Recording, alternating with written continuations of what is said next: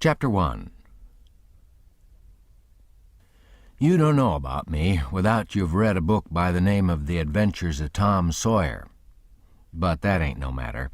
That book was made by Mr. Mark Twain, and he told the truth mainly. There was things which he stretched, but mainly he told the truth. That's nothing.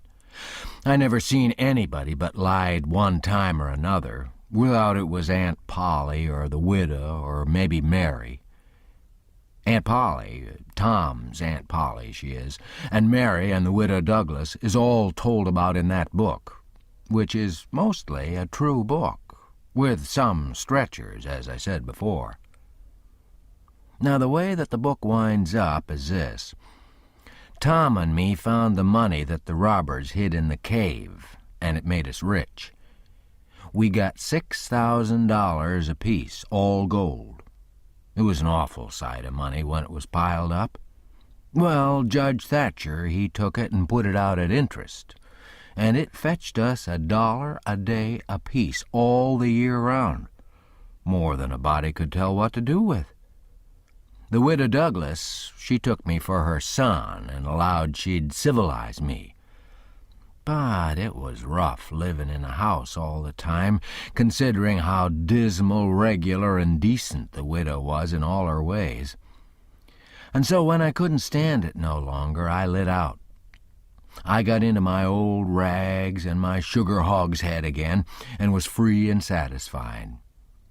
But Tom Sawyer, he hunted me up and said he was going to start a band of robbers, and I might join if I'd go back to the widow and be respectable. So I went back.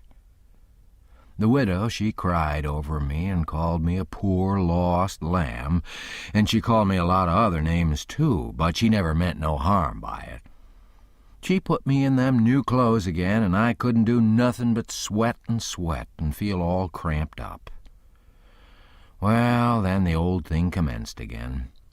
The widow rung a bell for supper, and you had to come to time.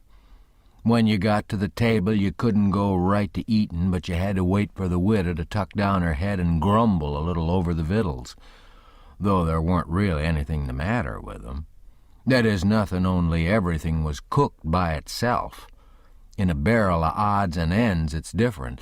Things get mixed up, and the juice kind of swaps around, and the things go better. After supper, she got out her book and learned me all about Moses and the bulrushers. And I was in a sweat to find out all about him. But by and by, she let it out that Moses had been dead a considerable long time. So then I didn't care no more about him, 'cause I don't take no stock in dead people. Pretty soon I wanted to smoke, and asked the widow to let me, but she wouldn't. She said it was a mean practice and wasn't clean, and I must try not to do it any more. That's just the way with some people. They get down on a thing when they don't know nothing about it. Here she was a-bothering about Moses, which was no kin to her and no use to anybody, being gone, you see, yet finding a power of fault with me for doing a thing that had some good in it. And she took snuff, too. Course that was all right because she'd done it herself. Her sister, Miss Watson, a tolerable slim old maid with goggles on, had just come to live with her, and took a set at me now with a spelling book.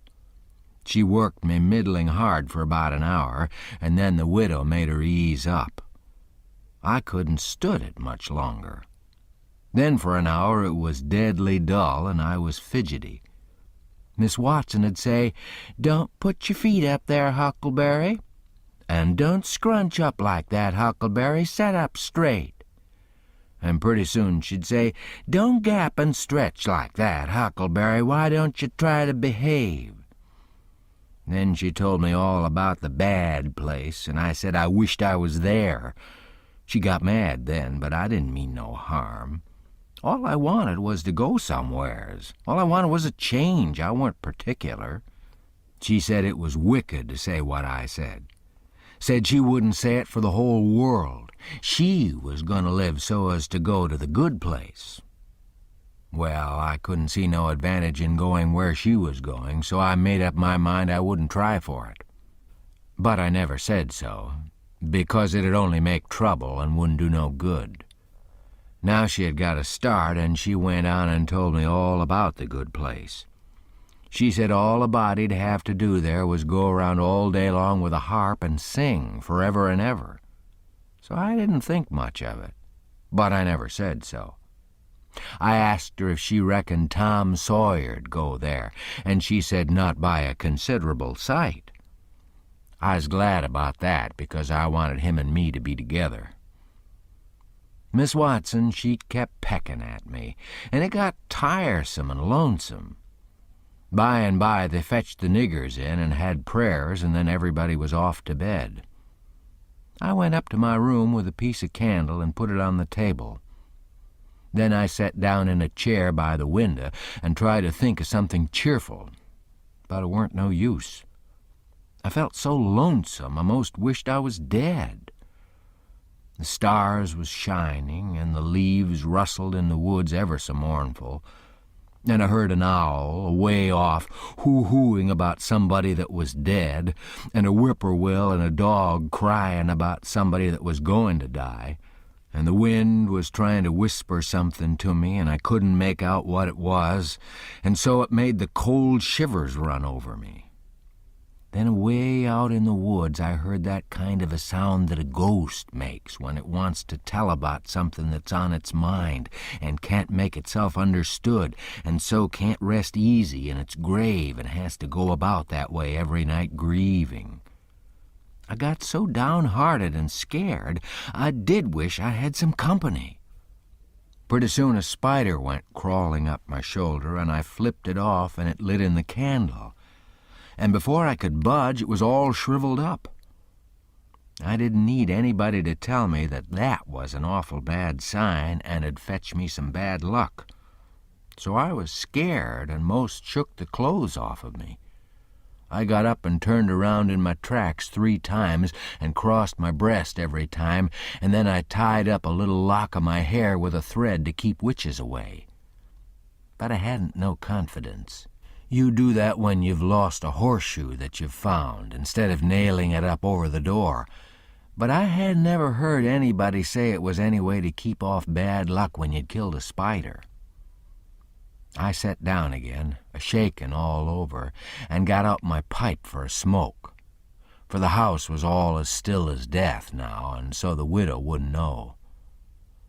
Well, after a long time, I heard the clock away off in the town go boom, boom, boom, 12 licks, and all still again, stiller than ever. Pretty soon I heard a twig snap down in the dark amongst the trees. Something was a-stirring. I sat still and listened. Directly I could just barely hear a meow, meow down there. That was good. Says I, meow, meow, as soft as I could, and then I put out the light and scrambled out of the window onto the shed. Then I slipped down to the ground and crawled in amongst the trees, and sure enough, there was Tom Sawyer waiting for me. Chapter 2.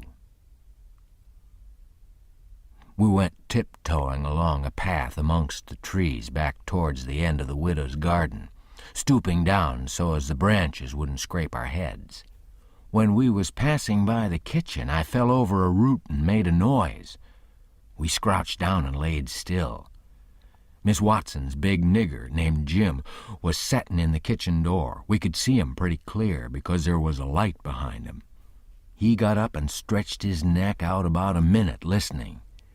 Then he says, "Who there?" He listened some more. Then he come tiptoeing down and stood right between us. We could have touched him nearly. Well, likely it was minutes and minutes that there weren't a sound, and we all there so close together. There was a place on my ankle that got to itching, but I dasn't scratch it. And then my ear begun to itch, and next my back, right between my shoulders. Seemed like I'd die if I couldn't scratch. Well, I've noticed that thing plenty of times since. If you're with the quality, or at a funeral, or trying to go to sleep when you ain't sleepy, If you're anywheres where it won't do for you to scratch, why, you'll itch all over in upwards of 1,000 places. Pretty soon Jim says, "Say, who is you? Where's you? Dog my cats if I didn't hear something. Well, I knows what I's gwine to do. I's gwine to set down here and listen till I hears it again." So he set down on the ground betwixt me and Tom.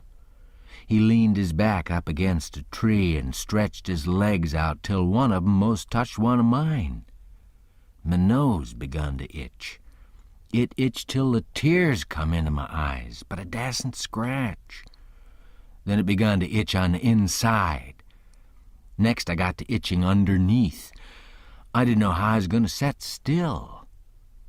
This miserableness went on as much as 6 or 7 minutes, but it seemed a sight longer than that. I was itching in 11 different places now.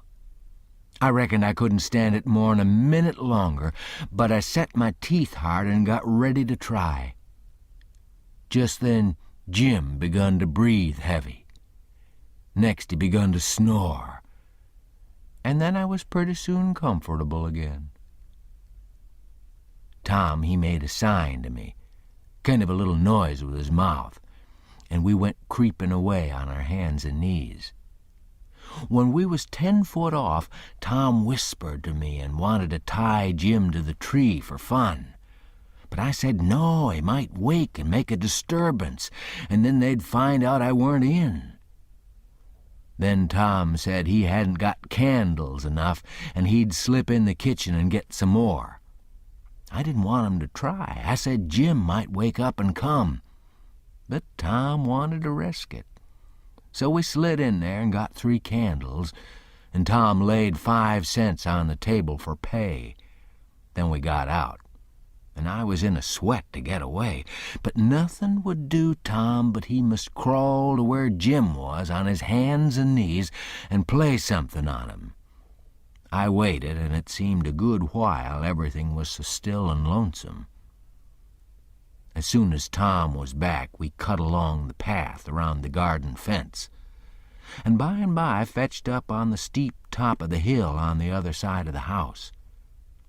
Tom said he slipped Jim's hat off his head and hung it on a limb right over him, and Jim stirred a little, but he didn't wake.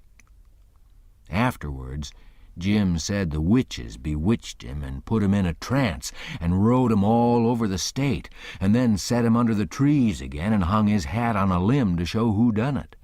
And next time Jim told it, he said they rode him down to New Orleans, and after that every time he told it he spread it more and more, till by and by he said they rode him all over the world and tired him most to death, and his back was all over saddle boils. Jim was monstrous proud about it, and he got so he wouldn't hardly notice the other niggers. Niggers had come miles to hear Jim tell about it, and he was more looked up to than any nigger in that country. Strange niggers would stand with their mouths open and look him all over, same as if he was a wonder. Niggers is always talking about witches in the dark by the kitchen fire. But whenever one was talking and letting on to know all about such things, Jim would happen in and say, "What do you know about witches?" And that nigger was corked up and had to take a back seat. Jim always kept that 5-center piece round his neck with a string, and said it was a charm the devil give to him with his own hands, and told him he could cure anybody with it, and fetch witches whenever he wanted to, just by saying something to it. But he never told what it was he said to it. Niggers had come from all around there and give Jim anything they had just for a sight of that 5-center piece. But they wouldn't touch it, because the devil had had his hands on it. Jim was most ruined for a servant, because he got so stuck up on account of having seen the devil and been rode by witches. Well, when Tom and me got to the edge of the hilltop, we looked away down into the village and could see 3 or 4 lights twinkling, where there was sick folks maybe, and the stars over us was sparkling ever so fine, and down by the village was the river, a whole mile broad and awful still and grand. We went down the hill and found Joe Harper and Ben Rogers and 2 or 3 more of the boys hid in the old tan yard. So we unhitched a skiff and pulled down the river 2.5 miles to the big scar on the hillside and went ashore. We went to a clump of bushes, and Tom made everybody swear to keep the secret, and then showed 'em a hole in the hill, right in the thickest part of the bushes. Then we lit the candles and crawled in on our hands and knees. We went about 200 yards, and then the cave opened up. Tom poked about amongst the passages, and pretty soon ducked under a wall where you wouldn't have noticed there was a hole. We went along a narrow place and got into a kind of room, all damp and sweaty and cold, and there we stopped. Tom says, "Now we'll start this gang of robbers and call it Tom Sawyer's Gang. Everybody that wants to join has got to take an oath and write his name in blood." Everybody was willing, so Tom got out a sheet of paper that he had wrote the oath on and read it. It swore every boy to stick to the band and never tell any of the secrets. And if anybody done anything to any boy in the band, whichever boy was ordered to kill that person and his family must do it. And he mustn't eat and he mustn't sleep till he had killed 'em and hacked a cross in their breasts, which was the sign of the band. And nobody that didn't belong to the band could use that mark, and if he did, he must be sued, and if he done it again, he must be killed. And if anybody that belonged to the band told the secrets, he must have his throat cut, and then have his carcass burned up and the ashes scattered all around, and his name blotted off of the list with blood and never mentioned again by the gang, but have a curse put on it and be forgot forever. Everybody said it was a real beautiful oath, and asked Tom if he got it out of his own head. He said some of it, but the rest was out of pirate books and robber books, and every gang that was high-toned had it. Some thought it'd be good to kill the families of boys that told the secrets. Tom said it was a good idea, so he took a pencil and wrote it in. Then Ben Rogers says, "Here's Huck Finn. He ain't got no family. What are you going to do about him?" "Well, ain't he got a father?" says Tom Sawyer. "Yes, he's got a father, but you can't never find him these days.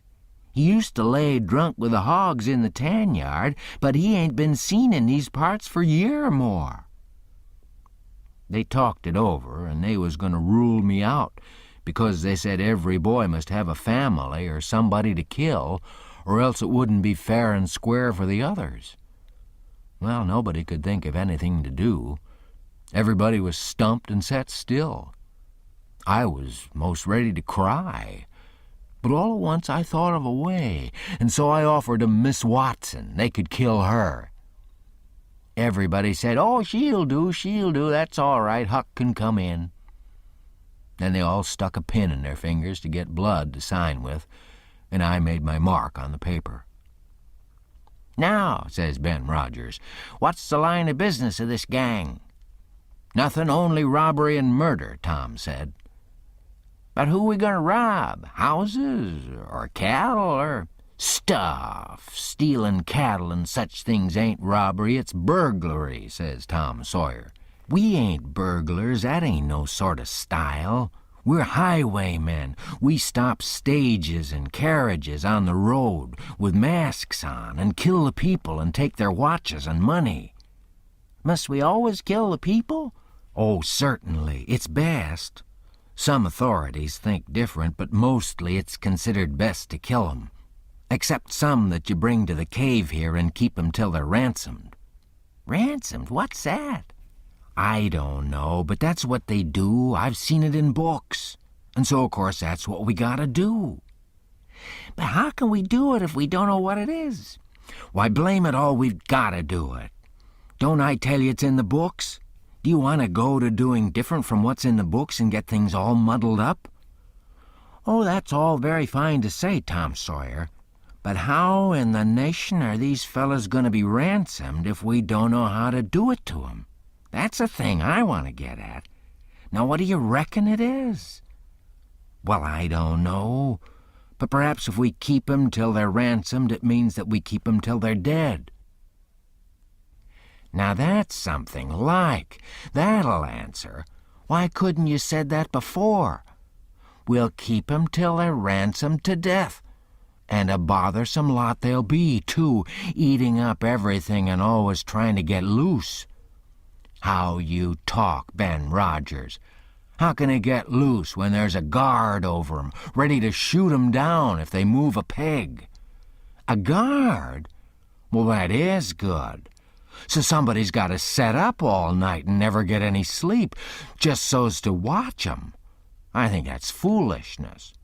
Why can't a body take a club and ransom 'em as soon as they get here?" "Because it ain't in the books, so that's why. Now, Ben Rogers, do you want to do things reg'lar or don't you? That's the idea. Don't you reckon that the people that made the books knows what's the correct thing to do? Do you reckon you can learn 'em anything?" "Not by a good deal. No, sir. We'll just go on and ransom 'em in the regular way." "All right. I don't mind. But I say it's a fool way anyhow. Say, do we kill the women, too?" "Well, Ben Rogers, if I was as ignorant as you, I wouldn't let on. Kill the women? No. Nobody ever saw anything in the books like that. You fetch 'em to the cave, and you're always as polite as pie to 'em, and by they fall in love with you and never want to go home any more." "Well, if that's the way, I'm agreed. But I don't take no stock in it. Mighty soon we'll have the cave so cluttered up with women and fellas waiting to be ransomed that there won't be no place for the robbers. But go ahead, I ain't got nothing to say." Little Tommy Barnes was asleep now, and when they waked him up he was scared and cried and said he wanted to go home to his ma and didn't want to be a robber any more. So they all made fun of him and called him Cry Baby, and that made him mad, and he said he'd go straight and tell all the secrets. But Tom give him 5 cents to keep quiet and said we'd all go home and meet next week and rob somebody and kill some people. Ben Rogers said he couldn't get out much, only Sundays, and so he wanted to begin next Sunday. But all the boys said it'd be wicked to do it on Sunday, and that settled the thing.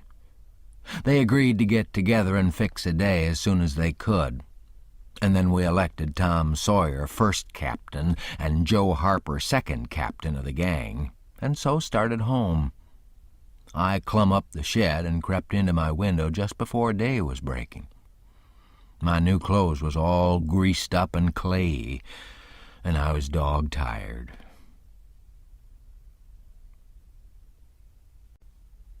Chapter 3. Well, I got a good going over in the morning from old Miss Watson on account of my clothes. But the widow, she didn't scold, but only cleaned off the grease and clay and looked so sorry that I thought I'd behave a while if I could. Then Miss Watson, she took me in the closet and prayed, but nothing came of it. She told me to pray every day, and whatever I asked for, I'd get it. But it weren't so. I tried it. Once I got a fish line, but no hooks. It weren't any good to me without hooks. I tried for the hooks 3 or 4 times, but somehow I couldn't make it work. By and by one day, I asked Miss Watson to try for me, but she said I was a fool. She never told me why, and I couldn't make it out no way. I sat down one time back in the woods and had a long think about it. I says to myself, if a body can get anything they pray for, why don't Deacon Wynn get back the money he lost on pork? Why can't the widow get back her silver snuff box that was stole? Why can't Miss Watson fat up? No, says I to myself, there ain't nothing in it. I went and told the widow about it, and she said the thing a body could get by praying for it was spiritual gifts. This was too many for me, but she told me what she meant. I must help other people and do everything I could for other people and look out for 'em all the time and never think about myself. This was including Miss Watson, as I took it. I went out in the woods and turned it over in my mind a long time, but I couldn't see no advantage about it, except for the other people. So at last I reckoned I wouldn't worry about it any more, but just let it go. Sometimes the widow would take me one side and talk about Providence in a way to make a body's mouth water. But maybe next day Miss Watson'd take hold and knock it all down again. I judged I could see that there was two Providences, and a poor chap would stand considerable show with the widow's Providence.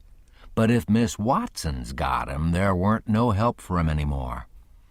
I thought it all out, and reckoned I'd belong to the widow's if he wanted me, though I couldn't make out how he was going to be any better off than what he was before, seeing I was so ignorant and so kind of low down and ornery. Pap, he hadn't been seen for more than a year, and that was comfortable for me. I didn't want to see him no more. He used to always whale me when he was sober and could get his hands on me, though I used to take to the woods most of the time when he was around. Well, about this time he was found in the river drowned, about 12 mile above town, so people said. They judged it was him anyway. Said this drowned man was just his size and was ragged and had uncommon long hair, which was all like Pap. But they couldn't make nothing out of the face, because it had been in the water so long it weren't much like a face at all. They said he was floating on his back in the water. They took him and buried him on the bank. But I weren't comfortable long, because I happened to think of something. I knowed mighty well that a drownded man don't float on his back, but on his face. So I knowed then that this weren't Pap, but a woman dressed up in man's clothes. So I was uncomfortable again. I judged the old man'd turn up again by and by, though I wished he wouldn't. We played robber now and then, about a month, and then I resigned. All the boys did. We hadn't robbed nobody, we hadn't killed any people, but only just pretended. We used to hop out of the woods and go charging down on hog drovers and women in carts taking garden stuff to market. But we never hived any of 'em. Tom Sawyer called the hogs ingots, and he called the turnips and stuff jewelry, and we'd go to the cave and powwow over what we'd done and how many people we'd killed and marked. But I couldn't see no profit in it. One time, Tom sent a boy to run about town with a blazing stick, which he called a slogan, which was the sign for the gang to get together. And then he said he had got secret news by his spies that next day a whole parcel of Spanish merchants and rich Arabs was going to camp in Cave Hollow with 200 elephants and 600 camels and over 1,000 sumpter mules, all loaded down with diamonds. And they didn't have only a guard of 400 soldiers, and so we'd lay an ambuscade, as he called it, and kill the lot and scoop the things. He said we must slick up our swords and guns and get ready. He never could go after even a turnip cart, but he must have the swords and guns all scoured up for it. Though they was only lath and broomsticks, and you might scour at 'em till you rotted, and then they weren't worth a mouthful of ashes more than what they was before. I didn't believe we could lick such a crowd of Spaniards and Arabs. But I wanted to see the camels and elephants, so I was on hand the next day, Saturday, in the ambuscade. And when we got the word, we rushed out of the woods and down the hill. But there weren't no Spaniards and Arabs, and there weren't no camels nor no elephants. It weren't anything but a Sunday school picnic, and only a primer class at that. We busted it up and chased the children up the hollow, but we never got anything but some doughnuts and jam, though Ben Rogers got a rag doll, and Joe Harper got a hymn book and a tract. And then the teacher charged in and made us drop everything and cut. I didn't see no diamonds, and I told Tom Sawyer so. He said there was loads of 'em there anyway. And he said there was Arabs there, too, and elephants and things. I said, why couldn't we see 'em then? He said if I weren't so ignorant but had read a book called Don Quixote, I would know without asking. He said it was all done by enchantment. He said there was hundreds of soldiers there, and elephants and treasure and so on. But we had enemies which he called magicians, and they had turned the whole thing into an infant Sunday school just out of spite. I said, all right, then the thing for us to do was to go for the magicians. Tom Sawyer said I was a numbskull. Why, says he, a magician could call up a lot of genies, and they'd hash you up like nothing before you could say Jack Robinson. They're as tall as a tree and as big around as a church. Well, I says, s'pose we got some genies to help us. Can't we lick the other crowd then? How you gonna get 'em? I don't know. How do they get 'em? Why, they rub an old tin lamp or an iron ring, and then the genies come tearing in with the thunder and lightning a-ripping around and the smoke a-rolling, and everything they're told to do, they up and do it. They don't think nothing of pulling a shot tower up by the roots and belting a Sunday school superintendent over the head with it, or any other man. Who makes 'em tear around so? Why, whoever rubs the lamp or the ring. They belong to whoever rubs the lamp or the ring, and they've got to do whatever he says. If he tells 'em to build a palace 40 miles long out of diamonds, and fill it full of chewing gum or whatever you want, and fetch an emperor's daughter from China for you to marry, they got to do it. And they got to do it before sunup next morning, too. And more, they got to waltz that palace around all over the country wherever you want it, you understand. Well, says I think they're a pack of flatheads for not keeping the palace themselves instead of fooling them away like that. And what's more, if I was one of 'em, I'd see a man in Jericho before I'd drop my business and come to him for the rubbing of an old tin lamp. How you talk, Huck Finn. Why, you'd have to come when he rubbed it, whether you wanted to or not. What, and I as high as a tree and as big as a church? All right, then, I would come. But I lay I'd make that man climb the highest tree there was in the country. Shucks, it ain't no use to talk to you, Huck Finn. You don't seem to know anything somehow. Perfect saphead. I thought this over for 2 or 3 days, and then I reckoned I'd see if there was anything in it. I got an old tin lamp and an iron ring and went out in the woods and rubbed till I sweat like an Injun, calculating to build a palace and sell it. But it weren't no use. None of the genies come. So then I judged that all that stuff was only just one of Tom Sawyer's lies. I reckoned he believed in the Arabs and the elephants. But as for me, I think different. It had all the marks of a Sunday school.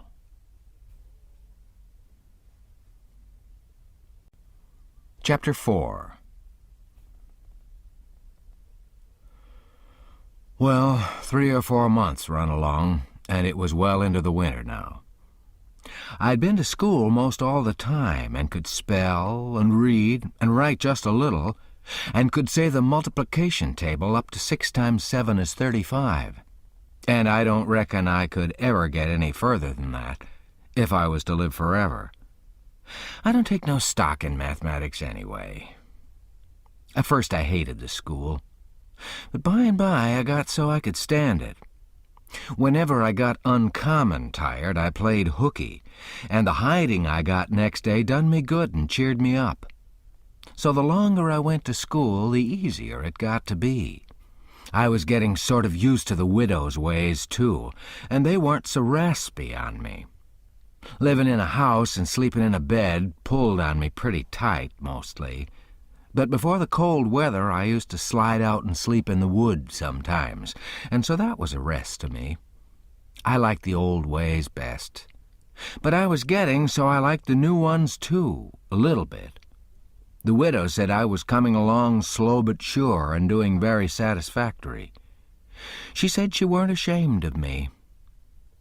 One morning I happened to turn over the salt cellar at breakfast.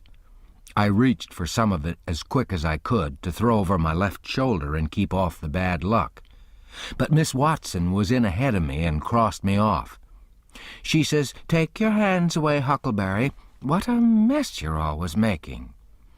The widow put in a good word for me, but that weren't going to keep off the bad luck. I knowed that well enough. I started out after breakfast feeling worried and shaky and wondering where it was going to fall on me and what it was going to be. There's ways to keep off some kinds of bad luck, but this wasn't one of them kind.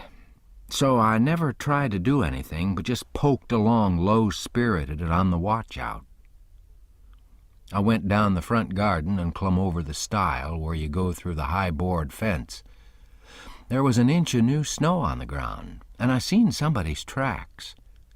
They'd come up from the quarry and stood around the stile a while, and then went on around the garden fence.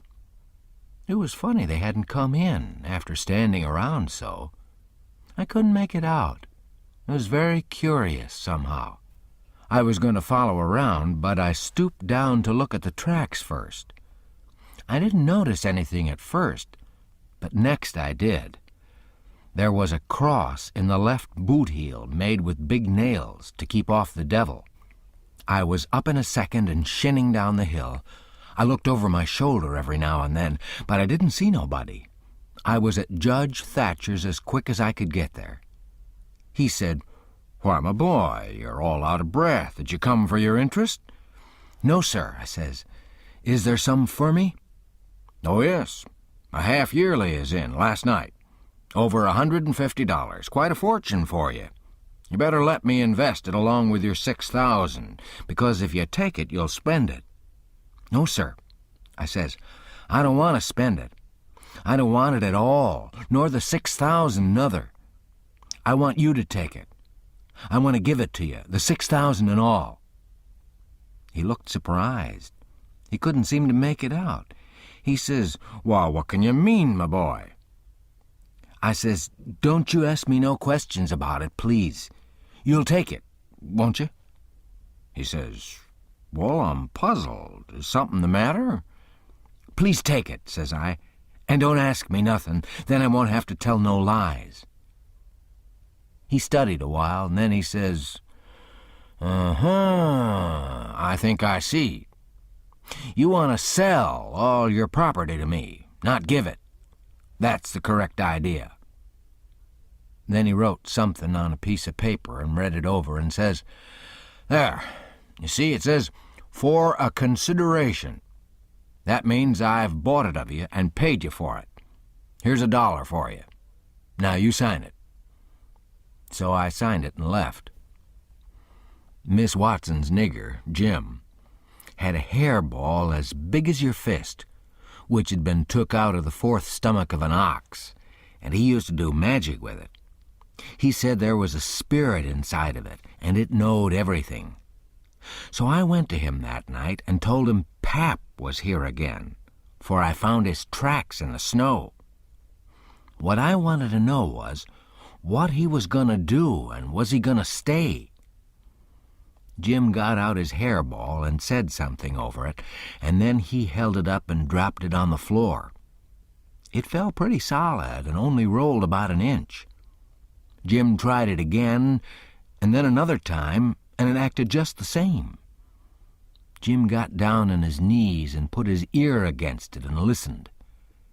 But it weren't no use. He said it wouldn't talk. He said sometimes it wouldn't talk without money. I told him I had an old, slick counterfeit quarter that weren't no good because the brass showed through the silver a little, and it wouldn't pass nohow even if the brass didn't show because it was so slick it felt greasy, and so that'd tell on it every time. I reckoned I wouldn't say nothing about the $1 I got from the judge. I said it was pretty bad money, but maybe the hairball would take it, because maybe it wouldn't know the difference. Jim smelled it, and bit it, and rubbed it, and said he'd manage so the hairball would think it was good.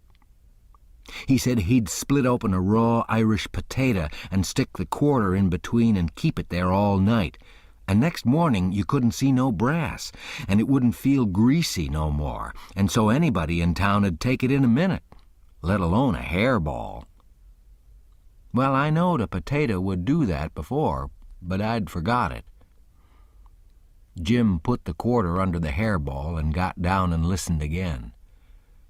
This time he said the hairball was all right. He said it would tell my whole fortune if I wanted it to.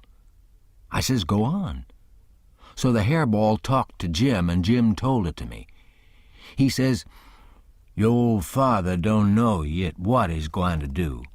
Sometimes she spec he'll go away, then again he spec he'll stay. The best way is to rest easy and let the old man take his own way. They's 2 angels hovering round about him. One of 'em is white and shiny, t'other one is black. The white one gets him to go right a little while, then the black one sail in and bust it all up. A body can't tell yet which one gwine to fetch him at the last, but you's all right. You gwine to have some considerable trouble in your life and considerable joy. Sometimes you gwine to get hurt, and sometimes you gwine to get sick, but every time you's gwine to get well again. They's 2 gals flying about you in your life. One of 'em's light and t'other one's dark. One's rich and t'other's poor. You's gwine to marry the poor one first and the rich one by and by. You wants to keep away from the water as much as you kin, and don't run no risk, case it's down in the bills that you's gwine to get hung. When I lit my candle and went up to my room that night, there sat Pap, his own self.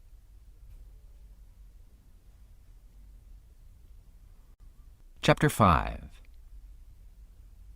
I'd shut the door, too. Then I turned around, and there he was. I used to be scared of him all the time. He tanned me so much. I reckoned I was scared now, too, but in a minute I see I was mistaken. That is, after the first jolt, as you might say, when my breath sort of hitched, he being so unexpected. But right away after, I see I weren't scared of him worth bothering about. He was most 50, and he looked it. His hair was long and tangled and greasy and hung down, and you could see his eyes shining through like he was behind vines. It was all black, no gray. So was his long mixed-up whiskers. There weren't no color in his face, where his face showed. It was white, not like another man's white, but a white to make a body sick, a white to make a body's flesh crawl, a tree-toad white, a fish-belly white. As for his clothes, just rags, that was all. He had one ankle resting on t'other knee. The boot on that foot was busted, and 2 of his toes stuck through, and he worked 'em now and then. His hat was laying on the floor, an old black slouch with the top caved in like a lid. I stood a-looking at him. He sat there a-looking at me, with his chair tilted back a little. I set the candle down. I noticed the window was up, so he'd clum in by the shed. He kept a-looking me all over. By and by he says, "Starchy clothes, very. You think you're a good deal of a big bug, don't you?" "Maybe I am, maybe I ain't," I says. "Don't you give me none of your lip," says he. "You put on considerable many frills since I've been away. I'll take you down a peg before I get done with you. You're educated, too, they say, can read and write. You think you're better than your father now, don't you, 'cause he can't? I'll take it out of you. Who told you you might meddle with such highfalutin foolishness, eh? Who told you could?" "The widow, she told me." "The widow, eh? And who told the widow she could put in her shovel about a thing that ain't none of her business?" "Nobody never told her." "Well, I'll learn her how to meddle. And looky here, you drop that school, you hear? I'll learn people to bring up a boy to put on airs over his own father and let on to be better than what he is. You let me catch you fooling around that school again, you hear?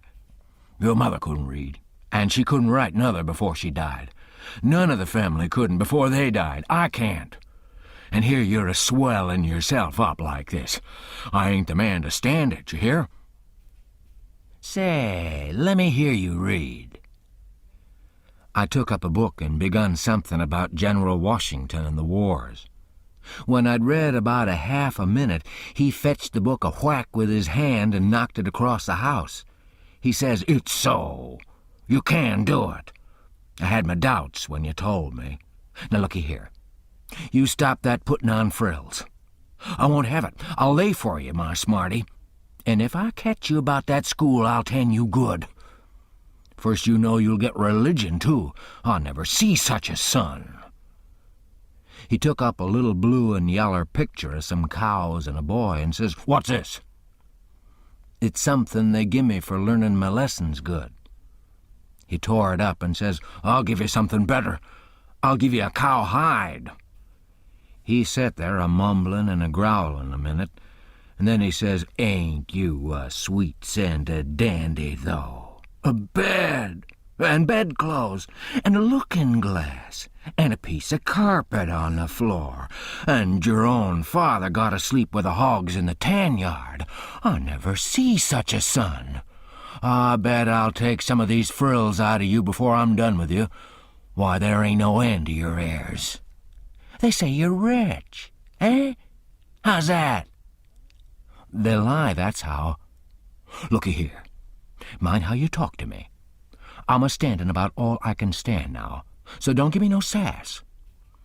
I been in town 2 days, and I hain't heard nothing but about you being rich.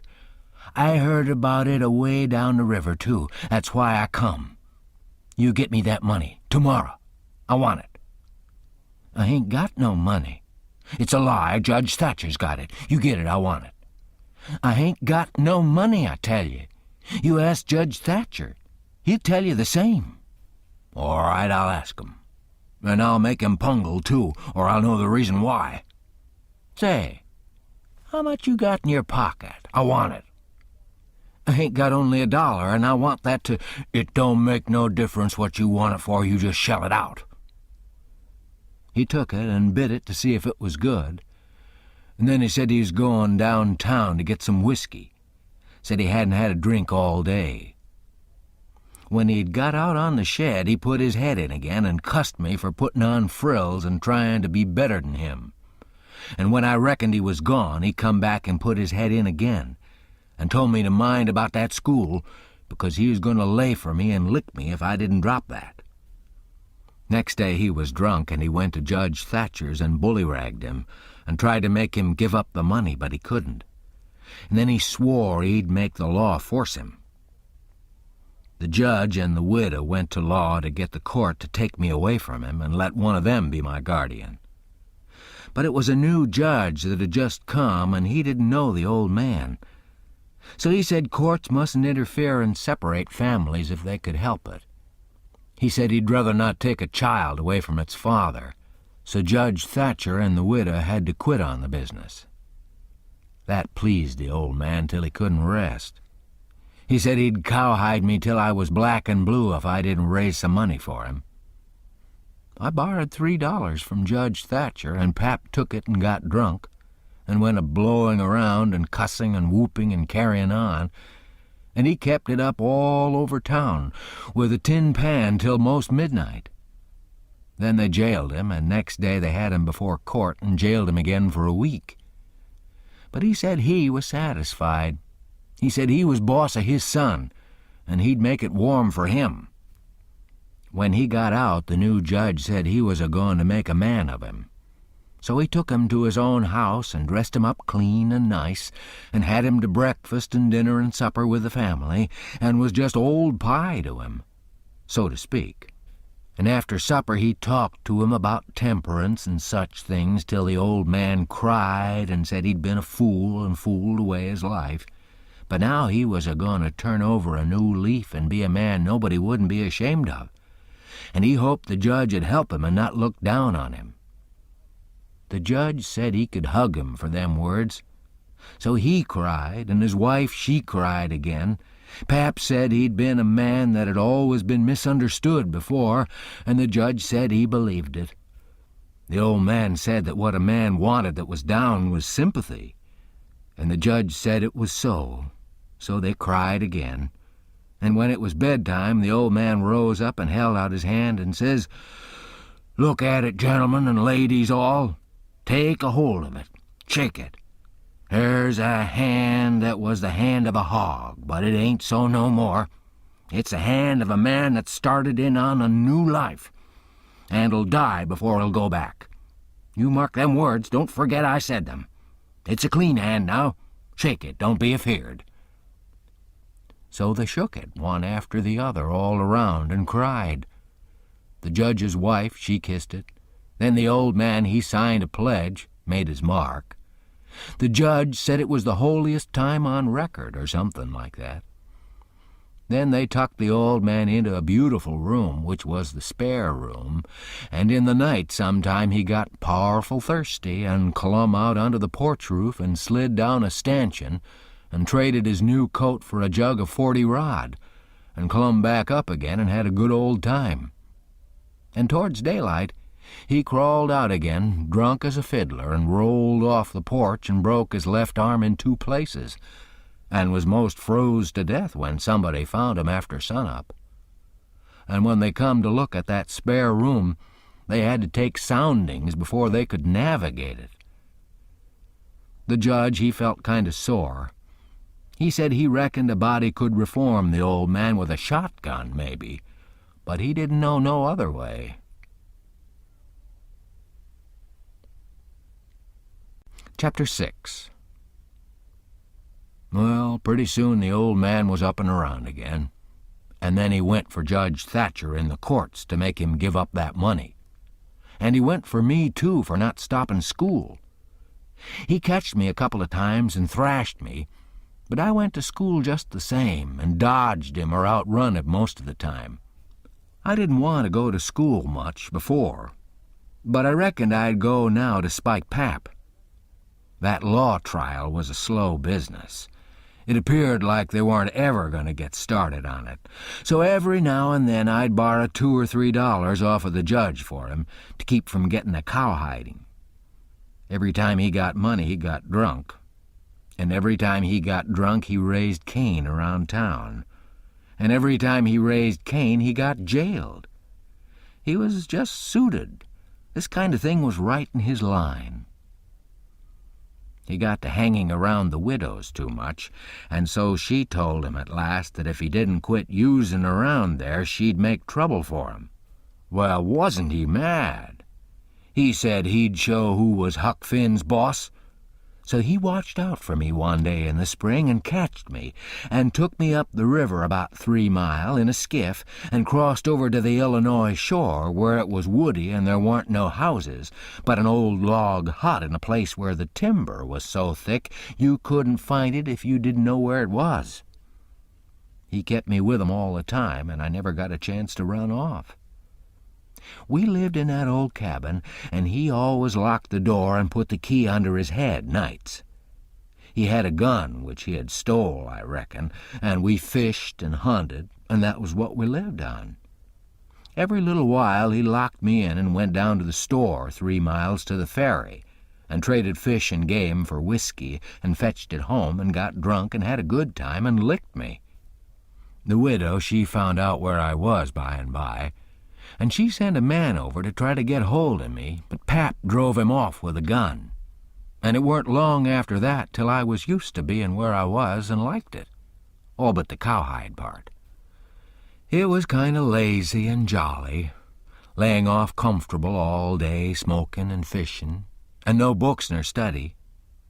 2 months or more run along, and my clothes got to be all rags and dirt, and I didn't see how I'd ever got to like it so well at the widow's, where you had to wash and eat on a plate and comb up and go to bed and get up reg'lar and be forever bothering over a book and have old Miss Watson pecking at you all the time.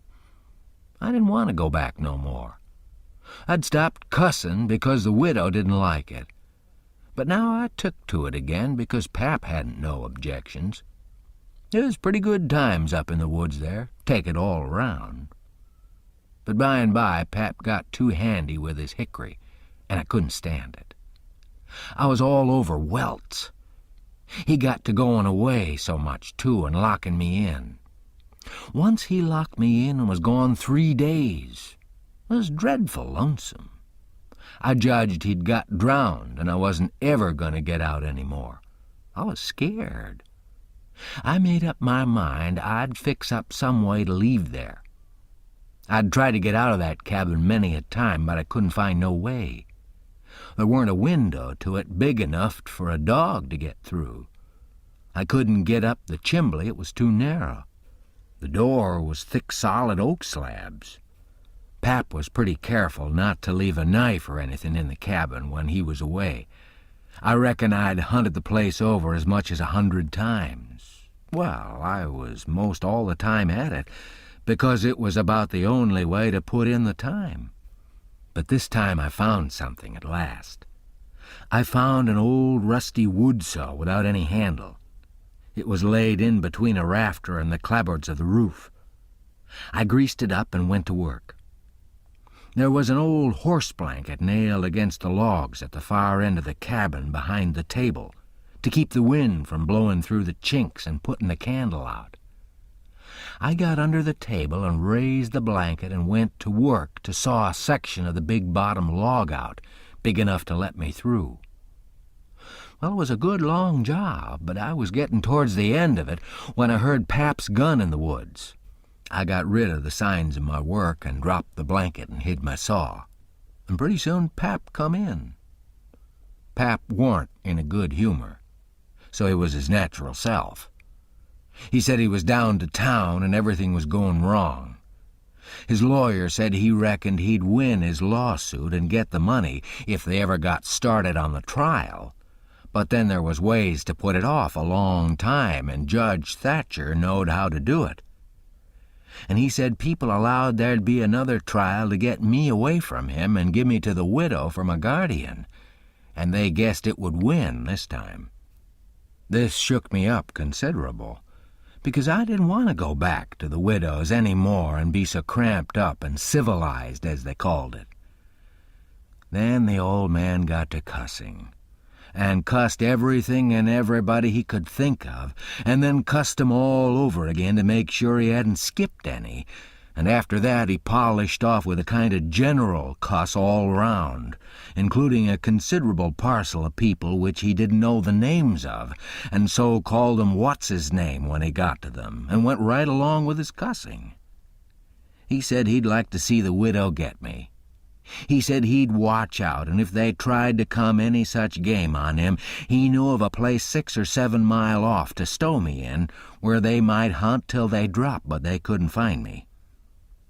That made me pretty uneasy again, but only for a minute. I reckoned I wouldn't stay on hand till he got that chance. The old man made me go to the skiff and fetch the things he'd got. There was a 50-pound sack of cornmeal, and a side of bacon, ammunition, and a 4-gallon jug of whiskey, and an old book and 2 newspapers for wadding, besides some tow. I towed it up a load and went back and sat down on the bow of the skiff to rest. I thought it all over, and I reckoned I'd walk off with a gun and some lines and take to the woods when I run away. I guessed I wouldn't stay in one place, but just tramp right across the country, mostly night times, and hunt and fish to keep alive, and so get so far away that the old man nor the widow couldn't ever find me any more. I judged I'd saw out and leave that night if Pap got drunk enough, and I reckoned he would. I got so full of it, I didn't notice how long I was staying till the old man hollered and asked me whether I was asleep or drownded. I got the things all up to the cabin, and then it was about dark. While I was cooking supper, the old man took a swig or two and got sort of warmed up and went to ripping again. He'd been drunk over in town and laid in the gutter all night, and he was a sight to look at. A body would have thought he was Adam. He was just all mud. Whenever his liquor begun to work, he most always went for the government. This time he says, "Call this a government? Why, just look at it and see what it's like. Here's the law standing ready to take a man's son away from him, a man's own son, which he has had all the trouble and all the anxiety and all the expense of raising. Yes, just as that man has got that son raised at last and ready to go to work and begin to do something for him and give him a rest, the law up and goes for him. And they call that government. That ain't all nother. The law backs that old Judge Thatcher up and helps him to keep me out of my property. Here's what the law does. The law takes a man worth $6,000 and upwards and jams him into the old trap of a cabin like this and lets him go around in clothes that ain't fitting for a hog. They call that government. A man can't get his rights in a government like this. Sometimes I've a mighty notion just to leave the country for good and all. Yes, and I told him so. I told old Thatcher so to his face. Lots of 'em heard me, and can tell what I said. Says I, for 2 cents I'd leave the blamed country and never come near it again. Them's the very words. I says, look at my hat, if you call it a hat. But the lid raised up and the rest of it goes down till it's below my chin, and then it ain't rightly a hat at all, but more like my head was shoved up through a jint of stovepipe. Look at it, says I. Such a hat for me to wear. One of the wealthiest men in this town, if I could get my rights. Oh, yes, this is a wonderful government, wonderful. Well, looky here. There was a free nigger there from Ohio, a mulatto, most as white as a white man. He had the whitest shirt on you ever see, too, and the shiniest hat. And there ain't a man in that town that's got as fine clothes as what he had. And he had a gold watch and chain and a silver-headed cane, the awfulest old gray-headed nabob in the state. And what do you think? They said he was a professor in a college and could talk all kinds of languages and knowed everything, and that ain't the worst. They said he could vote when he was at home. Well, that let me out. Thinks I, what is the country a-comin' to? It was election day, and I was just about to go and vote myself if I weren't too drunk to get there. But when they told me there was a state in this country where they'd let that nigger vote, I drawed out. I says I'll never vote again. Them's the very words I said. They all heard me. And the country may rot for all me. I'll never vote again as long as I live.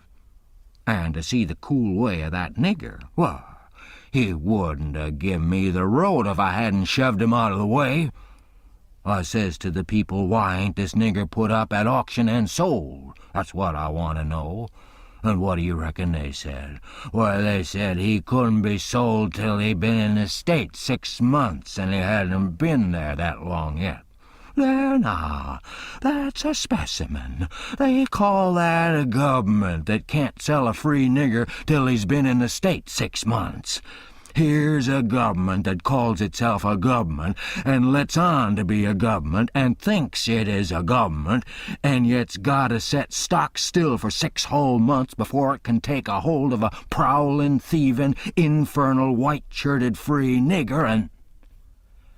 Pap was a-going on so he never noticed where his old limber legs was taking him to. So he went head over heels over the tub of salt pork and barked both shins, and the rest of his speech was all the hottest kind of language, mostly hove at the nigger and the government, though he gave the tub some too all along here and there. He hopped around the cabin considerable, first on one leg and then on the other, holding first one shin and then the other one, and at last he let out with his left foot all of a sudden and fetched the tub a rattling kick. But it weren't good judgment, because that was the boot that had a couple of his toes leaking out the front end of it.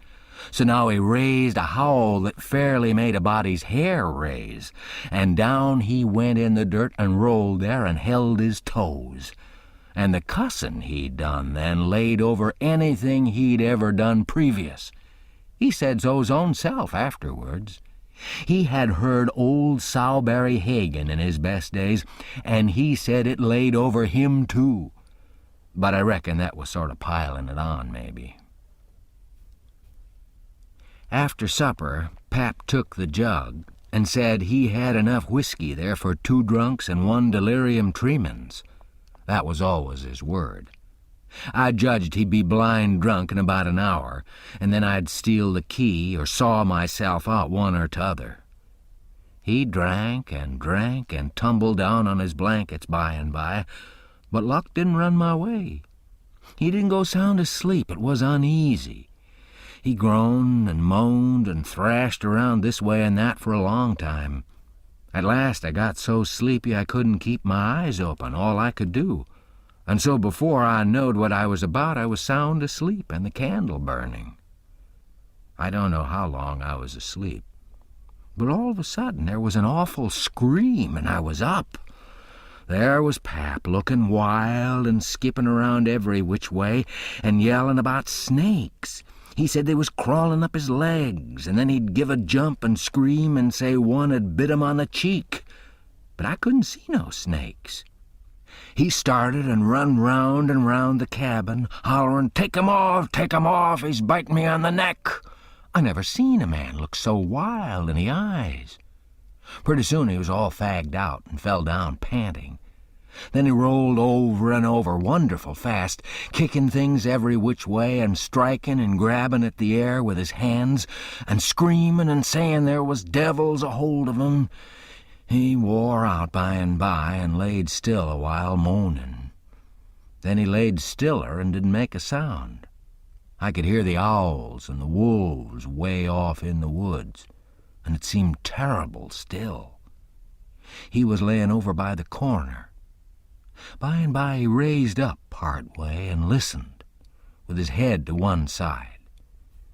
He says very low, tramp, tramp, tramp, that's the dead.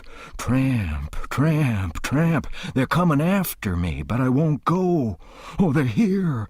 Don't touch me. Don't, hands off. They're cold. Let go. Oh, let a poor devil alone. And then he went down on all fours and crawled off, begging him to let him alone. And he rolled himself up in his blanket and wallowed in under the old pine table, still a-begging. And then he went to crying. I could hear him through the blanket. By and by he rolled out and jumped up on his feet looking wild, and he see me and went for me. He chased me round and round the place with a clasp knife, calling me the angel of death and saying he'd kill me and then I couldn't come for him no more. I begged and told him I was only Huck, but he laughed such a screechy laugh and roared and cussed and kept on chasing me up. Once when I turned short and dodged under his arm, he made a grab and got me by the jacket between my shoulders, and I thought I was gone. But I slid out of the jacket quick as lightning and saved myself. Pretty soon he was all tired out and dropped down with his back against the door, and said he'd rest a minute and then kill me. He put his knife under him and said he'd sleep and get strong, and then he would see who was who. So he dozed off pretty soon. By and by I got the old split-bottom chair and clumb up as easy as I could, not to make any noise, and got down the gun.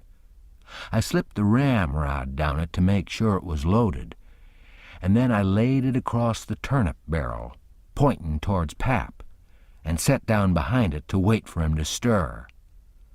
And how slow and still the time did drag along.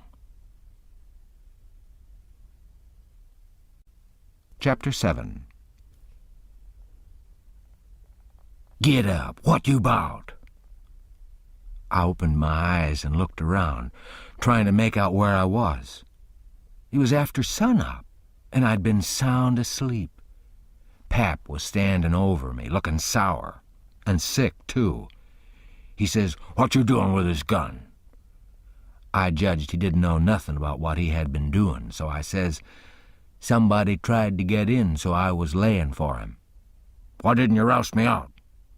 "Well, I tried to, but I couldn't. I couldn't budge you." "Well, all right, don't stand there palavering all day, but out with you and see if there's a fish on the lines for breakfast. I'll be along in a minute." He unlocked the door, and I cleared out up the river bank. I noticed some pieces of limbs and such things floating down, and a sprinkling of bark, so I knowed the river had begun to rise. I reckoned I'd have great times now if I was over at the town.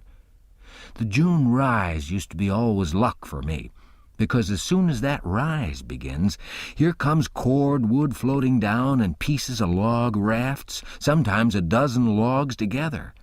So all you have to do is catch 'em and sell 'em to the wood yards and the sawmill. I went along up the bank with one eye out for Pap and t'other one out for what the rise might fetch along. Well, all at once here comes a canoe. Just a beauty, too, about 13 or 14 foot long, riding high like a duck.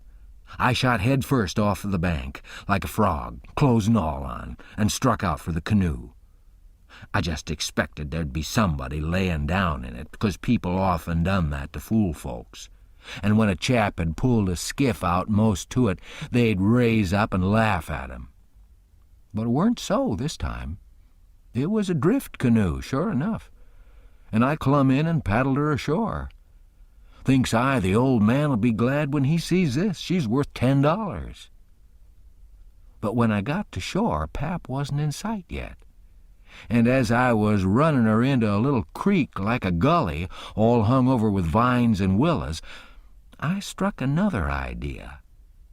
I judged I'd hide her good, and then, 'stead of taking to the woods when I run off, I'd go down the river about 50 mile and camp in one place for good, and not have such a rough time tramping on foot. It was pretty close to the shanty, and I thought I heard the old man coming all the time, but I got her hid. And then I out and looked around a bunch of willows, and there was the old man down the path a piece, just drawing a bead on a bird with his gun. So he hadn't seen anything. When he got along, I was hard at it taking up a trot line. He abused me a little for being so slow, but I told him I fell in the river, and that was what made me so long. I knowed he'd see I was wet, and then he'd be asking questions. We got 5 catfish off the lines and went home. While we laid off after breakfast to sleep up, both of us being about wore out, I got to thinking that if I could fix up some way to keep Pap and the widow from trying to follow me, it'd be a certainer thing than trusting to luck to get far enough off before they missed me. You see, all kinds of things might happen. Well, I didn't see no way for a while, but by and by Pap raised up a minute to drink another barrel of water, and he says, "Another time a man comes a-prowling around here, you roust me out, you hear? That man weren't here for no good. I'd have shot him. Next time you roust me out, you hear?" Then he dropped down and went to sleep again. But what he had been saying give me the very idea I wanted. I says to myself, I can fix it now so nobody won't think of following me. About 12 o'clock we turned out and went along up the bank. The river was coming up pretty fast and lots of driftwood going by on the rise. By and by along comes part of a log raft, 9 logs fast together. We went out with the skiff and towed it ashore. Then we had dinner. Anybody but Pap would have waited and seen the day through so as to catch more stuff, but that weren't Pap's style. 9 logs was enough for one time. He must shove right over to town and sell. So he locked me in and took the skiff and started off towing the raft about 3:30. I judged he wouldn't come back that night. I waited till I reckoned he'd got a good start. Then I out with my saw and went to work on that log again. Before he was t'other side of the river, I was out of the hole. Him and his raft was just a speck on the water way off yonder. I took the sack of cornmeal and took it to where the canoe was hid and shoved the vines and branches apart and put it in. Then I done the same with the side of bacon. Then the whiskey jug. I took all the coffee and sugar there was, and all the ammunition. I took the wadding. I took the bucket and gourd. I took a dipper and a tin cup, and my old saw and 2 blankets, and the skillet and the coffee pot. I took fish lines and matches and other things, everything that was worth a cent. I cleaned out the place. I wanted an axe, but there wasn't any, only the one at the wood pile, and I knowed why I was going to leave that.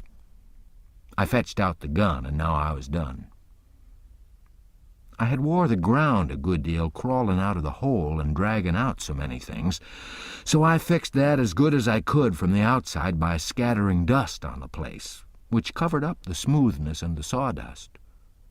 Then I fixed the piece of log back into its place and put 2 rocks under it and one against it to hold it there, for it was bent up at that place and didn't quite touch the ground.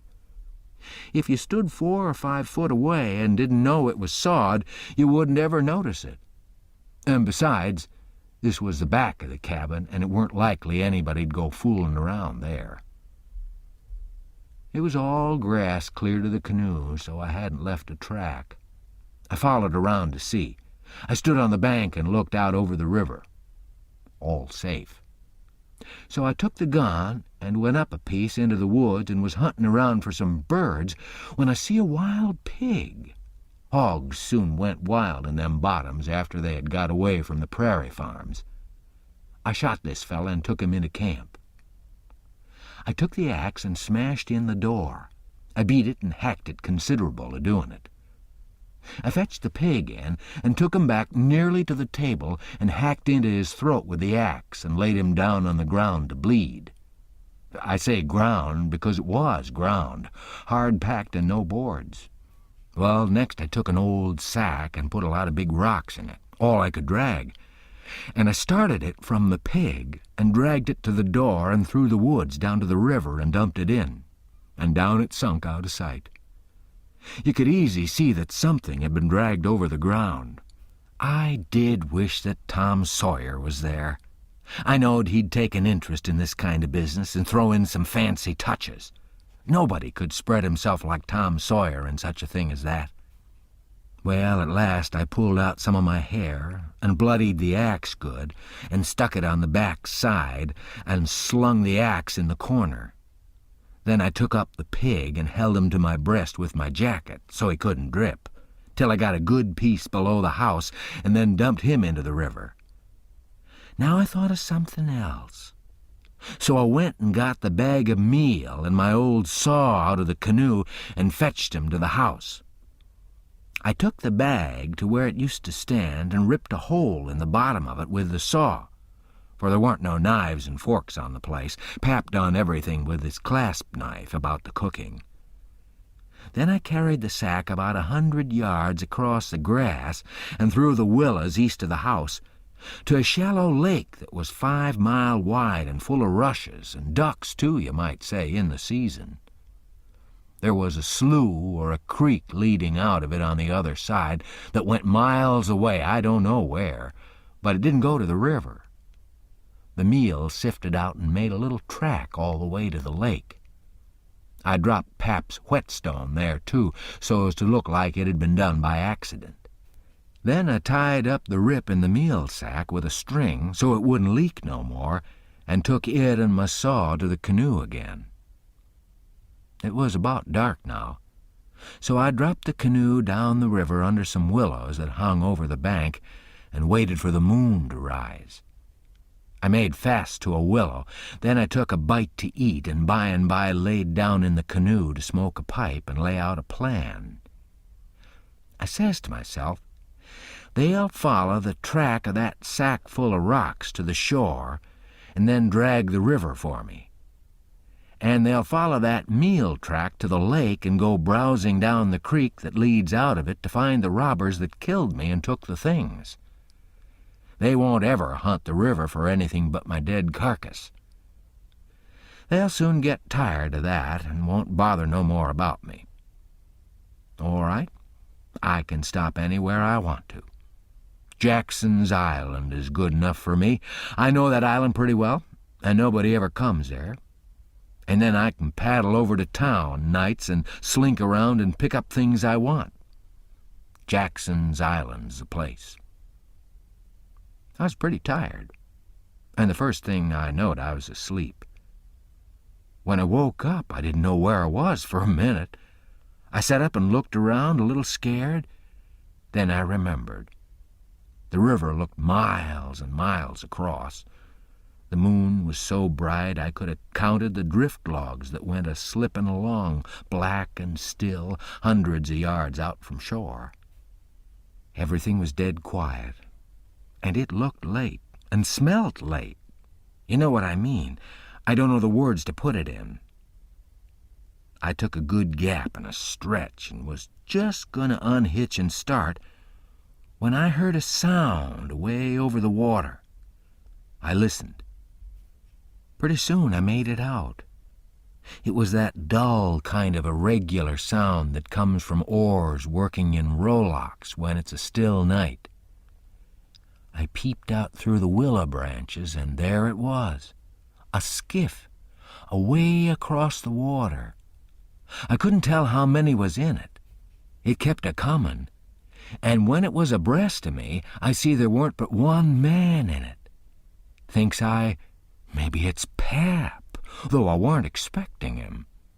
He dropped below me with the current, and by he come a-swinging up shore in the easy water, and he went by so close I could have reached out the gun and touched him. Well, it was Pap, sure enough, and sober, too, by the way he laid to his oars. I didn't lose no time. The next minute I was a-spinning downstream, soft but quick in the shade of the bank. I made 2.5 miles and then struck out 1/4 mile or more towards the middle of the river, because pretty soon I'd be passing the ferry landing and people might see me and hail me. I got out amongst the driftwood and then laid down in the bottom of the canoe and let her float. I laid there and had a good rest and a smoke out of my pipe, looking away into the sky, not a cloud in it. The sky looks ever so deep when you lay down on your back in the moonshine. I never knowed it before. And how far a body can hear on the water such nights. I heard people talking at the ferry landing. I heard what they said, too, every word of it. One man said it was getting towards the long days and the short nights now.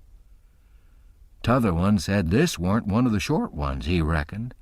And then they laughed, and he said it over again, and they laughed again. Then they waked up another fella and told him and laughed, but he didn't laugh. He ripped out something brisk and said let him alone. The first fella said he 'lowed to tell it to his old woman, she'd think it was pretty good. But he said that weren't nothing to some things he'd said in his time. I heard one man say it was nearly 3 o'clock, and he hoped daylight wouldn't wait more than about a week longer. After that, the talk got further and further away, and I couldn't make out the words any more. But I could hear the mumble, and now and then a laugh, too. But it seemed a long ways off. I was away below the ferry now. I rose up, and there was Jackson's Island about 2.5 miles downstream, heavy timbered and standing up out of the middle of the river, big and dark and solid, like a steamboat without any lights. There weren't any signs of the bar at the head. It was all under water now. It didn't take me long to get there. I shot past the head at a ripping rate, the current was so swift, and then I got into the dead water and landed on the side towards the Illinois shore. I run the canoe into a deep dent in the bank that I knowed about. I had to part the willow branches to get in, and when I made fast, nobody could have seen the canoe from the outside. I went up and sat down on a log at the head of the island and looked out onto the big river and the black driftwood, and away over to the town 3 miles away, where there was 3 or 4 lights twinkling. A monstrous big lumber raft was about 1 mile upstream, coming along down with a lantern in the middle of it. I watched it come creeping down, and when it was most abreast of where I stood, I heard a man say, "Stern oars there. Heave her head to starboard." I heard that just as plain as if the man was by my side. There was a little gray in the sky now, so I stepped into the woods and laid down for a nap before breakfast.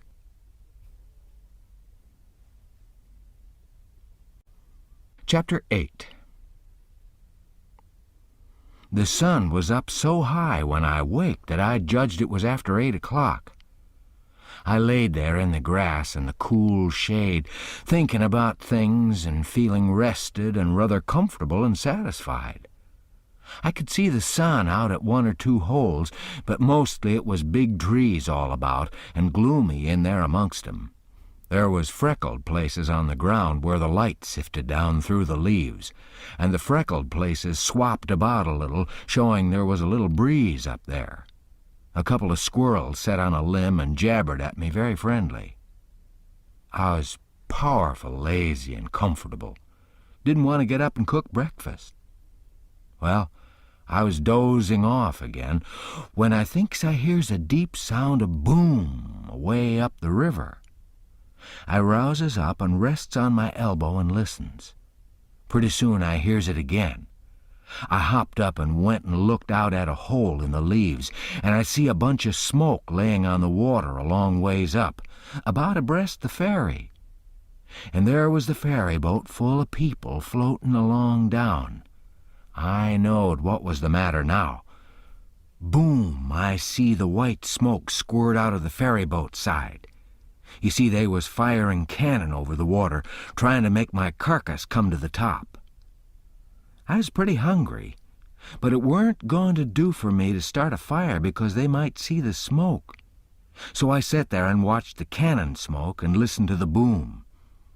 The river was 1 mile wide there, and it always looks pretty on a summer morning, so I was having a good enough time seeing them hunt for my remainders if I only had a bite to eat. Well, then I happened to think how they always put quicksilver in loaves of bread and float 'em off because they always go right to the drowned carcass and stop there. So says I'll keep a lookout, and if any of them's floating around after me, I'll give 'em a show. I changed to the Illinois edge of the island to see what luck I could have, and I weren't disappointed. A big double loaf come along, and I most got it with a long stick, but my foot slipped and she floated out further. Of course, I was where the current set in the closest to the shore. I knowed enough for that. But by and by along comes another one, and this time I won. I took out the plug and shook out the little dab of quicksilver and set my teeth in. It was baker's bread, what the quality eat, none of your low-down corn pone. I got a good place amongst the leaves and sat there on a log, munching the bread and watching the ferry boat, and very well satisfied. And then something struck me. I says, now I reckon the widow or the parson or somebody prayed that this bread 'd find me, and here it's gone and done it. So there ain't no doubt but there's something in that thing. That is, there's something in it when a body like the widow or the parson prays, but it don't work for me, and I reckon it don't work for only just the right kind. I lit a pipe and had a good long smoke and went on watching. The ferry boat was floating with the current, and I allowed I'd have a chance to see who was aboard when she come along, because she'd come in close where the bread did. When she'd got pretty well along down towards me, I put out my pipe and went to where I fished out the bread and laid down behind a log on the bank in a little open place. Where the log forked, I could peep through. By and by she come along, and she drifted in so close that they could have run out a plank and walked ashore. Most everybody was on the boat. Pap and Judge Thatcher and Bessie Thatcher and Joe Harper and Tom Sawyer and his old Aunt Polly and Sid and Mary and plenty more. Everybody was talking about the murder, but the captain broke in and says, "Look sharp now. The current sets in the closest here, and mebbe he's washed ashore and got tangled amongst the brush at the water's edge. I hope so, anyway." I didn't hope so. They all crowded up and leaned over the rails, nearly in my face, and kept still watching with all their might. I could see 'em first rate, but they couldn't see me. Then the captain sung out, "Stand away!" and the cannon let off such a blast right before me that it made me deaf with the noise and pretty near blind with the smoke, and I judged I was gone. If they'd a had some bullets in, I reckon they'd a got the corpse they was after. Well, I see I wasn't hurt, thanks to goodness. The boat floated on and went out of sight around the shoulder of the island. I could hear the booming now and then further and further off, and by, after an hour, I didn't hear it no more. The island was 3 mile long. I judged they'd got to the foot and was giving it up. But they didn't yet a while. They turned around the foot of the island and started up the channel on the Missouri side, under steam, and booming once in a while as they went. I crossed over to that side and watched 'em. When they got abreast of the head of the island, they quit shooting and dropped over to the Missouri shore and went home to the town. I knowed I was all right now. Nobody else had come a-hunting after me. I got my traps out of the canoe and made me a nice camp in the thick woods. I made a kind of tent out of my blankets to put things under so the rain couldn't get at 'em. I catched a catfish and haggled him open with my saw, and toward sundown I started my campfire and had supper. Then I set out a line to catch some fish for breakfast. When it was dark, I sat by my campfire smoking and feeling pretty satisfied.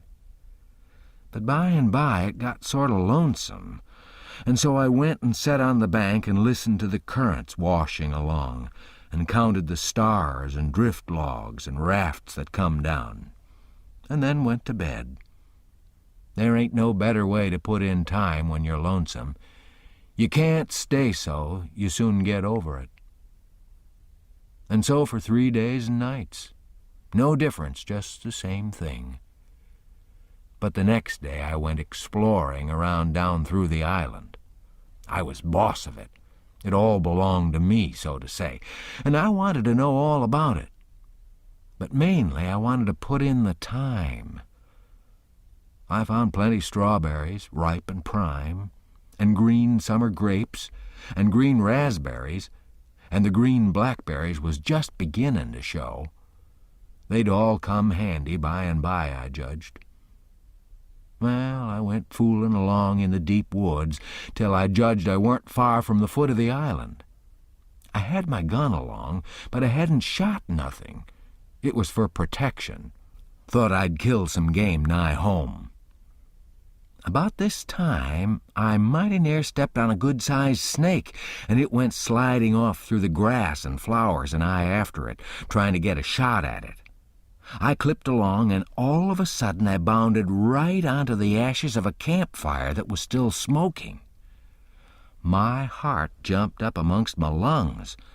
I never waited for to look further, but uncocked my gun and went sneaking back on my tiptoes as fast as ever I could. Every now and then I stopped a second amongst the thick leaves and listened.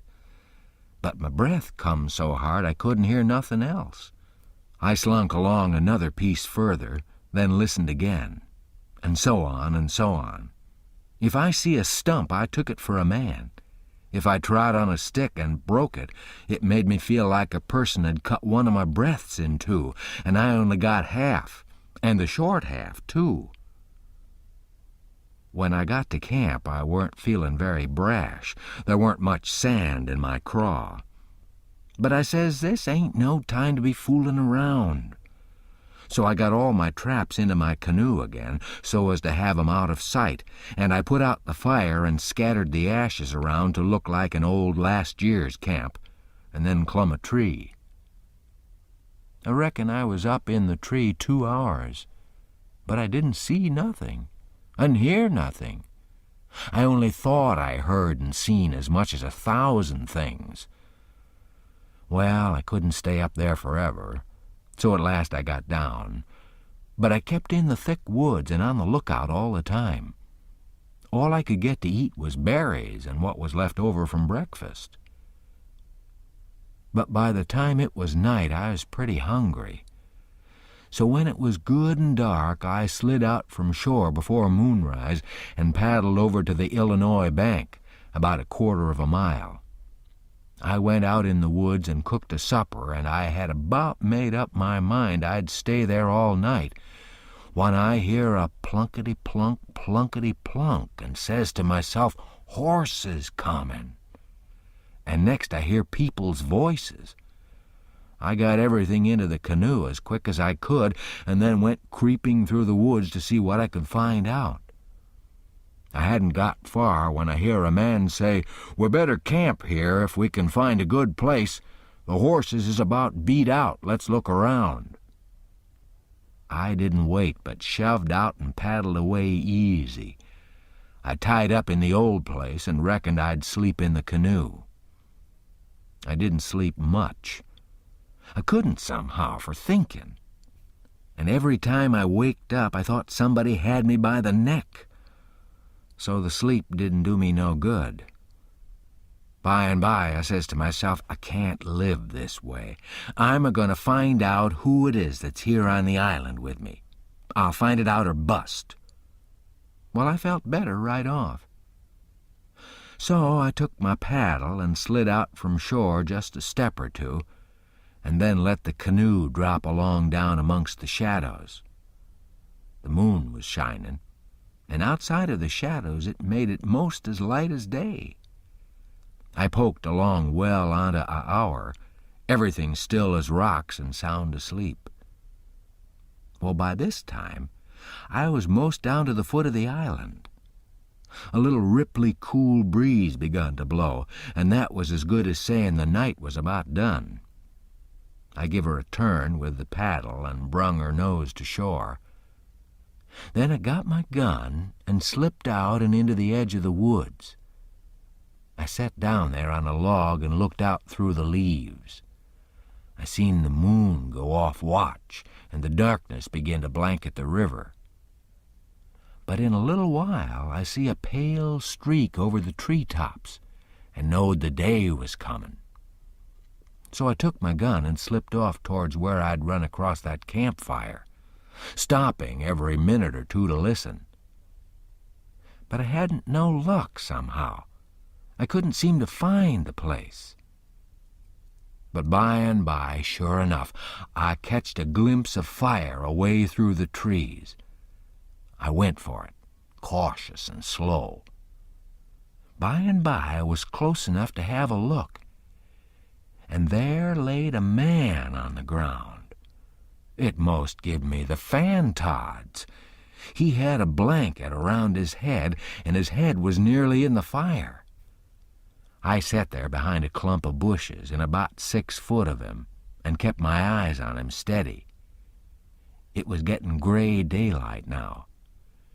Pretty soon he gapped and stretched himself and hove off the blanket, and it was Miss Watson's Jim.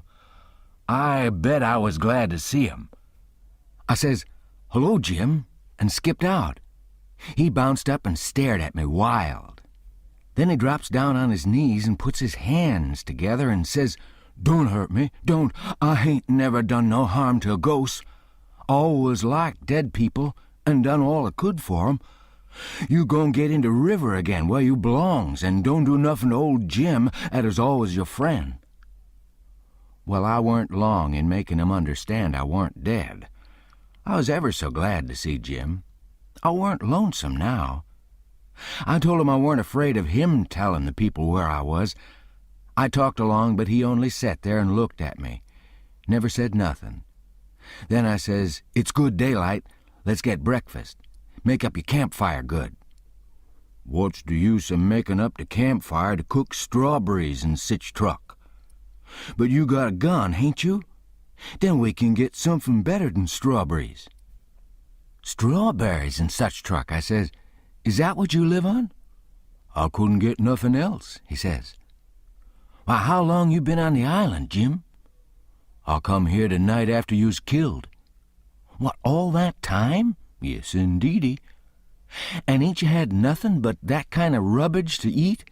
"No, sir, nothing else." "Well, you must be most starved, ain't you?" "I reckon I could eat a horse. I think I could." "How long you been on the island?" "Since the night I got killed." "No." "Well, what has you lived on?" "But you got a gun." "Oh, yes, you got a gun. That's good. Now you kill something and I'll make a fire." So we went over to where the canoe was, and while he built a fire in a grassy open place amongst the trees, I fetched meal and bacon and coffee pot and frying pan, and sugar and tin cups, and the nigger was set back considerable, because he reckoned it was all done with witchcraft. I catched a good big catfish, too, and Jim cleaned him with his knife and fried him. When breakfast was ready, we lolled on the grass and eat it, smoking hot. Jim laid it in with all his might, for he was most about starved. Then, when we'd got pretty well stuffed, we laid off and lazied. By and by, Jim says, "But look-a-here, Huck, who was it that is killed in that shanty if it weren't you?" Then I told him the whole thing, and he said it was smart. He said Tom Sawyer couldn't get up no better plan than what I had. Then I says, "How do you come to be here, Jim? And how'd you get here?" He looked pretty uneasy and didn't say nothing for a minute. Then he says, "Maybe I better not tell." "Why, Jim?" "Well, there's reasons. But you wouldn't tell on me if I was to tell you, would you, Huck?" "Blamed if I would, Jim."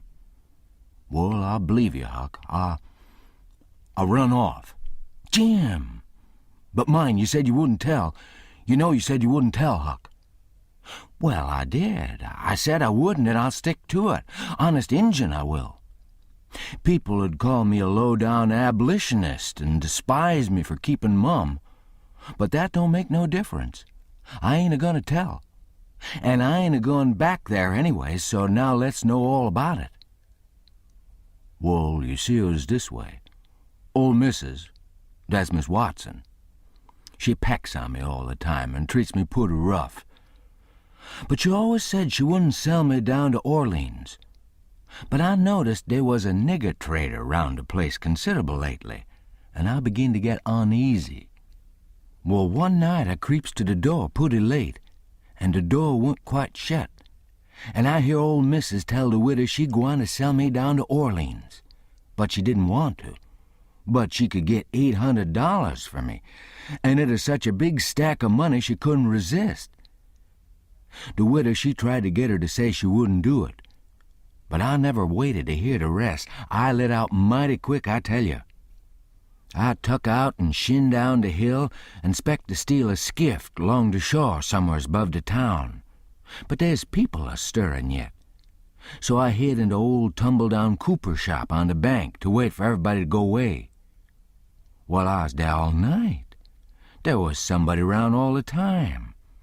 Long 'bout 6 in the morning, skiffs begin to go by, and 'bout 8 or 9, every skiff that went long was talking about how your pap come over to the town and say you's killed.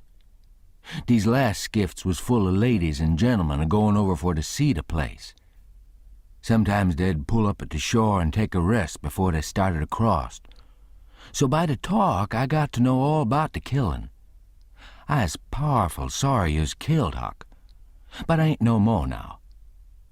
I lay there under the shavings all day. I was hungry, but I warn't afeard, because I knowed old missus and the widder was going to start to the camp meeting right arter breakfast and be gone all day. And they knows I goes off with the cattle about daylight, so they wouldn't 'spect to see me round the place, and so they wouldn't miss me till arter dark in the evening. The other servants wouldn't miss me, 'cause they'd shin out and take holiday soon as the old folks is out in the way.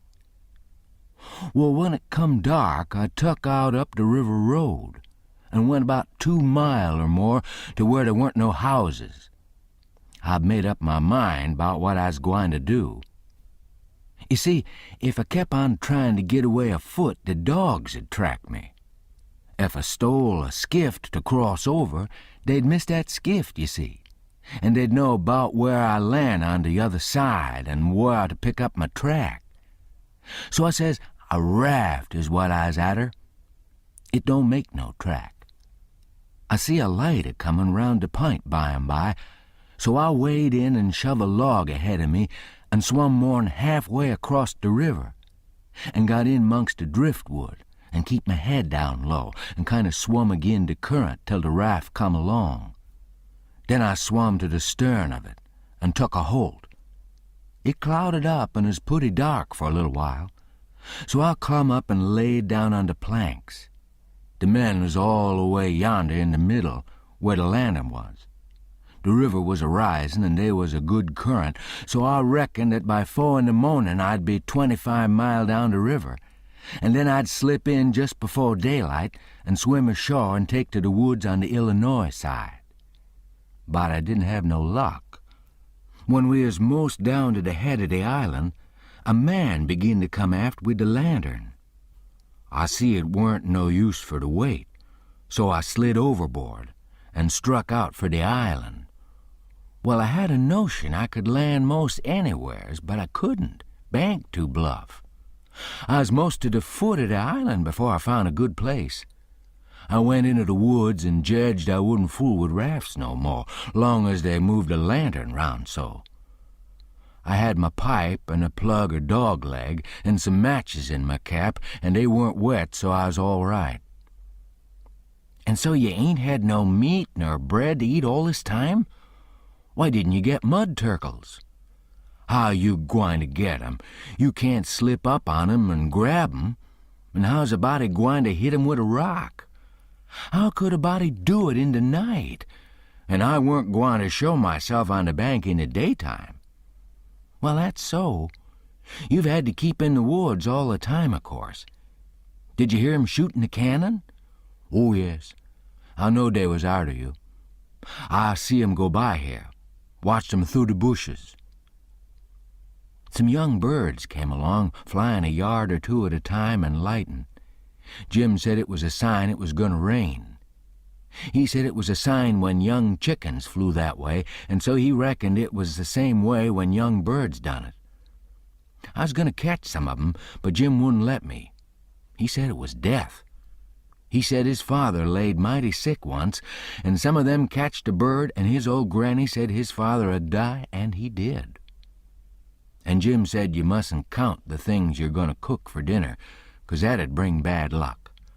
The same if you shook the tablecloth after sundown.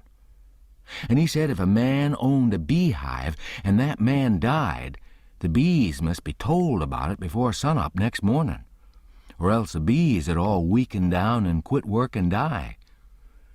Jim said bees wouldn't sting idiots, but I didn't believe that, because I had tried them lots of times myself, and they wouldn't sting me. I had heard about some of these things before, but not all of them. Jim knowed all kinds of signs. He said he knowed most everything. I said it looked to me like all the signs was about bad luck, and so I asked him if there weren't any good luck signs. He says mighty few, and they ain't no use to a body.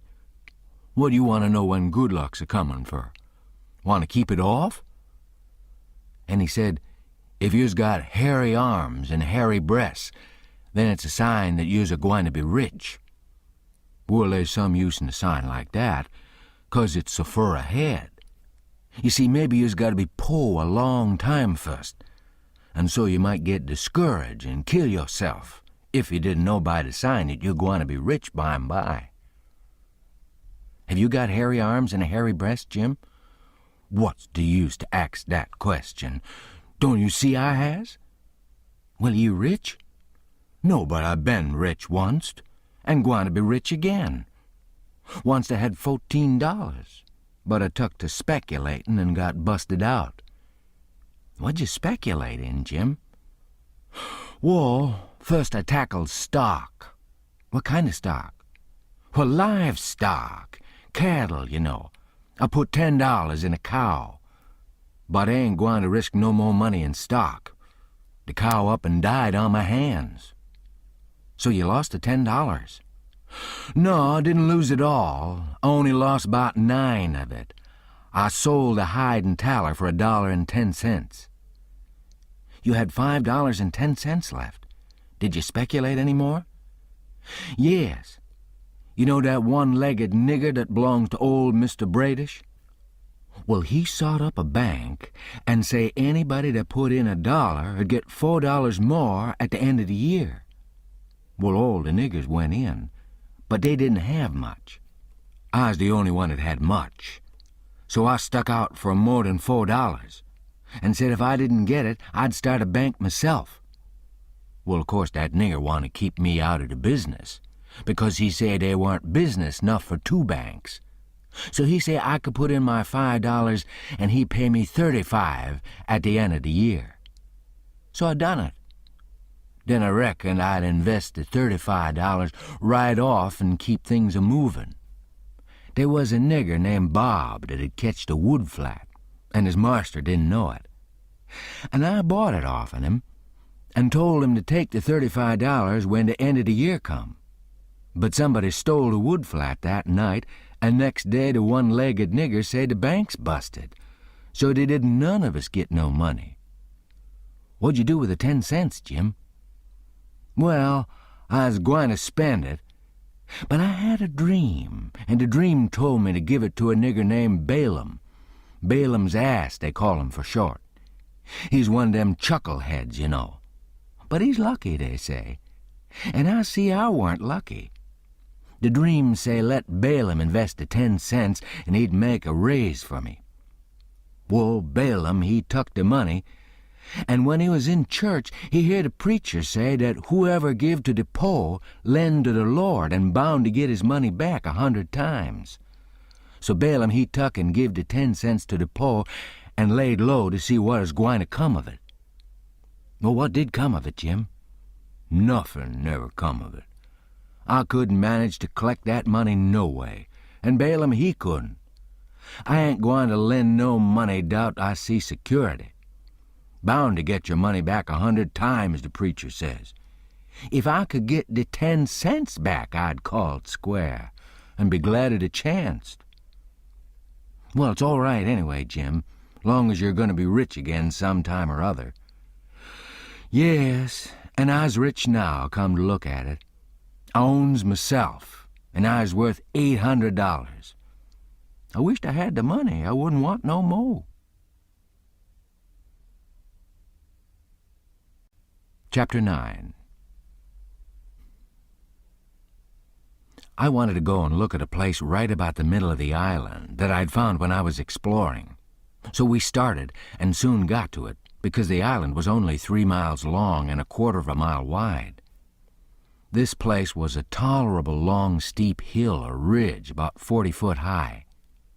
We had a rough time getting to the top. The sides were so steep and the bushes so thick. We tramped and clomb around all over it, and by found a good big cavern in the rock, most up to the top on the side towards Illinois. The cavern was as big as 2 or 3 rooms bunched together, and Jim could stand up straight in it. It was cool in there.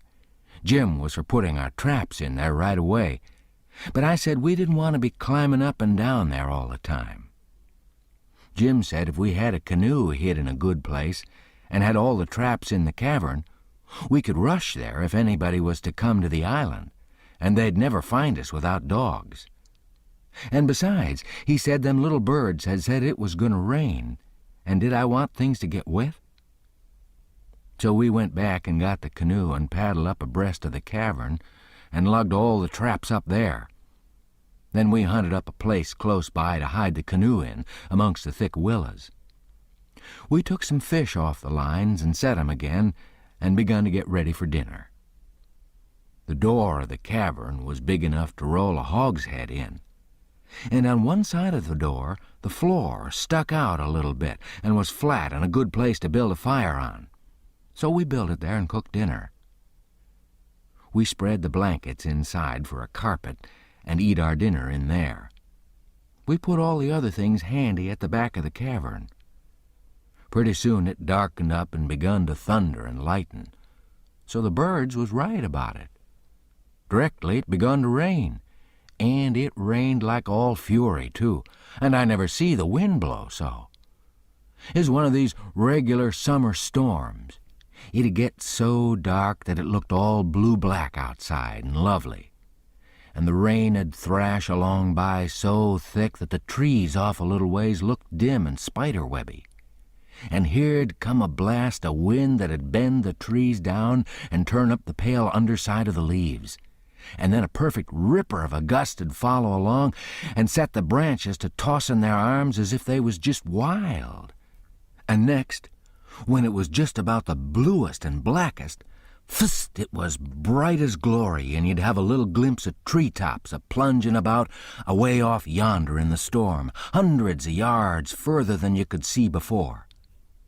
Dark as sin again in a second, and now you'd hear the thunder let go with an awful crash, and then go rumbling, grumbling, tumbling down the sky towards the underside of the world, like rolling empty barrels downstairs, where it's long stairs and they bounce a good deal, you know. "Jim, this is nice," I says. "I wouldn't want to be nowhere else but here. Pass me along another hunk of fish and some hot cornbread." "Well, you wouldn't have been here if it hadn't have been for Jim. You'd have been down there in the woods without any dinner, and getting most drownded, too. That you would, honey. Chickens knows when it's gwine to rain, and so do the birds, child." The river went on raisin' and raisin' for 10 or 12 days, till at last it was over the banks. The water was 3 or 4 foot deep on the island in the low places, and on the Illinois bottom. On that side it was a good many miles wide, but on the Missouri side it was the same old distance across, a half a mile, because the Missouri shore was just a wall of high bluffs. Daytimes we paddled all over the island in the canoe. It was mighty cool and shady in the deep woods, even if the sun was blazing outside. We went winding in and out amongst the trees, and sometimes the vines hung so thick we had to back away and go some other way. Well, on every old broken-down tree you could see rabbits and snakes and such things, and when the island had been overflowed a day or two, they got so tame, on account of being hungry, that you could paddle right up and put your hand on 'em if you wanted to. But not the snakes and turtles. They'd slide off in the water. The ridge our cavern was in was full of 'em. We could have had pets enough if we'd wanted 'em. One night we catched a little section of lumber raft, nice pine planks. It was 12 foot wide and about 15 or 16 foot long, and the top stood above the water 6 or 7 inches, a solid level floor. We could see saw logs go by in the daylight sometimes, but we let 'em go. We didn't show ourselves in daylight.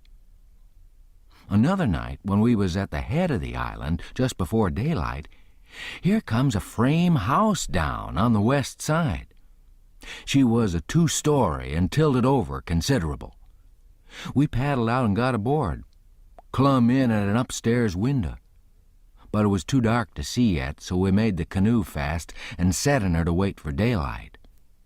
The light begun to come before we got to the foot of the island. Then we looked in at the window. We could make out a bed and a table and 2 old chairs and lots of things around about on the floor. There was clothes hanging against the wall. there was something laying on the floor in the far corner that looked like a man. So Jim says, "Hello, you." But it didn't budge. So I hollered again, and then Jim says, "The man ain't asleep. He dead. You hold still, I'll go and see." He went and bent down and looked and says, "It's a dead man. Yes, indeedy, naked, too. He been shot in the back. I reckon he's been dead 2 or 3 days. Come in, Huck, but don't look at his face. It's too gashly." I didn't look at him at all. Jim throwed some old rags over him, but he needn't done it. I didn't want to see him. There was heaps of old greasy cards scattered around all over the floor, and old whiskey bottles, and a couple of masks made out of black cloth. And all over the walls was the ignorantest kind of words and pictures made with charcoal.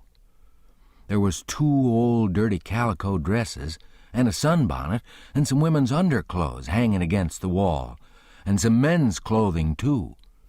We put the lot into the canoe. It might come good. There was a boy's old speckled straw hat on the floor. I took that, too.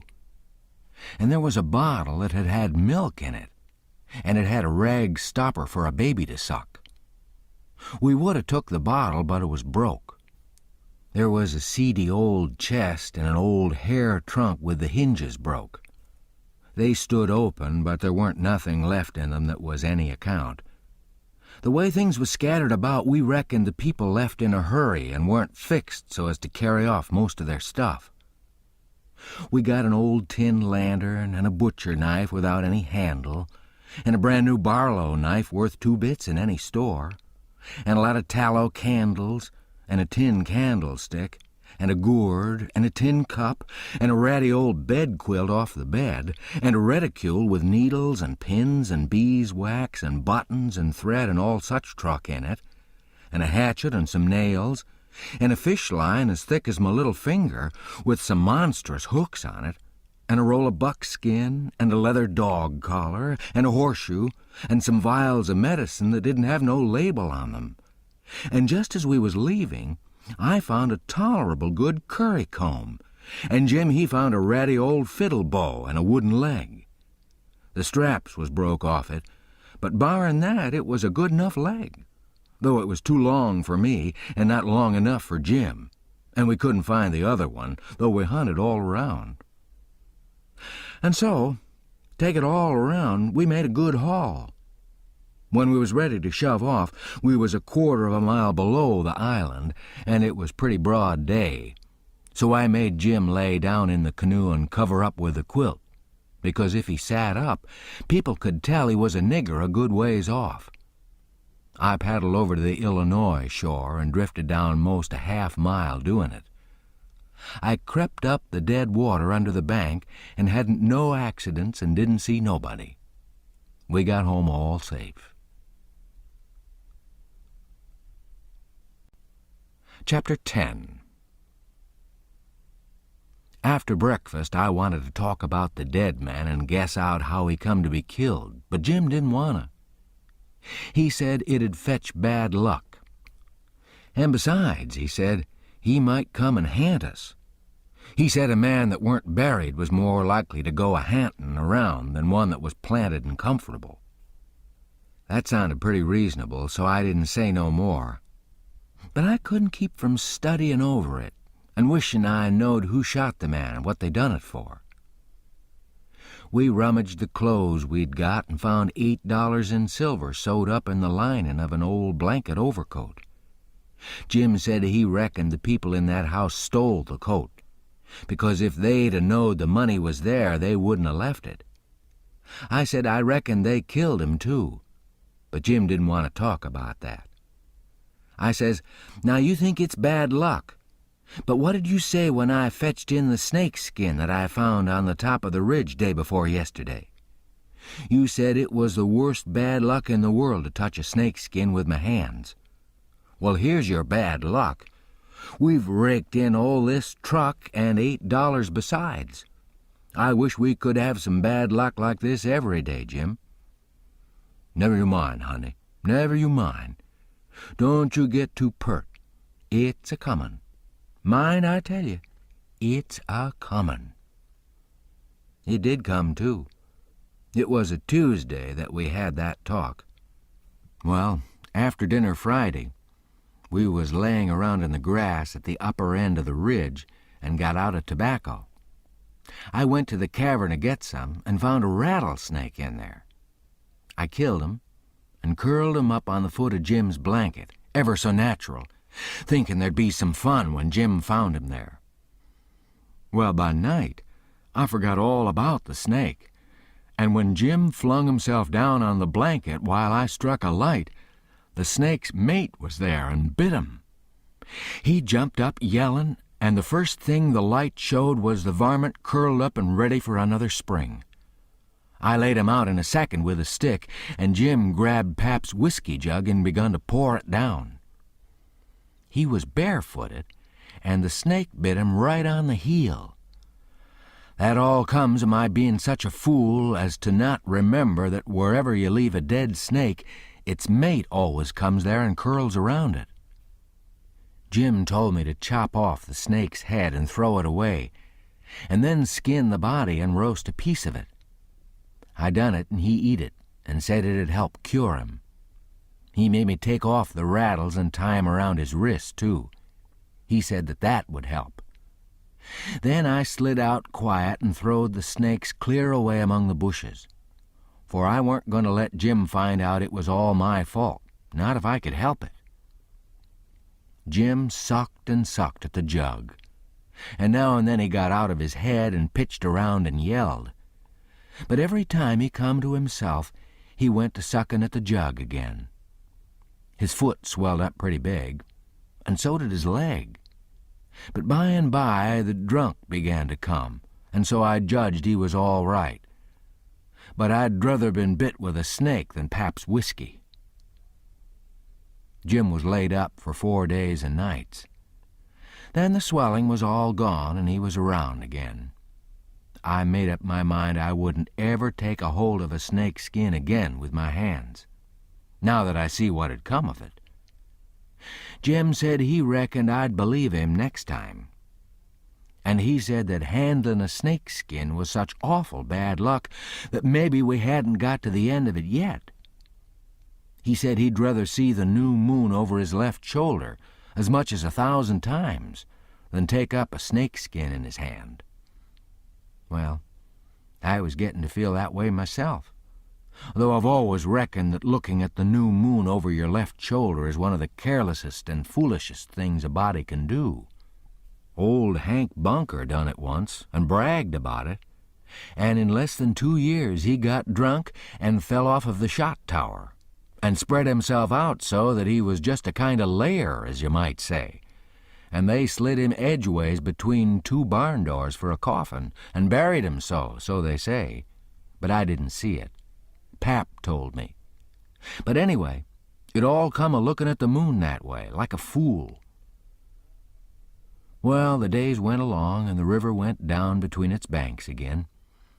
And about the first thing we done was to bait one of the big hooks with a skinned rabbit and set it and catch a catfish that was as big as a man, being 6 foot 2 inches long and weighed over 200 pounds. We couldn't handle him, of course. He would have flung us into Illinois. We just sat there and watched him rip and tear around till he drowned. We found a brass button in his stomach and a round ball and lots of rubbish. We split the ball open with the hatchet, and there was a spool in it. Jim said he'd had it there a long time to coat it over so and make a ball of it.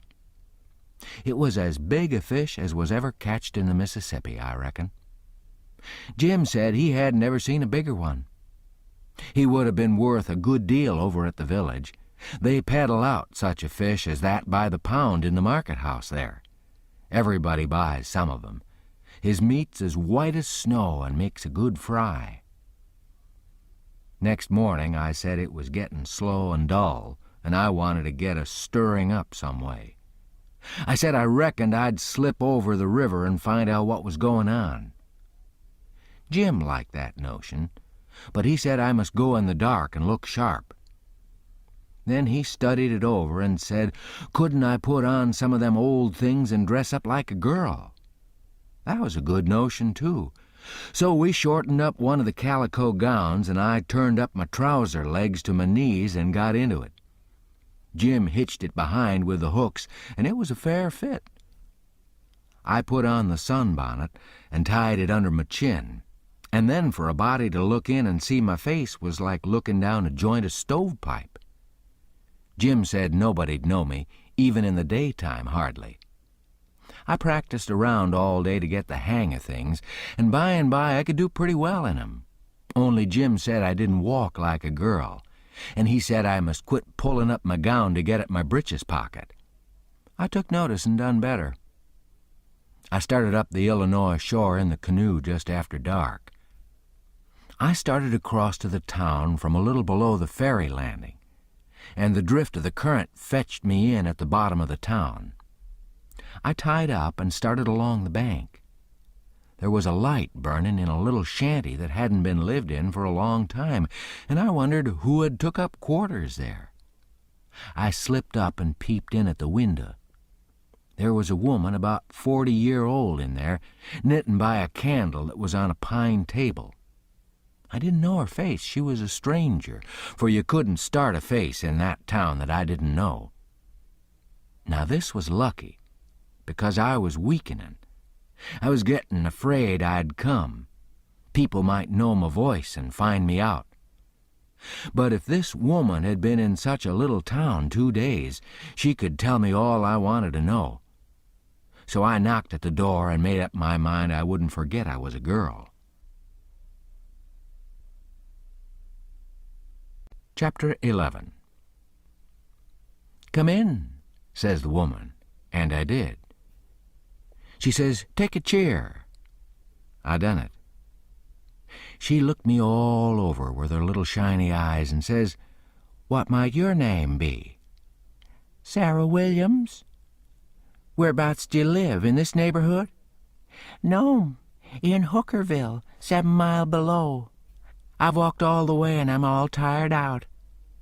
"Hungry, too, I reckon. I'll find you something." "No, I ain't hungry. I was so hungry I had to stop 2 miles below here at a farm. So I ain't hungry no more. It's what makes me so late. My mother's down sick and out of money and everything, and I come to tell my Uncle Abner Moore. He lives at the upper end of the town," she says. "I ain't ever been here before. Do you know him?" "No, but I don't know everybody yet. I haven't lived here quite 2 weeks. It's a considerable ways to the upper end of the town. You better stay here all night. Take off your bonnet." "No," I says. "I'll rest a while, I reckon, and go on. I ain't afeard of the dark." She said she wouldn't let me go by myself, but her husband would be in by and by, maybe in an hour and a half, and she'd send him along with me.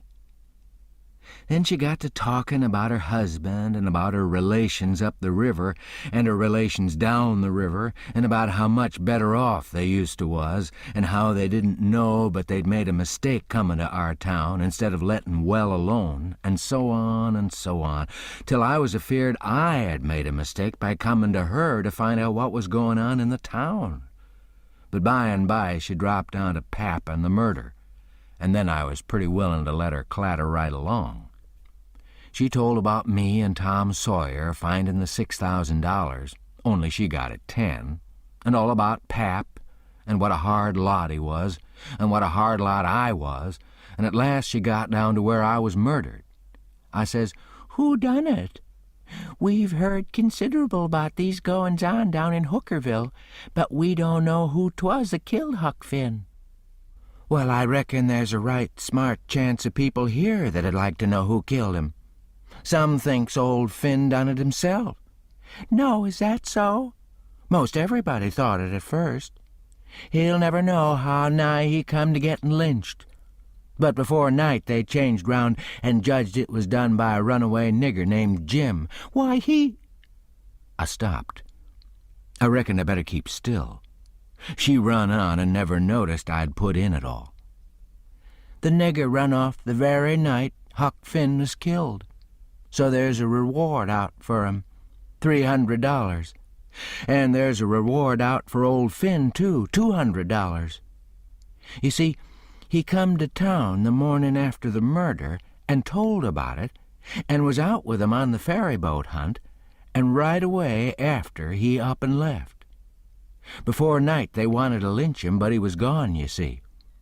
Well, next day they found out the nigger was gone.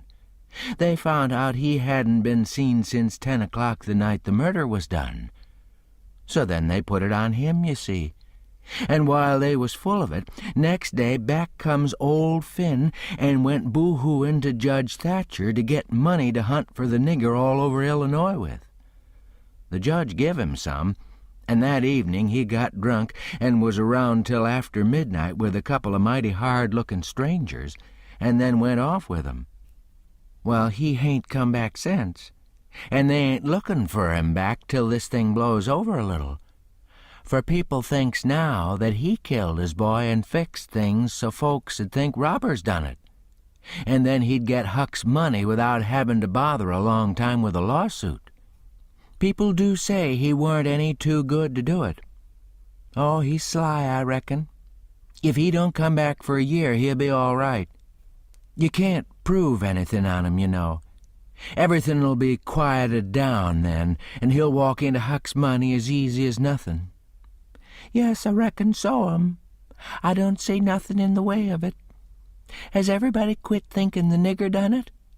Oh, no, not everybody. A good many thinks he done it. But they'll get the nigger pretty soon now, and maybe they can scare it out of him.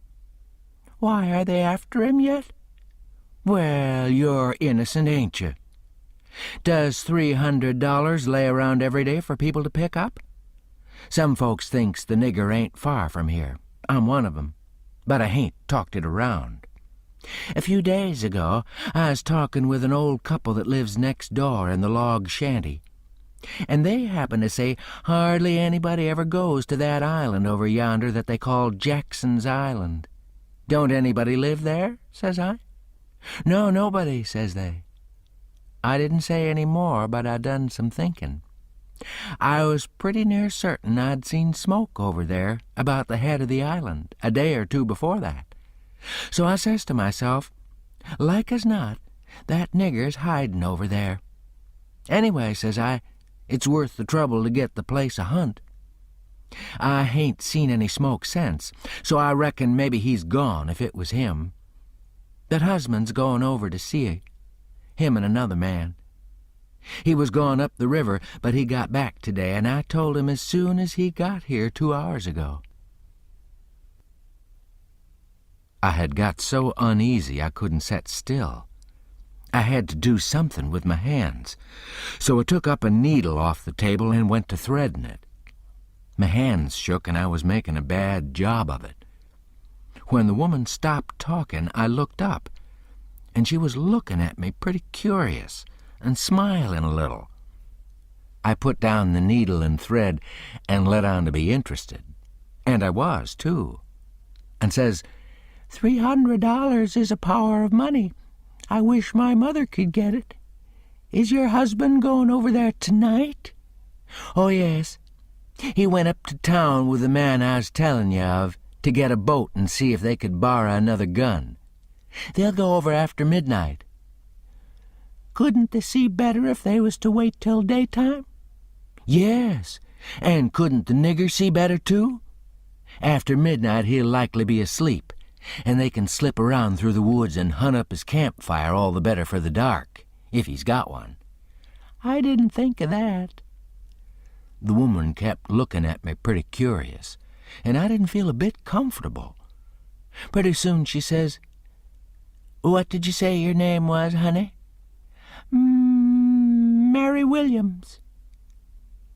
Somehow it didn't seem to me that I said it was Mary before, so I didn't look up. It seemed to me I said it was Sarah, so I felt sort of cornered, and was afeard maybe I was looking it, too. I wished the woman would say something more. The longer she sat still, the uneasier I was. But now she says, "Honey, I thought you said it was Sarah when you first come in." "Oh, yes'm, I did.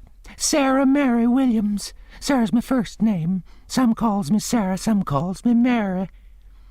Oh, that's the way of it. Yes'm. I was feeling better then, but I wished I was out of there anyway. I couldn't look up yet.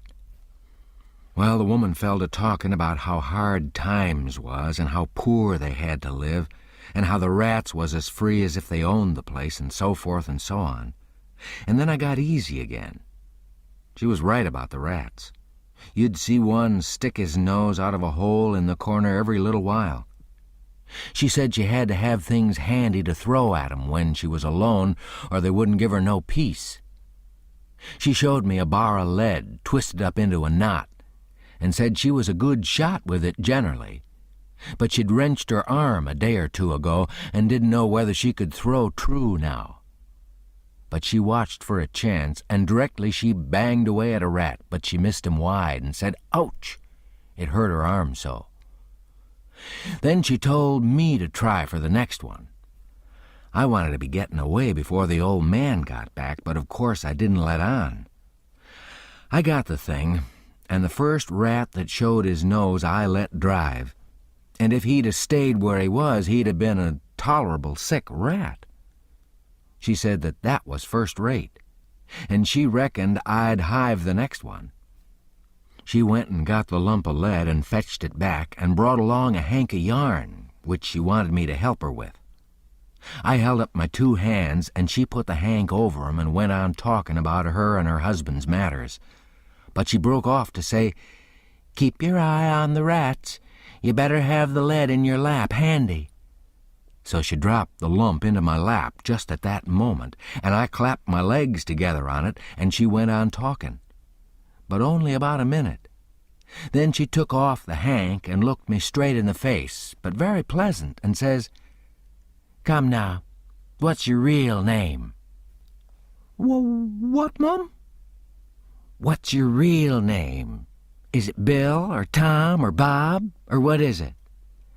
I reckon I shook like a leaf, and I didn't know hardly what to do, but I says, "Please don't poke fun at a poor girl like me, Mum.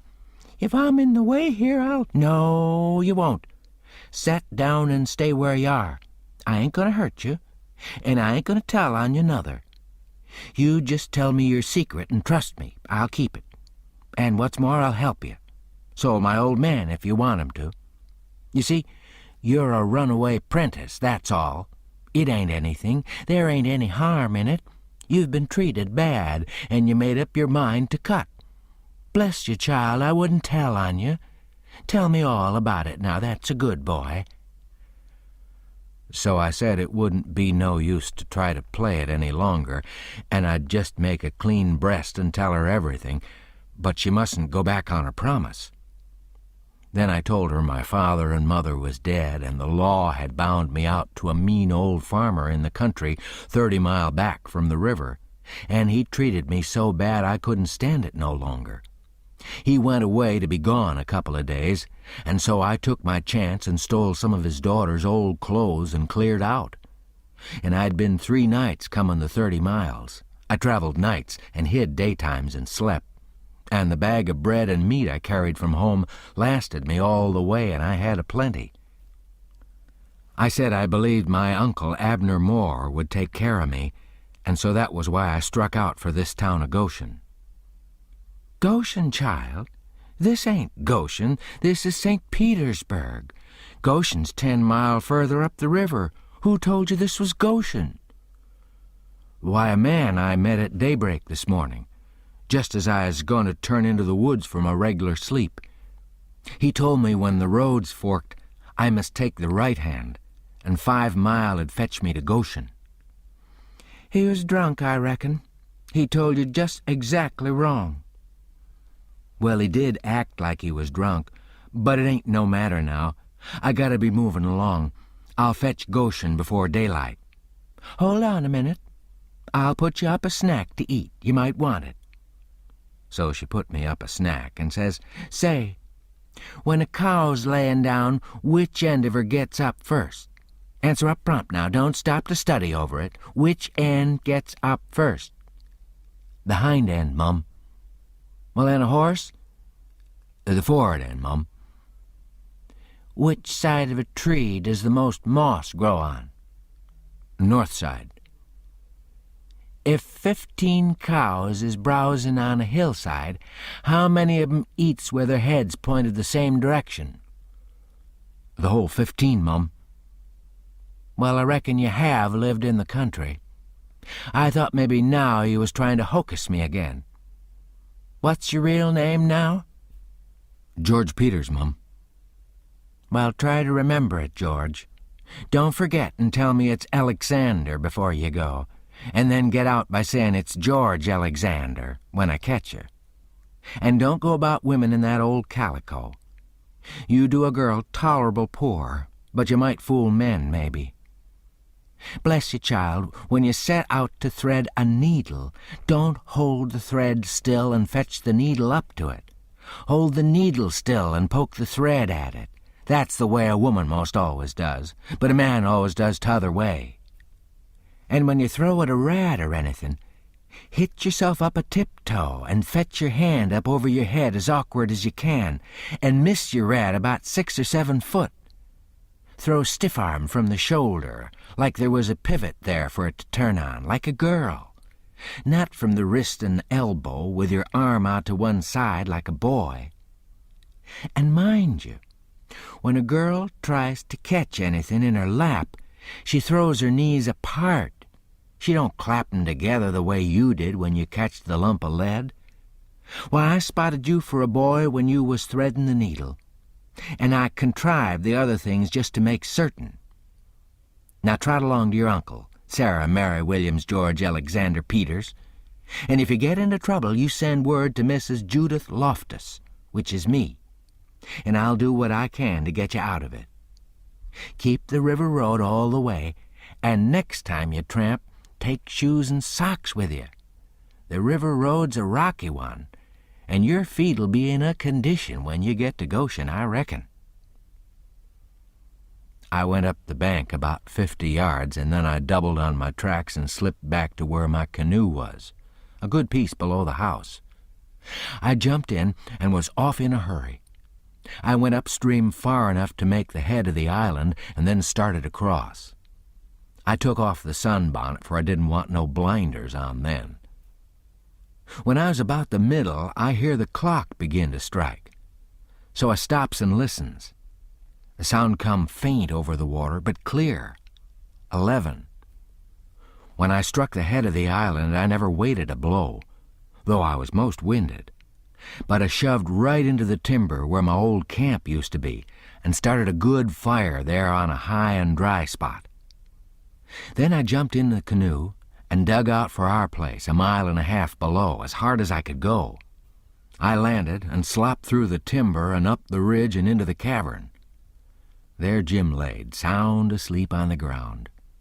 I roused him out and says, "Get up and hump yourself, Jim. There ain't a minute to lose. They're after us." Jim never asked no questions. He never said a word. But the way he worked for the next half an hour showed about how he was scared. By that time, everything we had in the world was on our raft, and she was ready to be shoved out from the willow cover where she was hid. We put out the campfire at the cavern the first thing and didn't show a candle outside after that. I took the canoe out from the shore a little piece and took a look. But if there was a boat around, I couldn't see it, for stars and shadows ain't good to see by. Then we got out the raft and slipped along down in the shade past the foot of the island, dead still, never saying a word.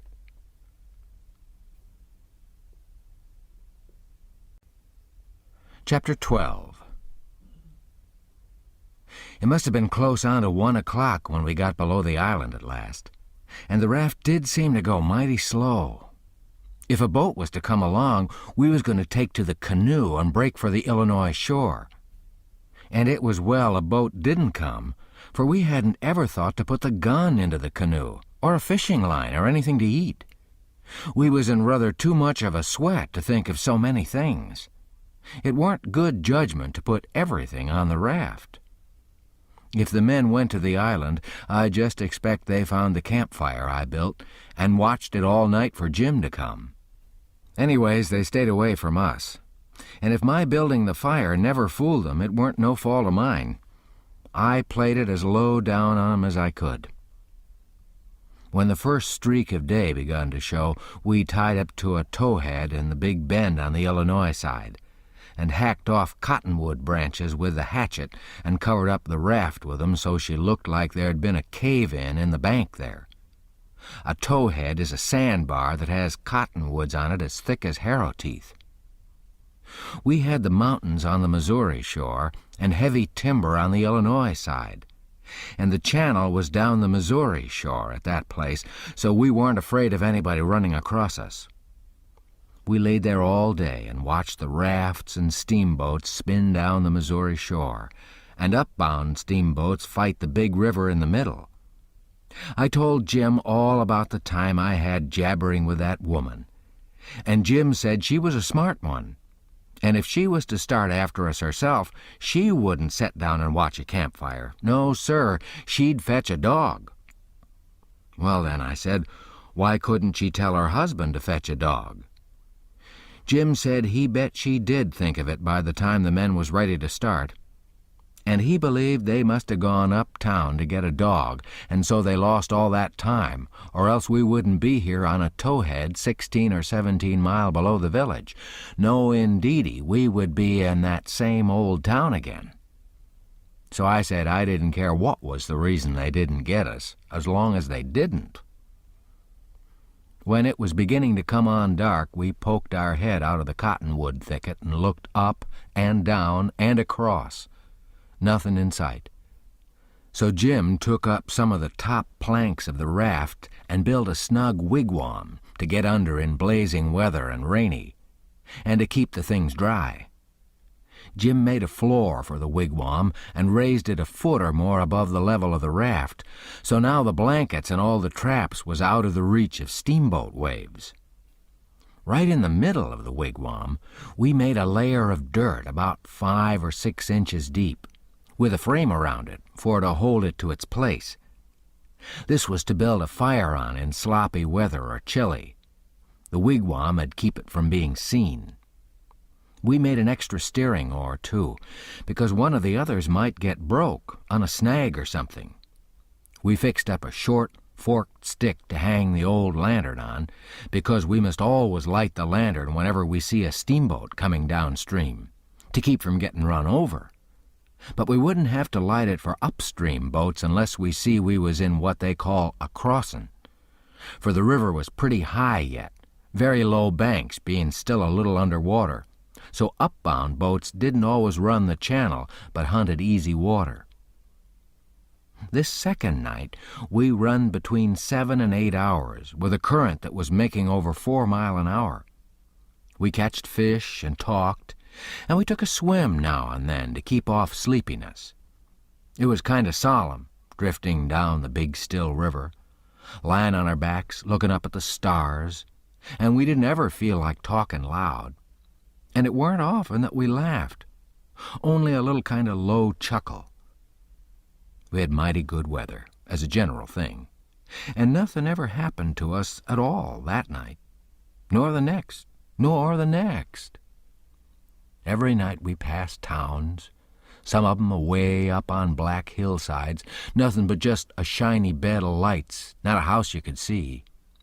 The 5th night we passed St. Louis, and it was like the whole world lit up. In St. Petersburg, they used to say there was 20 or 30,000 people in St. Louis, but I never believed it till I see that wonderful spread of lights at 2 o'clock that still night. There weren't a sound there. Everybody was asleep. Every night now I used to slip ashore towards 10 o'clock at some little village and buy 10 or 15 cents worth of meal or bacon or other stuff to eat. And sometimes I lifted a chicken that weren't roostin' comfortable and took 'em along. Pap always said, take a chicken when you get a chance, because if you don't want 'em yourself, you can easy find somebody that does. And a good deed ain't ever forgot. I never see Pap when he didn't want the chicken himself, but that's what he used to say anyway. Mornings, before daylight, I slipped into cornfields and borrowed a watermelon or a mushmelon or a pumpkin or some new corn or things of that kind.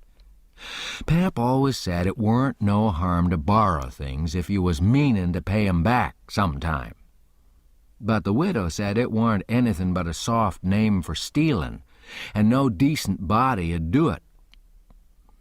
Jim said he reckoned the widow was partly right, and Pap was partly right.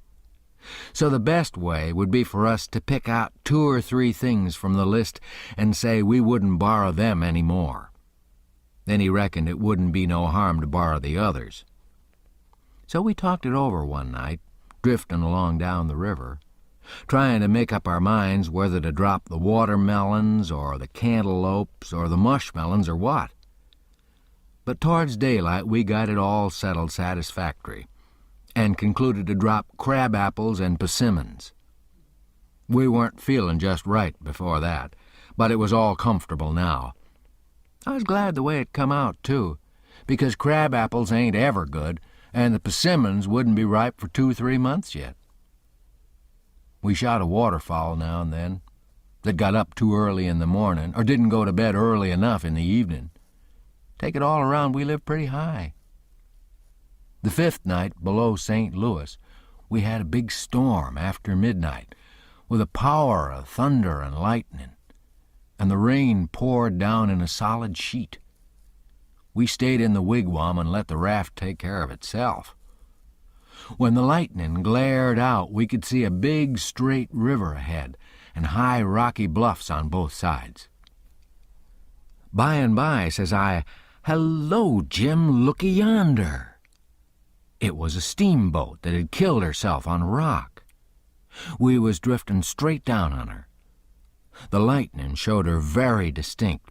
She was leaning over with part of her upper deck above water, and you could see every little chimbly guy clean and clear, and a chair by the big bell with an old slouch hat hanging on the back of it when the flashes come. Well, it being away in the night and stormy and all so mysterious-like, I felt just the way any other boy would have felt when I see that wreck layin' there so mournful and lonesome in the middle of the river. I wanted to get aboard of her and slink around a little and see what there was there. So I says, "Let's land on her, Jim." But Jim was dead against it at first. He says, "I don't want to go foolin' along or no wreck. We's doin' blame well, and we better let blame well alone, as the good book says. Like as not, they's a watchman on that wreck." "Watchman your grandmother," I says. "There ain't nothing to watch but the Texas and the pilot house. And do you reckon anybody's going to risk his life for a Texas and a pilot house such a night as this, when it's likely to break up and wash off down the river any minute?" Jim couldn't say nothing to that, so he didn't try. "And besides," I says, "we might borrow something worth having out of the captain's stateroom. Cigars, I bet you, and cost 5 cents apiece, solid cash. Steamboat captains is always rich and get $60 a month, and they don't care a cent what a thing costs, you know, long as they want it. Stick a candle in your pocket. I can't rest, Jim, till we give her a rummaging. Do you reckon Tom Sawyer'd ever go by this thing? Not for pie, he wouldn't. He'd call it an adventure, that's what he'd call it. And he'd land on that wreck if it was his last act. And wouldn't he throw style in it? Wouldn't he spread himself nor nothing? Why, you'd think it was Christopher Columbus discovering Kingdom Come. I wish Tom Sawyer was here." Jim, he grumbled a little, but give in. He said we mustn't talk any more than we could help, and then talk mighty low. The lightning showed us the wreck again just in time, and we fetched the starboard derrick and made fast there. The deck was high out here. We went sneaking down the slope of it to larboard, in the dark, towards the Texas, feeling our way slow with our feet and spreading our hands out to fend off the guys, for it was so dark we couldn't see no sign of 'em. Pretty soon we struck the for'ard end of the skylight and clumb onto it, and the next step fetched us in front of the captain's door, which is open. and by Jiminy, away down through the Texas Hall we see a light. And all in the same second, we seem to hear low voices in yonder. Jim whispered and said he was feeling powerful sick and told me to come along. I says all right and was going to start for the raft, but just then I heard a voice wail out and say, "Oh, please don't, boys. I swear I won't ever tell." Another voice said, pretty loud, "That's a lie, Jim Turner. You've acted this way before. You always want more'n your share of the truck, and you've always got it, too, because you've swore if you didn't, you'd tell. But this time you've said it just one time too many. You're the meanest, treacherous hound in this country." By this time, Jim was gone for the raft.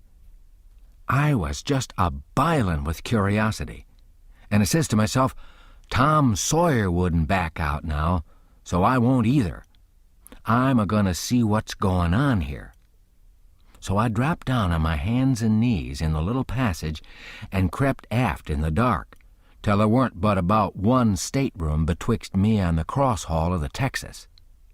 Then, in there I see a man stretched on the floor and tied hand and foot, and two men standing over him, and one of 'em had a dim lantern in his hand, and the other one had a pistol. This one kept pointing that pistol at the man's head on the floor and saying, "I'd like to, and I order to, a mean skunk." The man on the floor 'd shrivel up and say, "Oh, please don't, Bill. I ain't ever going to tell." And every time he said that, the man with the lantern'd laugh and say, "'Deed you ain't. You never said no truer thing than that, you betcha." And once he said, "Hear 'em beg, and yet if we hadn't got the best of him and tied him, he'd 'a killed us both. And what for? Just for nothing. Just because we stood on our rights, that's what for. But I lay you ain't a-going to threaten nobody any more, Jim Turner. Put up that pistol, Bill." Bill says, "I don't want to, Jake Packard. I'm for killing him. And didn't he kill old Hatfield just the same way? And don't he deserve it?" "But I don't want him killed, and I've got my reasons for it." "Bless your heart for them words, Jake Packard. I'll never forget you long's I live," says the man on the floor, sort of blubbering. Packard didn't take no notice of that, but hung up his lantern on a nail and started towards where I was, there in the dark, and motioned to Bill to come. I crawfished as fast as I could, about 2 yards, but the boat slanted so that I couldn't make very good time. So to keep from getting run over and catched, I crawled into a stateroom on the upper side. The man come a-pawing along in the dark, and when Packard got to my stateroom, he says, "Here, come in here." And in he come, and Bill after him. But before they got in, I was up in the upper berth, cornered, and sorry I come. Then they stood there with their hands on the ledge of the berth and talked. I couldn't see 'em, but I could tell where they was by the whiskey they'd been having. I was glad I didn't drink whiskey, but it wouldn't have made much difference anyway, because most of the time they couldn't have treated me because I didn't breathe. I was too scared. And besides, a body couldn't breathe and hear such talk. They talked low and earnest. Bill wanted to kill Turner. He says, "He said he'll tell and he will. If we was to give both our shares to him now, it wouldn't make no difference after the row and the way we've served him. Sure's you're born, he'll turn state's evidence. Now you hear me. I'm for putting him out of his troubles." "So am I," says Packard, very quiet. "Blame it, I'd sort of begun to think you wasn't. Well, then that's all right. Let's go and do it. Hold on a minute. I hain't had my say yet. You listen to me. Shooting's good, but there's a quieter ways if the thing's got to be done. But what I say is this. It ain't good sense to go courting around after a halter if you can get at what you're up to in some way that's just as good and at the same time don't bring you into no risks. Ain't that so?" "You bet it is. But how you going to manage it this time?" "Well, my idea's this. We'll rustle around and gather up whatever pickings we've overlooked in the staterooms, and shove for shore and hide the truck. Then we'll wait. Now, I say it ain't a-gonna be more'n 2 hours before this wreck breaks up and washes off down the river, see? He'll be drownded and won't have nobody to blame for it but his own self. I reckon that's a considerable sight better'n killin' of him. I'm unfavorable to killin' a man as long as you can get around it. It ain't good sense. It ain't good morals. Ain't I right? Yes, I reckon you are. But suppose she don't break up and wash off. Well, we can wait the 2 hours anyway and see, can't we? All right, then. Come along. So they started, and I lit out all in a cold sweat and scrambled forward. It was dark as pitch there, but I said in a kind of coarse whisper, "Jim!" And he answered up right at my elbow with a sort of moan, and I says, "Quick, Jim, it ain't no time for fooling around and moaning. There's a gang of murderers in yonder, and if we don't hunt up their boat and set her drifting down the river so these fellas can't get away from the wreck, there's one of 'em going to be in a bad fix. But if we find their boat, we can put all of 'em in a bad fix, for the sheriff will get 'em. Quick, hurry, I'll hunt the larboard side, you hunt the starboard. You start at the raft and, oh, my lordy, raft! There ain't no raft no more. She done broke loose and gone, and here we is." Chapter 13. Well, I catched my breath and most fainted. Shut up on a wreck with such a gang as that. But it warn't no time to be sentimentering. We gotta find that boat now. Had to have it for ourselves. So we went a-quaking and shaking down the starboard side, and slow work it was, too. Seemed a week before we got to the stern. No sign of a boat. Jim said he didn't believe he could go any further. So scared he hadn't hardly any strength left, he said. But I said, come on, if we get left on this wreck, we are in a fix, sure. So on we prowled again. We struck for the stern of the Texas and found it, and then scrabbled along forwards on the skylight, hanging on from shutter to shutter, for the edge of the skylight was in the water. When we got pretty close to the cross-hall door, there was a skiff, sure enough.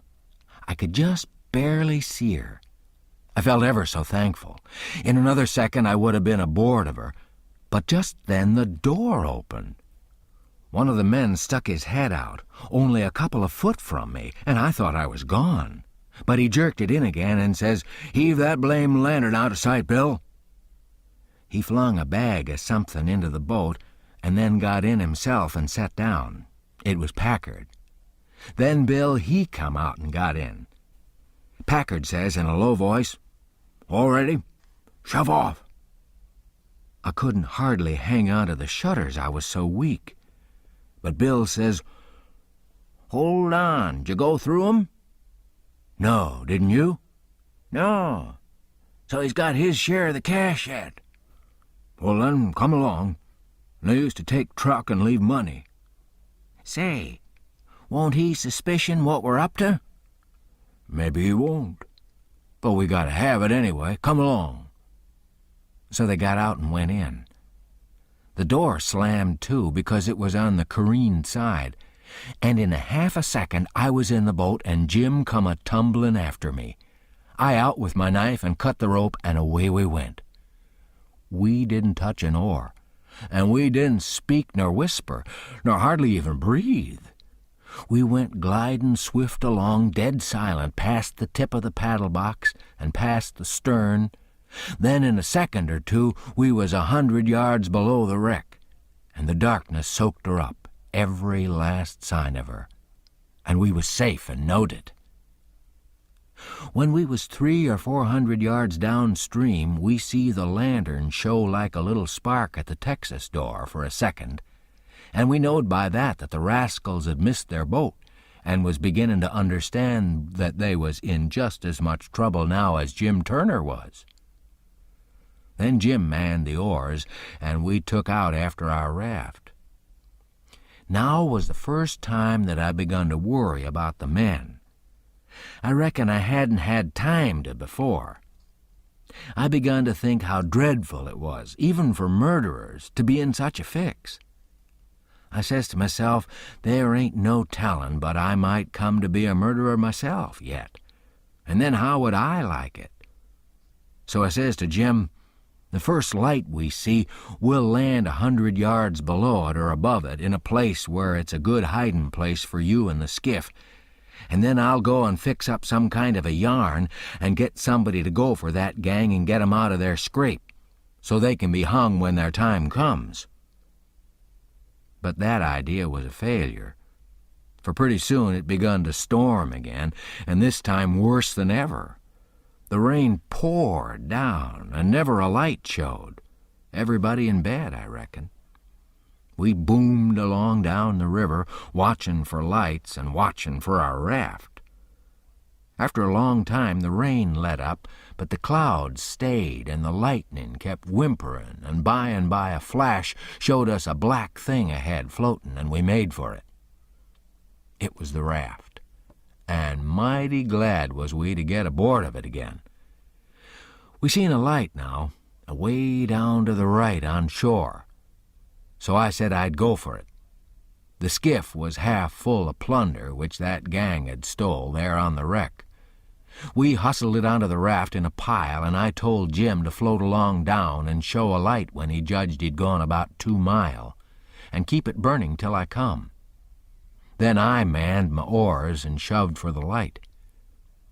As I got down towards it, 3 or 4 more showed up on a hillside. It was a village. I closed in above the shore light and laid on my oars and floated. As I went by, I see it was a lantern hanging on a jackstaff of a double-hull ferryboat. I skimmed around for the watchman, a-wondering whereabouts he slept, and by I found him roosting on the bitts forward, with his head down between his knees. I give his shoulder 2 or 3 little shoves and begun to cry. He stirred up in a kind of startlish way. When he see it was only me, he took a good gap and stretch, and then he says, "Hello, what's up? Don't cry, Bob, what's the trouble?" I says, "Pap and Mam and Sis and—" Then I broke down. He says, "Oh, dang it now, don't take on so. We all has to have our troubles. And this'll come out all right. What's the matter with 'em?" Are you the watchman of the boat?" "Yes," he says, kind of pretty well satisfied like. "I'm the captain and the owner and the mate and the pilot and watchman and head deckhand, and sometimes I'm the freight and passengers. I ain't as rich as old Jim Hornback, and I can't be so blame generous and good to Tom, Dick, and Harry as what he is, and slam money around the way he does, but I've told him many a time I wouldn't trade places with him. For, says I, a sailor's life's the life for me, and I'm derned if I'd live 2 mile out of town, where there ain't nothing ever going on, not for all his spawn deluxe and as much more on top of it. Says I broke in and says, "They're in an awful peck of trouble, and—" "Who is?" "Well, Pap and Mam and Sis and Miss Hooker, and if you'd take your ferry boat and go up there—" "Up where? Where are they?" "On the wreck." "What wreck?" "Well, there ain't but one." "What? You don't mean the Walter Scott?" "Yes." "Good land, what are they doing there, for gracious sakes?" "Well, they didn't go there a purpose." "Well, I'll bet they didn't. Well, great goodness, there ain't no chance for 'em if they don't get off mighty quick. Well, how in the nation did they ever get into such a scrape?" "Easy enough. Miss Hooker was a-visitin' up there to the town." "Yeah, Booth's Landing. Go on." "She was a-visitin' there at Booth's Landing, and just in the edge of the evening she started over with her nigger woman in the horse ferry to stay all night at her friend's house, Miss Whatchamacaller. I disremember her name, and they lost their steering oar and swung around and went a-floatin' down stern first about 2 mile, and saddlebags on the wreck. and the ferryman and the nigger woman and the horses was all lost, but Miss Hooker, she made a grab and got aboard the wreck. Well, about an hour after dark, we come along down in our trading scow, and it was so dark we didn't notice the wreck till we was right on it. And so we saddlebagged, but all of us was saved but Bill Whipple, and oh, he was the best creature. I most wished it had been me, I do. My George, it's the beatin'est thing I ever struck. And then what'd you all do? Well, we hollered and took on, but it's so wide there we couldn't make nobody hear. So Pap said somebody got to get ashore and get help somehow. I was the only one that could swim, so I made a dash for it, and Miss Hooker, she said if I didn't strike help sooner, come here and hunt up her uncle, and he'd fix the thing. I made the land about a mile below and been fooling along ever since, trying to get people to do something, but they said, "What, in such a night and such a current? There ain't no sense in it. Go for the steam ferry. Now, if you'll go and, by Jackson, I'd like to, and blame it, I don't know but I will. But who in the dingnation's a-gonna pay for it? Do you reckon your pap? Well, that's all right. Miss Hooker, she told me particular that her Uncle Hornback— Great guns! Is he your uncle? Look here. You break for that light over yonder way and turn out west when you get there, and about a quarter of a mile out you'll come to the tavern. Tell 'em to dart you out to Jim Hornbeck's and he'll foot the bill. And don't you fool around any, because he'll want to know the news. Tell 'em I'll have his niece all safe before he can get to town. Hump yourself now. I'm a-going up around the corner here to roust out my engineer." I struck for the light. But as soon as he turned the corner, I went back and got into my skiff and bailed her out, and then pulled up shore in the easy water about 600 yards and tucked myself in among some wood boats, for I couldn't rest easy till I could see the ferry boat start. But take it all around, I was feeling rather comfortable on accounts of taking all this trouble for that gang, for not many would have done it. I wished the widow knowed about it. I judged she'd be proud of me for helping these rapscallions, because rapscallions and deadbeats is the kind the widow and good people takes the most interest in. Well, before long, here comes the wreck, dim and dusky, sliding along down. A kind of cold shiver went through me, and then I struck out for her. She was very deep, and I see in a minute there weren't much chance for anybody being alive in her.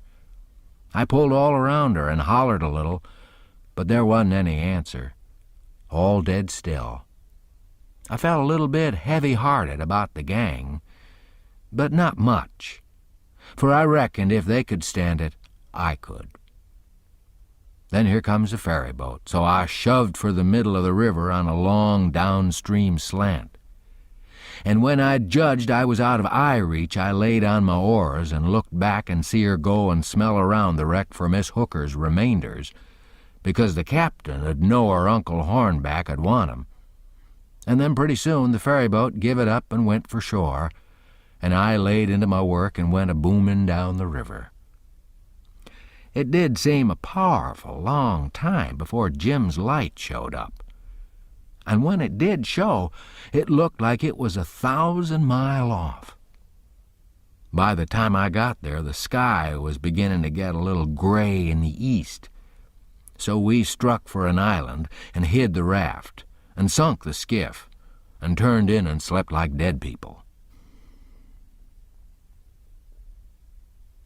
Chapter 14. By and by, when we got up, we turned over the truck the gang had stole off the wreck and found boots and blankets and clothes and all sorts of other things, and a lot of books and a spyglass and 3 boxes of cigars. We hadn't ever been this rich before in neither of our lives. The cigars was prime. We laid off all the afternoon in the woods talking, and me reading the books and having a general good time.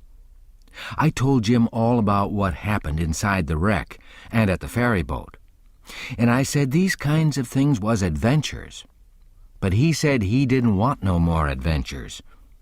He said that when I went in the Texas and he crawled back to get on the raft and found her gone, he nearly died, because he judged it was all up with him any way it could be fixed.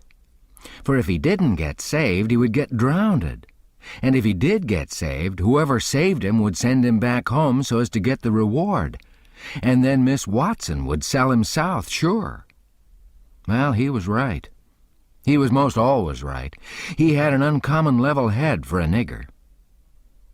I read considerable to Jim about kings and dukes and earls and such, and how gaudy they dressed, and how much style they put on, and called each other your majesty and your grace and your lordship and so on, instead of mister. And Jim's eyes bugged out, and he was interested. He says, "I didn't know there was so many on 'em. I hain't hearn about none of 'em scarcely but old King Solomon, unless you counts them kings that's in the Packer Kyards. How much do a king get?" "Get?" I says. "Why, they get $1,000 a month if they want it. They can have just as much as they want. Everything belongs to them. Ain't that gay?" "And what they got to do, Huck?" "They don't do nothing." "Why, how you talk. They just set around." "No, that's so?" "Of course it is. They just sit around. Except maybe when there's a war. Then they go to the war. But other times they just lazy around, or go hawking, just hawking and Shh! Did you hear noise?" We skipped out and looked, but it weren't nothing but the flutter of a steamboat's wheel, away down coming around the point, so we come back. "Yes," says I. "And other times, when things is dull, they fuss with the Parliament. And if everybody don't go just so, he whacks their heads off.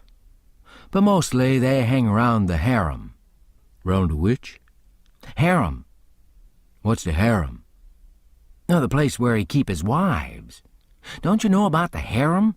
Solomon had one. He had about 1,000,000 wives." "Why, yes, that's so. I done forgot it. A harem's a boarding house, I reckon. Most likely they had rackety times in the nursery. And I reckon the wives quarrels considerable, and that creased a racket. Yet they say Solomon the wisest man that ever lived. I don't take no stock in that. Because why? Would a wise man want to live in the midst of such blim-blamming all the time? No, 'deed he wouldn't. A wise man 'd take and build a biler factory, and then he could shut down the biler factory when he want rest." "Well, but he was the wisest man anyway, because the widow, she told me so her own self." "I don't care what the widow say. He warn't a wise man, nother. He had some of the dad-fetchedest ways I ever see. Does you know about that child that he is going to chop in two?"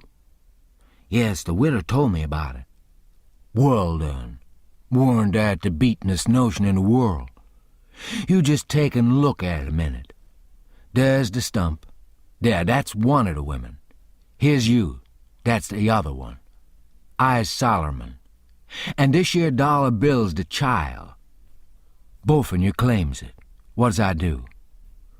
Does I shin round amongst the neighbors and find out which you knew the bill do belong to?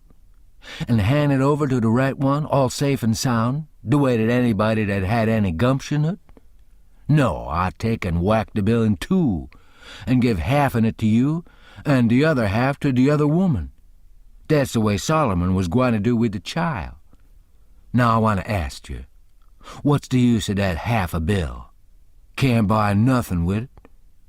And what use is a half a child? I wouldn't give a dern for 1,000,000 of them. But hang it, Jim, you clean missed the point. Blame it, you've missed it 1,000 mile. Who, me? Go long, don't talk to me about your pints. I reckon I knows sense when I sees it. And there ain't no sense in such doings as that. Dispute weren't about a half a child. Dispute was about a whole child. And the man that think he can settle a dispute about a whole child with a half a child don't know enough to come in out in the rain. Don't talk to me about Solomon, Huck. I knows him by the back. But I tell you don't get the point. Blame the pint. I reckon I knows what I knows. And mind you, The real p'int is down further. It's down deeper. It lays into where Solomon was raised. You take a man that's got only 1 or 2 children. Is that man going to be wasteful of children? No, he ain't. He can't afford it. He know how to value 'em. But you take a man that's got about 5 million children running around the house, and it's different. He as soon chop a child in 2 as a cat. There's plenty more. A child or 2 more or less warn't no consequence to Solomon, Dad fetch 'em. I never see such a nigger. If he got a notion in his head once, there weren't no getting it out again. He was the most down on Solomon of any nigger I ever see. So I went to talking about other kings and let Solomon slide. I told about Louis XVI that got his head cut off in France a long time ago, and about his little boy, the Dolphin, that would have been a king, but they took and shut him up in jail, and some say he died there. Poor little chap. But some says he got out and got away and come to America. That's good. But he'll be pretty lonesome. There ain't no kings here, is there, Huck? No. Then he can't get no situation. What he gwine to do?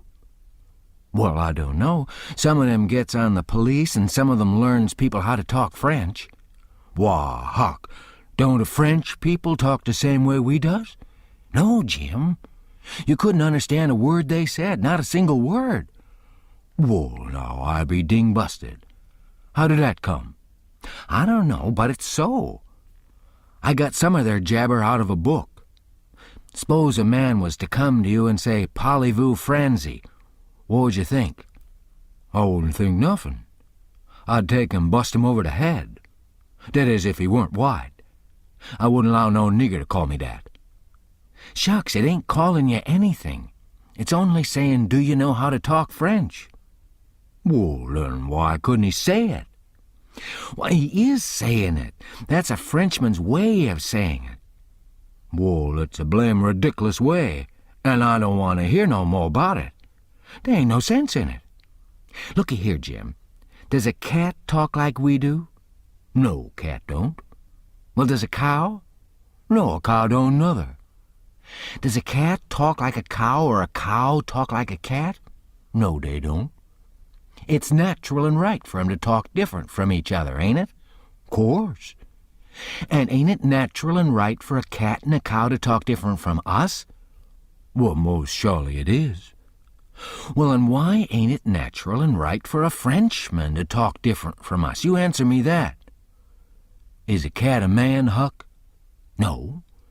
Well, then there ain't no use in a cat talking like a man. Is a cow a man, or is a cow a cat? No, she ain't either of 'em. Well, then she ain't got no business to talk like either one or the other of 'em. Is a Frenchman a man? Yes. Well, then, Dad blame it, why don't he talk like a man? You answer me that. I see it weren't no use wasting words. You can't learn a nigger to argue. So I quit.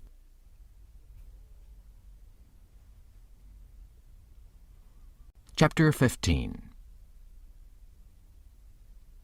We judged that 3 nights more would fetch us to Cairo at the bottom of Illinois where the Ohio River comes in, and that was what we was after. We would sell the raft and get on a steamboat and go way up the Ohio among the free states and then be out of trouble. Well, the second night, a fog begun to come on, and we made for a towhead to tie to, for it wouldn't do to try to run in fog. But when I paddled ahead in the canoe with a line to make fast, there weren't anything but little saplings to tie to. I passed the line around one of 'em right on the edge of the cut bank, but there was a stiff current, and the raft come booming down so lively she tore it out by the roots, and away she went. I see the fog closing down, and it made me so sick and scared I couldn't budge for most a half a minute, it seemed to me. And then there weren't no raft in sight. You couldn't see 20 yards. I jumped into the canoe and run back to the stern and grabbed the paddle and set her back a stroke. But she didn't come. I was in such a hurry I hadn't untied her.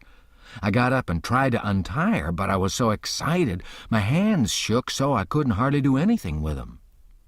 As soon as I got started, I took out after the raft, hot and heavy, right down the towhead. That was all right as far as it went, but the towhead weren't 60 yards long, and the minute I flew by the foot of it, I shot out into the solid white fog and hadn't no more idea which way I was going than a dead man. Thinks I, it won't do to paddle. First I know I'll run into the bank or a towhead or something.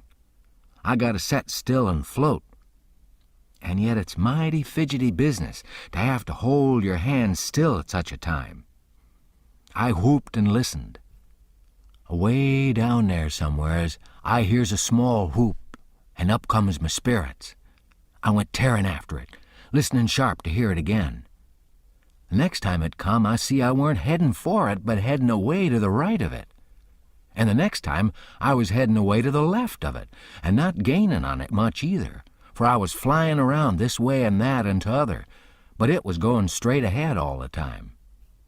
I did wish the fool'd think to beat a tin pan and beat it all the time, but he never did. And it was the still places between the whoops that was making the trouble for me. Well, I fought along, and directly I hears the whoop behind me. I was tangled good now. That was somebody else's whoop, or else I was turned around. I throwed the paddle down. I heard the whoop again. It was behind me yet, but in a different place. It kept comin' and kept changing its place, and I kept answering, till by and by it was in front of me again, and I knowed the current had swung the canoe's head downstream, and I was all right, if that was Jim and not some other raftsman hollerin'. I couldn't tell nothing about voices in a fog, for nothing don't look natural nor sound natural in a fog. The whooping went on, and in about a minute I come a-booming down on a cut bank with smoky ghosts of big trees on it, and the current throwed me off to the left and shot by, amongst a lot of snags that fairly roared, the current was tearing by 'em so swift. In another second or two, it was solid white and still again. I sat perfectly still then, listening to my heart thump, and I reckon I didn't draw a breath while it thumped 100. I just gave up then. I knowed what the matter was. That cut bank was an island, and Jim had gone down t'other side of it. It warn't no towhead that you could float by in 10 minutes. It had the big timber of a reg'lar island. It might be 5 or 6 mile long and more than half a mile wide. I kept quiet with my ears cocked about 15 minutes, I reckon. I was floating along, of course, 4 or 5 mile an hour, but you don't ever think of that. No, you feel like you're lying dead still on the water, and if a little glimpse of a snag slips by, you don't think to yourself how fast you're going, but you catch your breath and think, my, how that snag's tearing along. If you think it ain't dismal and lonesome out in the fog that way by yourself in the night, you try it once, you'll see. Next, for about half an hour, I whoops now and then. At last I hears the answer a long ways off and tries to follow it, but I couldn't do it, and directly I judged I'd got into a nest of towheads, for I had little dim glimpses of 'em on both sides of me, sometimes just a narrow little channel between, and some that I couldn't see I knowed was there because I'd hear the wash of the current against the old dead brush and trash that hung over the banks. Well, I weren't long losing the whoops down amongst the towheads, and I only tried to chase 'em a little while anyway, because it was worse than chasing a jack-o'-lantern. You never knowed a sound dodge around so, and swap places so quick and so much.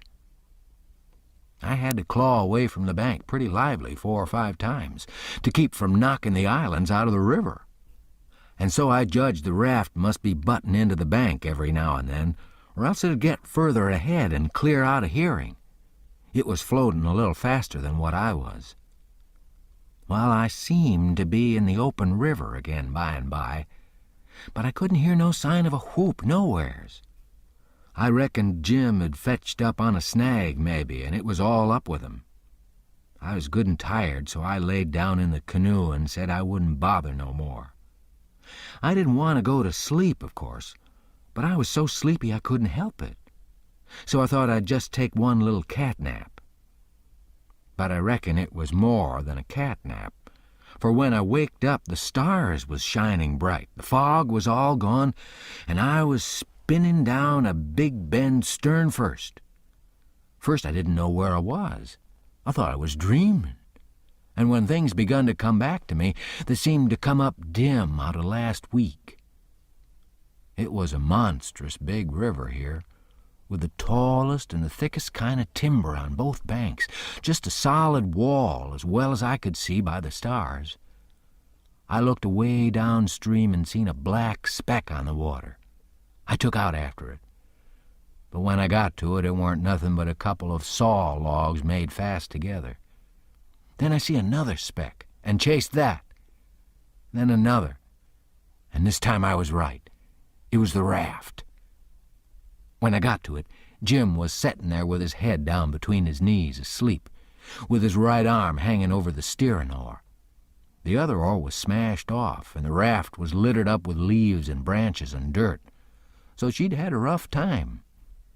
I made fast and laid down under Jim's nose on the raft and began to gap and stretch my fists out against Jim, and says, "Oh, Jim, have I been asleep? Why didn't you stir me up?" "Goodness gracious, is that you, Huck?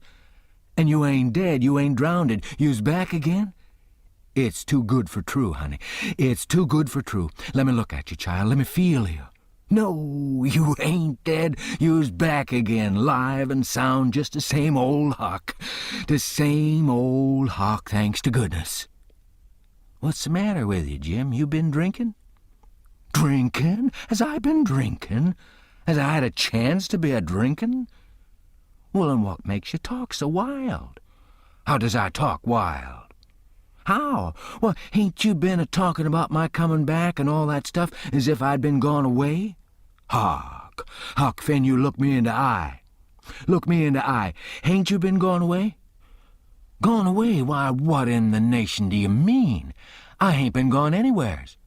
Where would I go to?" "Whoa, look here, boss, there's something wrong, there is. Is I me, or who is I? Is I here, or where is I? Now that's what I wants to know."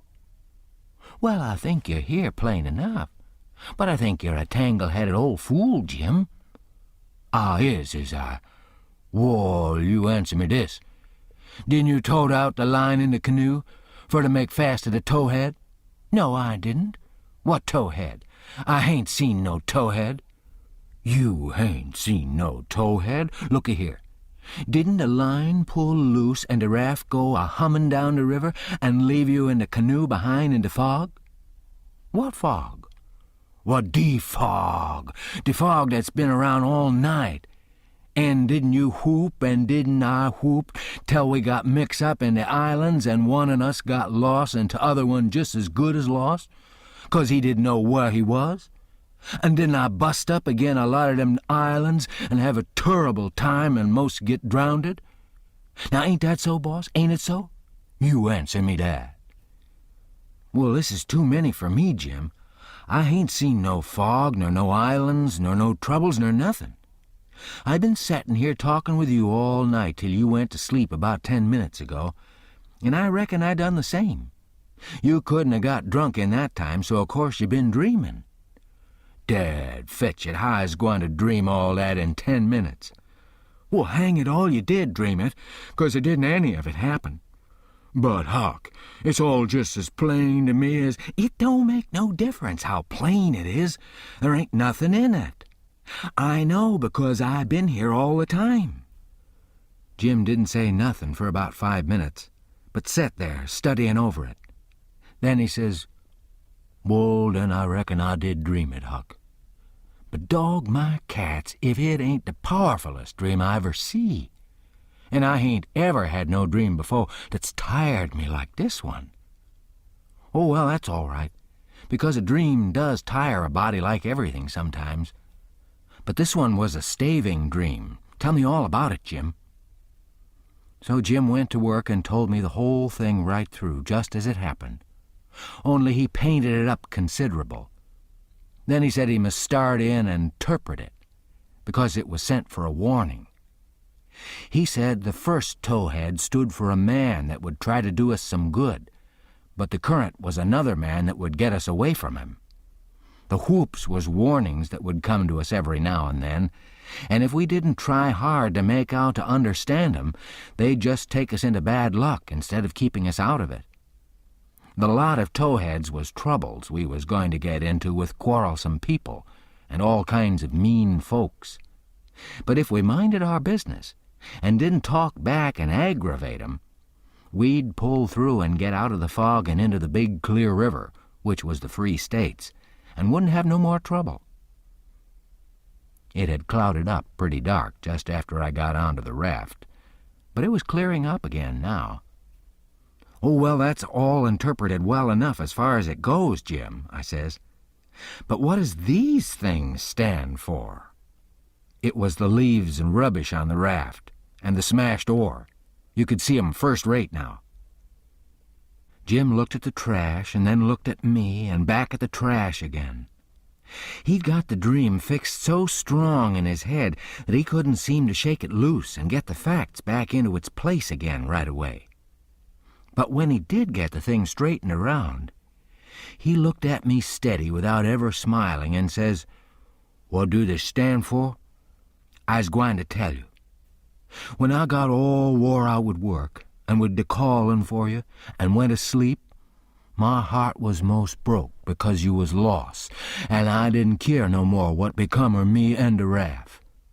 And when I wake up and find you back again all safe and sound, the tears come and I could 'a' got down on my knees and kissed your foot, I's so thankful. And all you was thinking about was how you could make a fool of old Jim with a lie. That truck there's trash, and trash is what people is that puts dirt on the head of their friends and makes 'em ashamed."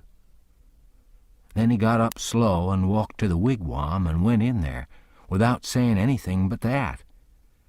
But that was enough. It made me feel so mean I could almost kissed his foot to get him to take it back.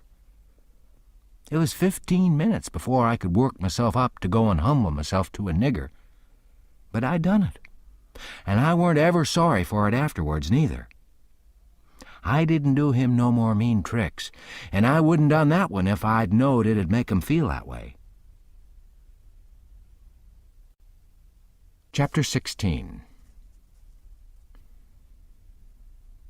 We slept most all day and started out at night, a little ways behind a monstrous long raft that was as long going by as a procession.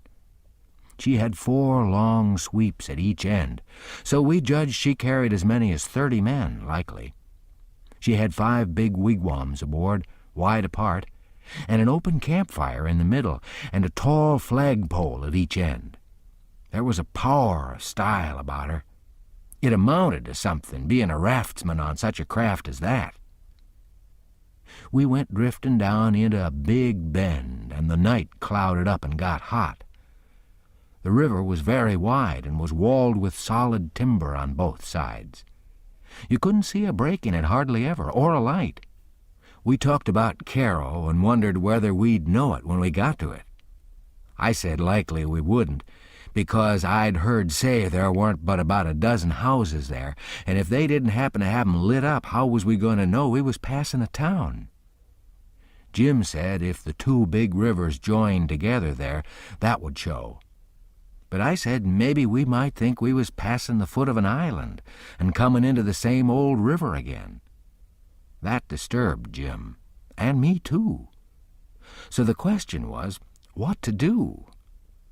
I said paddle ashore the first time a light showed and tell 'em Pap was behind coming along with a trading scow and was a green hand at the business and wanted to know how far it was to Carol. Jim thought it was a good idea, so we took a smoke on it and waited. There weren't nothing to do now but to look out sharp for the town and not pass it without seeing it. He said he'd be mighty sure to see it because he'd be a free man the minute he seen it. But if he missed it, he'd be in slave country again and no more show for freedom. Every little while he jumps up and says, "There she is!" But it weren't. It was jack-o'-lanterns or lightning bugs, So he set down again and went to watchin' same as before. Jim said it made him all over trembly and feverish to be so close to freedom. Well, I can tell you, it made me all over trembly and feverish, too, to hear him, because I begun to get it through my head that he was most free. And who was to blame for it? Well, me. I couldn't get that out of my conscience, nohow, nor no way. It got to troubling me so I couldn't rest. I couldn't stay still in one place. It hadn't ever come home to me before what this thing was that I was doing. But now it did, and it stayed with me and scorched me more and more. I tried to make out to myself that I weren't to blame because I didn't run Jim off from his rightful owner. But it weren't no use. Conscience up and says every time, "But you knowed he was running for his freedom, and you could have paddled ashore and told somebody." That was so. I couldn't get around that. No way. That was where it pinched. Conscience says to me, "What had poor Miss Watson done to you that you could see her nigger go off right under your eyes and never say one single word? What did that poor old woman do to you that you could treat her so mean? Why, she tried to learn you your book. She tried to learn you your manners. She tried to be good to you every way she knowed how. That's what she done." I got to feeling so mean and so miserable I most wished I was dead. I fidgeted up and down the raft, abusing myself to myself, and Jim was fidgeting up and down past me. We neither of us could keep still. Every time he danced around and says, "There's Carol," it went through me like a shot. And I thought if it was Carol, I reckoned I'd die of miserableness. Jim talked out loud all the time while I was talking to myself. He was saying how the first thing he would do when he got to a free state, he would go to saving up money and never spend a single cent. And when he got enough, he'd buy his wife, which was owned on a farm close to where Miss Watson lived. And then they'd both work to buy the 2 children. And if their master wouldn't sell 'em, they'd get an abolitionist to go and steal 'em. It most froze me to hear such talk. He wouldn't ever dared to talk such talk in his life before. Just see what a difference it made in him the minute he judged he was about free. It was according to the old saying, "Give a nigger an inch and he'll take an ell." Thinks I, this is what comes of my not thinking. Here was this nigger, which I had as good as helped to run away, coming right out flat-footed and saying he'd steal his children.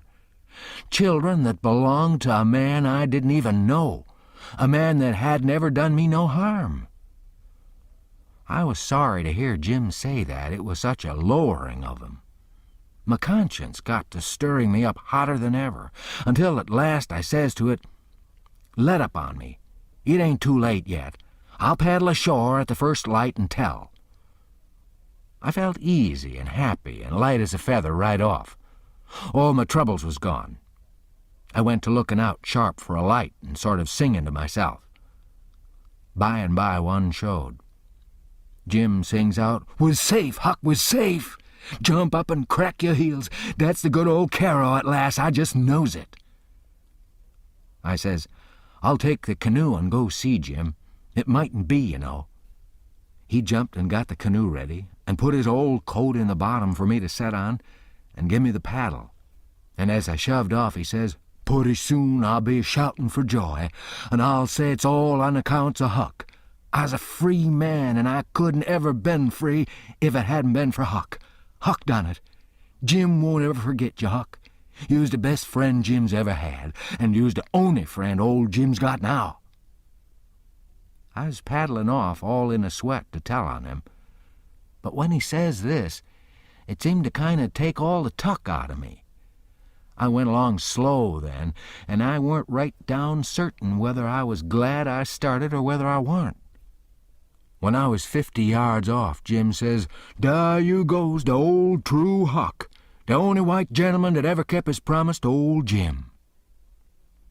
Well, I just felt sick. But I says, I gotta do it. I can't get out of it. Right then along comes a skiff with 2 men in it, with guns, and they stopped and I stopped. One of 'em says, "What's that yonder?" "A piece of raft," I says. "You belong on it?" "Yes, sir." "Any men on it?" "Only one, sir." "Well, there's 5 niggers run off tonight up yonder above the head of the bend. Is your man white or black?" I didn't answer up prompt. I tried to, but the words wouldn't come. I tried for a second or two to brace up and out with it, but I weren't man enough. Hadn't the spunk of a rabbit. I see I was weakening, so I just give up trying and up and says, "He's white." "I reckon we'll go and see for ourselves." "I wish you would," says I, "because it's Pap that's there, and maybe you'd help me tow the raft ashore where the light is. He's sick, and so is Mam and Mary Ann." "Oh, the devil, we're in a hurry, boy, but I suppose we've got to. Buckle to your paddle, and let's get along." I buckled 'em a paddle, and they laid to their oars. When we'd made a stroke or two, I says, "Pap'll be mighty much obleeged to you, I can tell you. Everybody goes away when I want 'em to help me tow the raft ashore, and I can't do it by myself." "Well, that's infernal mean. Odd, too. Say, boy, what's the matter with your father?" "It's well, it ain't anything much." They stopped pulling. It weren't but a mighty little ways to the raft now. One says, "Boy, that's a lie. What is the matter with your pap? Answer up square now, and it'll be the better for you." "I will, sir, I will, honest. But don't leave us, please. It's the gentlemen, if you'll only pull ahead and let me heave you the headline, you won't have to come near the raft. Please do." "Set her back, John. Set her back," says one. They backed water. "Keep away, boy. Keep to leeward. Confound it, I just expect the wind has blowed it to us. Your pap's got the smallpox, and you know it precious well. Why didn't you come out and say so? Do you want it to spread all over?" "Well," says I, a-blubbering, "I've told everybody before, and then they just went away and left us." "Poor devil, or something in that. We're right down sorry for you, but well, hang it, we don't want the smallpox, you see. Look here, I'll tell you what you do. Don't you try to land by yourself, or you'll smash everything to pieces. You float along down about 20 miles, and you'll come to a town on the left-hand side of the river. It'll be long after sun-up then, and when you ask for help, you tell 'em your folks are all down with chills and fever. Don't be a fool again and let people guess what's the matter. Now, we're trying to do you a kindness, so you just put 20 miles between us. That's a good boy. It wouldn't do any good to land yonder where the light is. It's only a wood yard. Say, I reckon your father's poor, and I'm bound to say he's in pretty hard luck. Here, I'll put a $20 gold piece on this board, and you get it when it floats by. I feel mighty mean to leave you, but my kingdom, it won't do to fool with smallpox, don't you see?" "Hold on, Parker," says the other man. "Here's a 20 to put on the board for me. Goodbye, boy. You do as Mr. Parker told you, and you'll be all right." "That's so, my boy. Goodbye. Goodbye. If you see any runaway niggers, you get help and nab 'em, and you can make some money by it." "Goodbye, sir," says I. "I won't let no runaway niggers get by me if I can help it." They went off, and I got aboard the raft feeling bad and low because I knowed very well I'd done wrong, and I see it weren't no use for me to try to learn to do right. A body that don't get started right when he's little ain't got no show. When the pinch comes, there ain't nothing to back him up and keep him to his work, and so he gets beat. Then I thought a minute and says to myself, hold on. S'pose you'd a done right and give Jim up. Would you felt better than what you do now? No, says I. I'd feel bad. I'd feel just the same way I do now. Well then, says I, what's the use you learning to do right when it's troublesome to do right and ain't no trouble to do wrong, and the wages is just the same? I was struck. I couldn't answer that. So I reckoned I wouldn't bother no more about it. But after this always do whichever come handiest at the time. I went into the wigwam. Jim warn't there. I looked all around. He warn't anywhere. I says, "Jim!" "Here I is, Huck. Is they out of sight yet? Don't talk loud." He was in the river, under the stern oar, with just his nose out. I told him they was out of sight, so he come aboard.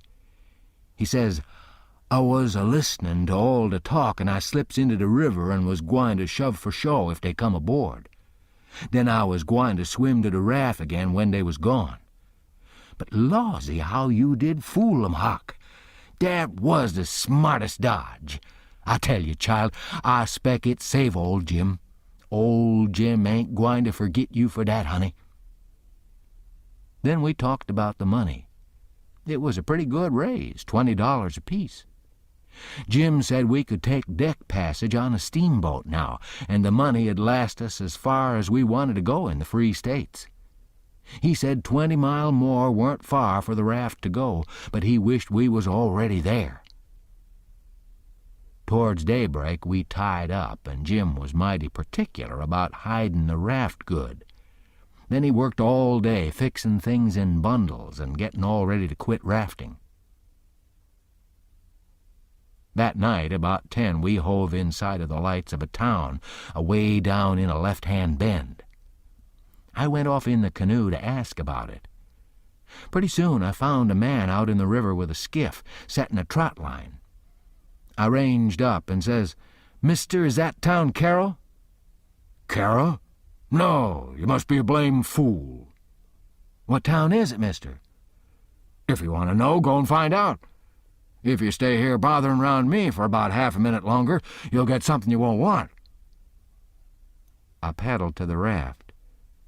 Jim was awful disappointed, but I said never mind, Carroll would be the next place, I reckoned. We passed another town before daylight, and I was going out again, but it was high ground, so I didn't go. No high ground around Carroll, Jim said. I had forgot it. We laid up for the day on a towhead tolerable close to the left-hand bank. I begun to suspicion something. So did Jim. I says, "Maybe we went by Carroll in the fog that night." He says, "Don't let's talk about it, Huck. Po niggers can't have no luck. I always suspected that rattlesnake skin weren't done with its work." I wish I'd never seen that snake skin, Jim. I do wish I'd never laid eyes on it. It ain't your fault, Huck. You didn't know. Don't you blame yourself about it. When it was daylight, here was the clear Ohio water inshore, sure enough. And outside was the old regular muddy. So it was all up with Carroll. We talked it all over. It wouldn't do to take to the shore. We couldn't take the raft upstream, of course. There warn't no way but to wait for dark and start back in the canoe and take the chances. So we slept all day amongst the cottonwood thicket so as to be fresh for the work. And when we went back to the raft about dark, the canoe was gone. We didn't say a word for a good while. There weren't anything to say. We both knowed well enough it was some more work of the rattlesnake skin, so what was the use to talk about it?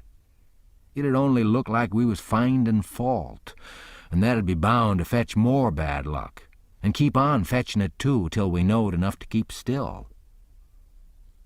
By and by we talked about what we better do, and found there warn't no way but just to go along down with the raft till we got a chance to buy a canoe to go back in. We weren't going to borrow it when there weren't anybody around, the way Pap would do, for that might set people after us. So we shoved out, after dark, on the raft. Anybody that don't believe yet that it's foolishness to handle a snakeskin, after all that snakeskin done for us, will believe it now if they read on and see what more it done for us. The place to buy canoes is off of rafts, laying up at shore. But we didn't see no rafts laying up. So we went along down during 3 hours and more. Well, the night got gray and rather thick, which is the next meanest thing to fog. You can't tell the shape of the river, and you can't see no distance. It got to be very late and still. and then along comes a steamboat up the river. We lit the lantern and judged she'd see it. Upstream boats didn't generally come close to us. They go out and follow the bars and hunt for easy water under the reefs. But nights like this, they bull right up the channel against the whole river. We could hear her pounding along, but we didn't see her good till she was close. She aimed right for us. Often they do that and try to see how close they can come without touching. Sometimes the wheel bites off a sweep, and then the pilot sticks his head out and laughs and thinks he's mighty smart. Well, here she comes, and we said she was going to try to shave us, but she didn't seem to be shearing off a bit. She was a big one, and she was coming in a hurry, too, looking like a black cloud with rows of glowworms around it. But all of a sudden she bulged out big and scary with a long row of wide-open furnace doors shining like red-hot teeth and her monstrous bows and guards hanging right over us. There was a yell at us and a jingling of bells to stop the engines, a powwow of cussing and whistling of steam, and as Jim went overboard on one side and I on the other, she came a-smashing straight through the raft. I dived. And I aimed to find the bottom, too, for a 30-foot wheel had got to go over me, and I wanted it to have plenty of room. I could always stay underwater a minute. This time I reckon I stayed underwater a minute and a half. Then I bounced for the top in a hurry, for I was nearly busting. I popped out to my armpits and blowed the water out of my nose and puffed a bit. Of course, there was a booming current. And of course that boat started her engines again 10 seconds after she stopped them, for they never cared much for raftsmen. So now she was churning along up the river out of sight in the thick weather, though I could hear her. I sung out for Jim about a dozen times, but I didn't get any answer. So I grabbed a plank that touched me while I was treading water and struck out for shore, shoving it ahead of me. But I made out to see that the drift of the current was towards the left-hand shore, which meant that I was in a crossing, so I changed off and went that way. It was one of these long, slanting 2-mile crossings, so I was a good long time in getting over. I made a safe landing and clumb up the bank. I couldn't see but a little ways, but I went poking along over rough ground for a quarter of a mile or more, and then I run across a big, old-fashioned double-log house before I noticed it. I was going to rush by and get away, but a lot of dogs jumped out and went to howling and barking at me, and I knowed better than to move another peg.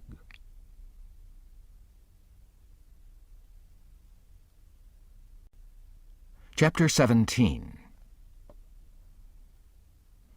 In about half a minute, somebody spoke out of a window without putting his head out and says, "Be done, boys. Who's there?" I says, "It's me." "Who's me?" "George Jackson, sir." "What do you want?" "I don't want nothing, sir. I only want to go along by, but the dogs won't let me." "What are you prowling around here this time of night for, eh?" "I weren't prowling around, sir. I fell overboard off of the steamboat." "Oh, you did you? Strike a light there, somebody. What'd you say your name was?" "George Jackson, sir. I'm only a boy." "Look here. If you're telling the truth, you needn't be afraid. Nobody'll hurt you. But don't try to budge. Stand right where you are. Rouse out Bob and Tom, some of you, and fetch the guns. George Jackson, is there anybody with you?" "No, sir, nobody." I heard the people stirring around in the house now and see a light. The man sung out, "Snatch that light away, Betsy, you old fool. Ain't you got any sense? Put it on the floor behind the front door. Bob, if you and Tom are ready, take your places." "All ready." "Now, George Jackson, do you know the Shepherdsons?" "No, sir. I never heard of 'em." "Well, that may be so, and it mayn't. Now, all ready. Step forward, George Jackson. And mind, don't you hurry. Come mighty slow. If there's anybody with you, let him keep back. If he shows himself, he'll be shot. Come along now. Come slow. Push the door open yourself. Just enough to squeeze in, you hear?" I didn't hurry. I couldn't if I'd have wanted to. I took one slow step at a time, and there weren't a sound, only I thought I could hear my heart. The dogs were as still as the humans, but they followed a little behind me. When I got to the 3 log doorsteps, I heard 'em unlocking and unbarring and unbolting. I put my hand on the door and pushed it a little, and a little more, till somebody said, "There, that's enough. Put your head in." I done it, but I judged they'd take it off. The candle was on the floor, and there they all was, looking at me, and me at them, for about a quarter of a minute. 3 big men with guns pointed at me, which made me wince, I tell you. The oldest, gray and about 60, the other 2 30 or more, all of 'em fine and handsome, and the sweetest old gray-headed lady, and back of her 2 young women, which I couldn't see right well. The old gentleman says, "I reckon it's all right. Come in." As soon as I was in, the old gentleman, he locked the door and barred it and bolted it, and told the young men to come in with their guns. And they all went in a big parlor that had a new rag carpet on the floor, and got together in a corner that was out of range of the front windows. There weren't none on the side. They held the candle and took a good look at me, and all said, "Why, he ain't a Shepherdson. No, there ain't any Shepherdson about him." Then the old man said he hoped I wouldn't mind being searched for arms, because he didn't mean no harm by it. It was only to make sure. So he didn't pry into my pockets, but only felt outside with his hands and said it was all right. He told me to make myself easy and at home, and tell all about myself. But the old lady says, "Why, bless your soul, the poor thing's as wet as he can be, and don't you reckon it may be's hungry?" "True for you, Rachel. I forgot." So the old lady says, "Betsy," this was a nigger woman, "you fly round and get him something to eat as quick as you can, poor thing. And one of you girls go and wake up Buck and tell him, oh, here he is himself. Buck, take this little stranger and get the wet clothes off from him and dress him up in some of yours that's dry." Buck looked about as old as me, 13 or 14 along there, though he was a little bigger than me. He hadn't on anything but a shirt, and he was very frowsy-headed. He come in gapping and digging one fist into his eyes, and he was dragging a gun along with the other one. He says, "Ain't they no Shepherdsons around?" They said no, 'twas a false alarm. "Well," he says, "if they'd have been some, I reckon I'd have got one." They all laughed, and Bob says, "Why, Buck, they might have scalped us all, you been so slow in comin'." "Well, nobody come after me, and it ain't right. I'm always kept down. I don't get no show." "Never mind, Buck, my boy," says the old man. "You'll have show enough all in good time. Don't you fret about that. Go along with you now and do as your mother told you." When we got upstairs to his room, he got me a coarse shirt and a roundabout and pants of his, and I put 'em on. While I was at it, he asked me what my name was, but before I could tell him, he started to tellin' me about a blue jay and a young rabbit he had catched in the woods day before yesterday, and he asked me where Moses was when the candle went out. I said I didn't know. I hadn't heard about it before, no way. "Well, guess," he says. "How am I going to guess," says I, "when I never heard tell about it before?" "But you can guess, can't you? It's just as easy."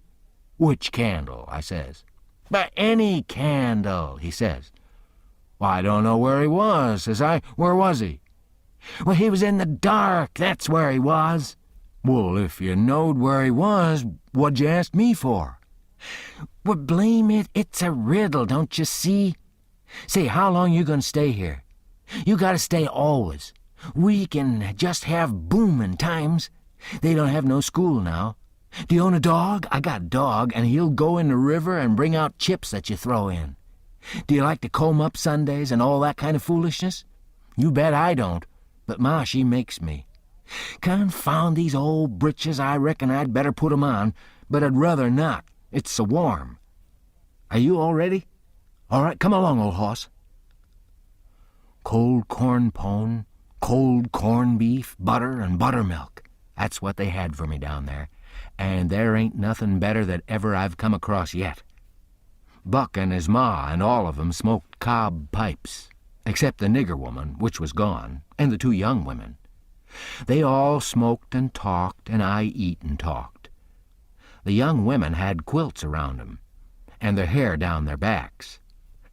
They all asked me questions, and I told 'em how Pap and me and all the family was living on a little farm down at the bottom of Arkansas, and my sister Mary Ann run off and got married and never was heard of no more, and Bill went to hunt 'em, and he warn't heard of no more, and Tom and Mort died, and then there warn't nobody but just me and Pap left, and he was just trimmed down to nothing on account of his troubles. So when he died, I took what there was left, because the farm didn't belong to us, and started up the river, deck passage, and fell overboard. And that was how I come to be here. So they said I could have a home there as long as I wanted it. Then it was most daylight, and everybody went to bed, and I went to bed with Buck, and when I waked up in the morning, drat it all, I had forgot what my name was. So I laid there about an hour trying to think, and when Buck waked up, I says, "Can you spell, Buck?" "Yes," he says. "I bet you can't spell my name," says I. "I bet you what you dare I can," says he. "All right," says I, "go ahead." "Gorgejackson. There now," he says. "Well," says I, "you done it. But I didn't think you could. It ain't no slouch of a name to spell, right off without studying." I set it down private, because somebody might want me to spell it next, and so I wanted to be handy with it and rattle it off like I was used to it. It was a mighty nice family, and a mighty nice house, too. I hadn't seen no house out in the country before that was so nice and had so much style. It didn't have an iron latch on the front door, nor a wooden one with a buckskin string, but a brass knob to turn, the same as houses in town. There weren't no bed in the parlor, not a sign of a bed, but heaps of parlors in towns had beds in 'em. There was a big fireplace that was bricked on the bottom, and the bricks was kept clean and red by pouring water on 'em and scrubbing 'em with another brick. Sometimes they washed 'em over with red water paint that they call Spanish brown, same as they do in town. They had big brass dog irons that could hold up a saw log. There was a clock on the middle of the mantelpiece with a picture of a town painted on the bottom half of the glass front, and a round place in the middle of it for the sun, and you could see the pendulum swing behind it. It was beautiful to hear that clock tick. And sometimes when one of these peddlers had been along and scoured her up and got her in good shape, she'd start in and strike 150 before she got tuckered out. They wouldn't took any money for her. Well, there was a big, outlandish parrot on each side of the clock, made out of something like chalk and painted up gaudy. By one of the parrots was a cat made of crockery, and a crockery dog by the other. And when you pressed down on 'em, they squeaked, but didn't open their mouths nor look different nor interested. They squeaked through underneath. There was a couple of big wild turkey-winged fans spread out behind those things. On a table in the middle of the room was a kind of a lovely crockery basket that had apples and oranges and peaches and grapes piled up in it, which was much redder and yellower and prettier than real ones is. But they weren't real, because you could see where pieces had got chipped off and showed the white chalk or whatever it was underneath. This table had a cover made out of beautiful oilcloth with a red and blue spread eagle painted on it, and a painted border all around. It come all the way from Philadelphia, they said. There was some books, too, piled up perfectly exact on each corner of the table. One was a big family Bible full of pictures. One was Pilgrim's Progress, about a man that left his family, it didn't say why. I read considerable in it now and then. The statements was interesting, but tough. Another was Friendship's Offering, full of beautiful stuff and poetry, but I didn't read the poetry. Another was Henry Clay's speeches, and another was Dr. Gunn's family medicine, which told you all about what to do if a body was sick or dead. There was a hymn book and a lot of other books. And there was nice split-bottom chairs, and perfectly sound, too, not bagged down in the middle and busted like an old basket. They had pictures hung on the walls, mainly Washingtons and Lafayettes and battles and Highland Marys, and one called Signing the Declaration. There was some that they called crayons, which one of the daughters, which was dead, made her own self when she was only 15 years old. They was different from any pictures I ever see before, blacker mostly than is common. One was a woman in a slim black dress, belted small under the armpits, with bulges like cabbage in the middle of the sleeves, and a large black scoop shovel bonnet with a black veil, and white slim ankles crossed about with black tape, and very wee black slippers like a chisel. And she was leaning pensive on a tombstone on her right elbow, under a weeping willow, and her other hand hanging down her side, holding a white handkerchief and a reticule. And underneath the picture it said, "Shall I never see thee more, alas." Another one was a young lady with her hair all combed up straight to the top of her head, and knotted there in front of a comb like a chairback. And she was crying into a handkerchief, and had a dead bird laying on its back in her other hand with its heels up. And underneath the picture it said, "I shall never hear thy sweet chirrup more, alas." There was one where a young lady was at a window looking up at the moon, and tears running down her cheeks.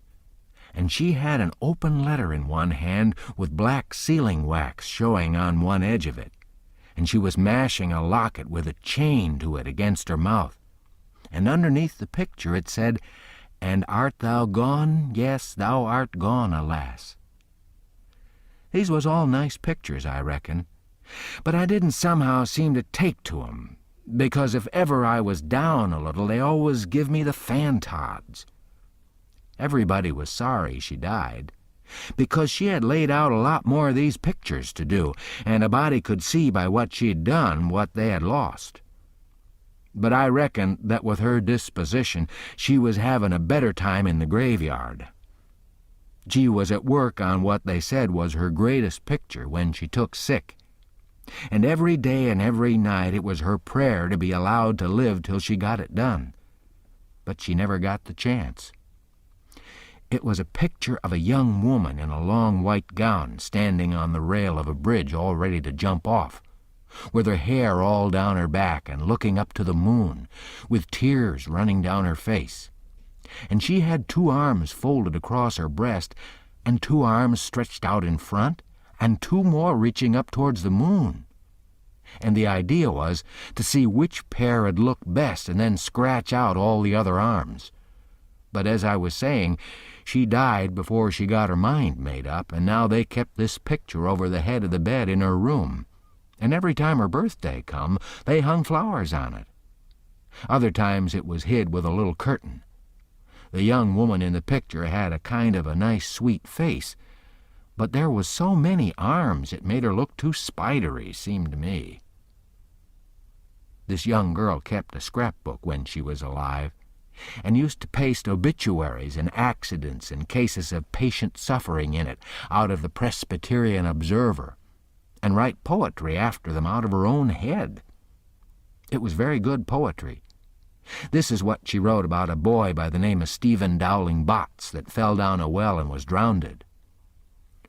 Ode to Stephen Dowling Botts, deceased. And did young Stephen sicken? And did young Stephen die? And did the sad hearts thicken? And did the mourners cry?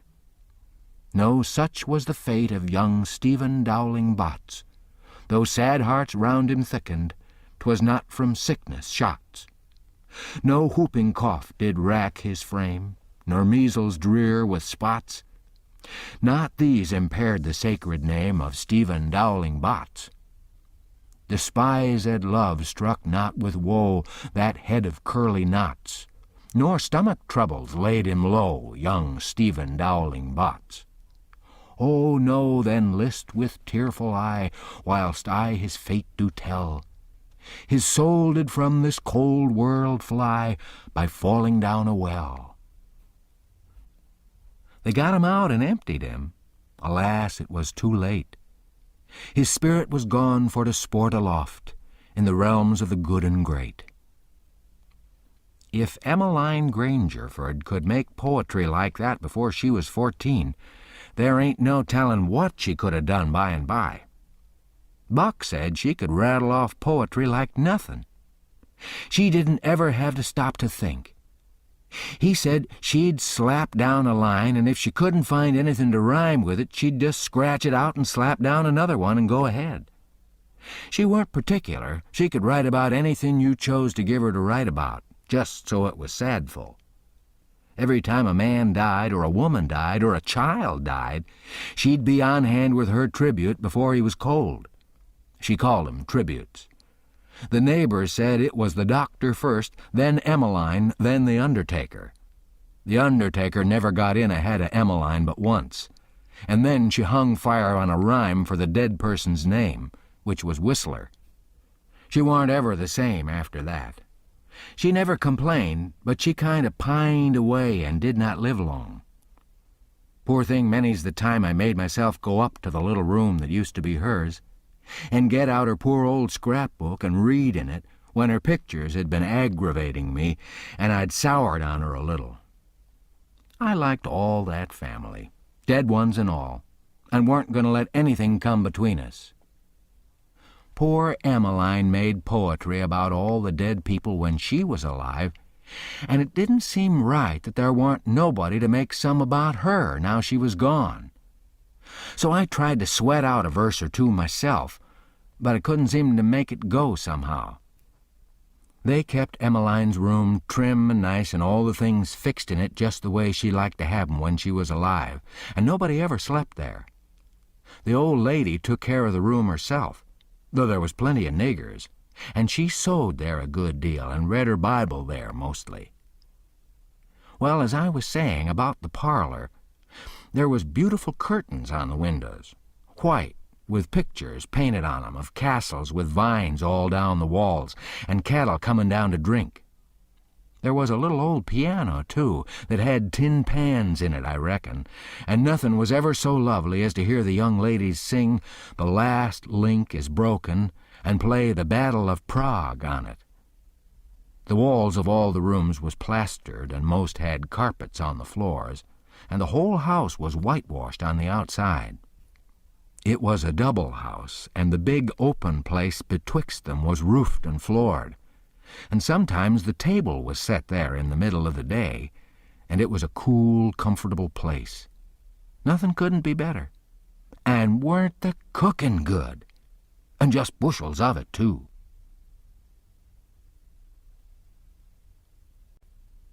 Chapter 18. Colonel Grangerford was a gentleman, you see. He was a gentleman all over, and so was his family. He was well born, as the saying is, and that's worth as much in a man as it is in a horse, so the widow Douglas said, and nobody ever denied that she was of the first aristocracy in our town. And Pap, he always said it, too, though he weren't no more quality than a mudcat himself. Colonel Grangerford was very tall and very slim, and had a darkish paley complexion, not a sign of red in it anywheres. He was clean-shaved every morning all over his thin face, and he had the thinnest kind of lips and the thinnest kind of nostrils and a high nose and heavy eyebrows and the blackest kind of eyes, sunk so deep back that they seemed like they was looking out of caverns at you, as you might say. His forehead was high, and his hair was black and straight and hung to his shoulders. His hands was long and thin, and every day of his life he put on a clean shirt and a full suit from head to foot, made out of linen so white it hurt your eyes to look at it.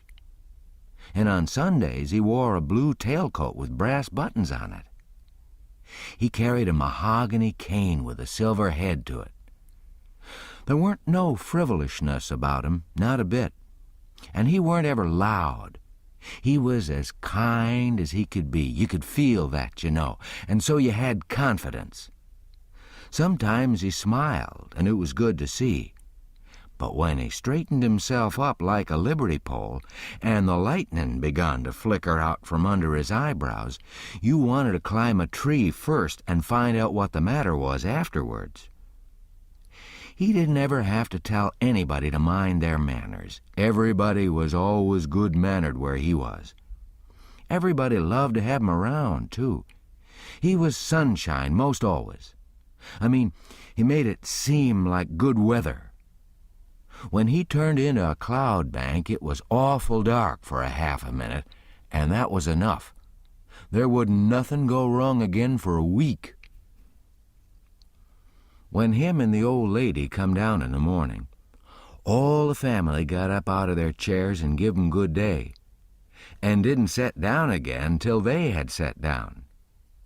Then Tom and Bob went to the sideboard where the decanters was, and mixed a glass of bitters and handed it to him, and he held it in his hand and waited till Tom's and Bob's was mixed, and then they bowed and said, "Our duty to you, sir and madam," and they bowed the least bit in the world and said thank you, and so they drank all three, and Bob and Tom poured a spoonful of water on the sugar and the mite of whiskey or apple brandy in the bottom of their tumblers and give it to me and Buck, and we drank to the old people too.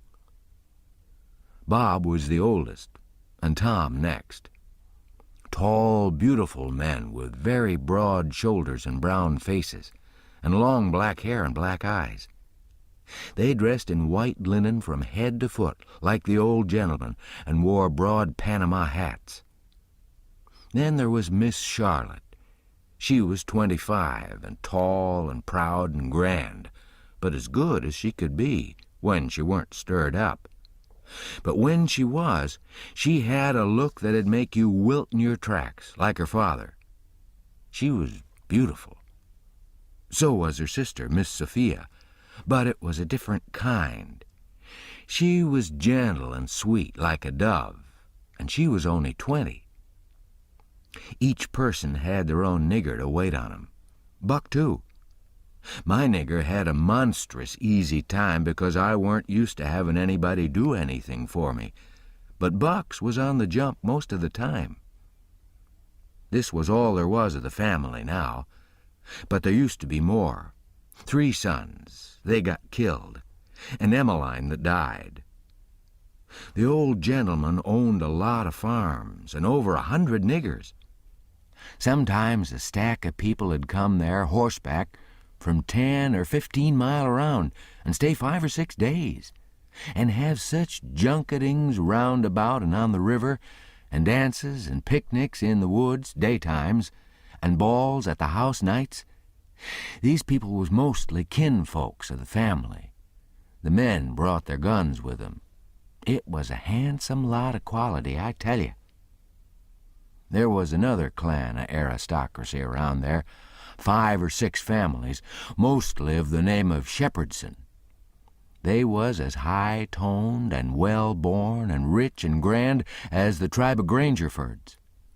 The Shepherdsons and the Grangerfords used the same steamboat landing, which was about 2 mile above our house. So sometimes when I went up there with a lot of our folks, I used to see a lot of the Shepherdsons there on their fine horses. One day Buck and me was away out in the woods hunting and heard a horse coming. We was crossing the road. Buck says, "Quick, jump for the woods." We done it, and then peeped down the woods through the leaves.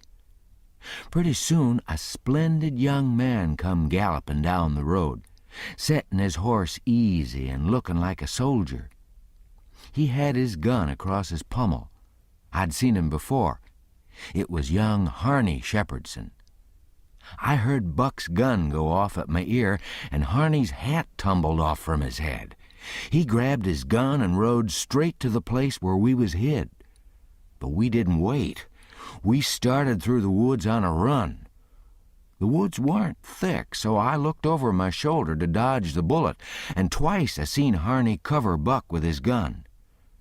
And then he rode away the way he come, to get his hat, I reckon, but I couldn't see.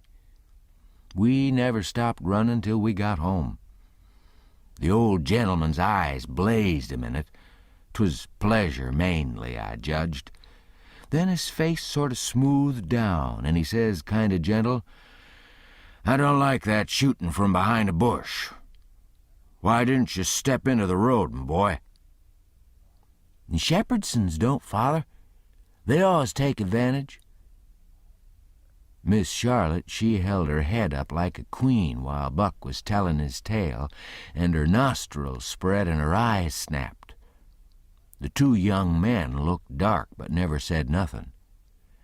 Miss Sophia, she turned pale, but the color come back when she found the man warn't hurt. Soon as I could get Buck down by the corn cribs under the trees by ourselves, I says, "Did you want to kill him, Buck?" "Well, I bet I did." "What'd he do to you?" "He never done nothing to me."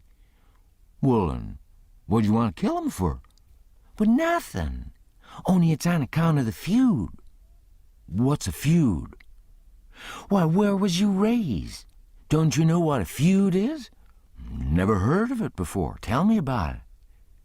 "Well," says Buck, "a feud is this way. A man has a quarrel with another man and kills him. Then that other man's brother kills him. Then the other brothers on both sides goes for one another. Then the cousins chip in, and by and by everybody's killed off and there ain't no more feud. But it's kind of slow and takes a long time." "Has this one been going on long, Buck?" "Well, I should reckon. It started 30 years ago or somewheres along there. There was trouble about something, and then a lawsuit to settle it, and then the suit went agin one of the men, and so he up and shot the man that won the suit, which he would naturally do, of course. Anybody would." "What was the trouble about, Buck? Land?" "I reckon maybe. I don't know." "Well, who done the shooting? Was it a Grangerford or a Shepherdson?"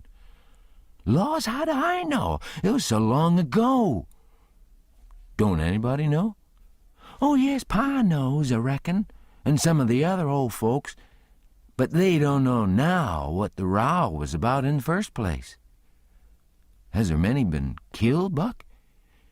"Yes, right smart chance of funerals. But they don't always kill. Pa's got a few buckshot in him, but he don't mind it 'cause he don't weigh much anyway. Bob has been carved up some with a bowie, and Tom's been hurt once or twice." "Has anybody been killed this year, Buck?" "Yes, we got one and they got one.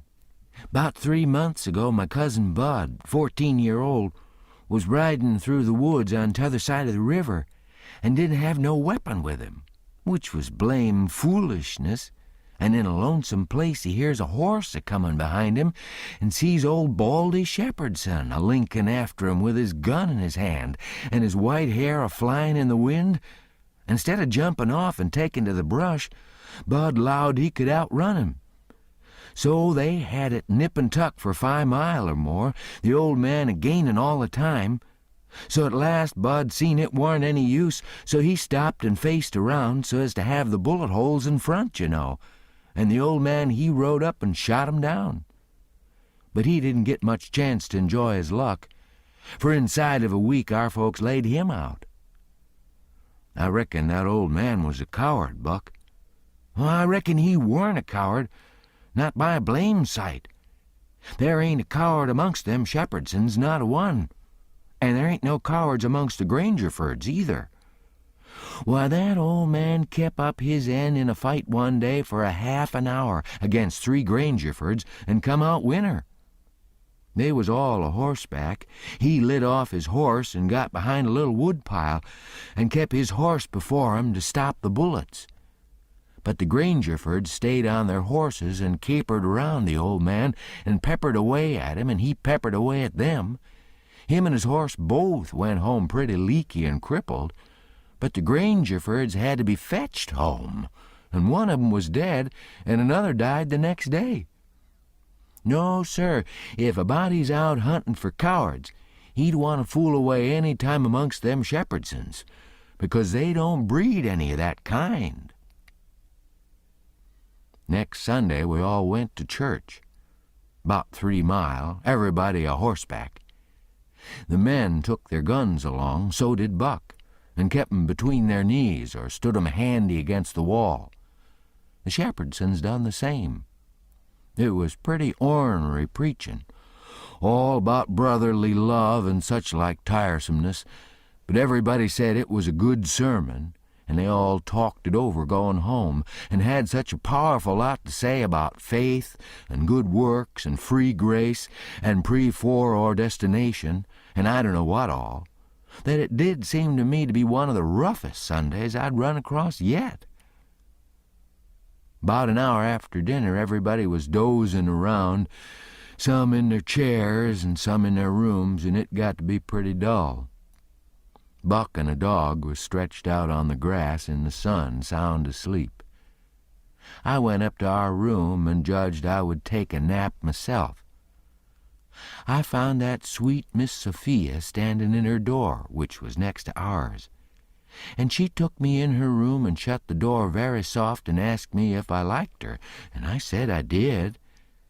And she asked me if I'd do something for her and not tell anybody, and I said I would. Then she said she'd forgot her Testament and left it in the seat at church between 2 other books, and would I slip out quiet and go there and fetch it to her and not say nothing to nobody. I said I would.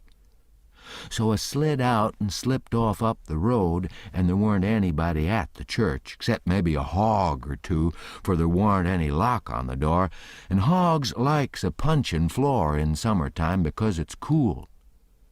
If you notice, most folks don't go to church only when they got to, but a hog is different. Says I to myself, something's up. It ain't natural for a girl to be in such a sweat about a testament. So I give it a shake, and out drops a little piece of paper with 2:30 wrote on it with a pencil. I ransacked it, but couldn't find anything else. I couldn't make anything out of that. So I put the paper in the book again, and when I got home and upstairs, there was Miss Sophia in her door waiting for me. She pulled me in and shut the door. Then she looked in the Testament till she found the paper, and as soon as she read it, she looked glad. And before a body could think, she grabbed me and give me a squeeze and said I was the best boy in the world, and not to tell anybody. She was mighty red in the face for a minute, and her eyes lighted up, and it made her powerful pretty.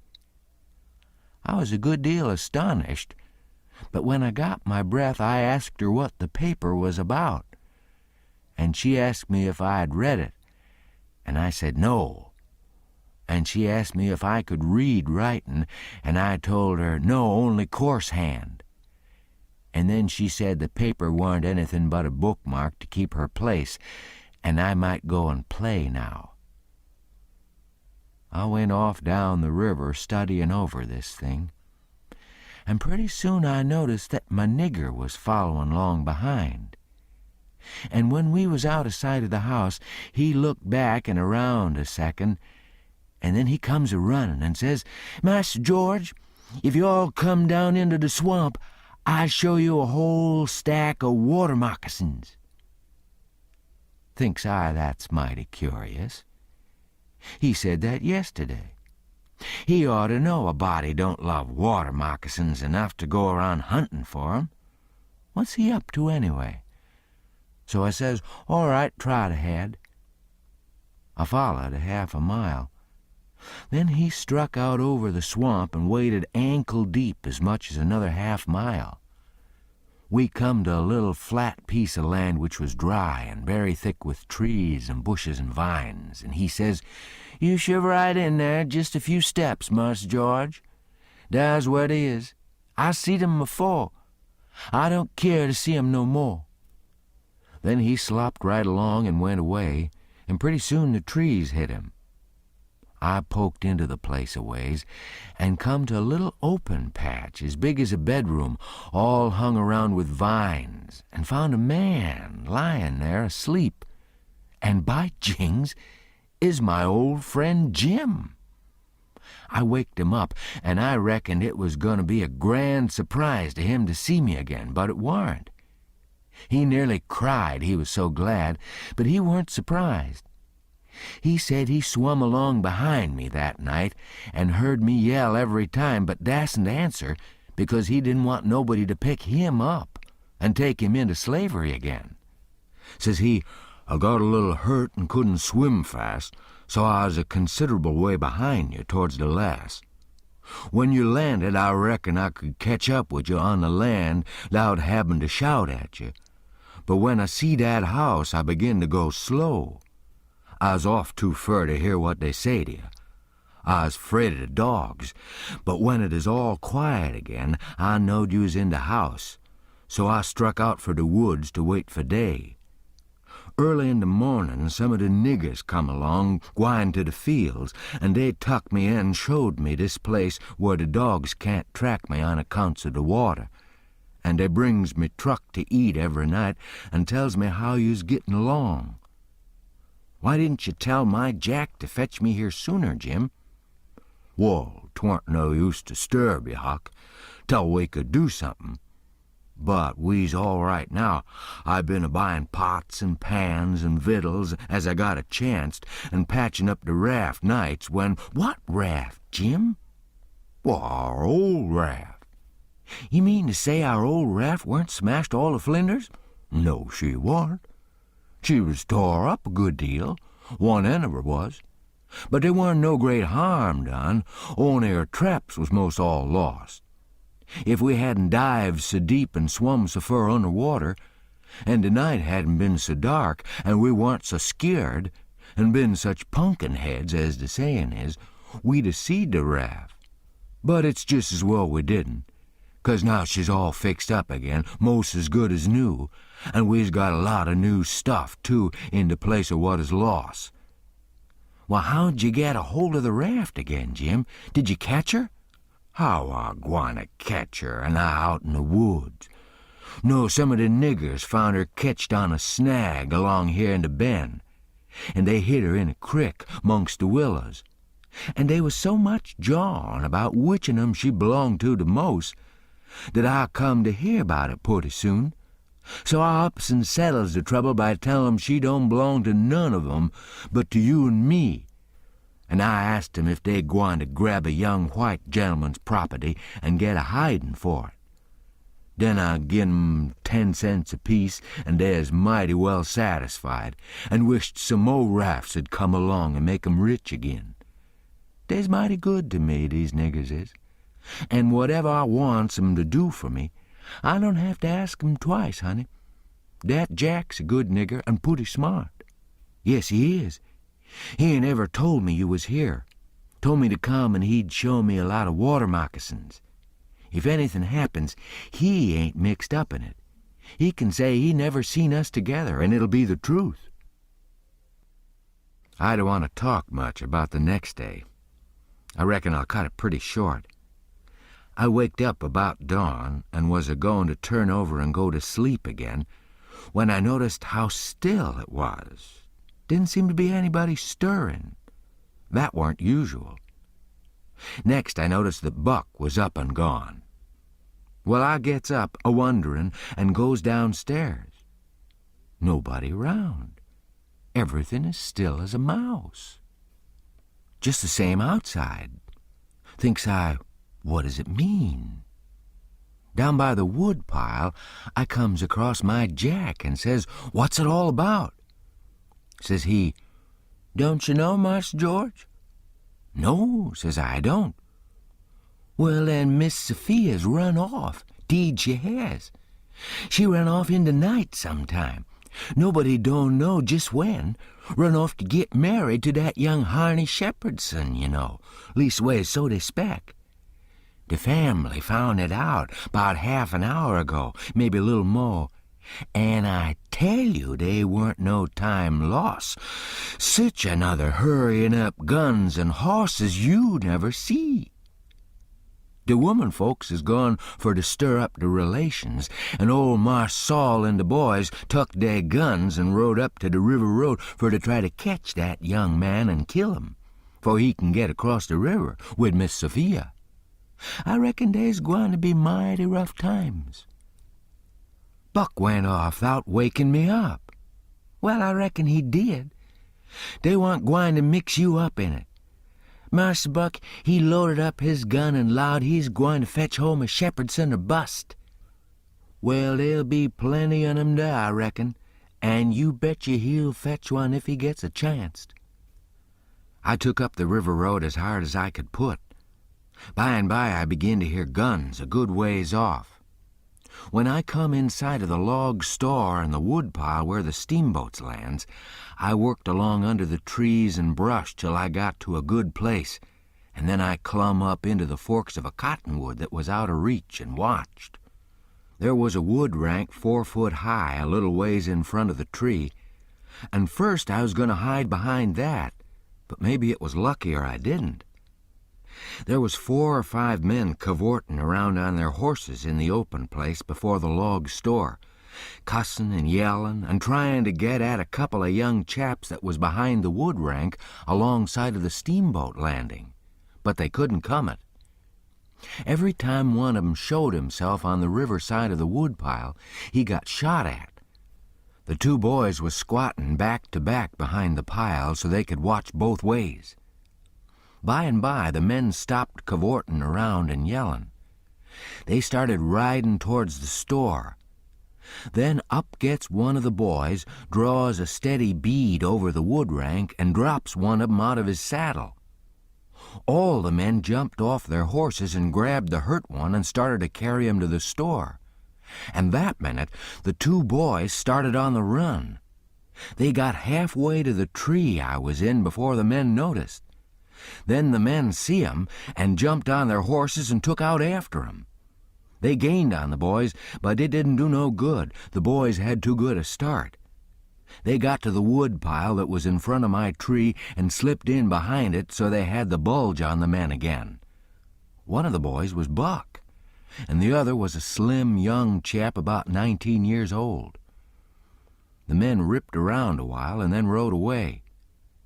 As soon as they was out of sight, I sung out to Buck and told him. He didn't know what to make of my voice coming out of the tree at first. He was awful surprised. He told me to watch out sharp and let him know when the men come in sight again. Said they was up to some devilment or other, wouldn't be gone long. I wished I was out of the tree, but I dasn't come down. Buck begun to cry and rip and 'lowed that him and his cousin Joe, that was the other young chap, would make up for this day yet. He said his father and his 2 brothers was killed, and 2 or 3 of the enemy. Said the Shepherdsons laid for him in ambush. Buck said his father and brothers ought to waited for their relations. The Shepherdsons was too strong for 'em. I asked him what was become of young Harney and Miss Sophia. He said they'd got across the river and was safe. I was glad of that. But the way Buck did take on because he didn't manage to kill Harney that day he shot at him, I hain't ever heard anything like it. All of a sudden, bang, bang, bang goes 3 or 4 guns. The men had slipped around through the woods and come in from behind without their horses. The boys jumped for the river, both of 'em hurt, and as they swum down the current, the men run along the bank shooting at 'em and singing out, "Kill 'em, kill 'em." It made me so sick I almost fell out of the tree. I ain't a-goin' to tell all that happened. It'd make me sick again if I was to do that. I wished I hadn't ever come ashore that night to see such things. I ain't ever going to get shut of 'em. Lots of times I dream about 'em. I stayed in the tree till it begun to get dark, afraid to come down. Sometimes I heard guns away off in the woods, and twice I seen little gangs of men gallop past the log store with guns. so I reckoned the trouble was still going on. I was mighty downhearted, so I made up my mind I wouldn't ever go near that house again, because I reckoned I was to blame somehow. I judged that that piece of paper meant that Miss Sophia was to meet Harney somewheres at 2:30 and run off. And I judged I ought to told her father about that paper and the curious way she acted, and then maybe he would 'a' locked her up and this awful mess wouldn't ever happened. When I got down out of the tree, I crept along down the river bank a piece and found the 2 bodies laying in the edge of the water and tugged at 'em till I got 'em ashore. Then I covered their faces and got away as quick as I could. I cried a little when I was covering up Buck's face, for he was mighty good to me.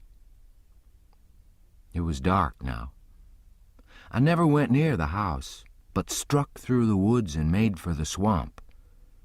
Jim warn't on his island, so I tramped off in a hurry for the crick and crowded through the willows, red hot to jump aboard and get out of that awful country. The raft was gone. My souls, but I was scared. I couldn't get my breath for most a minute. Then I raised a yell. A voice not 25 foot from me says, "Good land, is that you, honey? Don't make no noise." It was Jim's voice. Nothing ever sounded so good before. I run along the bank a piece and got aboard, and Jim, he grabbed me and he hugged me. He is so glad to see me. He says, "Laws bless you, child, I was right down sure you's dead again. Jack's been here. He says he reckon you's been shot 'cause you didn't come home no more. So I was just this minute a-starting to raft down towards the mouth of the crick, so's to be all ready for to shove out and leave soon as Jack comes again and tells me for certain you is dead. Lawsy, I was mighty glad to get you back again, honey." I says, "All right, that's mighty good. They won't find me, and they'll think I've been killed and floated down the river. There's something up there that'll help them to think so.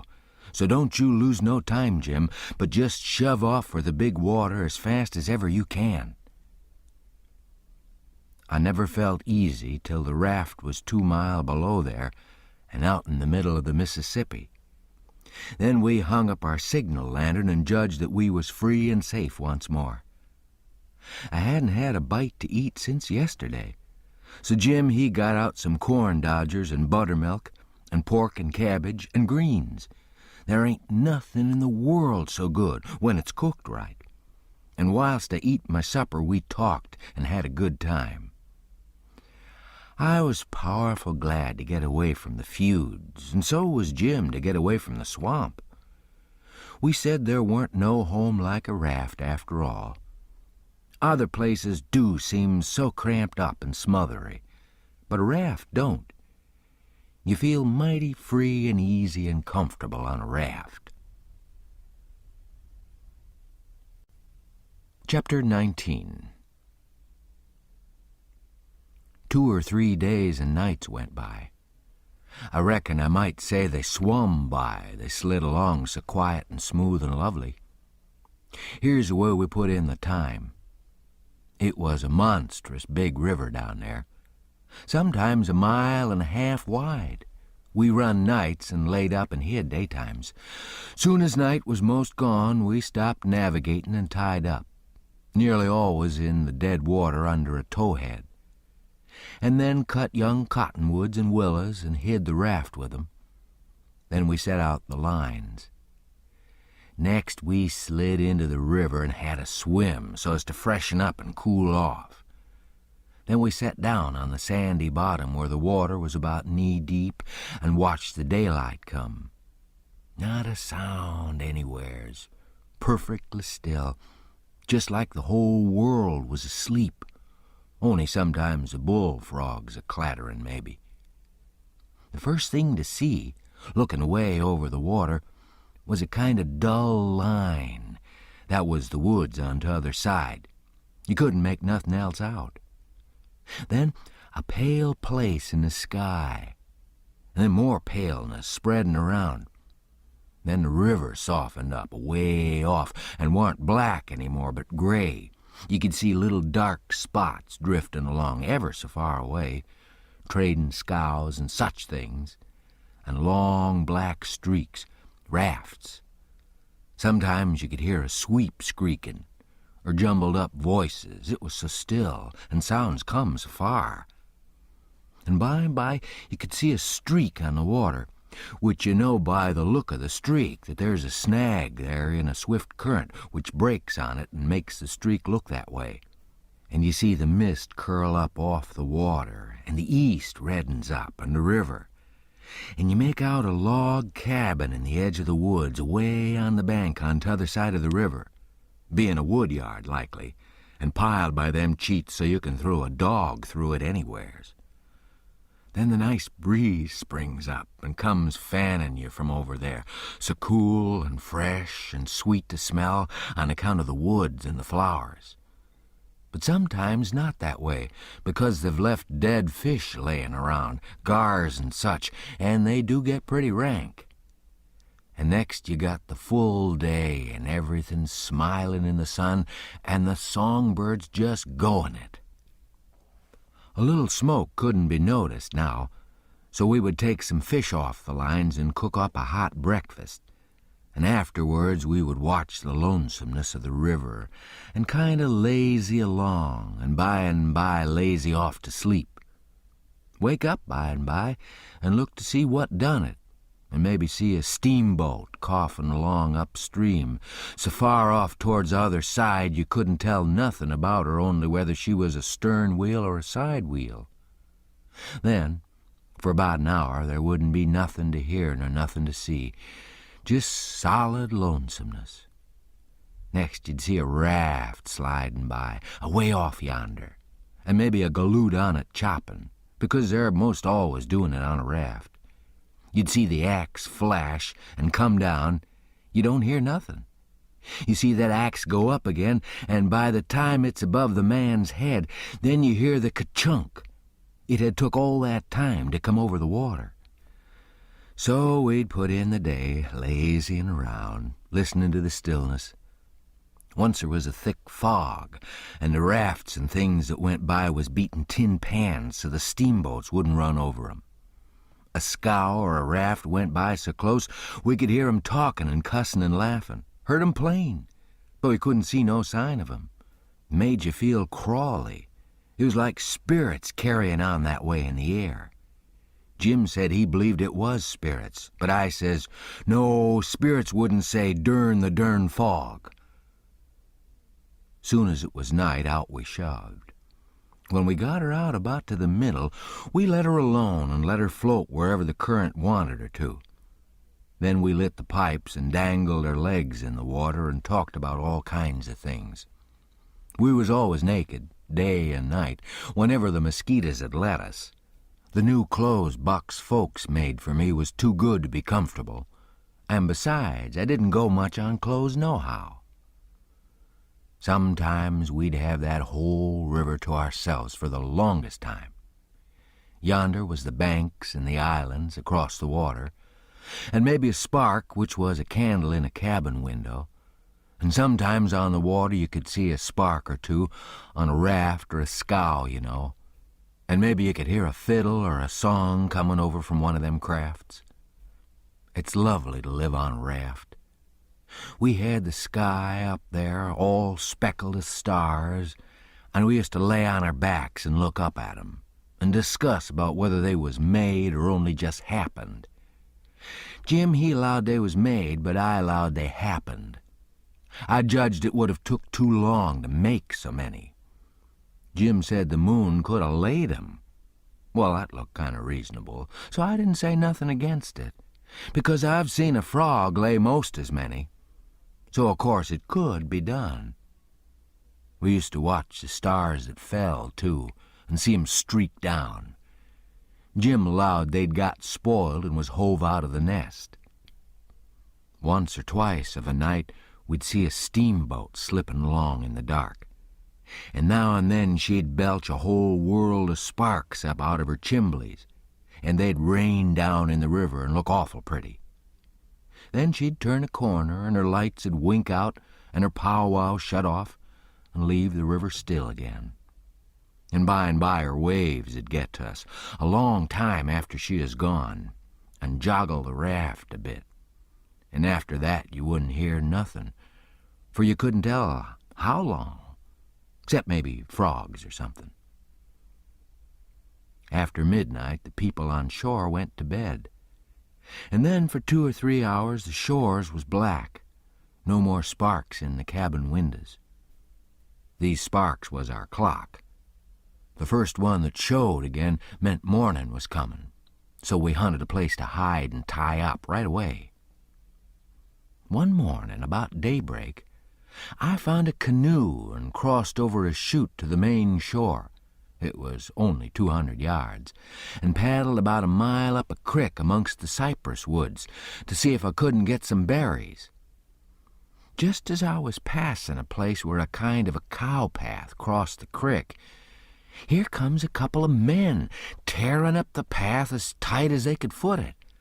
I thought I was a goner, for whenever anybody was after anybody, I judged it was me, or maybe Jim. I was about to dig out from there in a hurry, but they was pretty close to me then, and sung out and begged me to save their lives. Said they hadn't been doing nothing, and was being chased for it. Said there was men and dogs a-comin'.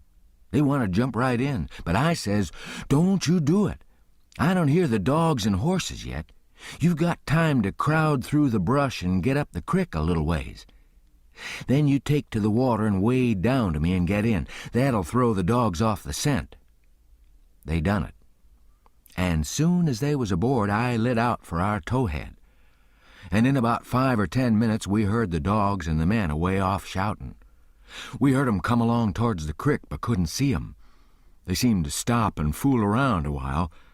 Then as we got further and further away all the time, we couldn't hardly hear 'em at all. By the time we'd left a mile of woods behind us and struck the river, everything was quiet, and we paddled over to the towhead and hid in the cottonwoods and was safe. One of these fellows was about 70 or upwards, and had a bald head and very gray whiskers. He had an old battered-up slouch hat on, and greasy blue woolen shirt, and ragged old blue jeans breeches stuffed into his boot tops, and home-knit galluses. No, he only had one. He had an old, long-tailed blue jeans coat with slick brass buttons flung over his arm, and both of 'em had big, fat, ratty-looking carpet bags. The other fellow was about 30, and dressed about as ornery.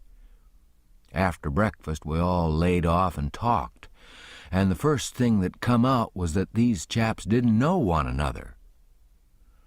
"What got you into trouble?" says the bald-head other chap. "Well, I'd been selling an article to take the tartar off the teeth, and it does take it off, too, and generally the enamel along with it. But I stayed about 1 night longer than I ought to, and was just in the act of sliding out when I ran across you on the trail this side of town, and you told me they were coming and begged me to help you get off. So I told you I was expecting trouble myself and 'd scatter out with you. That's the whole yarn. What's yourn?" "Well, I've been running a little temperance revival there about a week, and was the pet of the women folks, big and little, for I was making it mighty warm for the rummies, I tell you, and taking as much as $5 or $6 a night, 10 cents a head, children and niggers free, and business a-growing all the time, when somehow or another a little report got around last night that I had a way of putting in my time with a private jug on the sly. A nigger rousted me out this morning and told me the people was gathering on the quiet with their dogs and horses, and they'd be along pretty soon and give me about half an hour's start, and then run me down if they could. And if they got me, they'd tar and feather me and ride me on a rail, sure. I didn't wait for no breakfast. I weren't hungry." "Old man," says the young one, "I reckon we might double-team it together. What do you think?"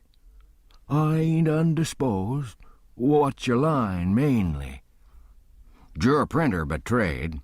Do a little in patent medicines, theater actor, tragedy, you know. Take a turn at mesmerism and phrenology when there's a chance. Teach singing, geography school for a change. Sling a lecture sometimes. Oh, I do lots of things. Most anything that comes handy, so it ain't work. What's your lay? I done considerable in the doctorin' way in my time. Layin' on of hands is my best holt for cancer and paralysis and such things. And I can tell a fortune pretty good when I've got somebody along to find out the facts for me. Preachin's my line, too, and workin' camp meetin's and missionaryin' round. Nobody never said anything for a while. Then the young man hove a sigh and says, "Alas, what are you a-lassin' about?" says the bald head. "To think I should have lived to be leadin' such a life and be degraded down into such company." And he begun to wipe the corner of his eye with a rag. "Darn your skin, ain't the company good enough for you?" says the bald head, pretty pert and uppish. "Yes, it is good enough for me. It's as good as I deserve. For who fetched me so low when I was so high? I did myself. I don't blame you, gentlemen, far from it. I don't blame anybody. I deserve it all. Let the cold world do its worst. One thing I know, there's a grave somewhere for me. The world may go on just as it's always done, and take everything from me, loved ones, property, everything, but it can't take that. Some day I'll lie down in it and forget it all, and my poor broken heart'll be at rest." He went on a-wiping. "Drat your poor broken heart," says the bald head. "What are you heaving your poor broken heart at us for? We ain't done nothing." "No, I know you haven't. I ain't blaming you, gentlemen. I brought myself down. Yes, I did it myself. It's right I should suffer, perfectly right. I don't make any moan." "Brought you down from where? Where was you brought down from?" "Oh, you wouldn't believe me. The world never believes. Let it pass. It's no matter. The secret of my birth." "The secret of your birth? Do you mean to say—" "Gentlemen," says the young man, very solemn, "I will reveal it to you, for I feel I may have confidence in you. By rights, I am a duke." Jim's eyes bugged out when he heard that, and I reckon mine did, too. Then the bald head says, "No, you can't mean it." "Yes, my great-grandfather, eldest son of the Duke of Bridgewater, fled to this country about the end of the last century to breathe the pure air of freedom. Married here and died, leaving a son, his own father dying about the same time. The second son of the late Duke seized the title and estates. The infant real Duke was ignored. I am the lineal descendant of that infant. I am the rightful Duke of Bridgewater. And here am I, forlorn, torn from my high estate, hunted of men, despised by the cold world, ragged, worn, heartbroken, and degraded to the companionship of felons on a raft." Jim pitied him ever so much, and so did I. We tried to comfort him, but he said it warn't much use. He couldn't be much comforted. Said if we was a mind to acknowledge him, that would do him more good than most anything else. So we said we would if he'd tell us how. He said we ought to bow when we spoke to him and say, "Your Grace," or "My Lord," or "Your Lordship." And he wouldn't mind it if we called him plain Bridgewater, which he said was a title anyway and not a name.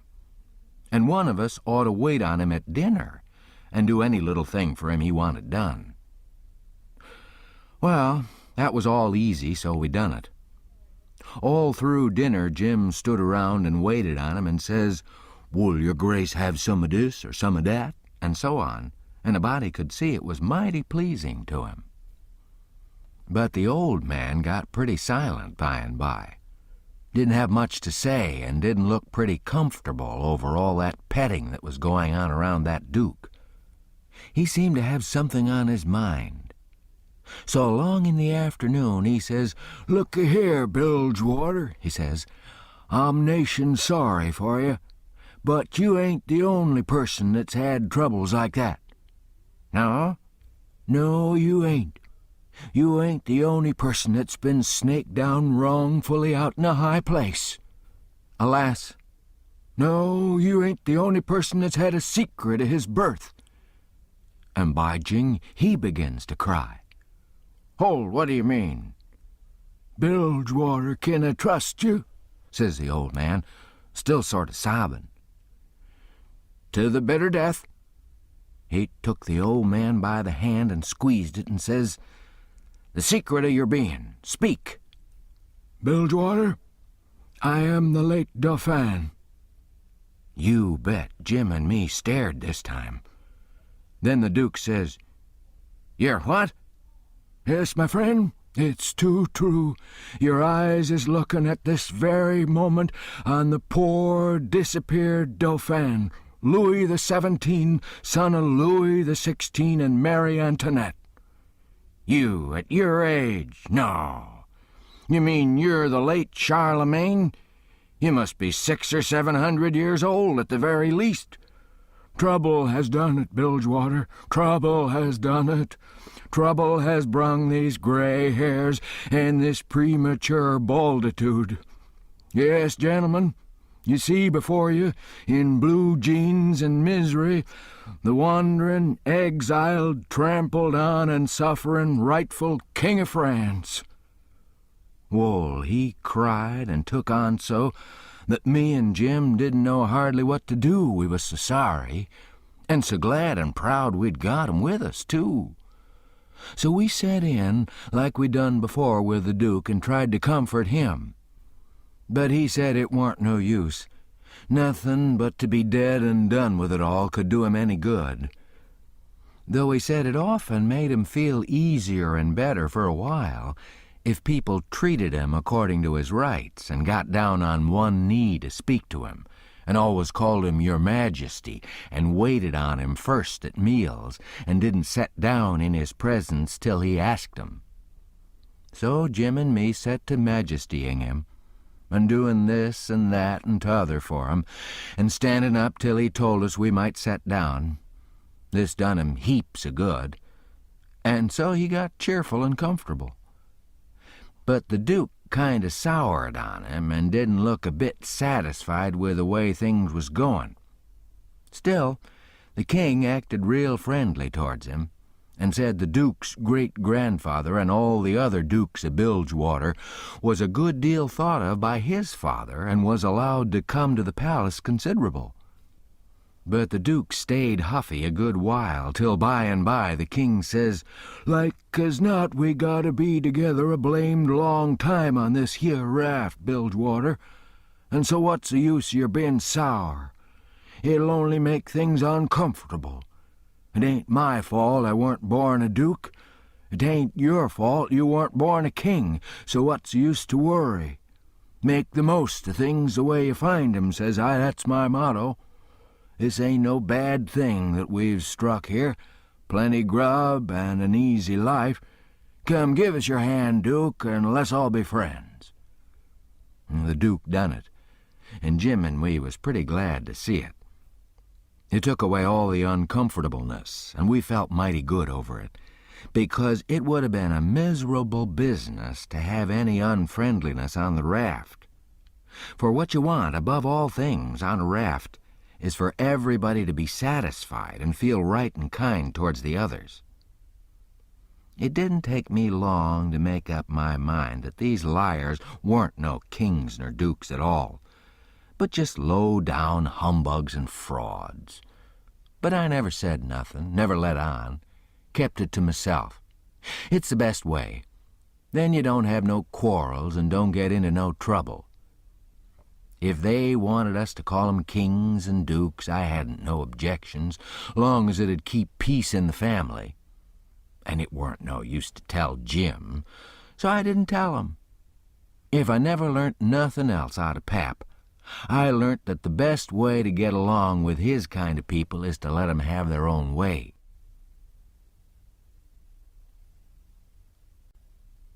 Chapter 20. They asked us considerable many questions. Wanted to know what we covered up the raft that way for and laid by in the daytime instead of running. Was Jim a runaway nigger? Says I, goodness sakes, would a runaway nigger run south? No, they allowed he wouldn't. I had to account for things some way, so I says, my folks was living in Pike County in Missouri, where I was born, and they all died off but me and Pa and my brother Ike. Pa, he 'lowed he'd break up and go down and live with Uncle Ben, who's got a little one-horse place on the river, 44 miles below Orleans. Pa was pretty poor and had some debts. So when he'd squared up, there weren't nothing left but $16 and our nigger Jim.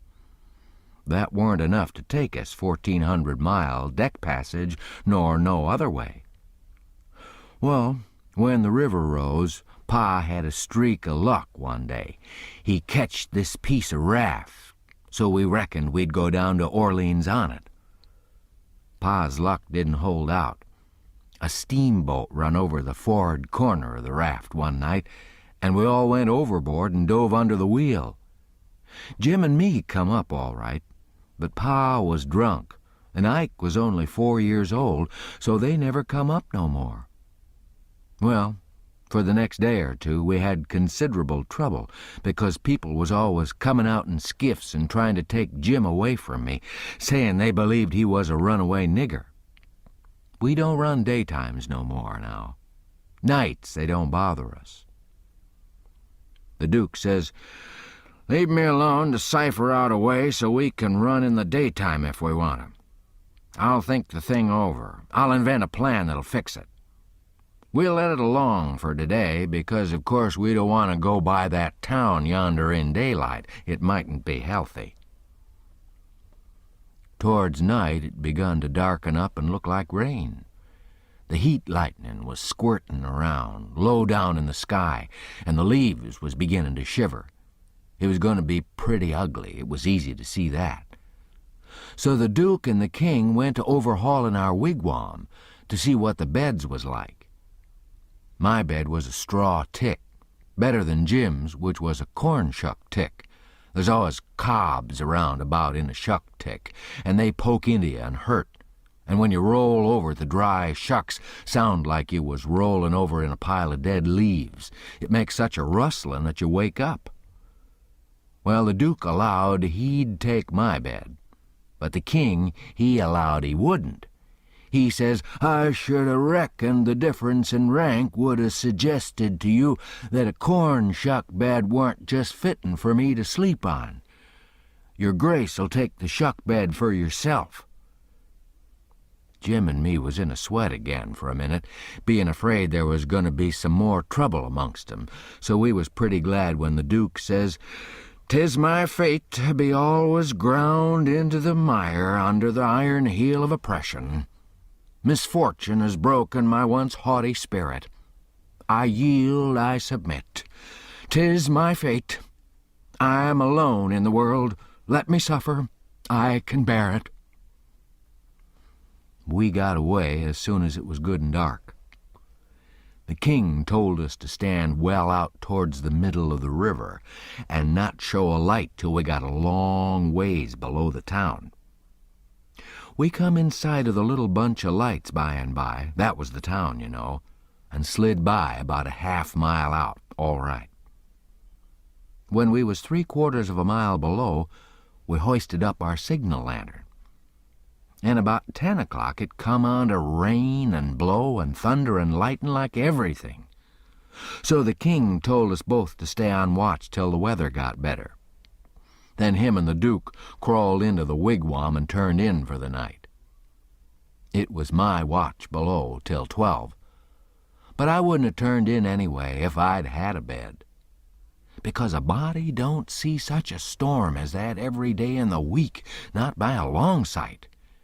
My souls, how the wind did scream along, and every second or two there'd be some glare that lit up the whitecaps for a half a mile around, and you'd see the islands looking dusty through the rain, and the trees thrashing around in the wind, Then comes a whack, bum, bum, bumble-umble-bum, and the thunder'd go rumblin' and grumblin' away and quit, and then rip comes another flash and another sockdolliger. The waves most washed me off the raft sometimes, but I hadn't any clothes on and didn't mind. We didn't have no trouble about snags. The lightning was glaring and flitterin' around so constant that we could see 'em plenty soon enough to throw our head this way or that and miss 'em. I had the middle watch, you know, but I was pretty sleepy by that time, so Jim, he said he'd stand the first half of it for me. He was always mighty good that way, Jim was. I crawled into the wigwam, but the king and the duke had the legs sprawled around so there weren't no show for me. So I laid outside. I didn't mind the rain because it was warm and the waves weren't running so high now. About 2 they come up again, though, and Jim was going to call me, but he changed his mind because he reckoned they weren't high enough yet to do any harm. But he was mistaken about that, for pretty soon, all of a sudden along comes a reg'lar ripper and washed me overboard. It most killed Jim a-laughin'. He was the easiest nigger to laugh that ever was, anyway. I took the watch, and Jim he laid down and snored away. And by the storm let up for good and all, and the first cabin light that showed, I rousted him out and we slid the raft into hiding quarters for the day. The king got out an old ratty deck of cards after breakfast, and him and the duke played 7-up a while, 5 cents a game. Then they got tired of it and allowed they'd lay out a campaign, as they called it. The duke went down into his carpet bag and fetched up a lot of little printed bills and read 'em out loud. One bill said, "The celebrated Dr. Armand de Montalban of Paris would lecture on the science of phrenology at such and such a place on the blank day of blank at 10 cents admission and furnish charts of character at 25 cents apiece." The duke said that was him. In another bill, he was the world-renowned Shakespearean tragedian Garrick the Younger of Drury Lane, London. In other bills, he had a lot of other names and done other wonderful things, like finding water and gold with a divinin' rod, dissipating witch spells, and so on.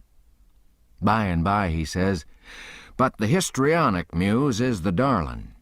Have you ever trod the boards, royalty?" "No," says the king. "You shall, then, before you're 3 days older. Fallen grandeur," says the duke. "The first good town we come to, we'll hire a hall and do the sword fight in Richard III, and the balcony scene in Romeo and Juliet. How's that strike you?" "I'm in, up to the hub for anything that'll pay, Bilgewater. But you see, I don't know nothing about play actin', and hain't ever seen much of it.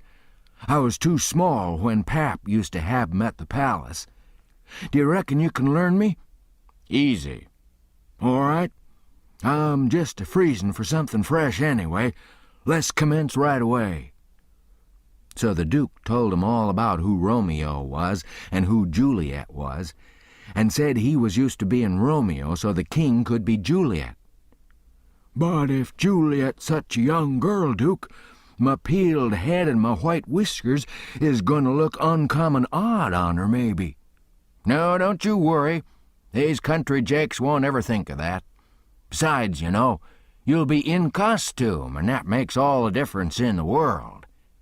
Juliet's in a balcony enjoying the moonlight before she goes to bed, and she's got on her nightgown and her ruffled nightcap. Here are the costumes for the parts." He got out 2 or 3 curtain calico suits, which he said was medieval armor for Richard III, and t'other chap, and a long white cotton nightshirt and a ruffled nightcap to match. The king was satisfied, so the duke got out his book and read the parts over in the most splendid spread-eagle way, prancing around and acting at the same time to show how it had got to be done. Then he give the book to the king and told him to get his part by heart. There was a little one-horse town about 3 miles down the bend, and after dinner the Duke said he'd ciphered out his idea about how to run in daylight without it being dangersome for Jim. So he allowed he'd go down to the town and fix that thing. The king allowed he'd go too and see if he couldn't strike something. We was out of coffee, so Jim said I better go along with him in a canoe and get some. When we go there warn't nobody stirring. Streets empty and perfectly dead and still, like Sunday. We found a sick nigger sunning himself in the backyard, and he said everybody that warn't too young or too sick or too old was gone to camp meeting, about 2 mile back into the woods. The king got the directions and allowed we'd go and work that camp meeting for all it was worth, and I might go too. The Duke said what he was after was a printing office. We found it. A little bit of a concern, up over a carpenter shop, carpenters and printers all gone to the meeting and no doors locked. It was a dirty, littered-up place, and had ink marks and handbills with pictures of horses and runaway niggers on 'em all over the walls. The Duke shed his coat and said he was all right now, so me and the king lit out for the camp meeting.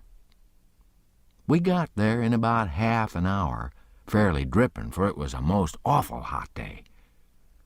There was as much as 1,000 people there from 20 miles around.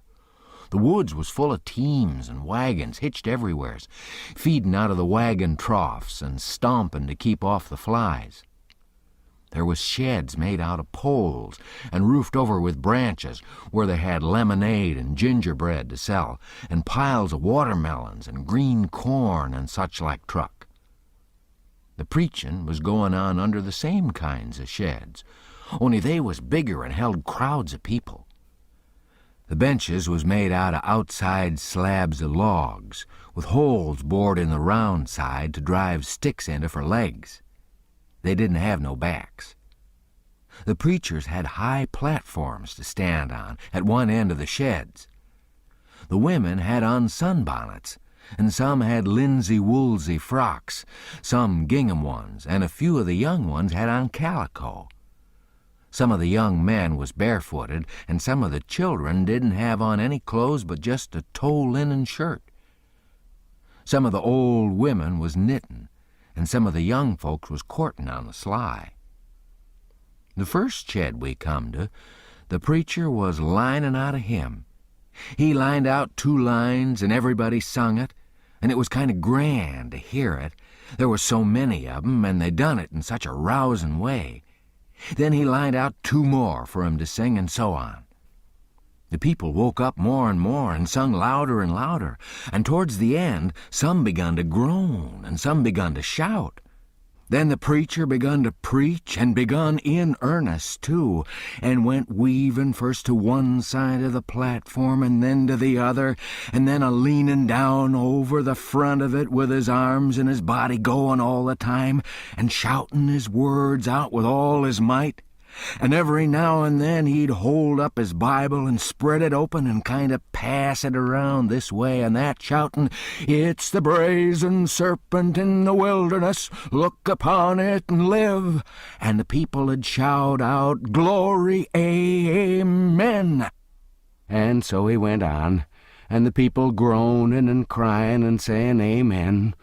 Oh, come to the mourner's bench, come black with sin, amen. Come sick and sore, amen. Come lame and halt and blind, amen. Come poor and needy, sunk in shame, amen. Come all that's worn and soiled and suffering. Come with a broken spirit, come with a contrite heart. Come in your rags and sin and dirt. The waters it cleanses free. The door of heaven stands open. Oh, enter in and be at rest. Amen. Glory, glory, hallelujah. And so on. You couldn't make out what the preacher said any more on account of the shouting and crying.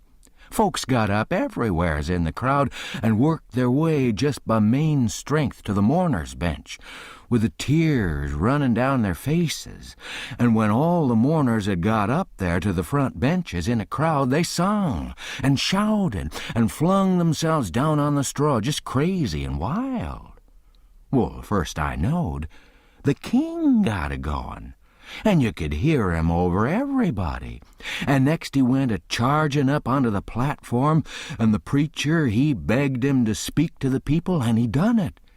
He told him he was a pirate, been a pirate for 30 years out in the Indian Ocean, and his crew was thinned out considerable last spring in a fight, and he was home now to take out some fresh men, and thanks to goodness he'd been robbed last night and put ashore off of a steamboat without a cent, and he was glad of it. It was the blessedest thing that ever happened to him, because he was a changed man now, and happy for the first time in his life. And poor as he was gonna start right off and work his way back to the Indian Ocean and put in the rest of his life trying to turn the pirates into the true path, for he could do it better than anybody else, being acquainted with all the pirate crews in that ocean. And though it'd take him a long time to get there without money, he'd get there anyway, and every time he convinced a pirate, he'd say to him, "Don't you thank me? Don't you give me no credit?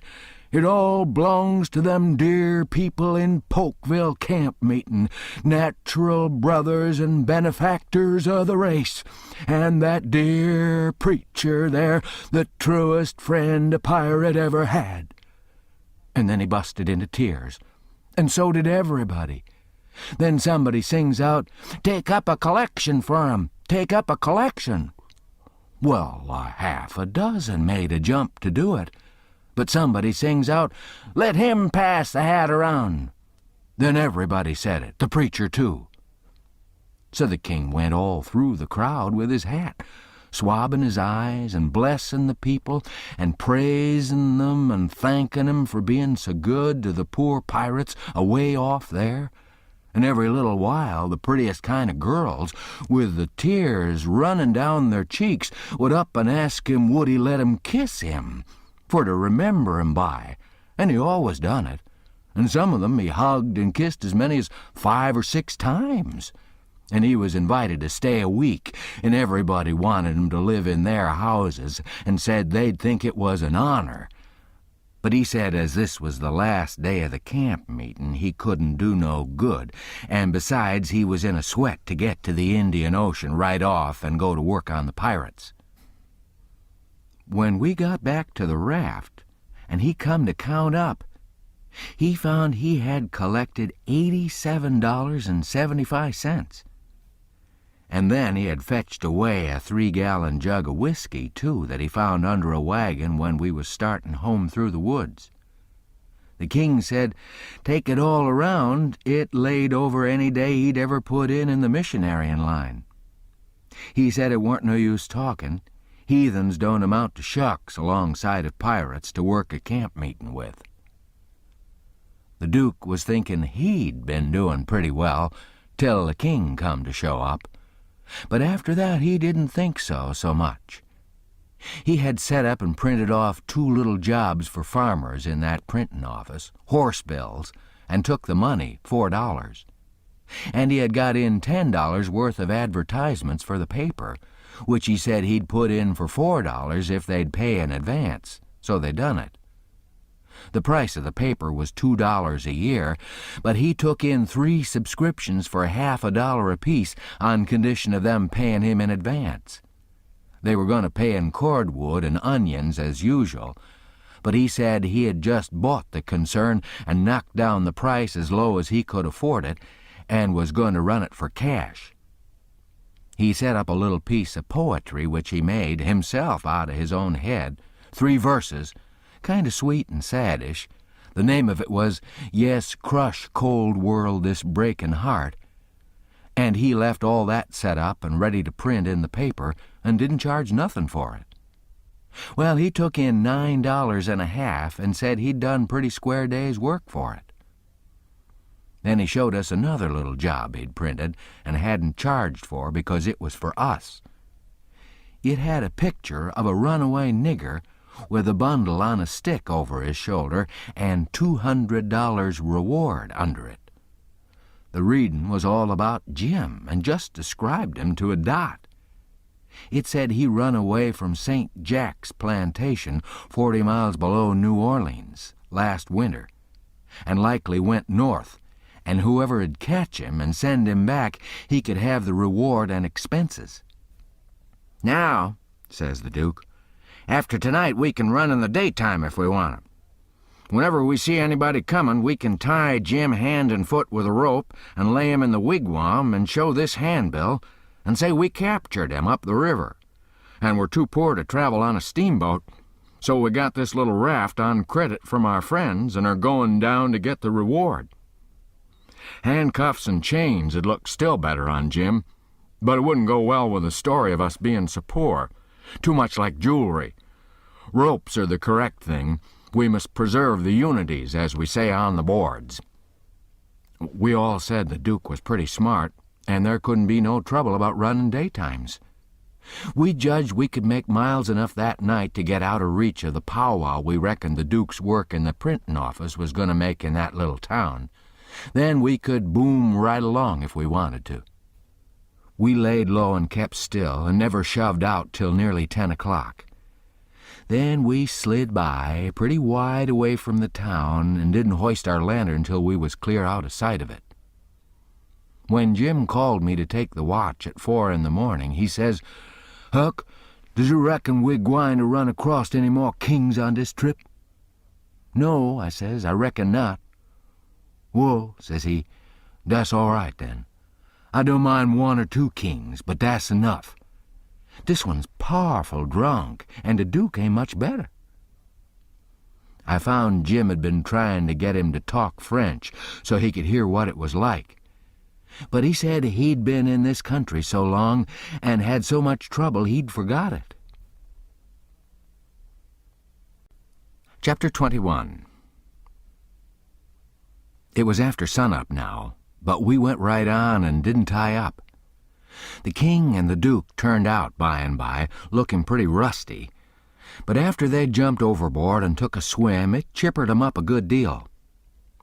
After breakfast, the king, he took a seat on a corner of the raft and pulled off his boots and rolled up his breeches and let his legs dangle in the water so as to be comfortable, and lit his pipe and went to getting his Romeo and Juliet by heart.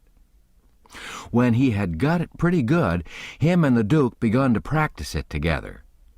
The Duke had to learn him over and over again how to say every speech. And he made him sigh and put his hand on his heart, and after a while he said he'd done it pretty well. "Only," he says, "you mustn't bella out Romeo that way, like a bull. You must say it soft and sick, languishy. So, Romeo. That's the idea. For Juliet's a dear, sweet, mere child of a girl, you know, and she don't bray like a jackass." Well, next they got out a couple of long swords that the Duke made out of oak laths and begun to practice the sword fight. The Duke called himself Richard III, and the way they laid on and pranced around the raft was grand to see. But by and by the king tripped and fell overboard, and after that they took a rest and had a talk about all kinds of adventures they'd had in other times along the river. After dinner the Duke says, "Well, Captain, we'll want to make this a first-class show, you know, so I guess we'll add a little more to it. We want a little something to answer encores with anyway." "What's encores, Bilgewater?" The Duke told him, and then says, "I'll answer by doing the Highland Fling or the Sailor's Hornpipe. And you, well, let me see. Oh, I got it. You can do Hamlet's soliloquy." "Hamlet's which?" "Hamlet's soliloquy, you know. The most celebrated thing in Shakespeare. Ah, it's sublime, sublime. Always fetches the house. I haven't got it in the book. I've only got 1 volume, but I reckon I can piece it out from memory. I'll just walk up and down a minute and see if I can call it back from Recollection's vaults." So he went to marching up and down, thinking and frowning horrible every now and then. Then he'd hoist up his eyebrows, next he'd squeeze his hand on his forehead and stagger back and kind of moan, next he'd sigh, and next he'd let on to drop a tear. It was beautiful to see him. By and by he got it. He told us to give attention. Then he strikes a most noble attitude with one leg shoved forwards and his arms stretched away up and his head tilted back, looking up at the sky. And then he begins to rip and rave and grit his teeth, and after that, all through his speech, he howled and spread around and swelled up his chest and just knocked the spots out of any acting I ever see before. This is a speech. I learned it easy enough while he was learning it to the king. "To be or not to be, that is the bare bodkin that makes calamity of so long life. For who would fardels bear till Burnham Wood do come to Dunsinane, but that the fear of something after death murders the innocent sleep, great nature's second course, and makes us rather sling the arrows of outrageous fortune than fly to others that we know not of? There's the respect must give us pause. Wake, Duncan, with thy knocking. I would thou couldst.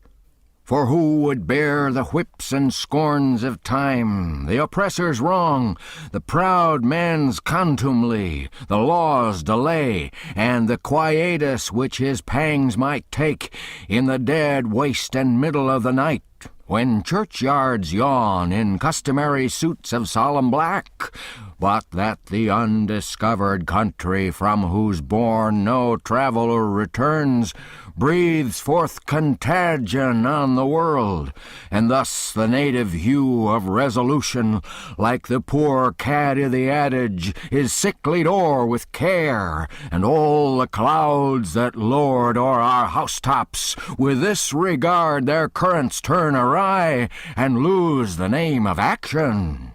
'Tis a consummation devoutly to be wished. But soft you, the fair Ophelia, ope not thy ponderous and marble jaws, but get thee to a nunnery. Go!" Well, the old man, he liked that speech, and he mighty soon got it so he could do it first rate. It seemed like he was just born for it. And when he had his hand in and was excited, it was perfectly lovely the way he'd rip and tear and rear up behind when he was getting it off. The first chance we got, the Duke, he had some show bills printed. And after that, for 2 or 3 days, as we floated along, the raft was a most uncommon lively place, for there weren't nothing but sword fighting and rehearsing, as the Duke called it, going on all the time.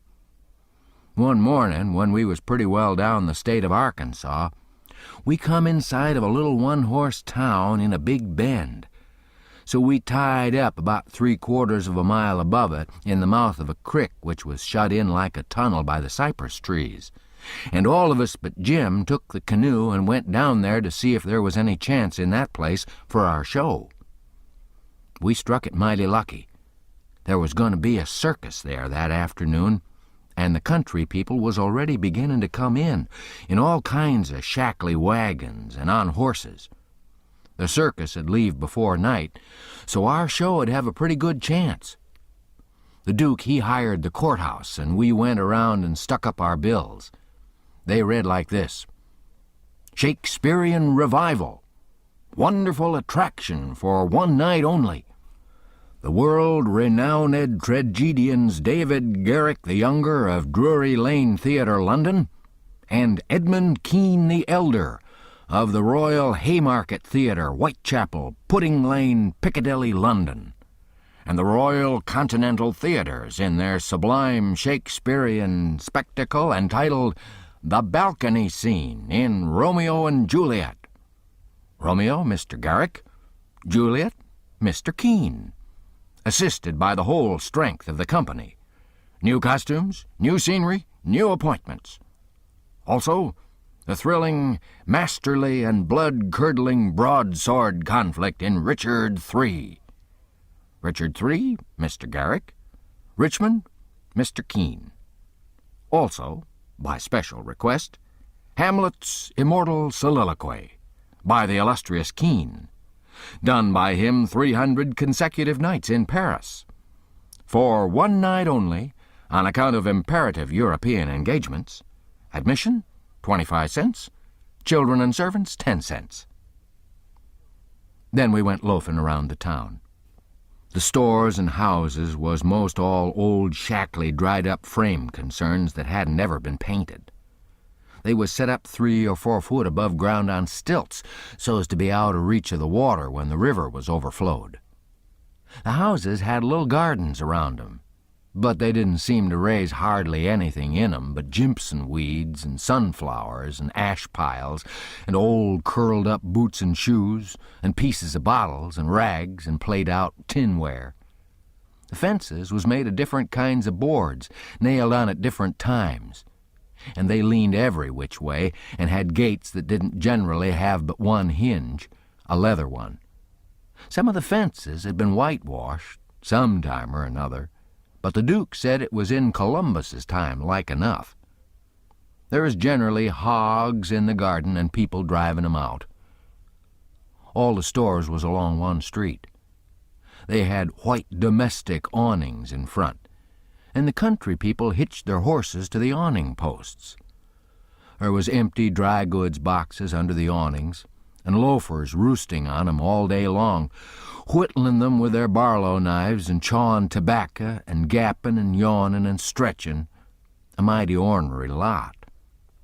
They generally had on yellow straw hats most as wide as an umbrella, but didn't wear no coats nor waistcoats. They called one another Bill and Buck and Hank and Joe and Andy, and talked lazy and drawly and used considerable many cuss words. There was as many as one loafer leaning up against every awning post, and he most always had his hands in his breeches pockets, except when he fetched 'em out to lend a chaw of tobacco or scratch. What a body was hearing amongst 'em all the time was, "Give me a chaw of tobacco, Hank." "Can't. I hain't got but one chaw left. Ask Bill." Maybe Bill, he gives him a chaw. Maybe he lies and says he ain't got none. Some of them kinds of loafers never has a cent in the world, nor a chaw of tobacco of their own. They get all their chawin' by borrowin'. They say to a fella, "I wisht you'd lend me a chaw, Jack. I just this minute give Ben Thompson the last chaw I had," which is a lie pretty much every time. It don't fool nobody but a stranger. But Jack ain't no stranger, so he says, "You give 'em a chaw, did you? So did your sister's cat's grandmother. You pay me back the chaws you've already borrowed off me, Leif Buckner, and then I'll loan you 1 or 2 ton of it and won't charge you no back interest nother." "Well, I did pay you back some of it onct." "Yes, you did, 'bout 6 chaws. You borrowed store tobacco and paid back niggerhead." Store tobacco is flat black plug, but these fellas mostly chaws the natural leaf twisted. When they borrow a chaw, they don't generally cut it off with a knife, but they set the plug in between their teeth and gnaw with their teeth and tug at the plug with their hands till they get it in two. Then sometimes the one that owns the tobacco looks mournful at it when it's handed back and says sarcastic, "Here, give me the chaw and you take the plug." All the streets and lanes was just mud.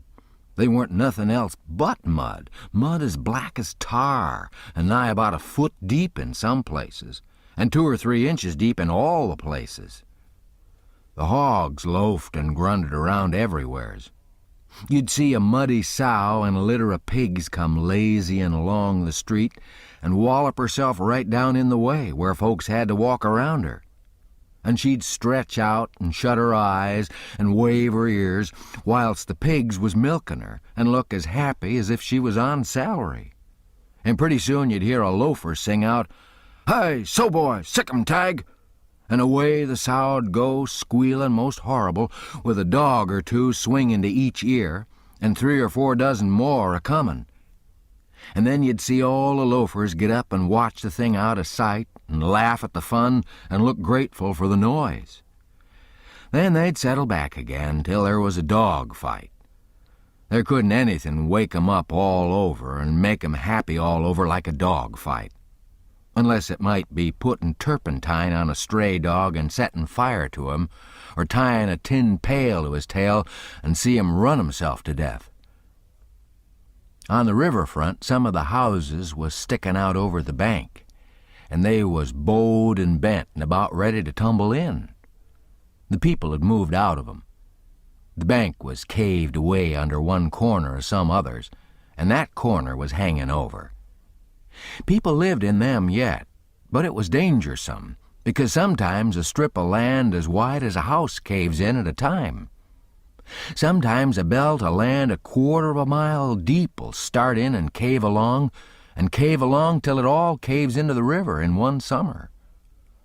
Such a town as that has to be always moving back and back and back, because the river is always gnawing at it. The nearer it got to noon that day, the thicker and thicker was the wagons and horses in the streets, and more comin' all the time. Families fetched their dinners with 'em from the country and eat 'em in the wagons. There was considerable whiskey drinking going on, and I seen 3 fights. By and by somebody sings out, "Here comes old Boggs in from the country for his little old monthly drunk. Here comes, boys." All the loafers looked glad. I reckon they was used to having fun out of Boggs. One of 'em says, "Wonder who he's gwine to chaw up this time. If he'd a chawed up all the men he's been a-gwine to chaw up in the last 20 years, he'd have a considerable reputation now." Another one says, "I wished old Boggs had threatened me, 'cause then I'd know I weren't gwine to die for 1,000 year." Boggs comes a-tearing along on his horse, whooping and yelling like an Injun and singing out, "Clear the track there, I'm on the warpath, and the price of coffins is a-gwine to rise." He was drunk and weaving about in his saddle. He was over 50-year-old and had a very red face. Everybody yelled at him and laughed at him and sassed him, and he sassed back and said he'd attend to them and lay 'em out in their regular turns, but he couldn't wait now because he'd come to town to kill old Colonel Sherburne, and his motto was meat first and spoon vittles to top off on. He see me and rode up and says, "Where do you come from, boy? You prepared to die?" And then he rode on. I was scared, but a man says he don't mean nothing. He's always a-carrying on like that when he's drunk. He's the best-naturedest old fool in Arkansas. Never hurt nobody, drunk nor sober. Boggs rode up before the biggest store in town and bent his head down so he could see under the curtain of the awning and yells, "Come on here, Sherburne. Come on and meet the man you've swindled. You're the hound I'm after, and I'm a-gwine to have you, too." And so he went on, calling Sherburne everything he could lay his tongue to, and the whole street packed with people, listening and laughing and going on. By and by a proud-looking man, about 55, and he was a heap the best-dressed man in that town, too, steps out of the store, and the crowd drops back on each side to let him come. He says to Boggs, mighty calm and slow, he says, "I'm tired of this, but I'll endure it till 1 o'clock. Till 1 o'clock, mind, no longer. If you open your mouth against me only once after that time, you can't travel so far but I'll find you." Then he turns and goes in. The crowd looked mighty sober. Nobody stirred, and there warn't no more laughing. Boggs rode off, blackguarding Sherburne as loud as he could yell, all down the street. And pretty soon he comes and stops before the store, still keeping it up. Some men crowded round him and tried to get him to shut up, but he wouldn't. They told him it'd be 1 o'clock in about 15 minutes, and so he must go home. He must go right away. But didn't do no good. He cussed away with all his might and throwed his hat down in the mud and rode over it, and pretty soon away he went a-raging down the street again with his gray hair a-flying.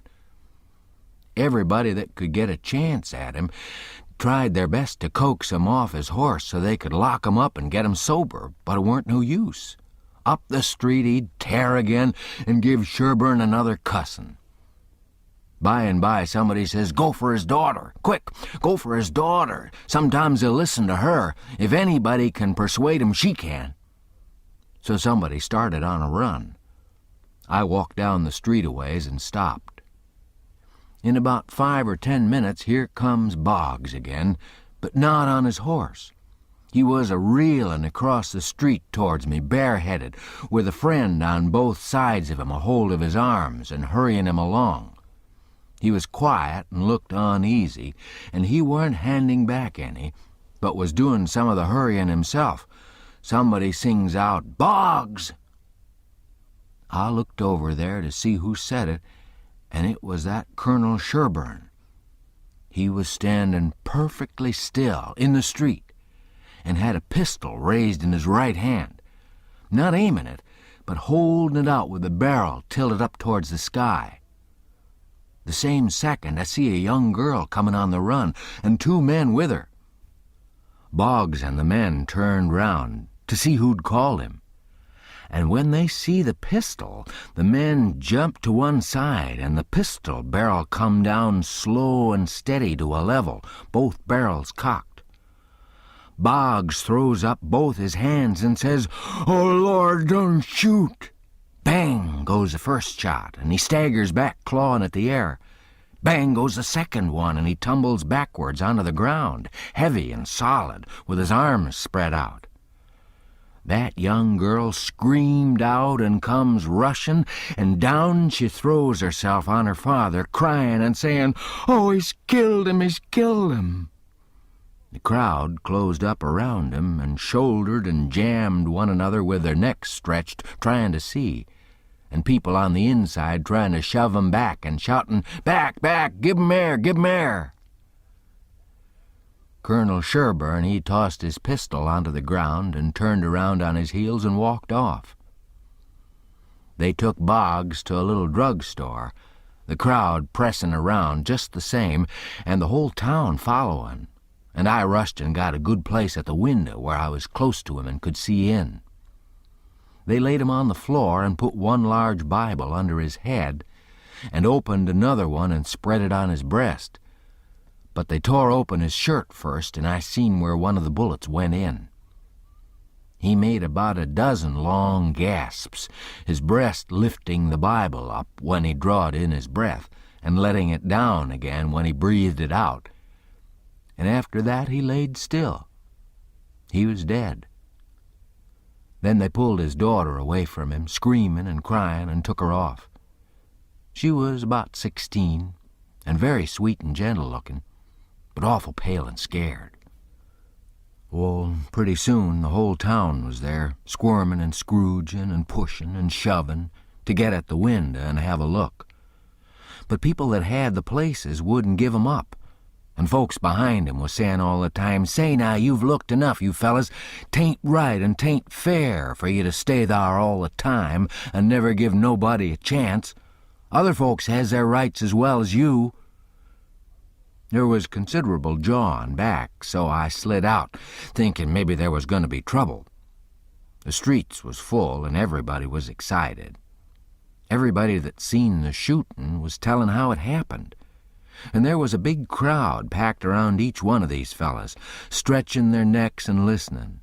One long, lanky man with long hair and a big white fur stovepipe hat on the back of his head, and a crooked-handled cane, marked out the places on the ground where Boggs stood and where Sherburne stood, and the people following him around from one place to other, and watching everything he done, and bobbing their heads to show they understood, and stooping a little and resting their hands on their thighs to watch him mark the places on the ground with his cane, And then he stood up straight and stiff where Sherburne had stood, frowning and having his hat brim down over his eyes, and sung out "Boggs," and then fetched his cane down slow to a level and says "Bang," staggered backwards, says "Bang" again, and fell down flat on his back.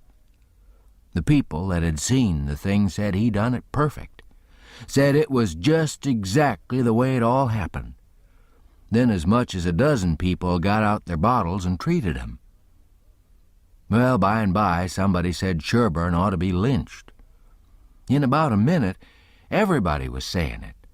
So away they went, mad and yelling, and snatching down every clothesline they come to do the hanging with.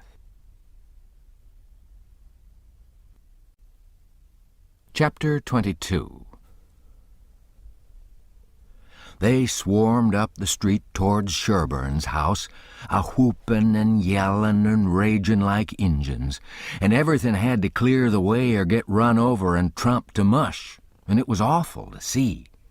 Children was heeling it ahead of the mob, screaming and trying to get out of the way, and every window along the road was full of women's heads, and there was nigger boys in every tree, and bucks and wenches looking over every fence. And as soon as the mob would get nearly to 'em, they'd break and scattle back out of reach. Lots of the women and girls was crying and taking on, scared most to death. They swarmed up in front of Sherburne's palings as thick as they could jam together, and you couldn't hear yourself think for the noise. It was a little 20-foot yard. Some sung out, "Tear down the fence! Tear down the fence!" Then there was a racket of ripping and tearing and smashing, and down she goes, and the front wall of the crowd begins to roll in like a wave. Just then Sherburne steps out onto the roof of his little front porch, with a double-barreled gun in his hand, and takes his stand, perfectly calm and deliberate, not saying a word. The racket stopped, and the waves sucked back. Sherburne never said a word. Just stood there, looking down. The stillness was awful creepy and uncomfortable. Sherburne run his eye slow along the crowd, and wherever it struck, the people tried a little to outgaze him, but they couldn't.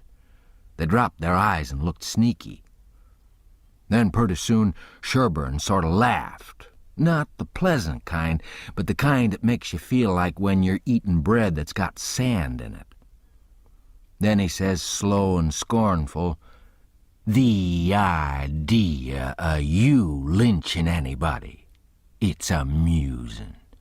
The idea of you thinking you had pluck enough to lynch a man, because you're brave enough to tar and feather poor friendless cast-out women that come along here. Did that make you think you had grit enough to lay your hands on a man?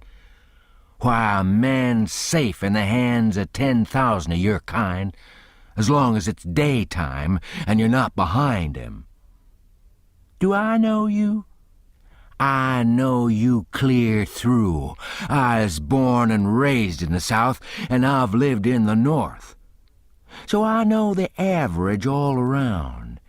The average man's a coward. In the North, he lets anybody walk all over him that wants to, and goes home and prays for a humble spirit to bear it. In the South, one man, all by himself, has stopped a stage full of men in the daytime and robbed the lot. Your newspapers call you a brave people so much that you think you are braver than any other people, whereas you're just as brave and no braver. Why don't your juries hang murderers? Because they're afraid the man's friends'll shoot him in the back in the dark, and it's just what they would do. So they always acquit. And then a man goes in the night with 100 masked cowards at his back and lynches the rascal. Your mistake is that you didn't bring a man with you. That's one mistake, and the other is that you didn't come in the dark and fetch your masks. You brought part of a man, Buck Harkness there. And if you hadn't had him to start you, you'd have taken it out in blowing. You didn't want to come. The average man don't like trouble and danger. You don't like trouble and danger.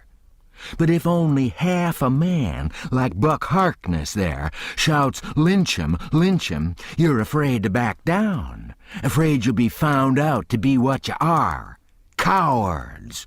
And so you raise a yell and hang yourselves onto that half a man's coat-tail and come a-raging up here, swearing what big things you're gonna do. The pitifullest thing out is a mob. That's what an army is, a mob.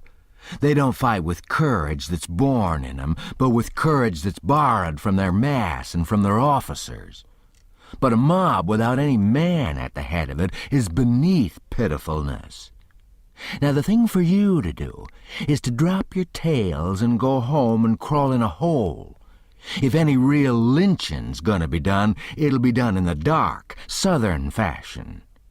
And when they come, they'll bring their masks and fetch a man along. Now leave, and take your half-man with you.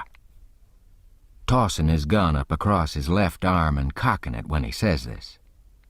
The crowd washed back sudden, and then broke all apart and went tearing off every which way.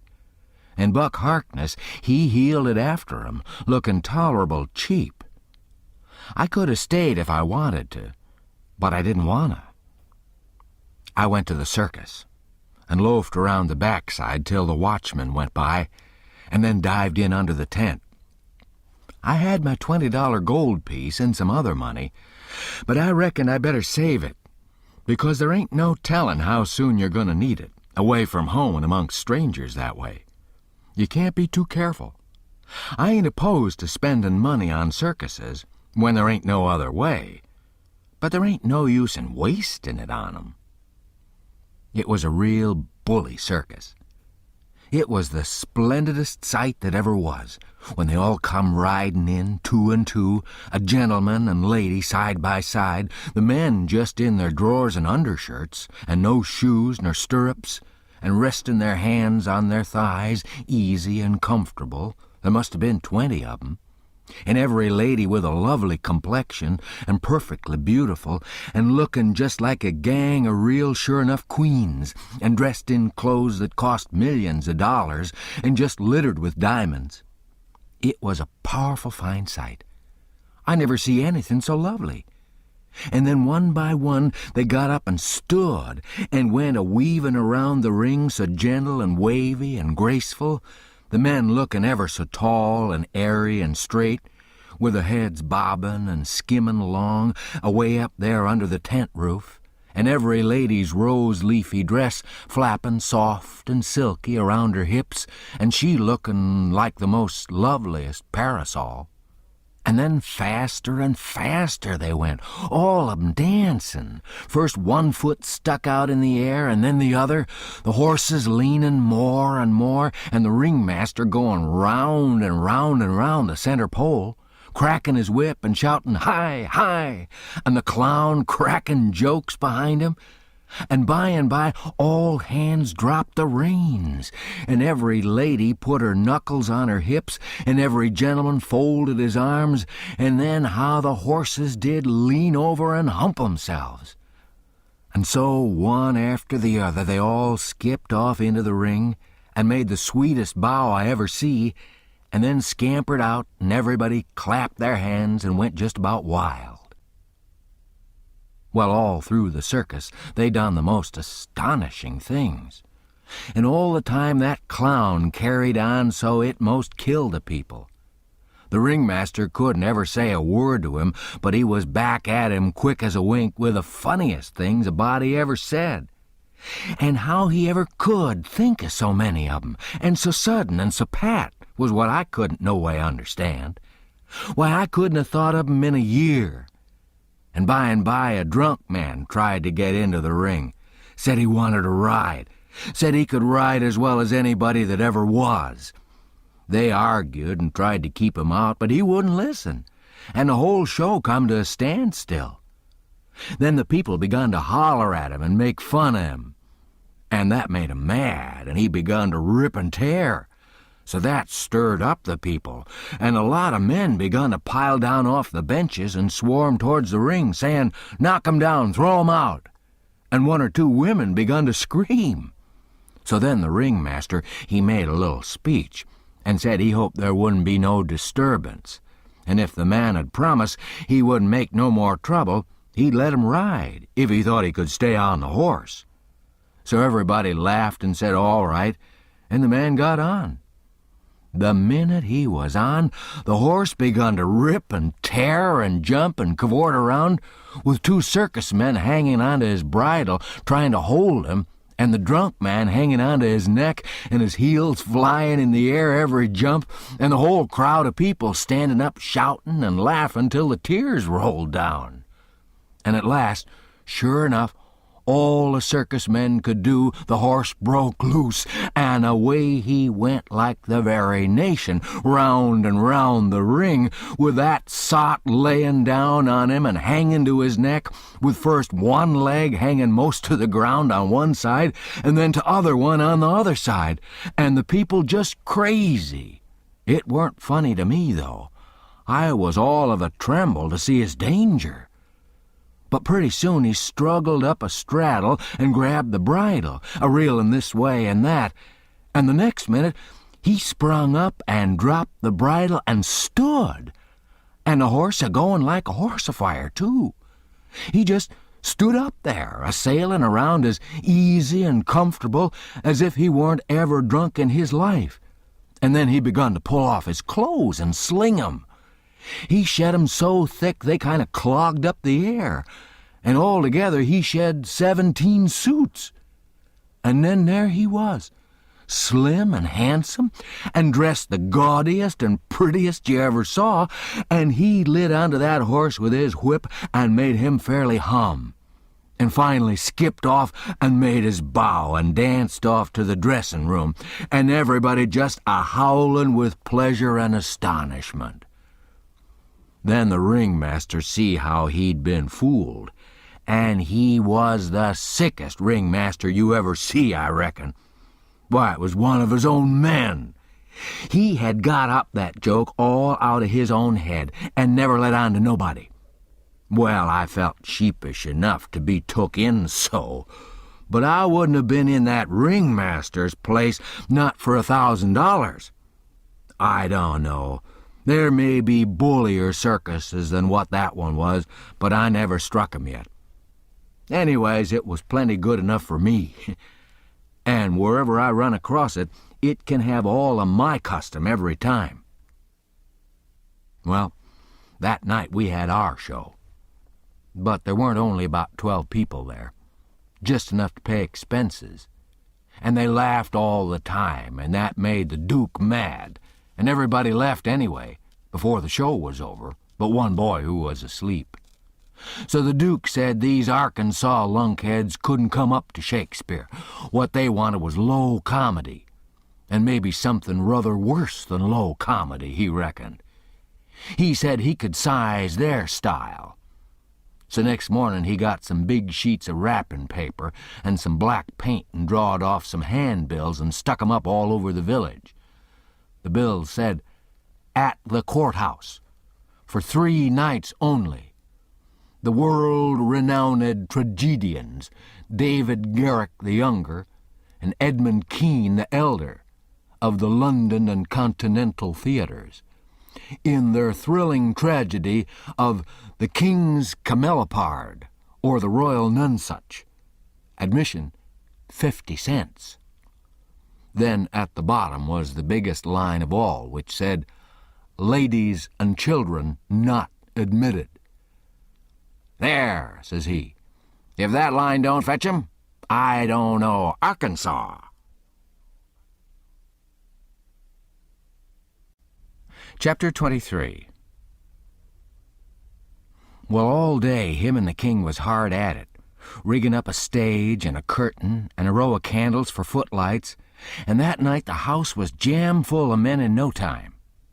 When the place couldn't hold no more, the Duke, he quit tendin' door and went around the back way and come onto the stage and stood up before the curtain and made a little speech, and praised up this tragedy and said it was the most thrillingest one that ever was. And so he went on a-braggin' about the tragedy and about Edmund Kean the elder, which was to play the main principal part in it. And at last, when he'd got everybody's expectations up high enough, he rolled up the curtain, and the next minute the king come a-prancin' out on all fours, naked. And he was painted all over, ring-streaked and striped, all sorts of colors, as splendid as a rainbow. But never mind the rest of his outfit, it was just wild, but it was awful funny. The people most killed themselves laughin', and when the king got done caperin' and capered off behind the scenes, they roared and clapped and haw-hawed till he come back and done it over again. And after that they made him do it another time. Well, it would have made a cow laugh to see the shines that old idiot cut.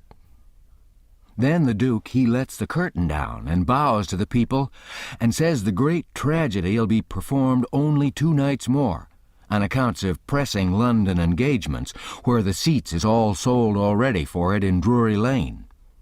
And then he makes him another bow, and said if he has succeeded in pleasing 'em and instructing 'em, he'll be deeply obliged if they'll mention it to their friends and get 'em to come and see it. 20 people sings out, "What, is it over? Is that all?" The Duke says yes. Then there was a fine time. Everybody sings out "sold" and rose up mad and was a-goin' for that stage and them tragedians. But a big fine-looking man jumps up on a bench and shouts, "Hold on, just a word, gentlemen." They stop to listen. "We're sold, mighty badly sold. But we don't want to be the laughin' stock of this whole town, I reckon, and never hear the last of this thing as long as we live. No. What we want is to go out of here quiet and talk this show up and sell the rest of the town. Then we'll all be in the same boat. Ain't that sensible?" "You bet it is. The judge is right," everybody sings out. "All right, then. Not a word about any sell. Go along home and advise everybody to come and see the tragedy." Next day you couldn't hear nothing around that town but how splendid that show was. House was jammed again that night, and we sold this crowd the same way. When me and the king and the Duke got home to the raft, we all had a supper. And by, about midnight, they made Jim and me back her out and float her down the middle of the river and fetch her in and hide her about 2 mile below town. The third night the house was crammed again, and they weren't newcomers this time, but people that was at the show the other 2 nights. I stood by the Duke at the door, and I see that every man that went in had his pockets bulging or something muffled up under his coat. And I see it weren't no perfumery neither, not by a long sight. I smelt sickly eggs by the barrel and rotten cabbages and such things. And if I know the signs of a dead cat being around, and I bet I do, there was 64 of 'em that went in. I shoved in there for a minute, but it was too various for me. I couldn't stand it. Well, when the place couldn't hold no more people, the Duke, he give a fella a quarter and told him to tend door for him a minute. And then he started around for the stage door, I after him.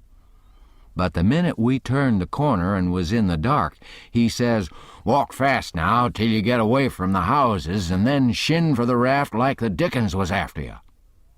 I done it, and he done the same.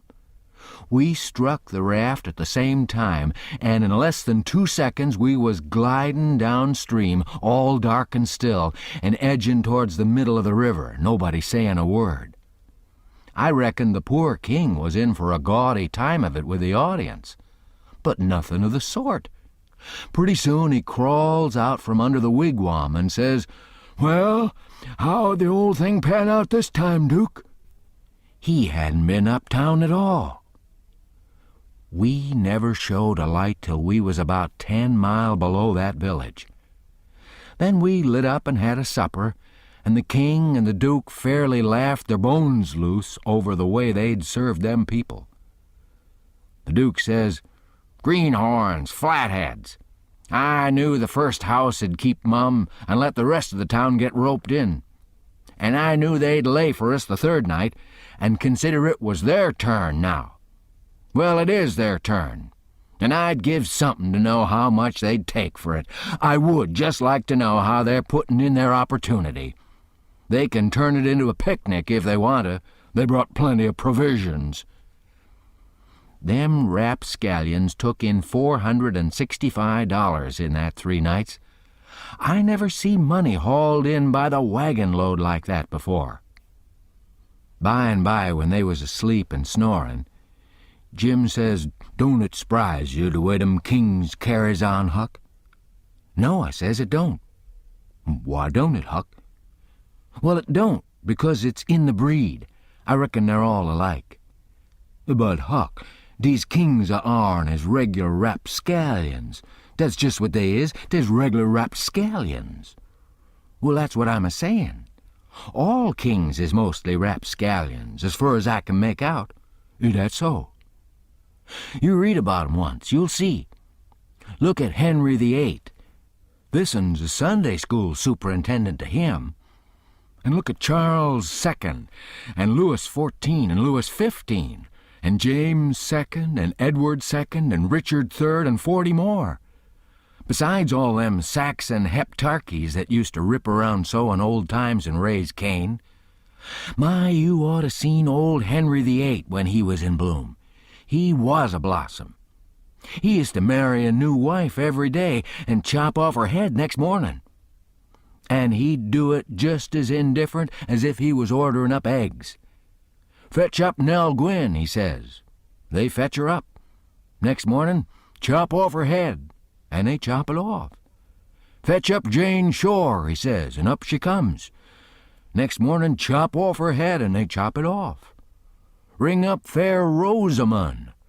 Fair Rosamond answers the bell. Next morning, chop off her head, and he made every one of 'em tell him a tale every night.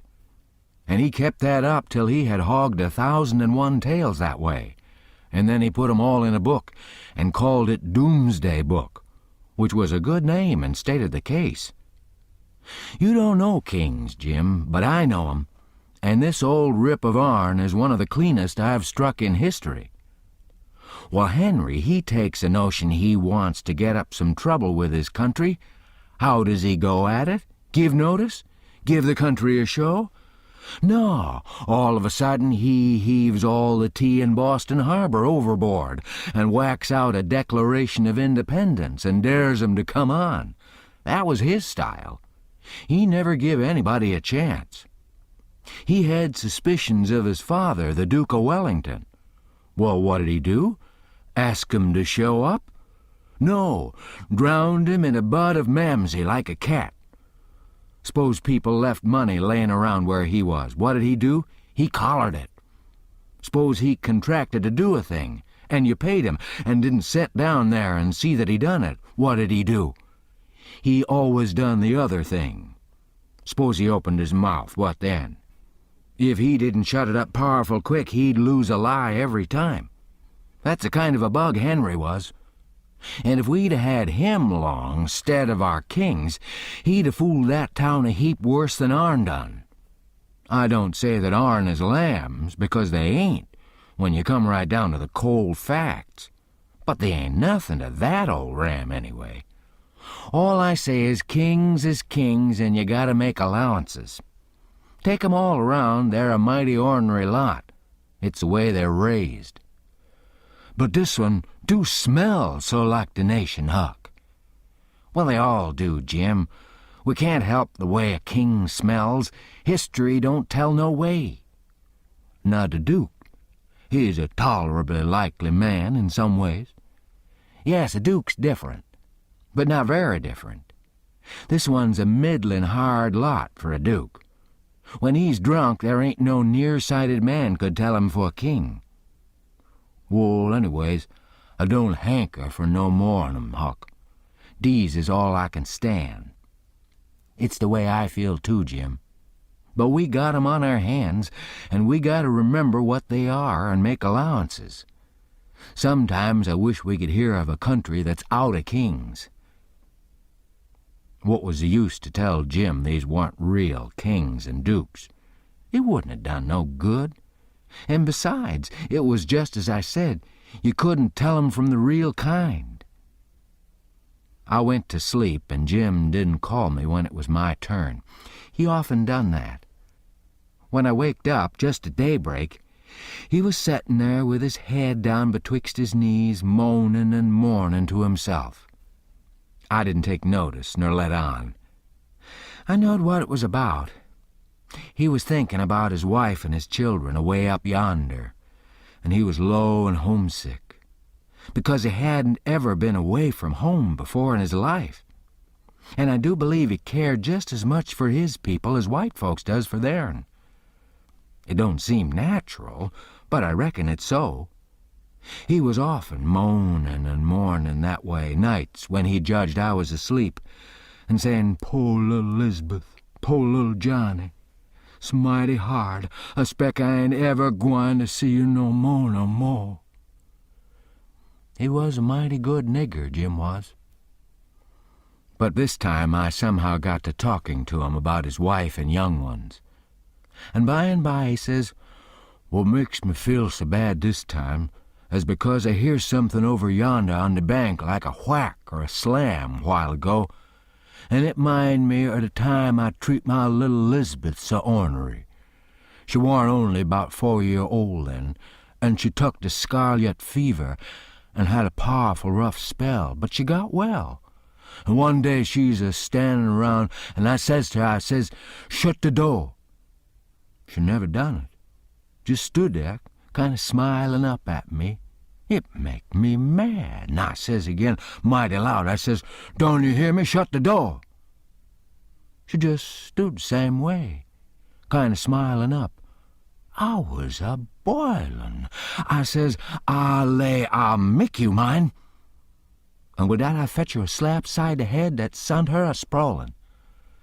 Then I went into the other room and was gone about 10 minutes.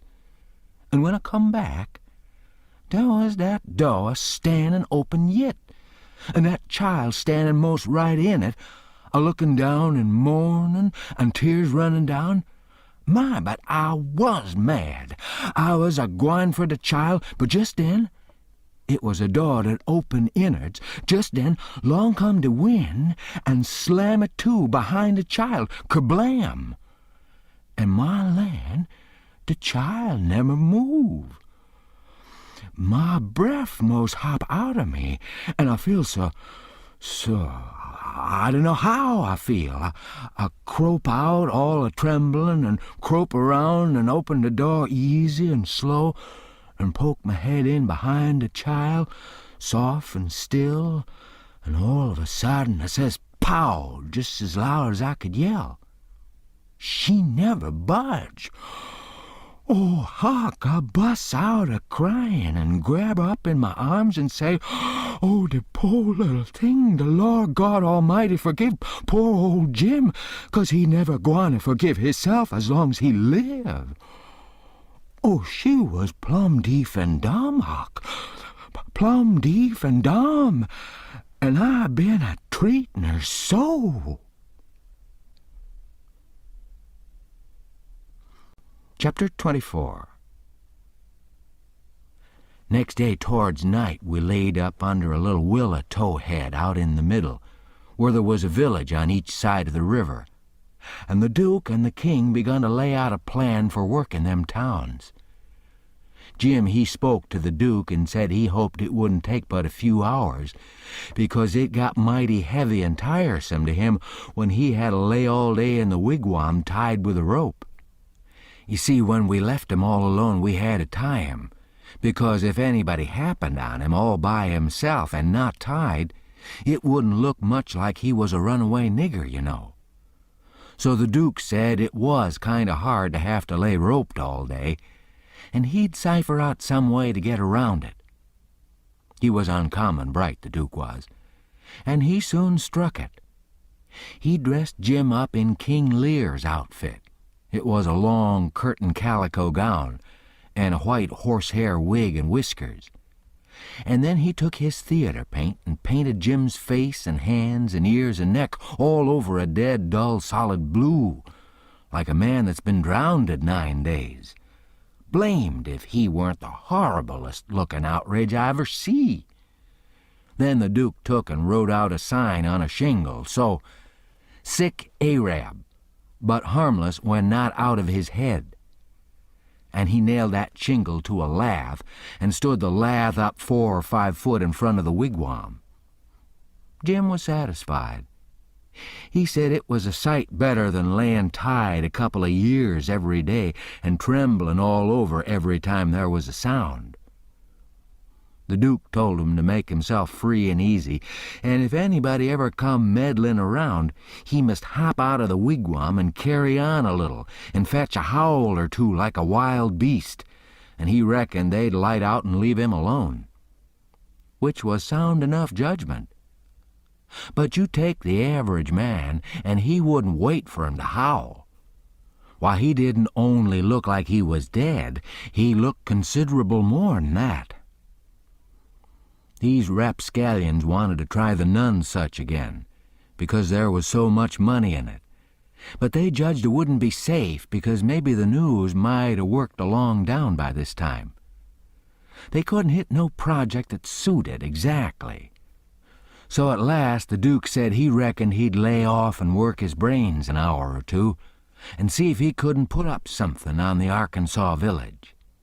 And the king, he allowed he'd drop over to the other village without any plan, but just trust in Providence to lead him the profitable way, meaning the devil, I reckon. We'd all bought store clothes where we stopped last, and now the king put his'n on, and he told me to put mine on. I done it, of course. The king's duds was all black, and he did look real swell and starchy. I never knowed how clothes could change a body before. Why, before, he looked like the orneriest old rip that ever was. But now, when he'd take off his new white beaver and make a bow and do a smile, he looked that grand and good and pious that you'd say he had walked right out of the ark, and maybe was old Leviticus himself. Jim cleaned up the canoe, and I got paddle ready. There was a big steamboat layin' at the shore away up under the point, about 3 mile above town. Been there a couple of hours taking on freight. Says the king, "Seeing how I'm dressed, I reckon maybe I better arrive down from St. Louis or Cincinnati or some other big place. Go for the steamboat, Huckleberry. We'll come down to the village on her." I didn't have to be ordered twice to go and take a steamboat ride. I fetched the shore a half a mile above the village, and then went scooting along the bluff bank in the easy water.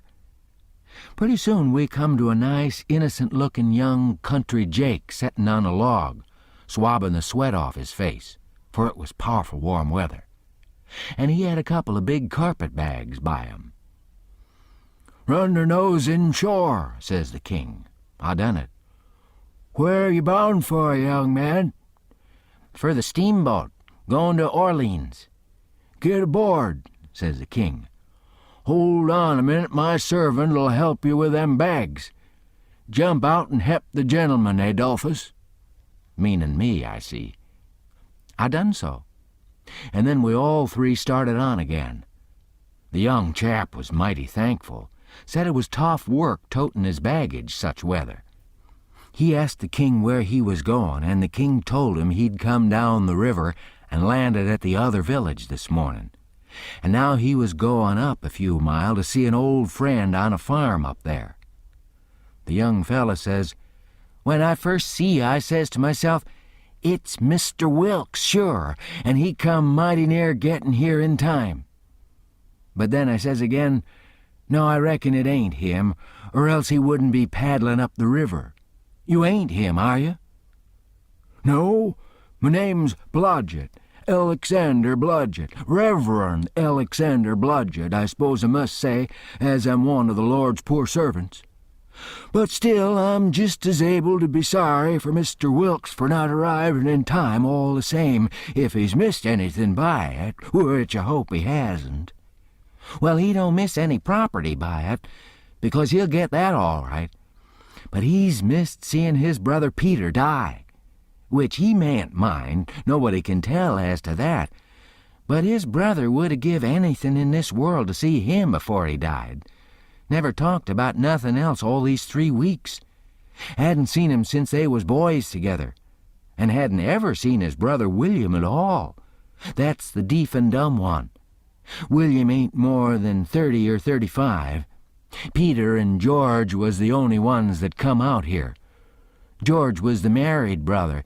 Him and his wife both died last year.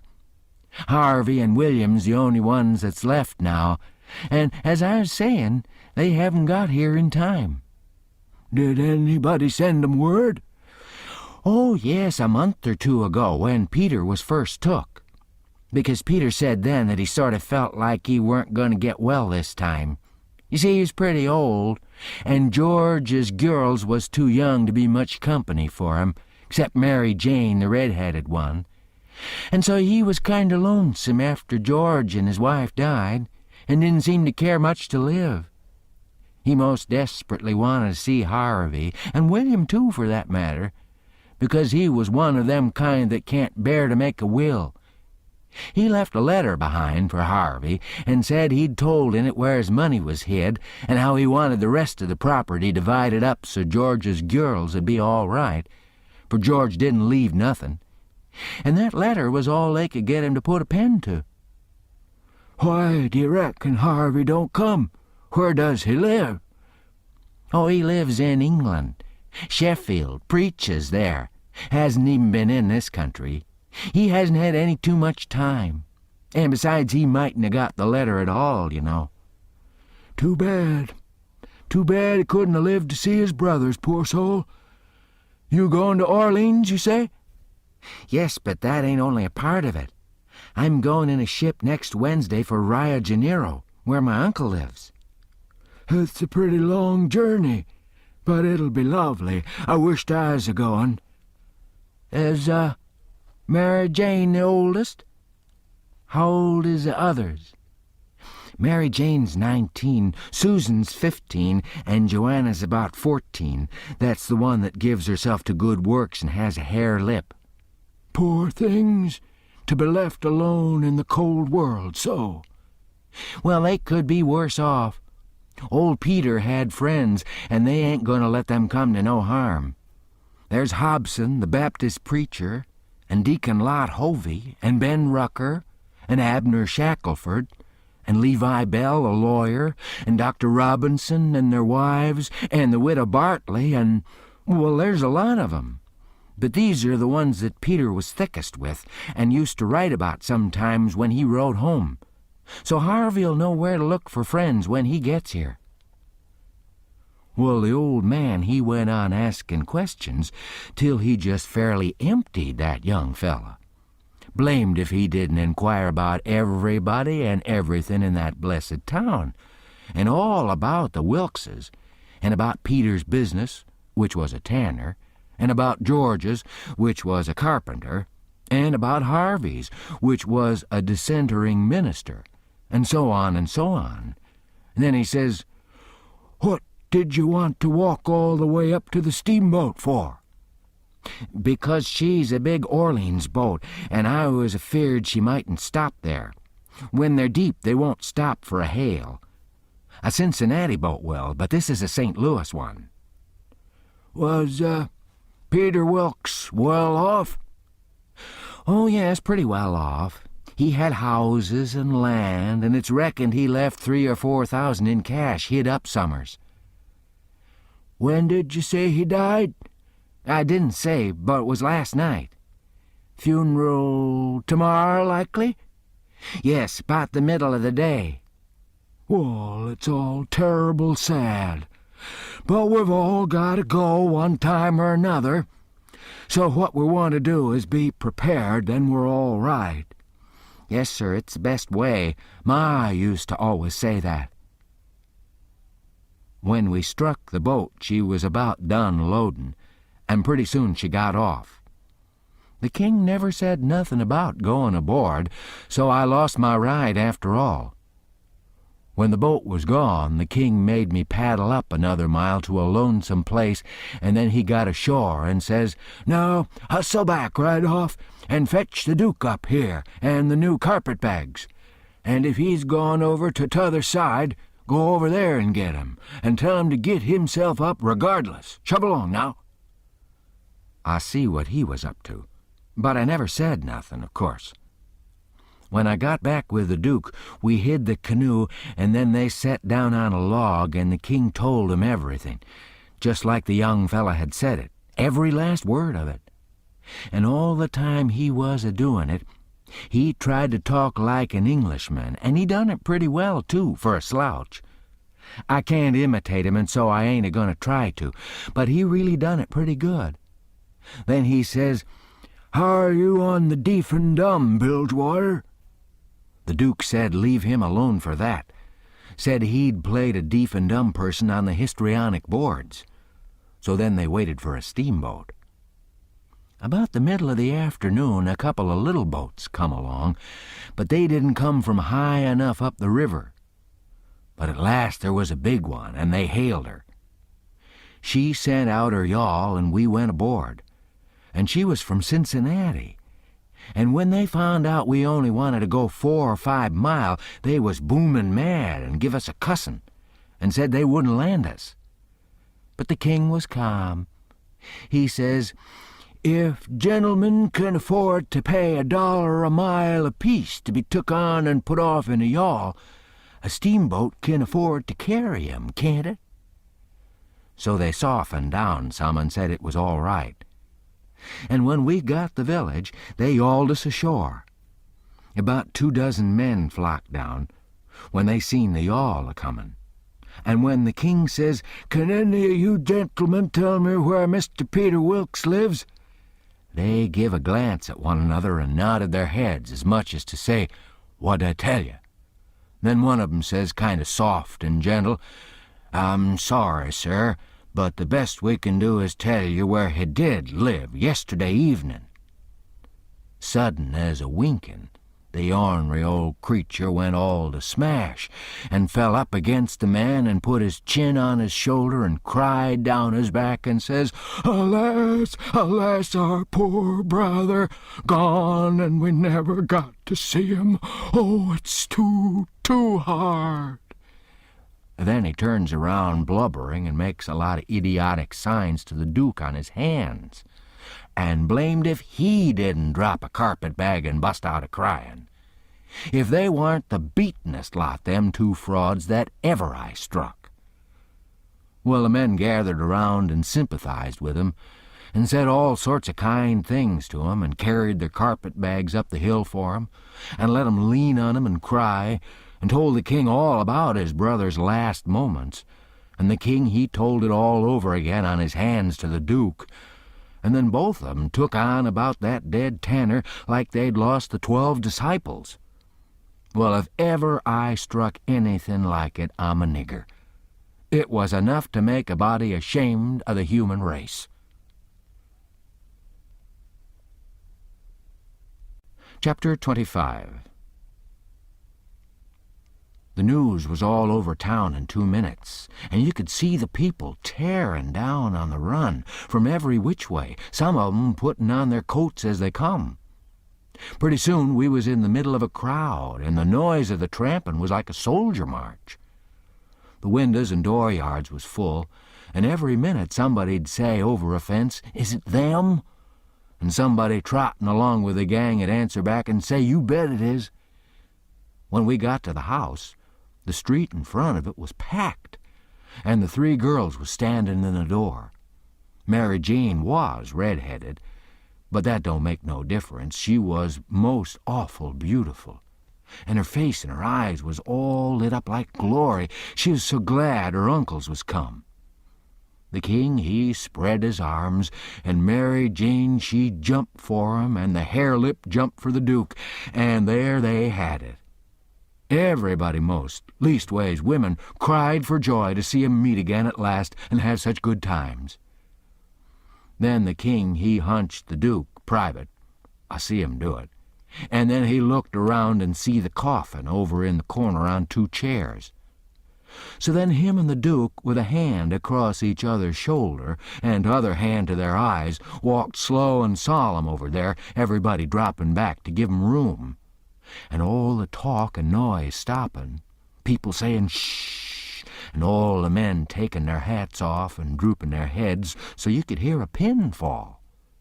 And when they got there, they bent over and looked in the coffin and took one sight, and then they bust out a-crying so you could 'a' heard 'em to Orleans most. And then they put their arms around each other's necks and hung their chins over each other's shoulders, and then for 3 minutes, or maybe 4, I never see 2 men leak the way they done. And mind you, everybody was doing the same, and the place was that damp I never seen anything like it. Then one of 'em got on one side of the coffin and t'other on t'other side, and they kneeled down and rested their foreheads on the coffin and let on to pray all to theirselves. Well, when it came to that, it worked the crowd like you never see anything like it. And so everybody broke down and went to sobbing right out loud, the poor girls, too. And every woman, nearly, went up to the girls without saying a word and kissed 'em solemn on the forehead, and then put their hand on their head and looked up towards the sky with the tears running down, and then busted out and went off sobbing and swabbing and give the next woman a show. I never see anything so disgusting. Well, by and by the king he gets up and comes forward a little, and works himself up and slobbers out a speech, all full of tears and flapdoodle, about its being a sore trial for him and his poor brother to lose the diseased, and to miss seeing diseased alive after the long journey of 4,000 mile. But it's a trial that's sweetened and sanctified to us by this dear sympathy and these holy tears.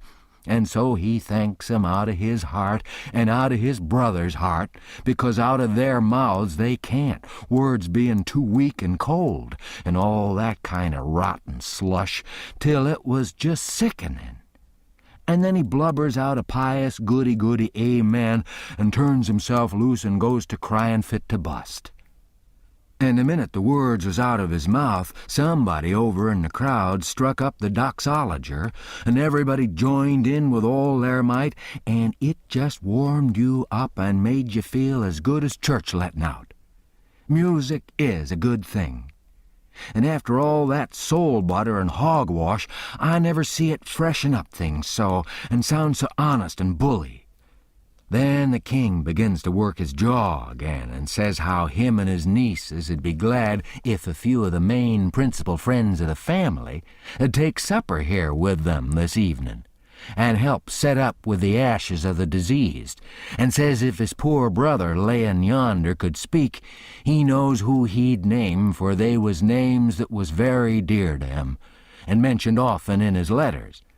And so he'll name the same, to wit, as follows, viz., Reverend Mr. Hobson, and Deacon Lot Hovey, and Mr. Ben Rucker, and Abner Shackelford, and Levi Bell, and Dr. Robinson and their wives, and the widow Bartley. Reverend Hobson and Dr. Robinson was down to the end of town a-hunting together. That is, I mean, the doctor was shipping a sick man to the other world, and the preacher was p'inting him right. Lawyer Bell was away up to Louisville on some business, but the rest was on hand. And so they all come and shook hands with the king and thanked him and talked to him, and then they shook hands with the Duke and didn't say nothing, but just kept a-smilin' and bobbing their heads like a passel of sapheads, whilst he made all sorts of signs with his hands and said goo-goo, goo-goo-goo all the time like a baby that can't talk. So the king, he blatted along and managed to enquire about pretty much everybody and dog in town by his name, and mentioned all sorts of little things that happened one time or another in the town, or to George's family, or to Peter, and he always let on that Peter wrote 'em the things, but that was a lie. he got every blessed one of 'em out of that young flathead that we canoed up to the steamboat. Then Mary Jane, she fetched the letter her father left behind, and the king he read it out loud and cried over it. It give the dwelling house and $3,000 gold to the girls, and it give the tan yard, which was doing a good business, along with some other houses and land worth about 7,000, and $3,000 in gold to Harvey and William, and told where the 6,000 cash was hid down cellar. So these two frauds said they'd go and fetch it up and have everything square and above board, and told me to come with a candle. We shut the cellar door behind us, and when they found the bag, they spilled it out on the floor, and it was a lovely sight, all them yaller boys. My, the way the king's eyes did shine! He slaps the Duke on the shoulder and says, "Oh, this ain't bully nor nothing. Oh, no, I reckon not. Why, Bilgy, it beats the none-such, don't it?" The Duke allowed it did. They pawed the yeller boys and sifted 'em through their fingers and let 'em jingle down on the floor, and the king says, "It ain't no use talking. Being brothers to a rich dead man and representatives of furrin heirs that's got left is the line for you and me, Bilge. This year comes of trustin' to Providence. It's the best way in the long run. I've tried 'em all, and there ain't no better way." Most everybody would have been satisfied with the pile and took it on trust, but no, they must count it. So they counts it, and it comes out $415 short. Says the king, "Darn him!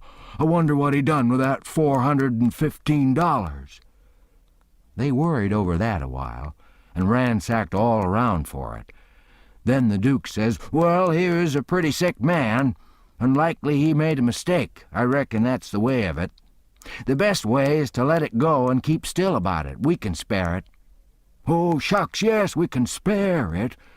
I don't care nothing about that. It's the count I'm thinking about. We want to be awful square and open and above board here, you know. We want to lug this here money upstairs and count it before everybody. Then there ain't nothing suspicious. But when the dead man says there's $6,000, you know, we don't want to—" "Hold on," says the Duke. "Let's make up the deficit." And he begun to haul out yaller boys out of his pocket.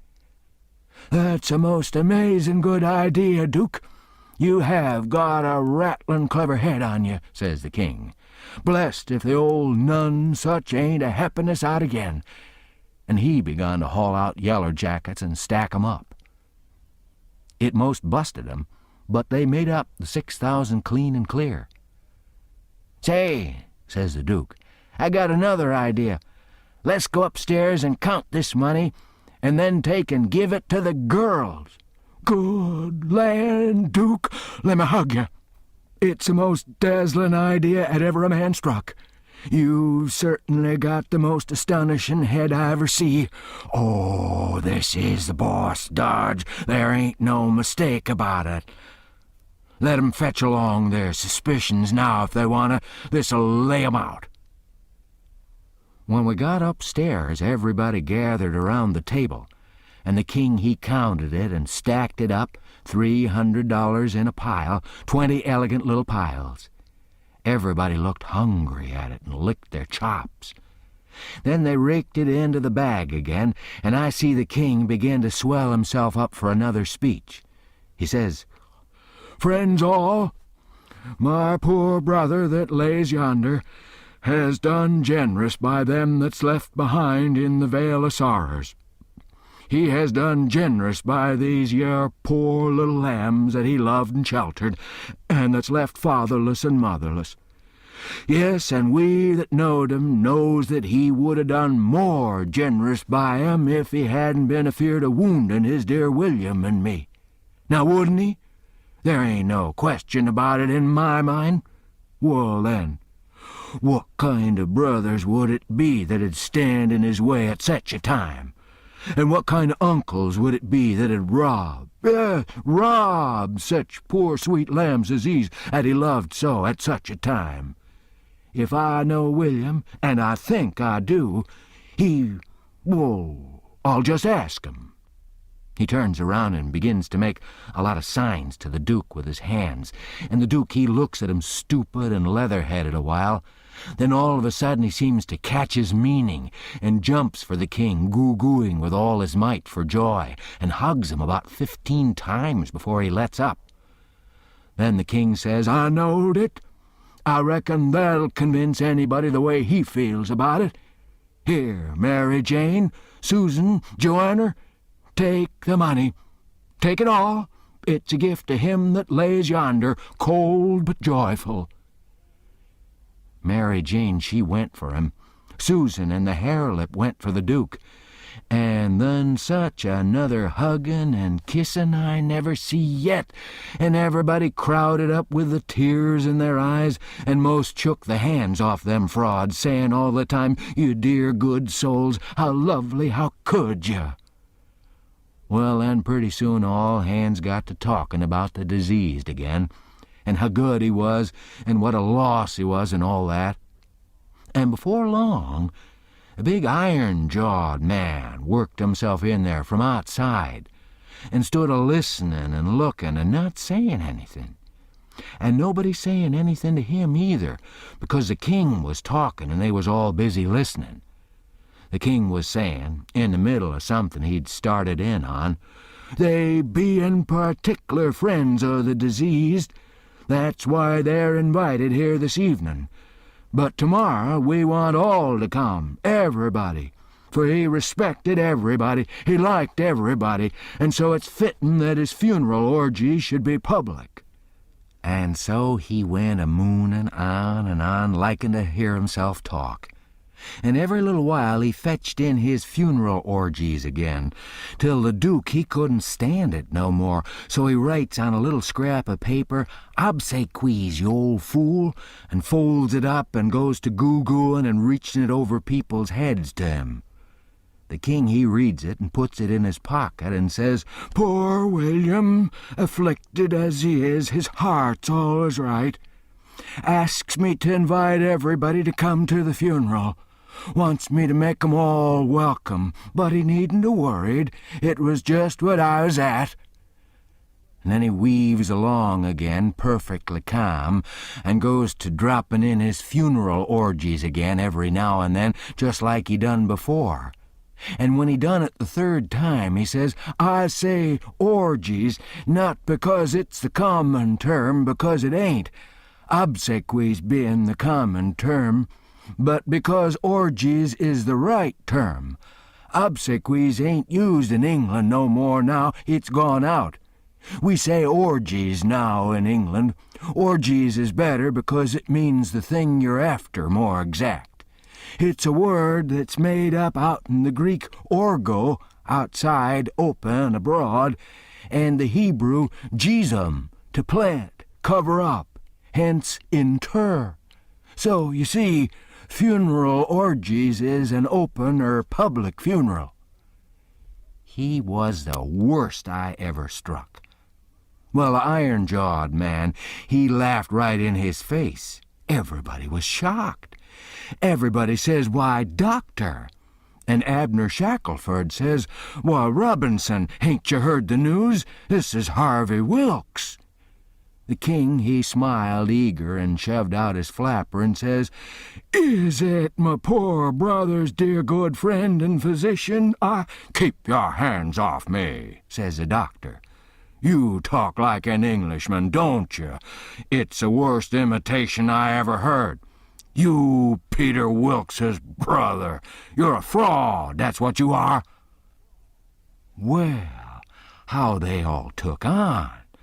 They crowded around the doctor and tried to quiet him down and tried to explain to him and tell him how Harvey'd showed in 40 ways that he was Harvey and knowed everybody by name and the names of the very dogs, and begged him not to hurt Harvey's feelin's and the poor girl's feelin's and all that.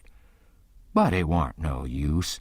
He stormed right along and said any man that pretended to be an Englishman and couldn't imitate the lingo no better than what he did was a fraud and a liar. The poor girls was hanging to the king and crying, and all of a sudden the doctor ups and turns on them. He says, "I was your father's friend, and I'm your friend. And I warn you as a friend, and an honest one that wants to protect you and keep you out of harm and trouble, to turn your backs on that scoundrel and have nothing to do with him, the ignorant tramp with his idiotic Greek and Hebrew, as he calls it. He's the thinnest kind of an impostor. Has come here with a lot of empty names and facts which he's picked up somewheres, and you take 'em for proofs, and are helped to fool yourselves by these foolish friends here who ought to know better. Mary Jane Wilkes, you know me for your friend, and for your unselfish friend, too. Now listen to me. Turn this pitiful rascal out. I beg you to do it, will you?" Mary Jane straightened herself up, and my, but she was handsome. She says, "Here is my answer." She hove up the bag of money and put it in the king's hands and says, "Take this $6,000 and invest it for me and my sisters any way you want to, and don't give us no receipt for it." Then she put her arm around the king on one side, and Susan and the Harelip done the same on the other. Everybody clapped their hands and stomped on the floor like a perfect storm, whilst the king held up his head and smiled proud. The doctor says, "All right, I wash my hands of the matter. But I warn y'all that a time's comin' when you're going to feel sick whenever you think of this day." And away he went. "All right, doctor," says the king, kind of mocking him. "We'll try and get him to send for you." Which made 'em all laugh, and they said it was a prime good hit.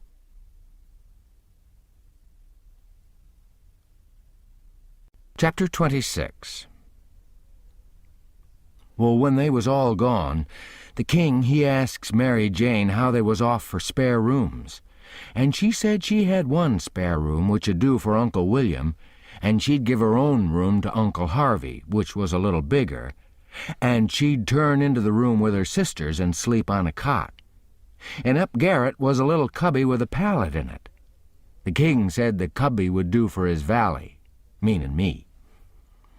So Mary Jane took us up, and she showed 'em their rooms, which was plain but nice. She said she'd have her frocks and a lot of other traps took out of her room if they was in Uncle Harvey's way, but he said they warn't. The frocks was hung along the wall, and before 'em was a curtain made out of calico that hung down to the floor.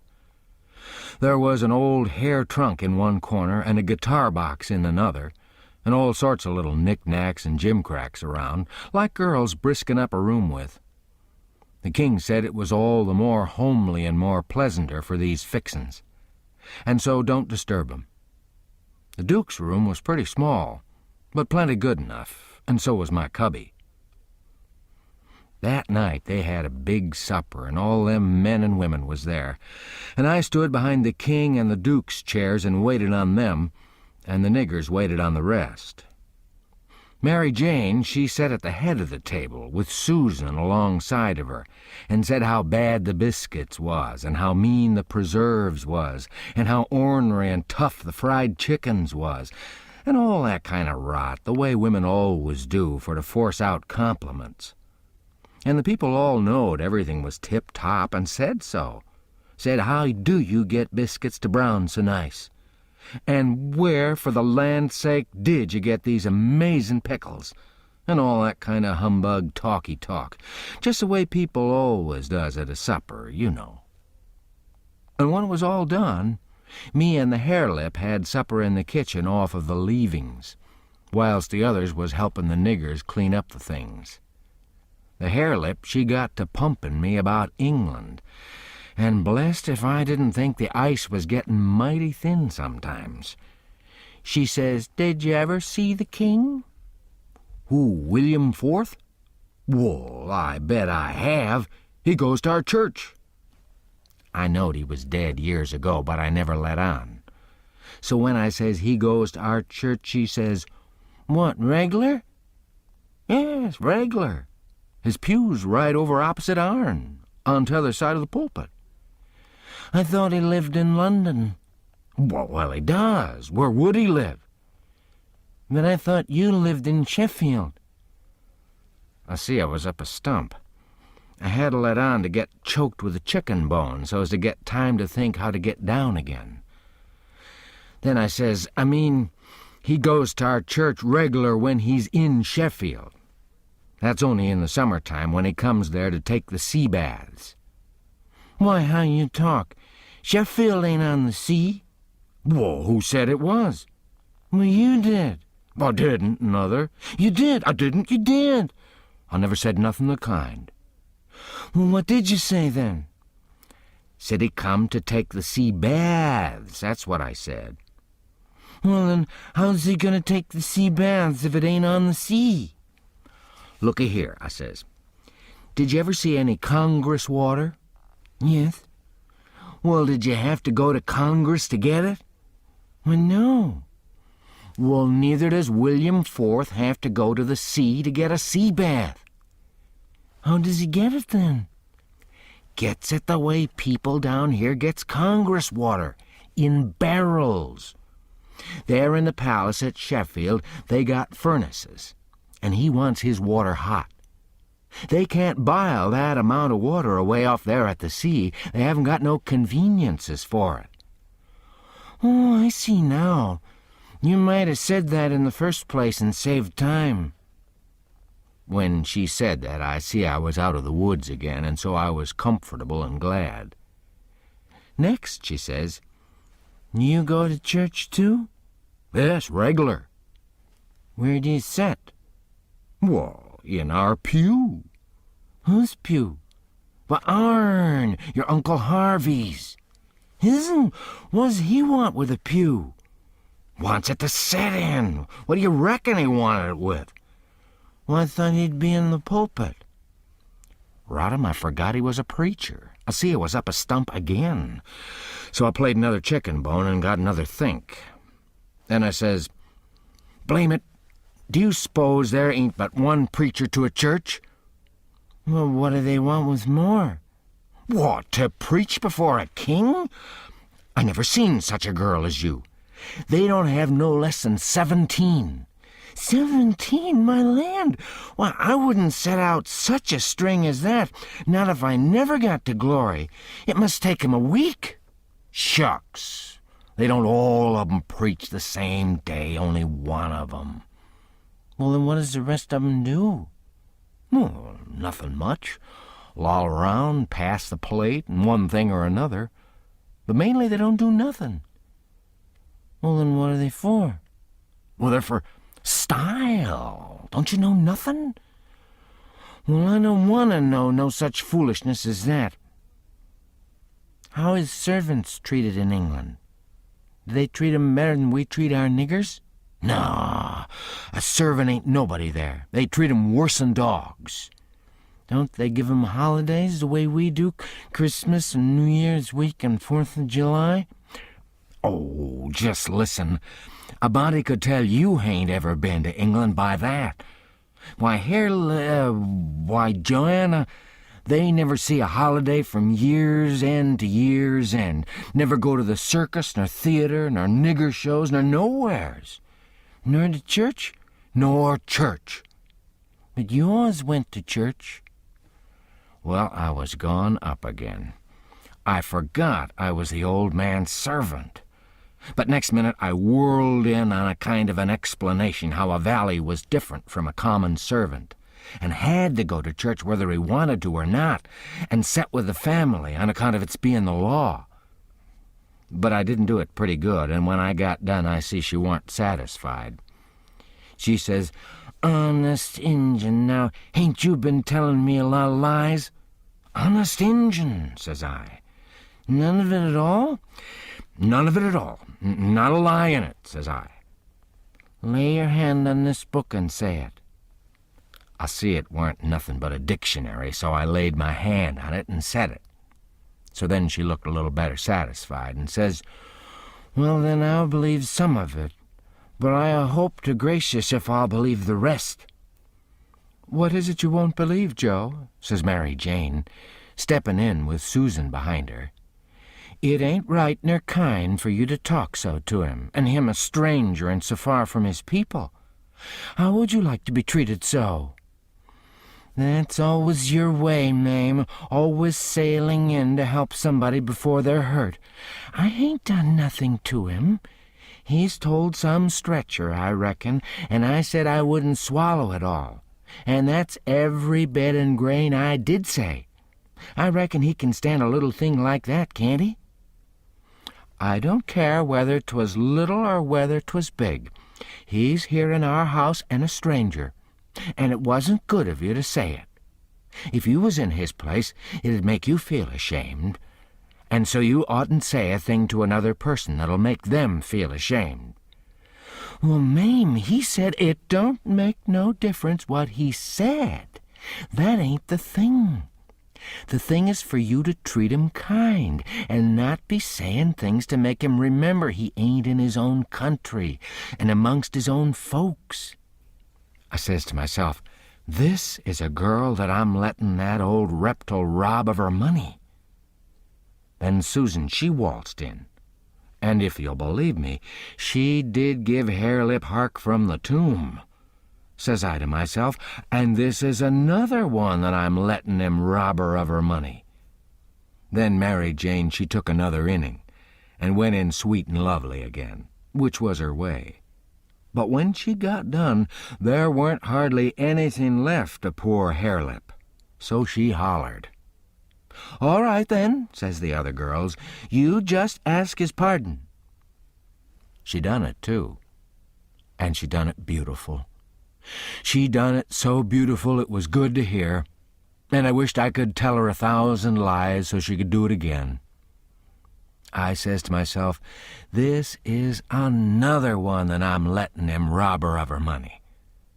And when she got through, they all just laid themselves out to make me feel at home and know I was amongst friends. I felt so ornery and low down and mean that I says to myself, my mind's made up. I'll hive that money for 'em or bust. So then I lit out. For bed, I said, meanin' sometime or another. When I got by myself, I went to thinking the thing over. I says to myself, shall I go to that doctor, private, and blow on these frauds? No, that won't do.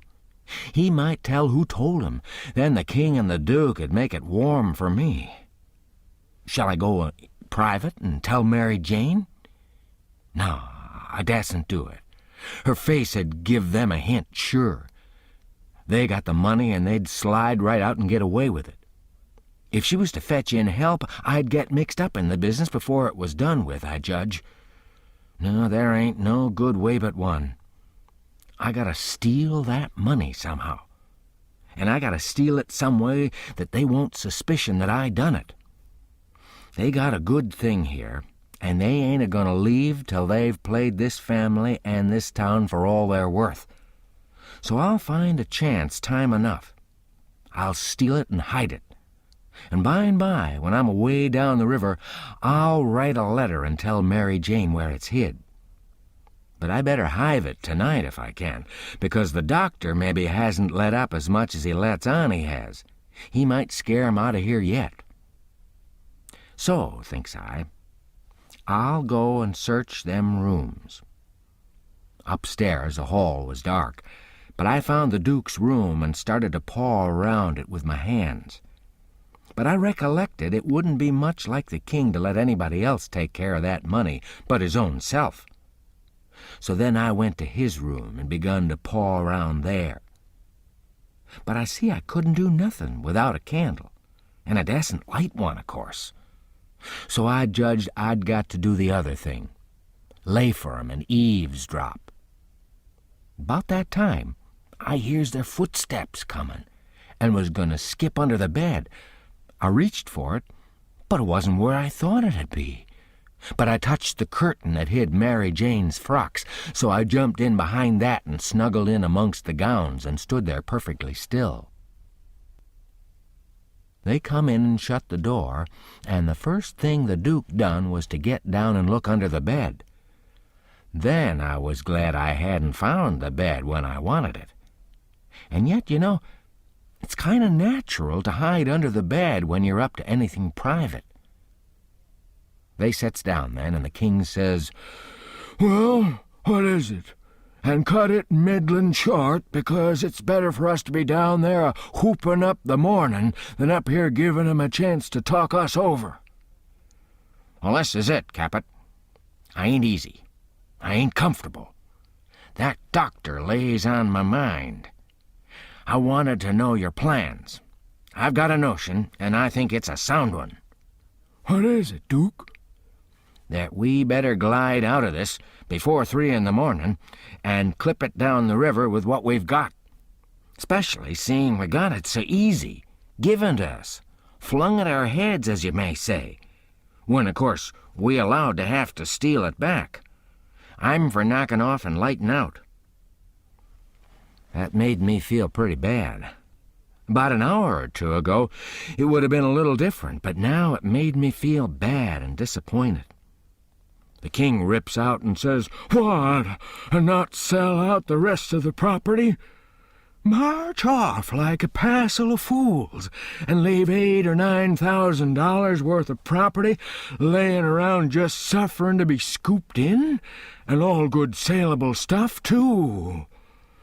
The Duke, he grumbled, said the bag of gold was enough, and he didn't want to go no deeper. Didn't want to rob a lot of orphans of everything they had. "Why, how you talk," says the king. "We shan't rob 'em of nothing at all, but just this money.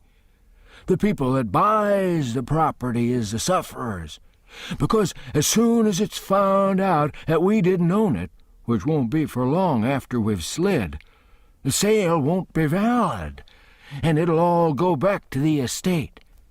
These here orphans will get their house back again, and that's enough for them. They're young and spry and can easy earn a living. They ain't a-goin' to suffer. Why, just think, there's thousands and thousands that ain't nigh so well off. Bless you, they ain't got nothing to complain of." Well, the king, he talked him blind. So at last he give in and said all right, but said he believed it was blame foolishness to stay and that doctor hanging over 'em. But the king says, "Cuss the doctor! What do we care for him? Ain't we got all the fools in town on our side? And ain't that a big enough majority in any town?" So they got ready to go downstairs again. The Duke says, "I don't think we put that money in a good place." That cheered me up. I'd begun to think I weren't going to get a hint of no kind to help me. The king says, "Why?" "Because Mary Jane'll be in mourning from this out, and first you know the nigger that does up the rooms'll get an order to box these duds up and put 'em away. And do you reckon a nigger can run across money and not borrow some of it?" "Your head's level again, Duke," says the king, and he come a-fumbling under the curtain 2 or 3 foot from where I was. I stuck tight to the wall and kept mighty still, though quivery. And I wondered what them fellas 'd say to me if they catched me, and I tried to think what I'd better do if they did catch me. But the king, he got the bag before I could think more than about a half a thought, and he never suspicioned I was around. They took and shoved the bag through a rip in the straw tick that was under the feather bed, and crammed it in a foot or two amongst the straw, and said it was all right now, because a nigger only makes up the feather bed and don't turn over the straw tick only about twice a year, and so it weren't in no danger of getting stole now. But I knowed better. I had it out of there before they was halfway downstairs. I groped along up to my cubby and hid it there till I could get a chance to do better. I judged I better hide it outside of the house somewheres, because if they missed it, They'd give the house a good ransacking. I knowed that very well.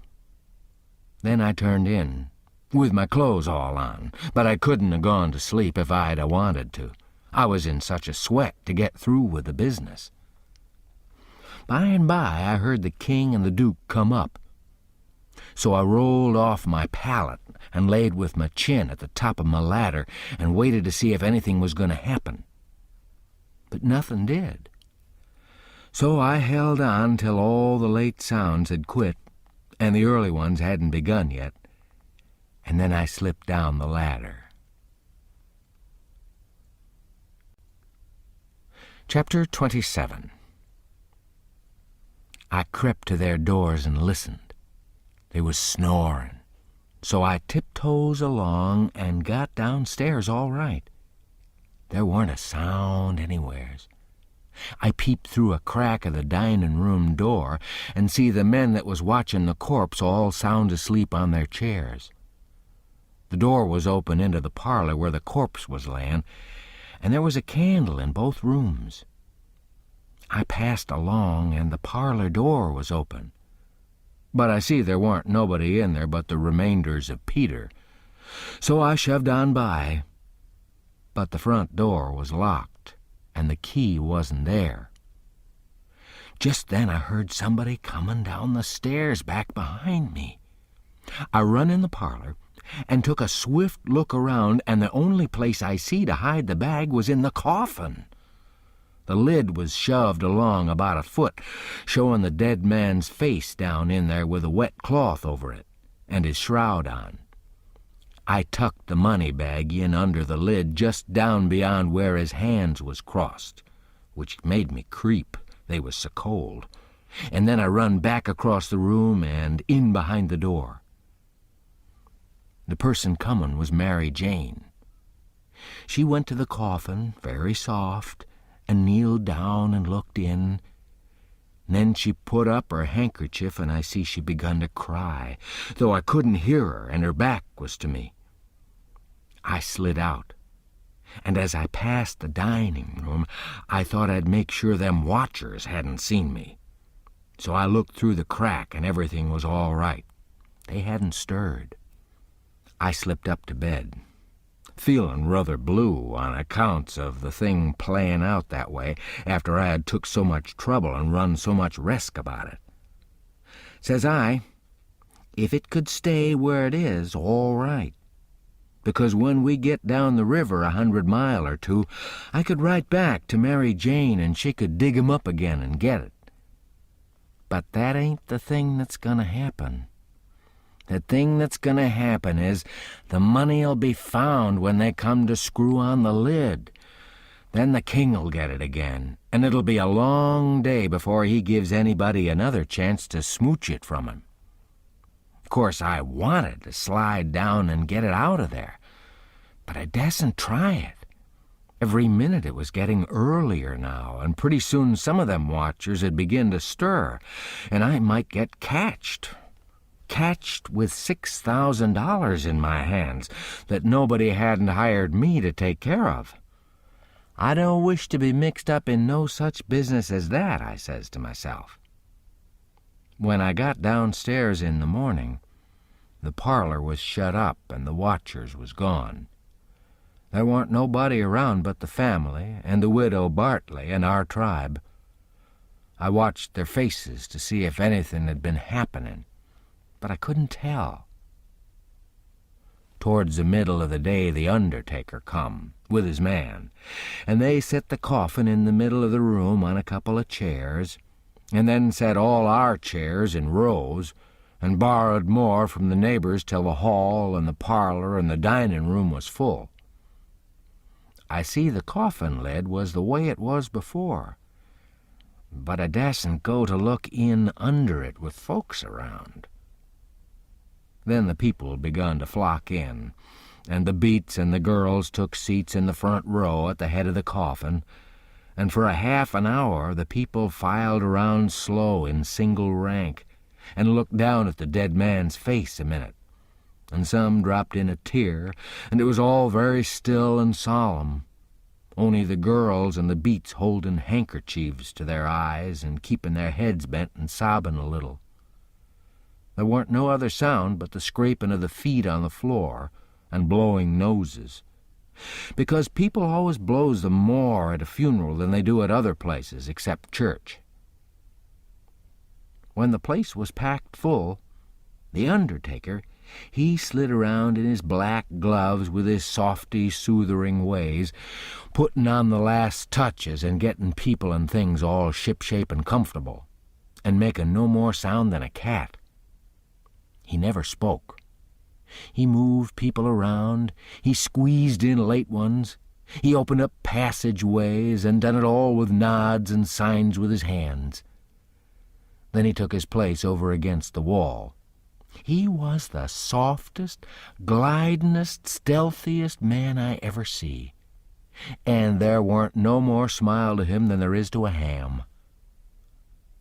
They'd borrowed a melodeon, a sick one, and when everything was ready, a young woman sat down and worked it, and it was pretty squeaky and colicky, and everybody joined in and sung, and Peter was the only one that had a good thing, according to my notion. Then the Reverend Hobson opened up, slow and solemn, and begun to talk. And straight off, the most outrageous row busted out in the cellar a body ever heard. It was only one dog, but he made a most powerful racket, and he kept it up right along. The parson, he had to stand there over the coffin and wait. You couldn't hear yourself think. It was right down awkward, and nobody didn't seem to know what to do. But pretty soon they see that long-legged undertaker make a sign to the preacher, as much as to say, "Don't you worry, just depend on me." Then he stooped down and begun to glide along the wall, just his shoulders showing over the people's heads. So he glided along, and the powwow and racket getting more and more outrageous all the time. And at last, when he'd gone around two sides of the room, he disappears down the cellar. Then in about 2 seconds we hear a whack, and the dog he finished up with a most amazing howl or two, and then everything was dead still, and the parson begun his solemn talk where he left off. In a minute or two, here comes this undertaker's back and shoulders gliding along the wall again. And so he glided and glided around 3 sides of the room, and then rose up and shaded his mouth with his hands and stretched his neck out towards the preacher over the people's heads, and says, in a kind of a coarse whisper, "He had a rat." Then he dropped down and glided along the wall again to his place. You could see it was a great satisfaction to the people, because naturally they wanted to know. A little thing like that don't cost nothing, and it's just the little things that makes a man to be looked up to and liked. There weren't no more popular man in town than what that undertaker was. Well, the funeral sermon was very good, but p'ison long and tiresome. And then the king, he shoved in and got off some of his usual rubbage, and at last the job was through, and the undertaker begun to sneak up on the coffin with his screwdriver. I was in a sweat then, and watched him pretty keen. But he never meddled at all. Just slid the lid along as soft as mush and screwed it down tight and fast. So there I was. I didn't know whether the money was in there or not. So, says I, "S'pose somebody has hogged that bag on the sly. Now how do I know whether to write to Mary Jane or not? S'pose she dug 'em up and didn't find nothing. What would she think of me? Blame it," I says, "I might get hunted up and jailed. I better lay low and keep dark and not write at all. The thing's awful mixed now. Trying to better it, I've worsened it 100 times, and I wish to goodness I'd just let it alone. Dad fetched the whole business." They buried him, and we come back home, and I went to watching faces again. I couldn't help it, and I couldn't rest easy. But nothing come of it. The faces didn't tell me nothing. The king, he visited around in the evening and sweetened everybody up and made himself ever so friendly. And he give out the idea that his congregation over in England 'd be in a sweat about him, so he must hurry and settle up the estate right away and leave for home. He was very sorry he was so pushed, and so was everybody. They wished he could stay longer, but they said they could see it couldn't be done. And he said, of course, him and William would take the girls home with him. And that pleased everybody, too, because then the girls would be well fixed and amongst their own relations. And it pleased the girls, too, tickled 'em so they clean forgot they ever had a trouble in the world, and told him to sell out as quick as he wanted to, they'd be ready. Them poor things was that glad and happy it made my heart ache to see 'em getting fooled and lied to so.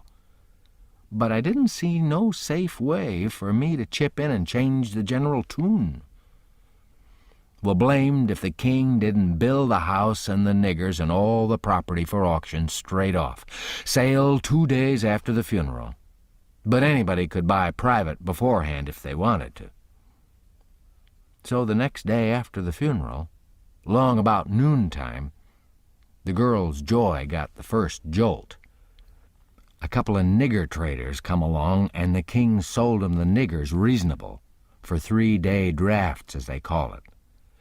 And away they went, the 2 sons up the river to Memphis, and their mother down the river to Orleans. I thought them poor girls and them niggers 'd break their hearts for grief. They cried around each other and took on so it most made me down sick to see it. The girls said they hadn't ever dreamed of seeing the family separated or sold away from the town. I can't ever get it out of my memory, the sight of them poor, miserable girls and niggers hanging around each other's necks and crying. And I reckon I couldn't have stood it at all, but would have had to bust out and tell on our gang if I hadn't knowed the sale warn't no account, and the niggers 'd be back home in a week or 2. The thing made a big stir in the town, too, and a good many come out flat-footed and said it was scandalous to separate the mother and the children that way. It injured the fraud some, but the old fool, he bowled right along in spite of all the Duke could say or do, and I tell you the Duke was powerful uneasy. Next day was auction day. About broad day in the morning, the king and the Duke come up in the garret and woke me up, and I see by their look that there was trouble. The king says, "Was you in my room night before last?" "No, your majesty," which was the way I always called him when nobody but our gang warn't around. "Was you in there yesterday or last night?" "No, your majesty." "Honor bright now, no lies?" "Honor bright, your majesty. I'm telling you the truth. I hain't been a-near your room since Miss Mary Jane took you and the Duke and showed it to you." The Duke says, "Have you seen anybody else go in there?" "No, your grace, not as I remember, I believe." "Stop and think." I studied a while and see my chance. Then I says, "Well, I see the niggers go in there several times." Both of 'em give 'em a little jump and looked like they hadn't ever expected it, and then like they had. Then the Duke says, "What, all of 'em?" "No, leastways, not all at once. That is, I didn't think I ever see 'em all come out at once, but just one time." "Oh, when was that?" "It was the day we had the funeral. In the morning. It warn't early because I overslept. I was just starting down the ladder and I see 'em." "Well, go on. What'd they do? How'd they act?" "They didn't do nothing. And they didn't act anyway much, as fur as I see. They tiptoed away, so I seen easy enough that they'd shoved in there to do up your majesty's room or something, supposing you was up, and found you warn't up, and so they was hoping to slide out of the way of trouble without waking you up if they hadn't already waked you up. "Great guns, this is a go," says the king, and both of 'em looked pretty sick and tolerable silly. They stood there thinking and scratching their heads a minute, and then the Duke he bust into a kind of little raspy chuckle and says, "It does beat all how neat the niggers played their hand. They let on to be sorry they was going out of this region, and I believe they was sorry, and so did you, and so did everybody. Don't ever tell me any more that a nigger ain't got any histrionic talent. My, the way they played that thing, it would fool anybody. In my opinion, there's a fortune in 'em. If I had capital and a theater, I wouldn't want a better layout than that. And here we gone and sold 'em for a song. Yes, and ain't privileged to sing the song yet. Say, where is that song, that draft?" "In the bank for to be collected. Where would it be?" "Well, that's all right then, thank goodness." Says I, kind of timid like, "Is something gone wrong?" The king whirls on me and rips out, "None of your business. You keep your head shut and mind your own affairs, if you got any. Long as you're in this town, don't you forget that, you hear?" Then he says to the Duke, "We gotta just swaller it and say nothing. Mum's a word for us." And as they was starting down the ladder, the Duke he chuckles again and says, "Quick sales and small profits. It's a good business, yes." The king snarls around at him and says, "I was trying to do for the best in selling 'em out so quick. If the profits has turned out to be none, lacking considerable, and none to carry, is it my fault any more'n it's yourn? Well, they'd be in this house yet, and we wouldn't if I could 'a' got my advice listened to." The king sassed back as much as was safe for him, and then swapped around and lit into me again. He give me down the banks for not coming and telling him I see the niggers come out of his room acting that way. Said any fool would 'a' knowed something was up. And then waltzed in and cussed himself a while, and said it was all come of him not layin' late and taking his natural rest that morning, and he'd be blamed if he'd ever do it again. So they went off a-jawin', and I felt dreadful glad I'd worked it all off onto the niggers, and yet hadn't done the niggers no harm by it. Chapter 28. By and by it was getting up time, so I come down the ladder and started for downstairs. But as I come to the girls' room, the door was open, and I see Mary Jane settin' by her old hair trunk, which was open, and she'd been packing things in it, getting ready to go to England. But she'd stopped now, with a folded gown in her lap, and had her face in her hands crying. I felt awful bad to see it. Of course, anybody would. I went in there and says, "Miss Mary Jane, you can't a-bear to see people in trouble, and I can't, most always. Tell me about it." So she done it, and it was the niggers. I just expected it. She said the beautiful trip to England was most about spoiled for her. She didn't know how she was ever going to be happy there, knowing the mother and children weren't ever going to see each other no more. And then busted out bitterer than ever and flung up her hands and says, "Oh, dear, dear, to think they ain't ever going to see each other any more." "But they will, and inside of 2 weeks, and I know it," says I. Laws, it was out before I could think. And before I could budge, she throws her arms around my neck and told me to say it again, say it again, say it again. I see I had spoke too sudden and said too much and was in a close place. I asked her to let me think a minute, and she sat there very impatient and excited and handsome, but looking kind of happy and eased up, like a person that's had a tooth pulled out. So I went to studying it out. I says to myself, I reckon a body that ups and tells the truth when he's in a tight place is taking considerable many risks, though I ain't had no experience and can't say for certain. But it looks so to me anyway. And yet here's a case where I'm blessed if it don't look to me like the truth is better and actually safer than a lie. I must lay it by in my mind and think it over some time or other. It's so kind of strange and unregular. I never see nothing like it.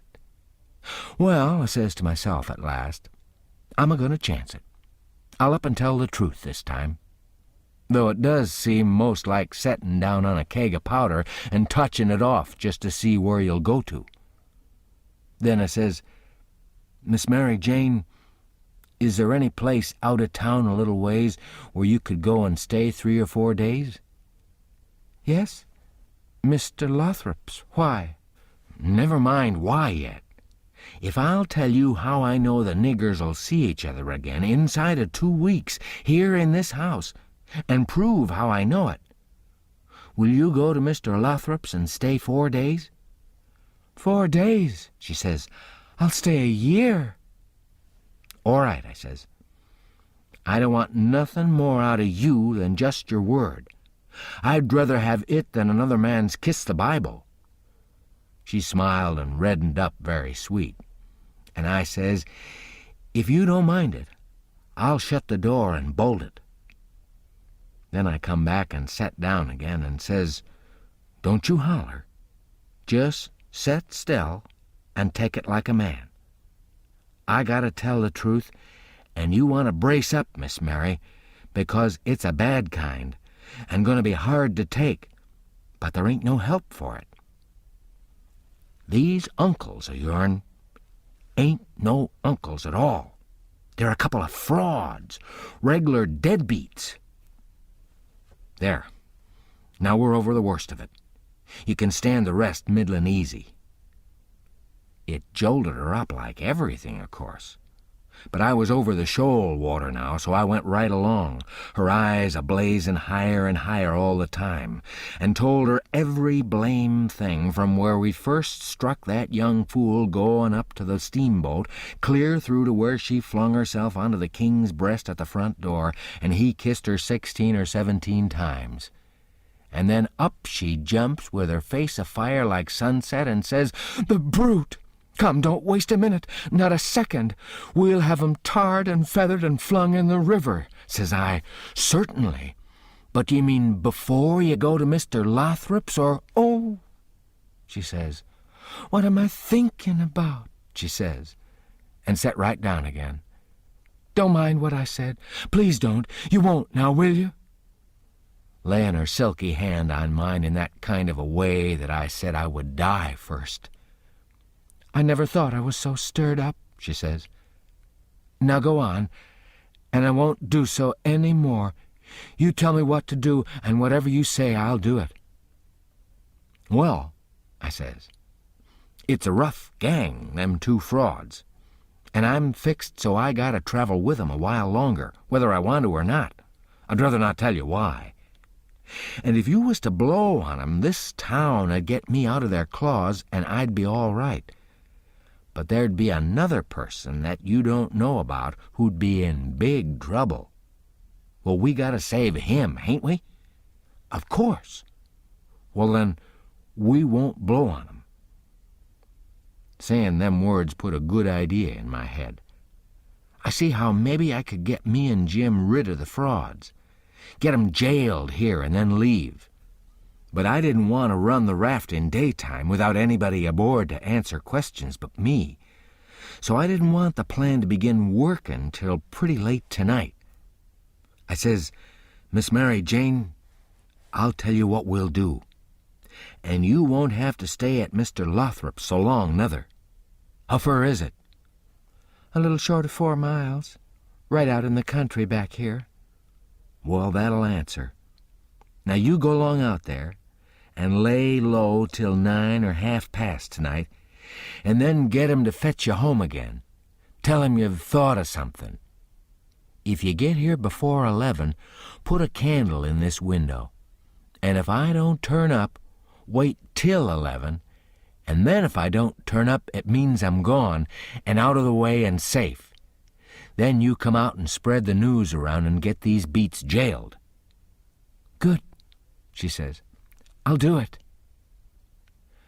"And if it just happens so that I don't get away, but get took up along with 'em, you must up and say I told you the whole thing beforehand, and you must stand by me all you can." "Stand by you, indeed I will. They shan't touch a hair of your head," she says. And I see her nostrils spread and her eyes snap when she said it, too. "If I get away, I shan't be here," I says, "to prove these rapscallions ain't your uncles, and I couldn't do it if I was here. I could swear they was beats and bummers, that's all, though that's worth something.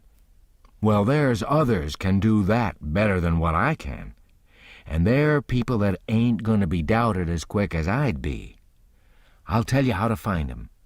Give me a pencil and a piece of paper. There. Royal Nonsuch, Bricksville. Put it away and don't lose it. When the court wants to find out something about these two, let 'em send up to Bricksville and say they've got the men that played the Royal Nonsuch and ask for some witnesses. Why, you'll have that entire town down here before you can hardly wink, Miss Mary, and they'll come a-bilin', too." I judged we had got everything fixed about right now, so I says, "Just let the auction go right along and don't worry. Nobody don't have to pay for things they buy till a whole day after the auction on accounts of the short notice, and they ain't going out of this till they get that money, and the way we've fixed it, the sale ain't going to count, and they ain't going to get no money. It's just like the way it was with the niggers. It warn't no sale, and the niggers'll be back before long. Why, they can't collect the money for the niggers yet. They're in the worst kind of a fix, Miss Mary." "Well," she says, "I'll run down to breakfast now, and then I'll start straight for Mr. Lothrop's." "'Deed, that ain't the ticket, Miss Mary Jane," I says. "By no manner of means go before breakfast." "Why?" "What did you reckon I wanted you to go at all for, Miss Mary?" "Well, I never thought. And come to think, I don't know. What was it?" "Why, it's because you ain't one of these leather-face people. I don't want no better book than what your face is. A body can set down and read it off like coarse print. Do you reckon you can go and face your uncles when they come to kiss you good morning and never—" There, don't. "Yes, I'll go before breakfast. I'll be glad to." "And leave my sisters with them?" "Yes, never mind about them. They gotta stand it yet a while. They might suspicion something if all of you was to go. I don't want you to see them, nor your sisters, nor nobody in this town. If a neighbor was to ask how is your uncles this morning, your face'd tell something. Now you go right along, Miss Mary Jane, and I'll fix it with all of 'em. I'll tell Miss Susan to give your love to your uncles and say you've went away for a few hours for to get a little rest and change, or to see a friend, and you'll be back tonight or early in the morning." "Gone to see a friend is all right, but I won't have my love given to them." "Well, then it shan't be."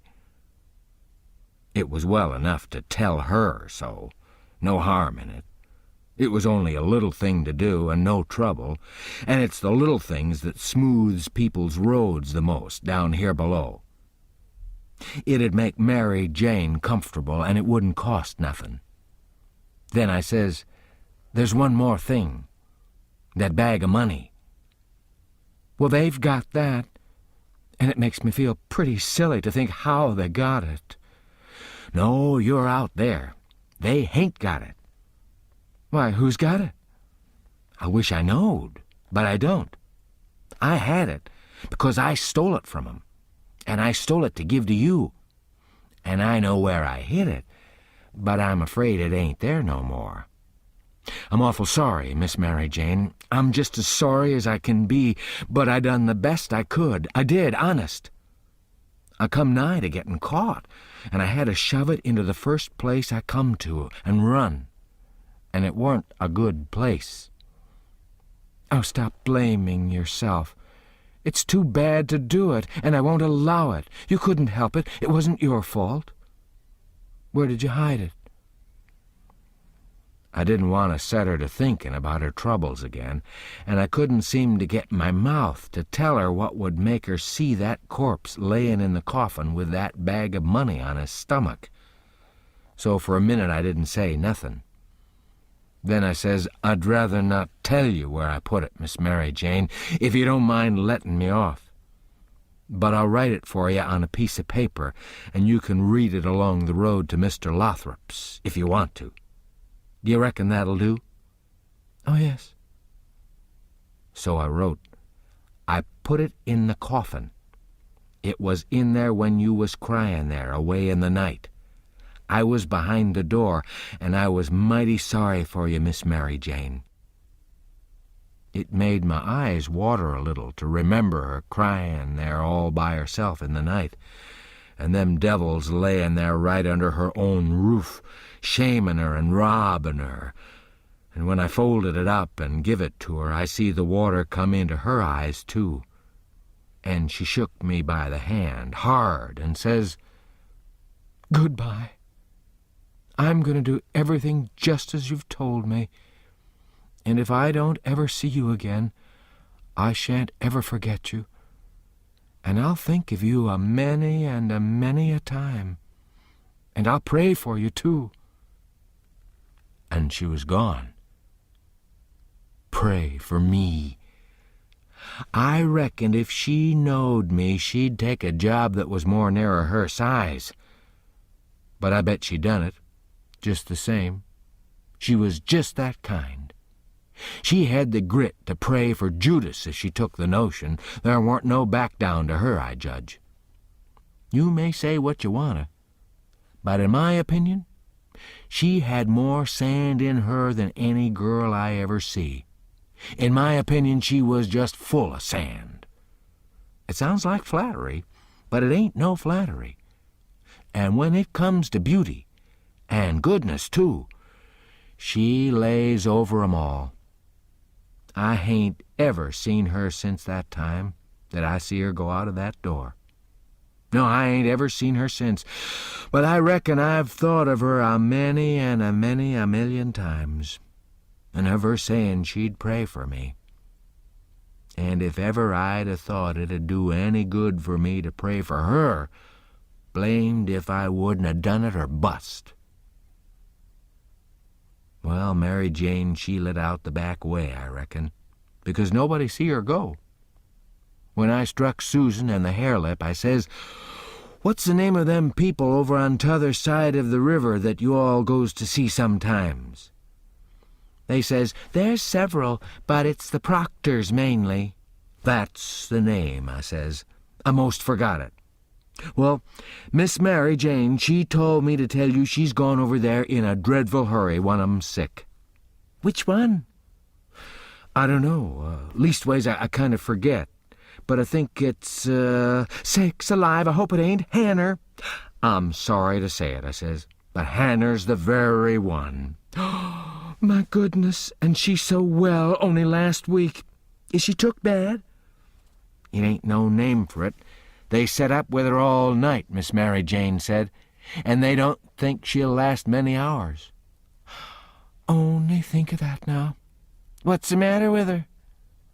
I couldn't think of anything reasonable right off that way, so I says, Mumps. Mumps, your granny. They don't set up with people that's got the mumps. They don't they? You better bet they do with these mumps. These mumps is different. It's a new kind, Miss Mary Jane said. How is it a new kind? Because it's all mixed up with other things. What other things? Whoa, measles and whooping cough and erysipelas and consumption and yeller jaunders and brain fever and I don't know what all. My land, and they call it the mumps? That's what Miss Mary Jane said. Well, what in the nation do they call it the mumps for? Well, because it is the mumps. That's what it starts with. Well, there ain't no sense in it. The body might stump his toe and take poison and fall down a well and break his neck and bust his brains out, and somebody come along and ask what killed him, and some numbskull up and say, why, he stumped his toe. Would there be any sense in that? No. And there ain't no sense in this, nuther. Is it catchin'? Is it catchin'? Well, how you talk. Is a harrow catchin'? In the dark? If you don't hitch on a one tooth, you're bound to on another, ain't you? And you can't get away with that tooth without fetchin' the whole harrow along, can you? Well, these kind of mumps is a kind of a harrow, as you may say. And it ain't no slouch of a harrow, nuther. You come to get it hitched on good. Well, it's awful, I think, says the harelip. I'll go to Uncle Harvey and... Oh, yes, I says, I would. Of course I would. I wouldn't lose no time. Well, why wouldn't you? Just look at it a minute, and maybe you can see. Ain't your uncles obleeged to get along home to England as fast as they can? And do you reckon they'd be mean enough to go off and leave you to go all that journey by yourselves? You know they'll wait for you. So far, so good. Your Uncle Harvey's a preacher, ain't he? Very well, then. Is a preacher gonna deceive a steamboat clerk? Is he gonna deceive a ship clerk so as to get him to let Miss Mary Jane go aboard? Now you know he ain't. What will he do then? Why, he'll say, it's a great pity, but my church matters has got to get along the best way they can, for my niece has been exposed to the dreadful pluribus unum mumps, and so it's my bounden duty to set down here and wait the 3 months it takes to show on her if she's got it. But never mind if you think it's best to tell your Uncle Harvey. Shucks, and stay fooling around here when we could all be having good times in England whilst we was waiting to find out whether Mary Jane's got it or not? Well, you talk like a muggins. Well, anyway, maybe you better tell some of the neighbors. Listen to that, now. You do beat all for natural stupidness. Can't you see that they'd go and tell? There ain't no way but just to not tell anybody at all. Well, maybe you're right. Yes, I judge you are right. But I reckon we ought to tell Uncle Harvey she's gone out a while anyway, so he won't be uneasy about her. Yes, Miss Mary Jane, she wanted you to do that. She says, tell him to give Uncle Harvey and William my love, and a kiss, and say I've run over the river to see Mr. What's the name of that rich family that your Uncle Peter used to think so much of? I mean the one that... Why, you must mean the Apthorpes, ain't it? Of course. Bother them kind of names. A body can't ever seem to remember 'em half the time somehow. Yes, she said she has to run over there for to ask the Apthorpes to be sure and come to the auction and buy this house, because she allowed her Uncle Peter would rather they had it than anybody else. And she's gonna stick to them till they say they'll come, and then if she ain't too tired, she's comin' home. And if she is, she'll be home in the morning anyway. She said don't say nothin' about the Proctors, but only about the Apthorpes, which'll be perfectly true, because she is going there to speak about their buying the house. I know it, because she told me so herself. All right, they said, and cleared out to lay for their uncles and give 'em the love and kisses and tell 'em the message. Everything was all right now. The girls wouldn't say nothing because they wanted to go to England, and the king and the duke would rather Mary Jane was off working for the auction than around in reach of Dr. Robinson. I felt very good. I judged I'd done it pretty neat. I reckoned Tom Sawyer couldn't have done it no neater himself. Of course, he would have throwed more style into it, but I can't do that very handy, not being brung up to it.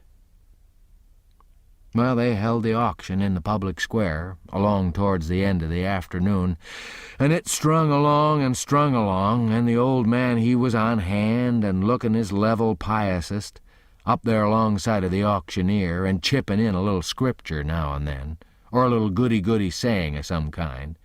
And the Duke, he was around goo-gooing for sympathy all he knowed how, and just spreading himself generally. But by and by the thing dragged through, and everything was sold. Everything but a little old trifling lot in the graveyard, so they'd got to work that off. I never see such a giraffe as the king was for wanting to swallow everything.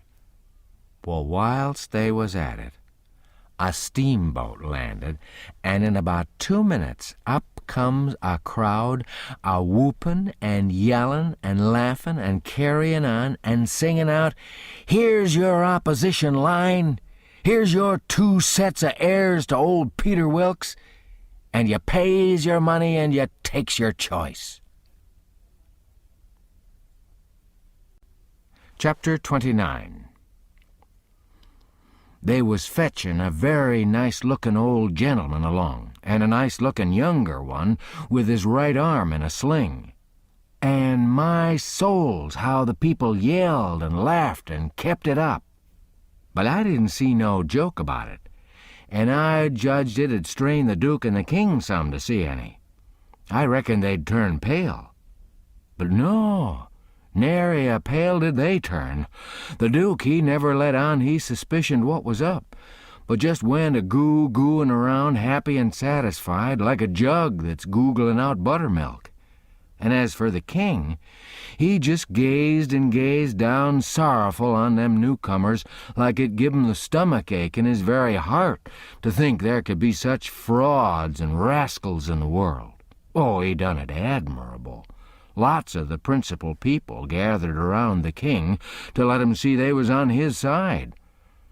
That old gentleman that had just come looked all puzzled to death. Pretty soon he begun to speak, and I see straight off he pronounced like an Englishman, not the King's way, though the King's was pretty good for an imitation. I can't give the old gent's words, nor I can't imitate 'em, but he turned around to the crowd and says about like this, "This is a surprise to me which I wasn't looking for, and I'll acknowledge, candid and frank, I ain't very well fixed to meet it and answer it, for my brother and me has had misfortunes. He's broke his arm, and our baggage got put off at a town above here last night in the night by mistake. I am Peter Wilkes's brother Harvey, and this is his brother William, which can't hear nor speak, and can't even make signs to amount to much, now he's only got one hand to work 'em with. We're who we say we are, and in a day or two when I get the baggage I can prove it. But up till then I won't say nothing more, but go to the hotel and wait." So him and the new dummy started off, and the King he laughs and blethers out, "Broke his arm, very likely, ain't it? And very convenient, too, for a fraud that's got to make signs and hain't learnt how. Lost her baggage, that's mighty good and mighty ingenious under circumstances." So he laughed again, and so did everybody else, except 3 or 4, or maybe half a dozen. One of these was that doctor. Another one was a sharp-looking gentleman with a carpet bag of the old-fashioned kind made out of carpet stuff, that had just come off of the steamboat and was talking to him in a low voice, and glancing towards the King now and then and nodding their heads. It was Levi Bell, the lawyer that was gone up to Louisville. And another one was a big, rough husky that come along and listened to all the old gentleman said and was listening to the King now. And when the King got done, this husky up and says, "Say, looky here, if you're Harvey Wilkes, when'd you come to this town?" "Day before the funeral, friend," says the King. "About what time of day?" "In the evening, 'bout an hour or 2 before sundown." "How'd you come?" Come down on the Susan Powell from Cincinnati." "Well, then, how'd you come to be up at the P'int in the morning, in a canoe?" "I weren't up at the P'int in the morning." "It's a lie." Several of 'em jumped for him and begged him not to talk that way to an old man and a preacher. "Preacher be hanged, he's a fraud and a liar. He was up at the P'int that morning. I live up there, don't I? Well, I was up there and he was up there. I see him there. He come in a canoe, 'long with Tim Collins and a boy." The doctor, he up and says, "Would you know the boy again if you was to see him, Hines?" "I reckon I would, but I don't know." "Oh, yonder he is now. I know him perfectly easy." It was me pointed at. The doctor says, "Neighbors, I don't know whether the new couple is frauds or not. But if these two ain't frauds, I'm an idiot, that's all. I think it's our duty to see that they don't get away from here till we've looked into this thing. Come along, Hines. Come along, the rest of you. We'll take these fellas to the tavern and affront 'em with t'other couple, and I reckon we'll find out something before we get through." It was nuts for the crowd, though maybe not for the king's friends, so we all started. It was about sundown. The doctor, he led me along by the hand, and was plenty kind enough, but he never let go my hand. We all got in a big room in the hotel and lit up some candles and fetched in the new couple. First the doctor says, "I don't wish to be too hard on these two men, but I think they're frauds, and they may have complices that we don't know nothing about. If they have, won't the complices get away with that bag of gold Peter Wilkes left? It ain't unlikely. If these men ain't frauds, they won't object to sending for that money and letting us keep it till they prove they're all right. Ain't that so?" Everybody agreed to that. So I judged they had our gang in a pretty tight place right at the outstart. But the king, he only looked sorrowful and says, "Gentlemen, I wish the money was there, for I ain't got no disposition to throw anything in the way of a fair, open, out-and-out investigation of this miserable business. But alas, the money ain't there. You can send and see if you wanna." "Where is it, then?" "Well, when my niece give it to me to keep for her, I took and hid it inside of the straw tick of my bed, not wishing to bank it for the few days we'd be here, and considering the bed a safe place, we not being used to niggers, and supposing them honest, like servants in England. The niggers stole it the very next morning, after I'd went downstairs, and when I sold 'em, I hadn't missed the money yet, so they got clean away with it. My servant here can tell you about it, gentlemen." The doctor and several said, "Shucks," and I see nobody didn't altogether believe 'em. One man asked me if I see the niggers steal it. I said no, but I see them sneaking out of the room and hustling away. And I never thought nothing, only I reckoned they was afraid they'd waked up my master and was trying to get away before he made trouble with 'em. That was all they asked me.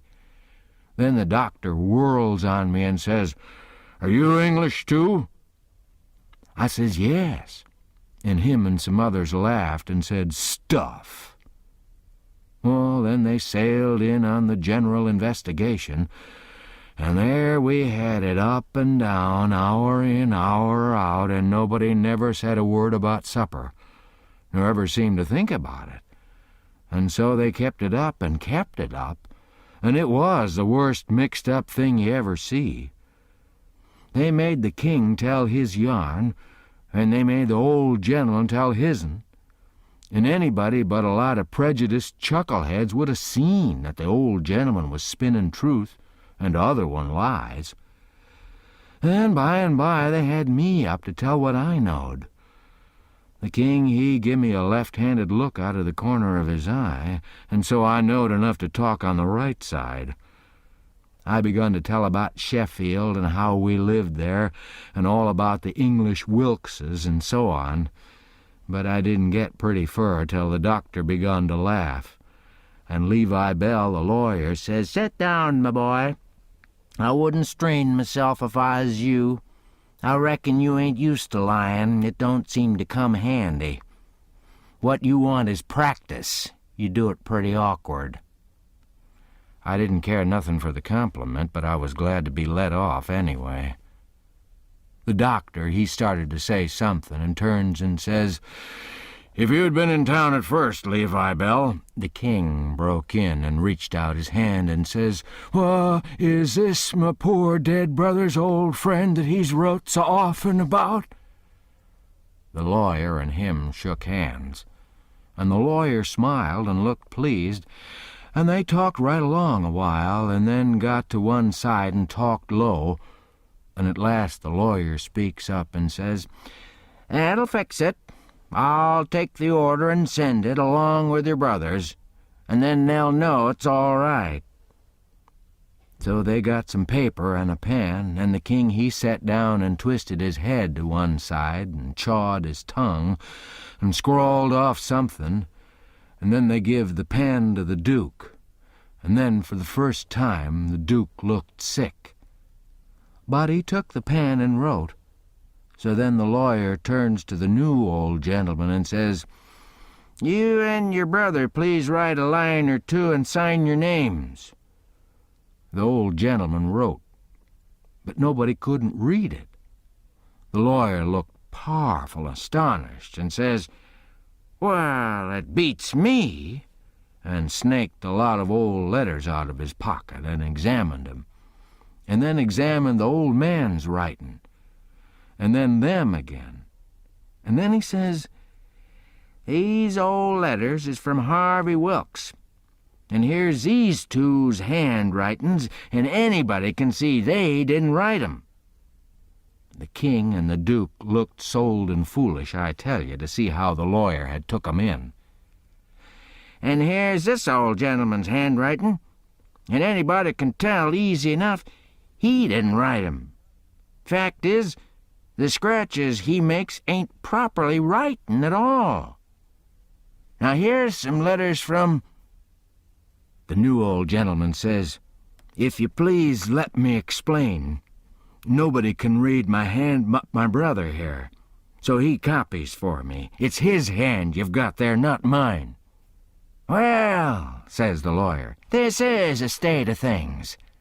I've got some of William's letters, too, so if you'll get him to write a line or so, we can come—" "He can't write with his left hand," says the old gentleman. "If he could use his right hand, you'd see that he wrote his own letters, and mine, too. Look at both, please. They're by the same hand." The lawyer done it and says, "I believe it's so. And if it ain't so, there's a heap stronger resemblance than I'd noticed before, anyway. Well, well, well. I thought we was right on the track of a solution. But it's gone to grass partly. But anyway, one thing's proved. These two ain't either of 'em Wilkses." And he wagged his head towards the king and the Duke. Well, what do you think? That mule-headed old fool wouldn't give in then. Indeed, he wouldn't. Said it warn't no fair test. Said his brother William was the cussedest joker in the world, and hadn't tried to write. He see William was going to play one of his jokes the minute he put the pen to paper. And so he warmed up and went warbling and warbling right along, till he was actually beginning to believe what he was saying himself. But pretty soon the new old gentleman broke in and says, "I've thought of something. Is there anybody here that helped to lay out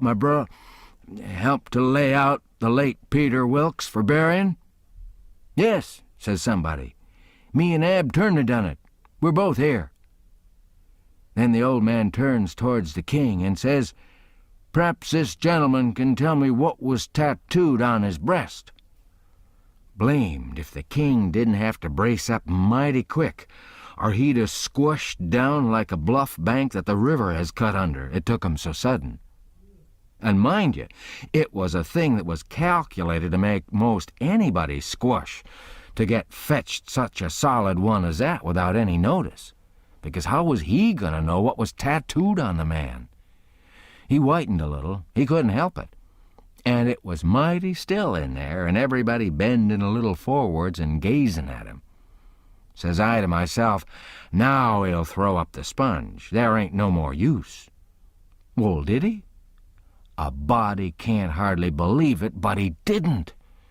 I reckon he thought he'd keep the thing up till he'd tired them people out, so they'd thin out and him and the Duke could break loose and get away. Anyway, he sat there, and pretty soon he begun to smile and says, It's a very tough question, ain't it? Yes, sir, I can tell you what's tattooed on his breast. It's just a small, thin blue arrow, that's what it is. And if you don't look close, you can't see it. Now what do you say, eh? Well, I never see anything like that old blister for clean out-and-out cheek. The new old gentleman turns brisk towards Ab Turner and his pard, and his eye lights up like he judged he'd got the king this time, and says, There, you've heard what he said. Was there any such mark on Peter Wilkes's breast? Both of 'em spoke up and says, We didn't see no such mark. Good, says the old gentleman. Now, what you did see on his breast was a small dim P and a B, which is an initial he dropped when he was young, and a W with dashes between 'em, so P-B-W. And he marked 'em that way on a piece of paper. Come, ain't that what you saw? Both of 'em spoke up again and says, No, we didn't. We never seen any marks at all. Well, everybody was in a state of mind now, and they sings out, The whole bilin' of 'em's frauds. Let's duck 'em, let's drown 'em, let's ride 'em on a rail. And everybody was whooping at once, and there was a rattling powwow. But the lawyer, he jumps on the table and yells and says, Gentlemen, gentlemen, hear me, just a word, just a single word, if you please. There's one way yet. Let's go and dig up the corpse and look. That took 'em. Hooray, they all shouted, and was starting right off, but the lawyer and the doctor sung out, Hold on, hold on. Collar all these 4 men and the boy, and fetch them along, too. We'll do it, they all shouted, and if we don't find them marks, we'll lynch the whole gang. I was scared now, I tell you. But there weren't no getting away, you know. They gripped us all and marched us right along, straight for the graveyard, which was 1.5 miles down the river, and the whole town was at our heels, for we made noise enough, and it was only 9 in the evening. As we went by our house, I wished I hadn't sent Mary Jane out of town, because now, if I could tip her the wink, she'd light out and save me and blow on our deadbeats. Well, we swarmed along down the river road, just carrying on like wildcats. And to make it more scary, the sky was darkening up, and the lightning beginning to wink and flitter, and the wind to shiver amongst the leaves. This was the most awful trouble and most dangersome I ever was in, and I was kind of stunned. Everything was going so different from what I'd allowed for. Instead of being fixed so I could take my own time if I wanted to, and see all the fun, and have Mary Jane at my back to save me and set me free when the close fit come, here was nothing in the world betwixt me and sudden death, but just them tattoo marks. If they didn't find them, I couldn't bear to think about it. And yet somehow I couldn't think about nothing else. It got darker and darker, and it was a beautiful time to give the crowd the slip.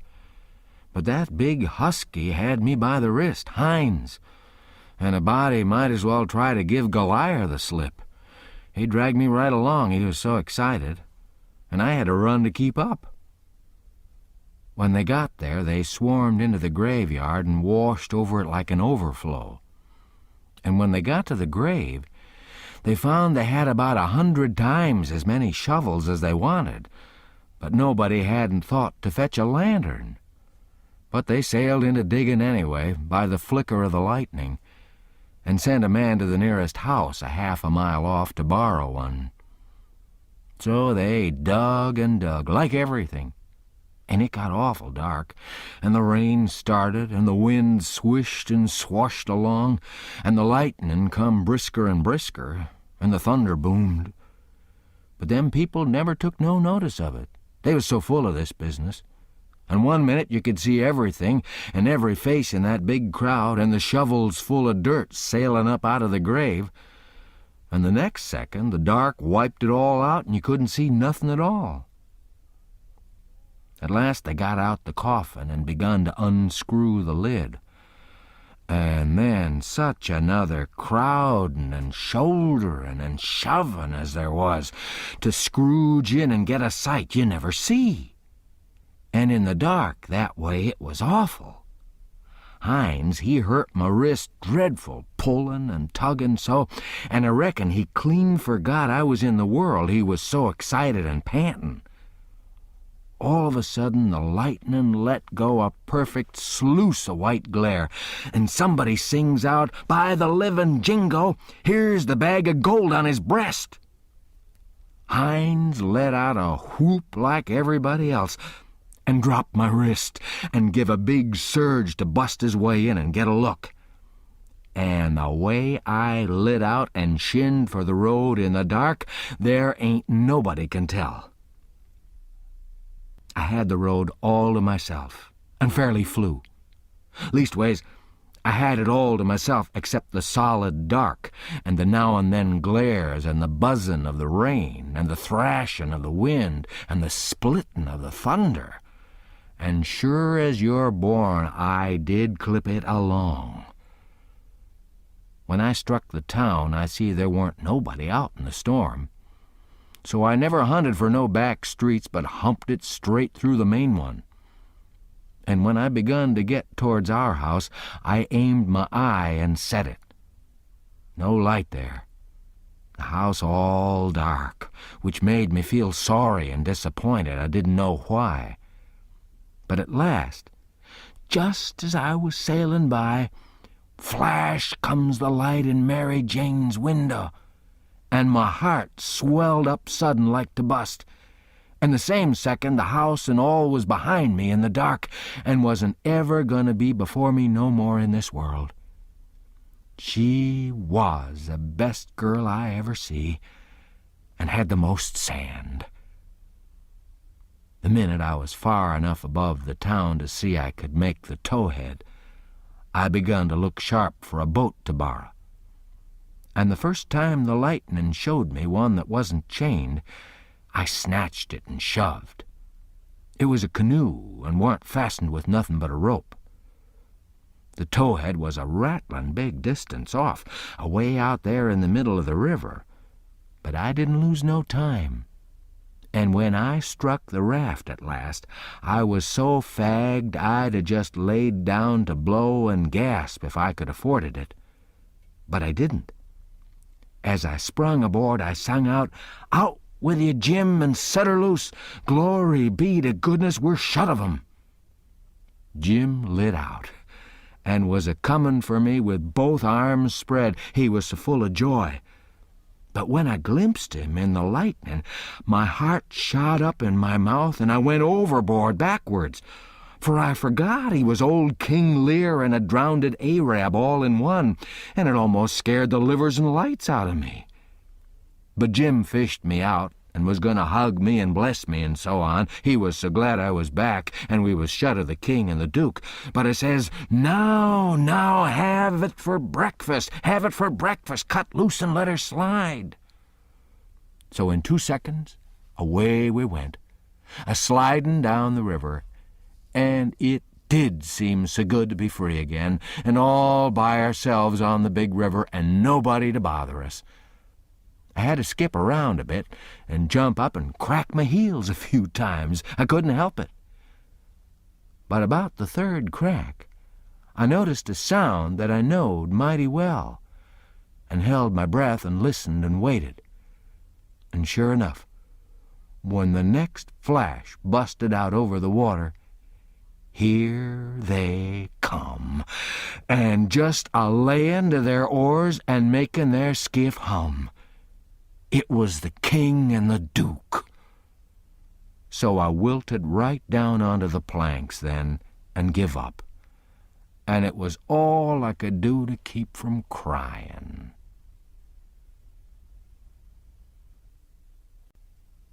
Chapter 30. When they got aboard, the king went for me and shook me by the collar and says, "Trying to give us the slip, was ye, you pup? Tired our company, eh?" I says, "No, your majesty, we warn't. Please don't, your majesty." "Quick, then, and tell us what was your idea, or I'll shake the insides out of you." "Honest, I'll tell you everything, just as it happened, your majesty. The man that had a hold of me was very good to me, and kept saying he had a boy about as big as me that died last year, and he was sorry to see a boy in such a dangerous fix. And when they was all took by surprise by finding the gold, and made a rush for the coffin, he lets go of me and whispers, 'Heal it now, or they'll hang you sure.' And I lit out. It didn't seem no good for me to stay. I couldn't do nothing, and I didn't want to be hung if I could get away. So I never stopped running till I found the canoe. And when I got here, I told Jim to hurry or they'd catch me and hang me yet, and said I was afeard you and the Duke wasn't alive now, and I was awful sorry, and so was Jim, and was awful glad when we see you coming. You may ask Jim if I didn't." Jim said it was so, and the king told him to shut up, and said, "Oh, yes, it's mighty likely," and shook me up again, and said he reckoned he'd drowned me. But the Duke says, "Let go of the boy, you old idiot. Would you have done any different? Did you inquire round for him when you got loose? I don't remember it." So the king let go of me and begun to cuss that town and everybody in it. But the Duke says, "You better a blame sight give yourself a good cussin', for you're the one that's entitled to it most. You hain't done a thing from the start that had any sense in it, except comin' out so cool and cheeky with that imaginary blue arrow mark. That was bright. It was right down bully, and it was the thing that saved us. For if it hadn't been for that, they'd have jailed us till them Englishmen's baggage come, and then the penitentiary, you bet. But that trick took 'em to the graveyard, and the gold done us a still bigger kindness. For if the excited fools hadn't let go all holts and made that rush to get a look, we'd have slept in our cravats tonight. Cravats warranted to wear, too, longer than we'd need 'em." They was still a minute thinking. Then the king says, kind of absent-minded like, "And we reckon the niggers stole it." That made me squirm. "Yes," says the Duke, kind of slow and deliberate and sarcastic. "We did." After about a half a minute, the king drawls out, "Leastways, I did." The Duke says the same way, "On the contrary, I did." The king kind of ruffles up and says, "Looky here, Bilgewater, what are you referring to?" The Duke says pretty brisk, "When it comes to that, maybe you'll let me ask what was you referring to?" "Shucks," says the king, very sarcastic. "But I don't know. Maybe you was asleep and didn't know what you was about." The Duke bristles right up now and says, "I'll let up on this cussed nonsense. Do you take me for a blame fool? Don't you reckon I know who hid that money in that coffin?" "Yes, sir. I know you do know, because you done it yourself." "It's a lie." And the Duke went for him. The king sings out, "Take your hands off, let go my throat, I take it all back." The duke says, "Well, you just own up first that you did hide that money there, intending to give me the slip one of these days, and come back and dig it up and have it all to yourself." "Wait just a minute, Duke. Answer me this one question, honest and fair. If you didn't put the money there, say it, and I'll believe you, and take back everything I said." "You old scoundrel, I didn't, Dan. You know I didn't. There now." "Well, then, I believe you.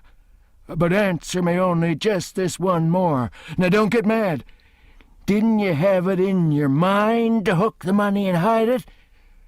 The Duke never said nothing for a little bit.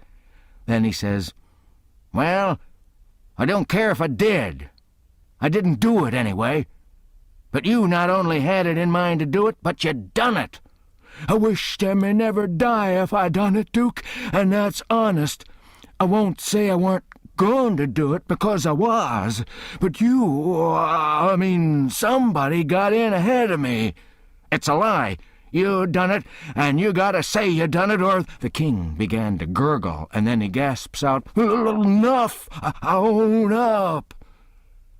I was very glad to hear him say that. It made me feel much more easier than what I was feeling before. So the Duke took his hands off and says, "If you ever deny it again, I'll drown you. It's well for you to sit there and blubber like a baby. It's fitting for you, after the way you've acted. I never see such an old ostrich for wanting to gobble everything. And I a-trusting you all the time, like you was my own father. You ought to been ashamed of yourself to stand by and hear it saddled onto a lot of poor niggers, and you never say a word for 'em. It makes me feel ridiculous to think I was soft enough to believe that rubbage. Cuss you, I can see now why you was so anxious to make up the deficit. You wanted to get what money I'd got out of the Nonesuch in one thing or another and scoop it all." The king says, timid and still snuffling, "Why, Duke, it was you that said make up the deficit. It warn't me." "Dry up. I don't want to hear no more out of you," says the Duke. "And now you see what you got by it.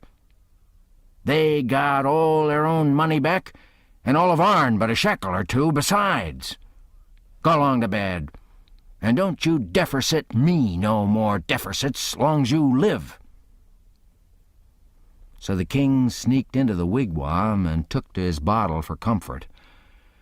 And before long the Duke tackled his bottle. And so in about a half an hour they was as thick as thieves again, and the tighter they got, the lovinger they got, and went off a-snoring in each other's arms.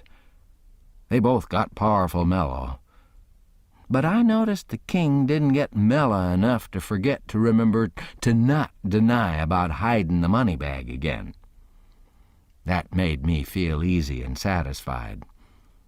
Of course, when they got to snoring, we had a long gabble, and I told Jim everything.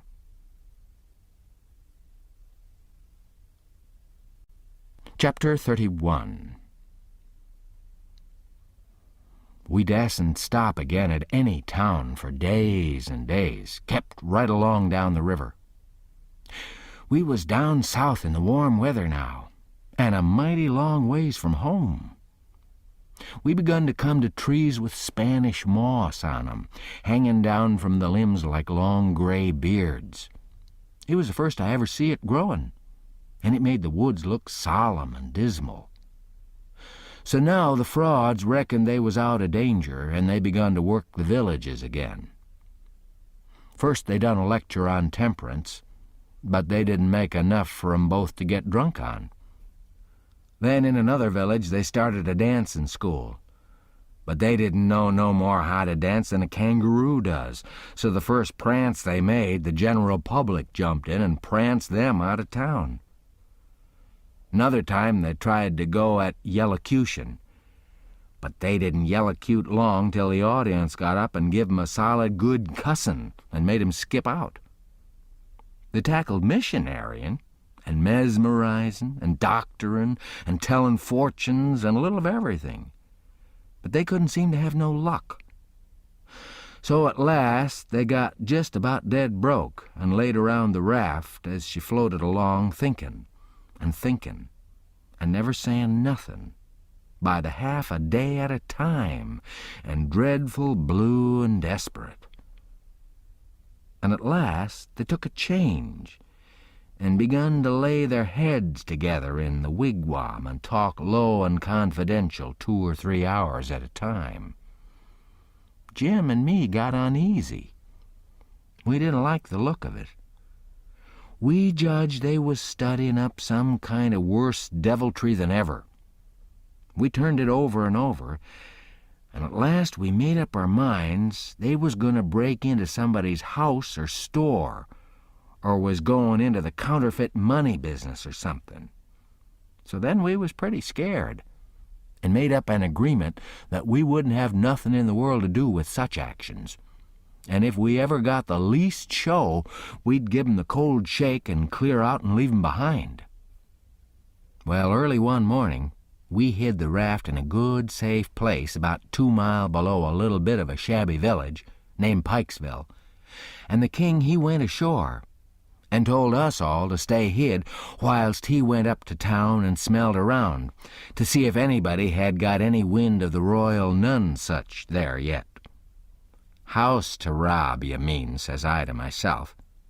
"And when you get through robbing it, you'll come back here and wonder what's become of me and Jim and the raft, and you'll have to take it out in wondering." And he said if he weren't back by midday, the Duke and me'd know it was all right, and we was to come along. So we stayed where we was. The Duke, he fretted and sweated around and was in a mighty sour way. He scolded us for everything, and we couldn't seem to do nothing right. He found fault with every little thing. Something was a-brewin', sure. I was good and glad when midday come and no king. We could have a change anyway, and maybe a chance for the change on top of it. So me and the Duke went up to the village and hunted around there for the king.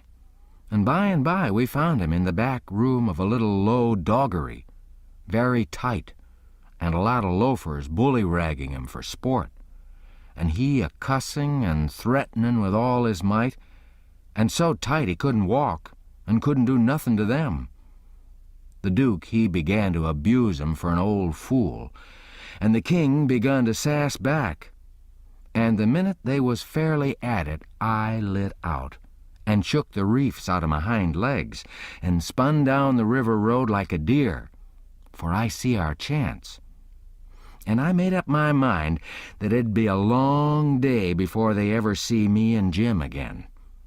I got down there all out of breath, but loaded up with joy, and sung out, "Set her loose, Jim, we're all right now." But there weren't no answer, and nobody come out of the wigwam. Jim was gone. I set up a shout, and then another one, and run this way and that in the woods, whooping and screeching, but it weren't no use. Old Jim was gone.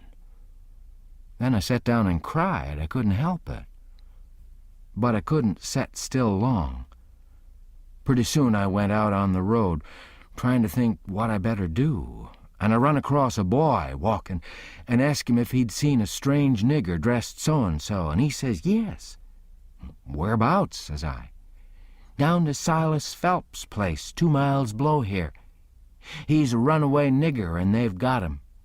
Was you looking for him?" "You bet I ain't. I run across him in the woods about an hour or 2 ago, and he said if I hollered he'd cut my livers out, and told me to lay down and stay where I was, and I done it.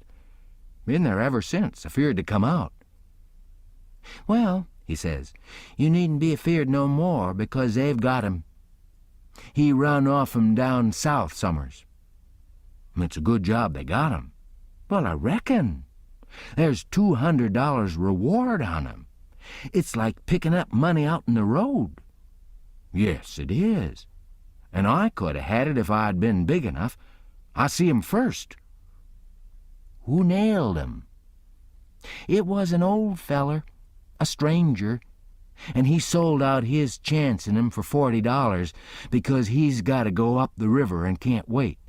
Think of that now. You bet I'd wait if it was 7 year." "That's me every time," says I. "But maybe his chance ain't worth no more than that if he'll sell it so cheap. Maybe there's something ain't straight about it." "But it is, though. Straight as a string. I see the handbill myself. It tells all about him to a dot, paints him like a picture, and tells the plantation he's from, below N'Orleans. No siree, Bob, they ain't no trouble about that speculation, you betcha. Say, give me a chaw of tobacco, won't you?" I didn't have none, so he left. I went to the raft and sat down in the wigwam to think. But I couldn't come to nothing. I thought till I wore my head sore, but I couldn't see no way out of the trouble. After all this long journey, and after all we'd done for them scoundrels, here was it all come to nothing, everything all busted up and ruined, because they could have the heart to serve Jim such a trick as that, and make him a slave again all his life, and amongst strangers, too, for $40 dirty. Once I said to myself it'd be 1,000 times better for Jim to be a slave at home, where his family was, as long as he'd got to be a slave, and so I'd better write a letter to Tom Sawyer and tell him to tell Miss Watson where he was. But I soon give up that notion, for 2 things. She'd be mad and disgusted at his rascality and ungratefulness for leaving her, and so she'd sell him straight down the river again. And if she didn't, everybody naturally despises an ungrateful nigger, and they'd make Jim feel it all the time, and so he'd feel ornery and disgraced. And then think of me. It'd get all around that Huck Finn helped a nigger to get his freedom. And if I was to ever see anybody from that town again, I'd be ready to get down and lick his boots for shame. That's just the way. A person does a low-down thing, and then he don't want to take no consequences of it. Thinks as long as he can hide it, it ain't no disgrace. That was my fix exactly. The more I studied about this, the more my conscience went to grinding me, and the more wicked and low-down and ornery I got to feeling. And at last, when it hit me all of a sudden that here was the plain hand of Providence slapping me in the face and letting me know my wickedness was being watched all the time from up there in heaven, whilst I was stealing a poor old woman's nigger that hadn't ever done me no harm, and now was showing me there's one that's always on the lookout and ain't a-gonna allow no such miserable doin's to go only just so fur and no further, I most dropped in my tracks, I was so scared. Well, I tried the best I could to kind of soften it up somehow for myself, by saying I was brung up wicked and so I weren't so much to blame. But something inside of me kept saying, there was the Sunday school, you could 'a' gone to it, and if you'd 'a' done it, they'd 'a' learnt you there that people that acts as I'd been actin' about that nigger goes to everlastin' fire. It made me shiver, and I about made up my mind to pray and see if I couldn't try to quit being the kind of a boy I was and be better. So I kneeled down, but the words wouldn't come. Why wouldn't they? It warn't no use to try and hide it from him, nor from me neither. I knowed very well why they wouldn't come. It was because my heart warn't right. It was because I warn't square. It was because I was playin' double. I was letting on to give up sin, but away inside of me I was holding on to the biggest one of all. I was trying to make my mouth say I'd do the right thing and the clean thing and going right to that nigger's owner and tell where he was. But deep down in me I knowed it was a lie, and he knowed it. You can't pray a lie. I found that out. So I was full of trouble, full as I could be, and didn't know what to do. At last I had an idea, and I says, I'll go and write the letter, and then see if I can pray. Why, it was astonishing, the way I fell as light as a feather, right straight off, and my troubles all gone. So I got a piece of paper and a pencil, all glad and excited, and sat down and wrote, Ms. Watson, your runaway nigger Jim is down here 2 miles below Pikesville, and Mr. Phelps has got him, and he'll give him up for the reward if you send. Huck Finn. I felt good, and all washed clean of sin, for the first time I'd ever felt so in my life, and I knowed I could pray now. But I didn't do it straight off, but laid the paper down and sat there thinking how good it was all this happened so, and how near I come to being lost and going to hell.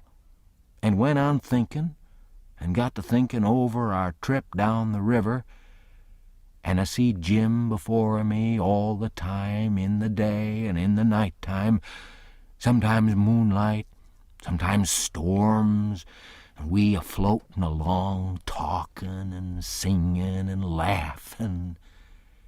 But somehow I couldn't seem to strike no places to harden me against him, but only the other kind.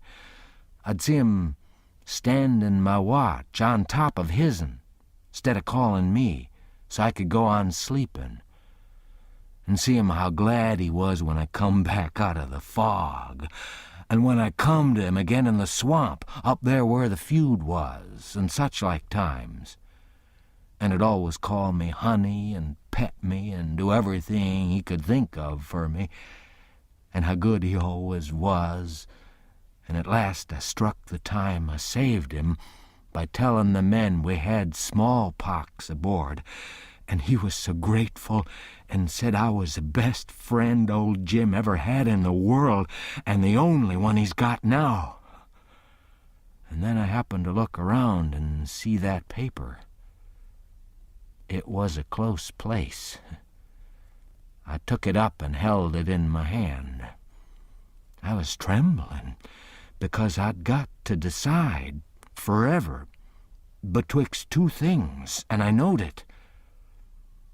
I studied a minute, sort of holding my breath, and then I says to myself, all right, then I'll go to hell, and I tore it up. It was awful thoughts and awful words, but they was said, and I let 'em stay said, and never thought no more about reforming. I shoved the whole thing out of my head and said I'd take up wickedness again, which was in my line, being brung up to it, and the other warn't. And for a starter, I'd go to work and steal Jim out of slavery again. And if I could think up anything worse, I'd do that too. 'Cause as long as I was in, and in for good, I might as well go the whole hog. Then I set to thinking over how to get at it, and turned over considerable many ways in my mind, and at last fixed up a plan that suited me. So then I took the bearings of a woody island that was down the river a piece, and as soon as it was fairly dark, I crept out with my raft and went for it, and hid it there, and then turned in. I slept through the night, and got up before it was light, and had my breakfast, and put on my store clothes, and tied up some others and one thing or another in a bundle, and took the canoe and cleared for shore. I landed below where I judged was Phelps's place, and hid my bundle in the woods, and then filled up the canoe with water and loaded rocks into her and sunk her where I could find her again when I wanted her, about a quarter of a mile below a little stream sawmill that was on the bank. Then I struck up the road, and when I passed the mill I see a sign on it, Phelps's Sawmill. And when I come to the farmhouses, 200 or 300 yards further along, I kept my eyes peeled but didn't see nobody around, though it was good daylight now. But I didn't mind, because I didn't want to see nobody just yet. I only wanted to get the lay of the land. According to my plan, I was going to turn up there from the village, not from below. So I just took a look and shoved along straight for town. Well, the very first man I see when I got there was the Duke. He was sticking up a bill for the Royal Nonsuch, 3-night performance like that other time. They had the cheek, them frauds. I was right on him before I could shirk. He looked astonished and says, "Hello, where'd you come from?" Then he says, kind of glad and eager, "Where's the raft? Got her in a good place?" I says, "Well, that's just what I was going to ask your grace." Then he didn't look so joyful and says, "What was your idea for asking me?" he says.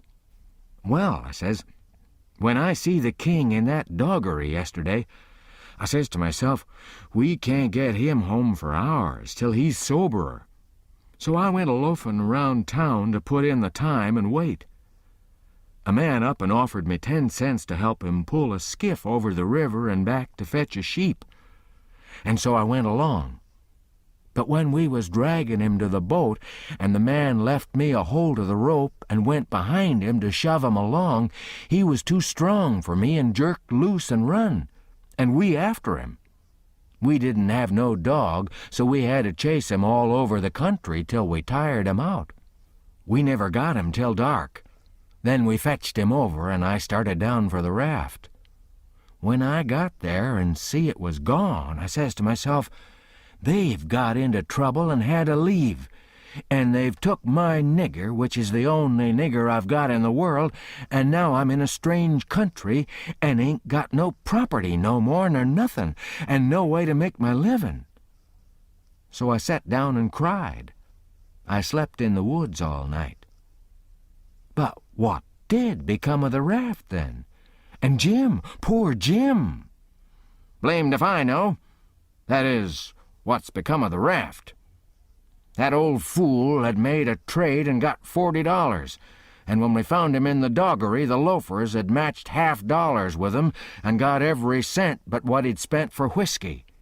And when I got him home late last night and found the raft gone, we said, that little rascal has stole our raft and shook us and run off down the river. I wouldn't shake my nigger, would I? The only nigger I had in the world and the only property? We never thought of that. Fact is, I reckon we'd come to consider him our nigger. Yes, we did consider him so. Goodness knows we had trouble enough for him. So when we see the raft was gone and we flat broke, there weren't anything for it but to try the Royal Nonsuch another shake. And I've pegged along ever since, dry as a powder horn. Where's that 10 cents? Give it here. I had considerable money, so I give him 10 cents, but begged him to spend it for something to eat and give me some, because it was all the money I had, and I hadn't had nothing to eat since yesterday. He never said nothing. The next minute, he whirls on me and says, "Do you reckon that nigger 'd blow on us? We'd skin him if he done that." "How can he blow? Ain't he run off?" "No. That old fool sold him and never divided with me, and the money's gone." "Sold him," I says, and I begun to cry. "It was my nigger, and that was my money. Where is he? I want my nigger." "Well, you can't get your nigger, that's all. So dry up your blubbering. Looky here. Do you think you'd venture to blow on us? Blamed if I think I'd trust you. Why, if you was to blow on us—" He stopped, but I never see the Duke look so ugly out of his eyes before. I went on a-whimpering and says, "I don't want to blow on nobody. I ain't got no time to blow nohow. I got to turn out and find my nigger." He kind of looked bothered and stood there with his bills fluttering on his arm, thinking and wrinkling up his forehead. At last he says, "I'll tell you something. We got to be here 3 days. If you'll promise you won't blow, and won't let the nigger blow, I'll tell you where to find him." So I promised, and he says, "A farmer by the name of Silas And then he stopped. You see, he started to tell me the truth, but when he stopped that way and begun to study and think again, I reckoned he was changing his mind, and so he was. He wouldn't trust me. He wanted to make sure of having me out of the way the whole 3 days. So pretty soon he says, "The man that bought him is named Abram Foster, Abram G. Foster, and he lives 40 mile back here in the country, on the road to Lafayette." "All right," I says. "I can walk it in 3 days, and I'll start this very afternoon." "No, you won't. You'll start now. And don't you lose any time about it, neither, nor do any gabbling by the way. Just keep a tight tongue in your head and move right along, and then you won't get into trouble with us, you hear?" That was the order I wanted, and that was the one I played for. I wanted to be left free to work my plans. "So clear out," he says, "and you can tell Mr. Foster whatever you want to. Maybe you can get him to believe that Jim is your nigger. Some idiots don't require documents. Leastways, I've heard there's such down south here. And when you tell him the handbill and the reward's bogus, maybe he'll believe you when you explain to him what the idea was for getting him out. Go along now, and tell him anything you want to. But mind you don't work your jaw any between here and there." So I left and struck out for the back country. I didn't look around, but it kind of felt like he was watching me. But I knowed I could tire him out at that. I went straight out in the country as much as a mile before I stopped. Then I doubled back through the woods towards Phelps's. I reckoned I better start in on my plans straight off without fooling around, because I wanted to stop Jim's mouth till these fellas could get away. I didn't want no trouble with their kind. I'd seen all I wanted to of them, and wanted to get entirely shut of 'em. Chapter 32. When I got there, it was all still and Sunday-like, and hot and sunshiny. The hands was gone to the fields, and there was them kind of faint dronings of bugs and flies in the air that makes it seem so lonesome and like everybody's dead and gone. And if a breeze fans along and quivers the leaves, it makes you feel mournful because you feel like it's spirits whispering, spirits that's been dead ever so many years. And you always think they're talking about you. As a general thing, it makes a body wish he was dead too and done with it all. Phelps's was one of these little one-horse cotton plantations, and they all look alike. A rail fence around a 2-acre yard, a stile made out of logs sawed off and upended in steps, like barrels of a different length to climb over the fence with, and for the women to stand on when they're going to jump onto a horse. Some sickly grass patches in the big yard, but mostly it was bare and smooth, like an old hat with the nap rubbed off. Big double log house for the white folks, hewed logs with the chinks stopped up with mud or mortar, and these mud stripes between whitewashed some time or another. Round log kitchen, with a big, broad, open but roofed passage joining it to the house. Log smokehouse back of the kitchen. 3 little log nigger cabins in a row t'other side of the smokehouse. 1 little hut all by itself away down against the back fence, and some outbuildings down a piece the other side. Ash hopper and a big kettle to bile soap in by the little hut. bench by the kitchen door, with a bucket of water and a gourd. Hound asleep there in the sun. More hounds asleep round about. About 3 shade trees away off in a corner. Some currant bushes and gooseberry bushes in one place by the fence. Outside of the fence a garden and a watermelon patch. And then the cotton fields begins. And after the fields, the woods. I went around and clumb over the back stile by the ash hopper and started for the kitchen. When I got a little ways, I heard the dim hum of a spinning wheel wailing along up and sinking along down again. And then I knowed for certain I wished I was dead, for that is the lonesomest sound in the whole world.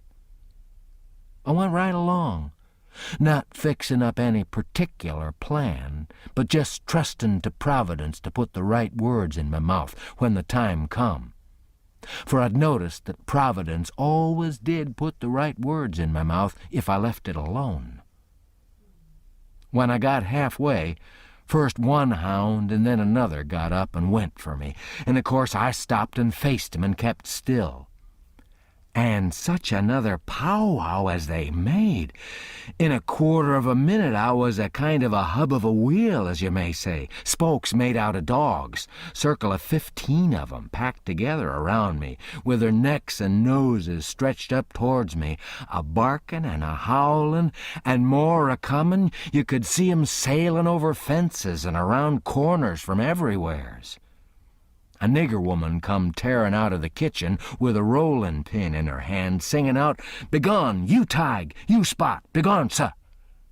And she fetched first one, then another of 'em a clip and sent 'em a-howlin', and then the rest followed. And the next second, half of 'em come back wagging their tails around me and making friends with me. There ain't no harm in a hound nohow. And behind the woman comes a little nigger girl and 2 little nigger boys, without anything on but tow linen shirts, and they hung onto their mother's gown and peeped out from behind her at me, bashful, the way they always do.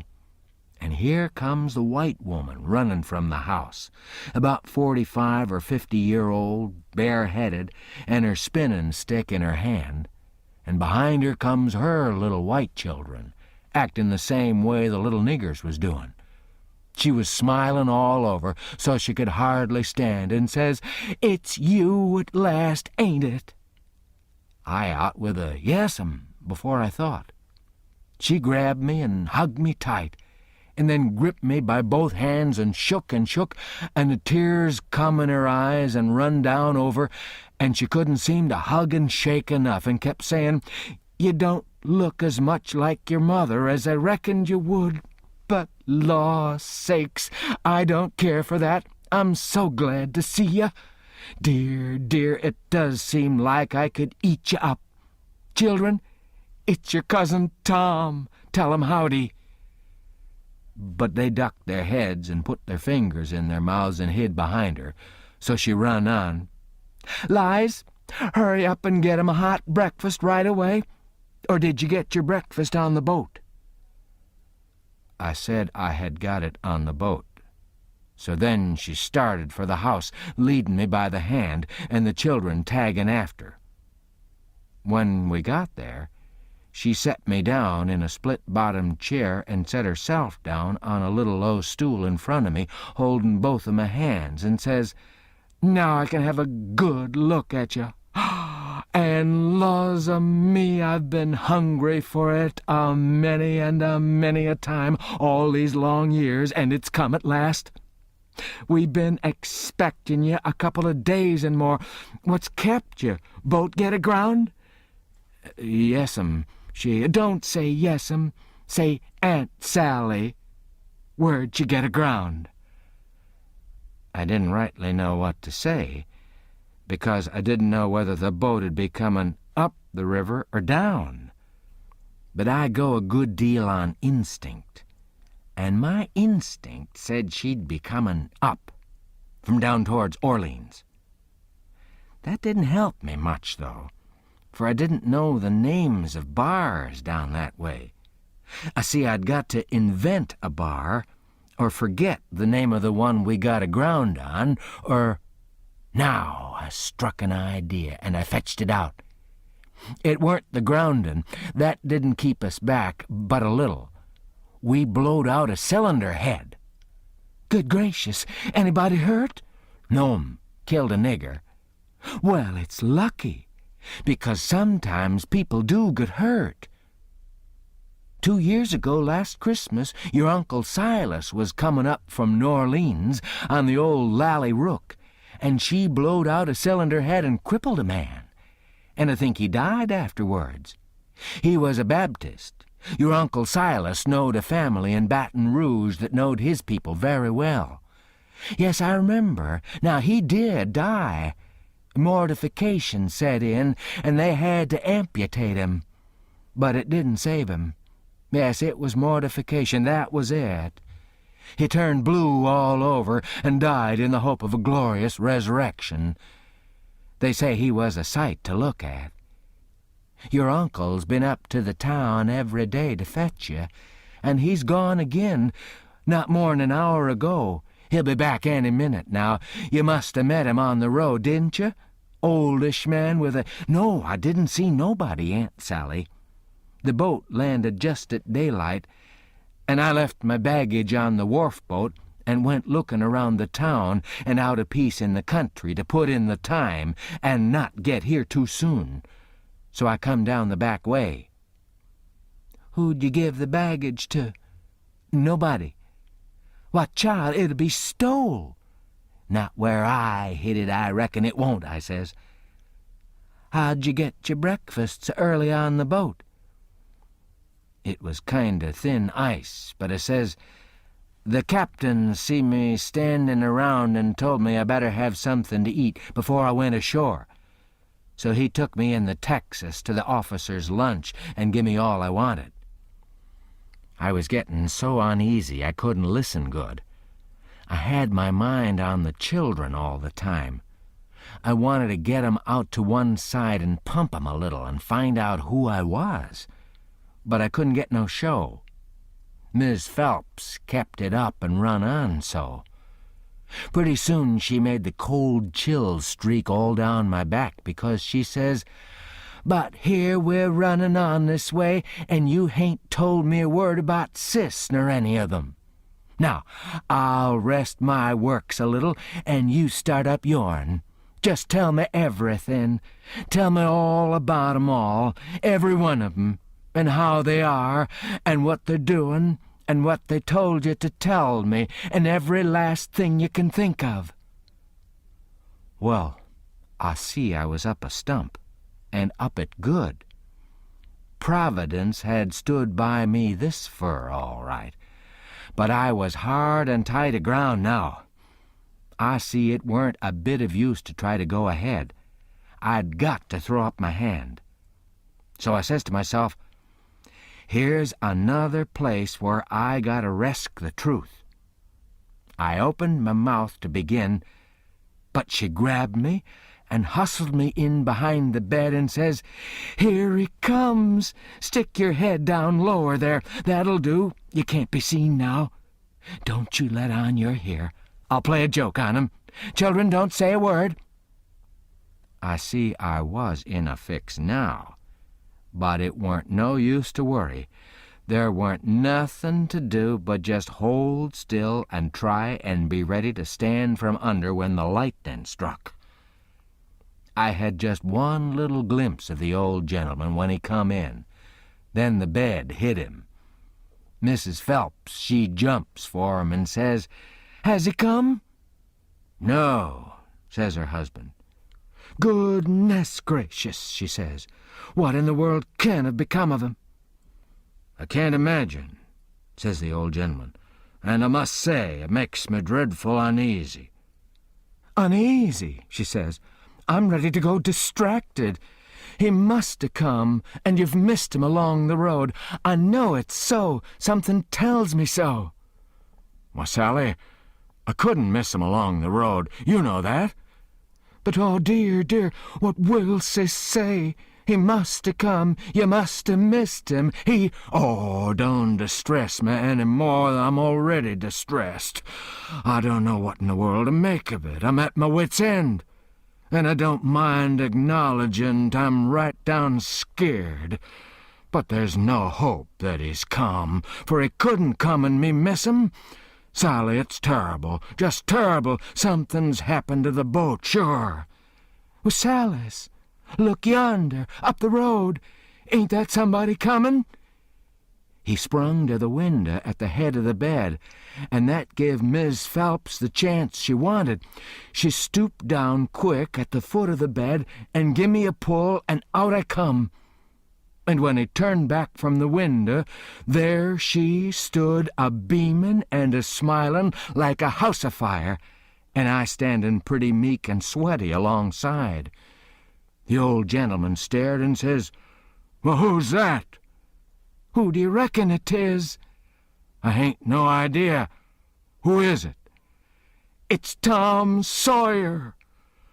By jings, I most slumped through the floor. But there weren't no time to swap knives. The old man grabbed me by the hand and shook and kept on shaking. And all the time how the woman did dance around and laugh and cry, and then how they both did fire off questions about Sid and Mary and the rest of the tribe. But if they was joyful, it warn't nothing to what I was, for it was like being born again. I was so glad to find out who I was. Well, they froze to me for 2 hours, and at last, when my chin was so tired it couldn't hardly go any more, I told them more about my family, I mean the Sawyer family, than ever happened to any 6 Sawyer families. And I explained all about how we blowed out a cylinder head at the mouth of White River, and it took us 3 days to fix it, which was all right and worked first rate, because they didn't know but what it would take 3 days to fix it.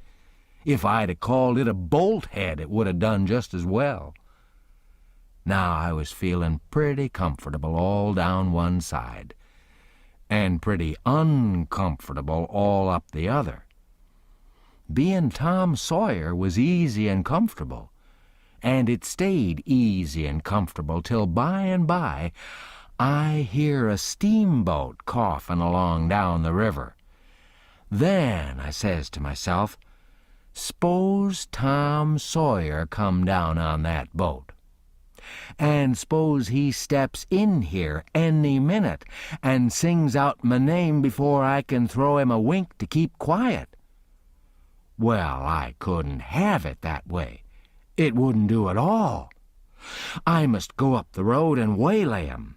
So I told the folks I reckoned I'd go up to the town and fetch down my baggage. The old gentleman was for going along with me, but I said no, I could drive the horse myself, and I'd rather he wouldn't take no trouble about me. Chapter 33. So I started for town in the wagon, and when I was halfway I see a wagon comin', and sure enough, it was Tom Sawyer, and I stopped and waited till he come along. I says, "Hold on," and it stopped alongside, and his mouth opened up like a trunk and stayed so, and he swallowed 2 or 3 times like a person that's got a dry throat, and then says, "I ain't ever done you no harm, you know that, so then what you want to come back and haunt me for?" I says, "I hain't come back. I hain't been gone."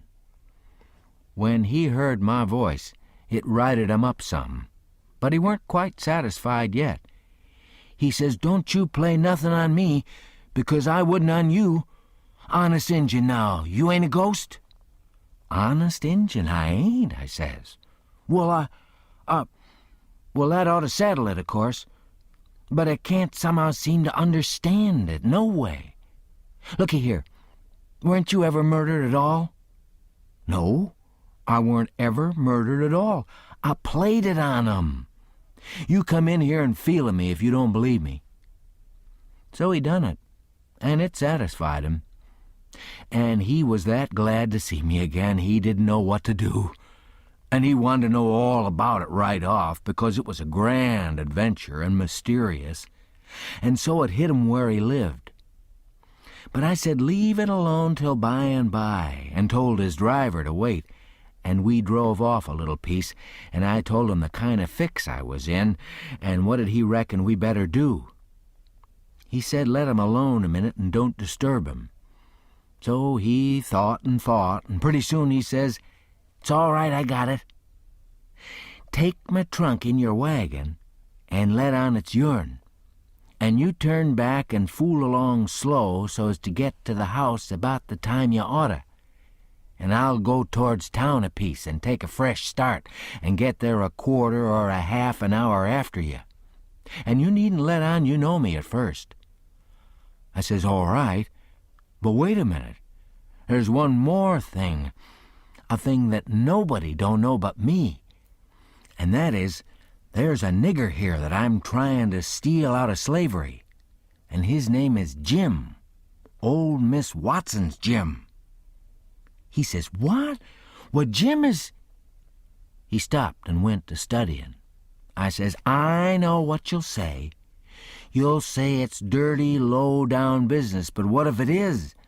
I'm low-down, and I'm a-going to steal 'em, and I want you to keep mum and not let on. Will you?" His eye lit up, and he says, "I'll help you steal 'em." Well, I let go all holts then, like I was shot. It was the most astonishing speech I ever heard, and I'm bound to say Tom Sawyer fell considerable in my estimation. Only I couldn't believe it. Tom Sawyer, a nigger stealer. "Oh, shucks," I says, "you're joking." "I ain't joking either." "Well then," I says, "joking or no joking, if you hear anything said about a runaway nigger, don't forget to remember that you don't know nothing about him, and I don't know nothing about him." Then we took the trunk and put it in my wagon, and he drove off his way, and I drove mine. But of course I forgot all about driving slow on accounts of being glad and full of thinking, so I got home a heap too quick for that length of a trip. The old gentleman was at the door, and he says, "Why, this is wonderful. Whoever would have thought it was in that mare to do it? I wish we'd a timed her. And she ain't sweated a hair, not a hair. It's wonderful.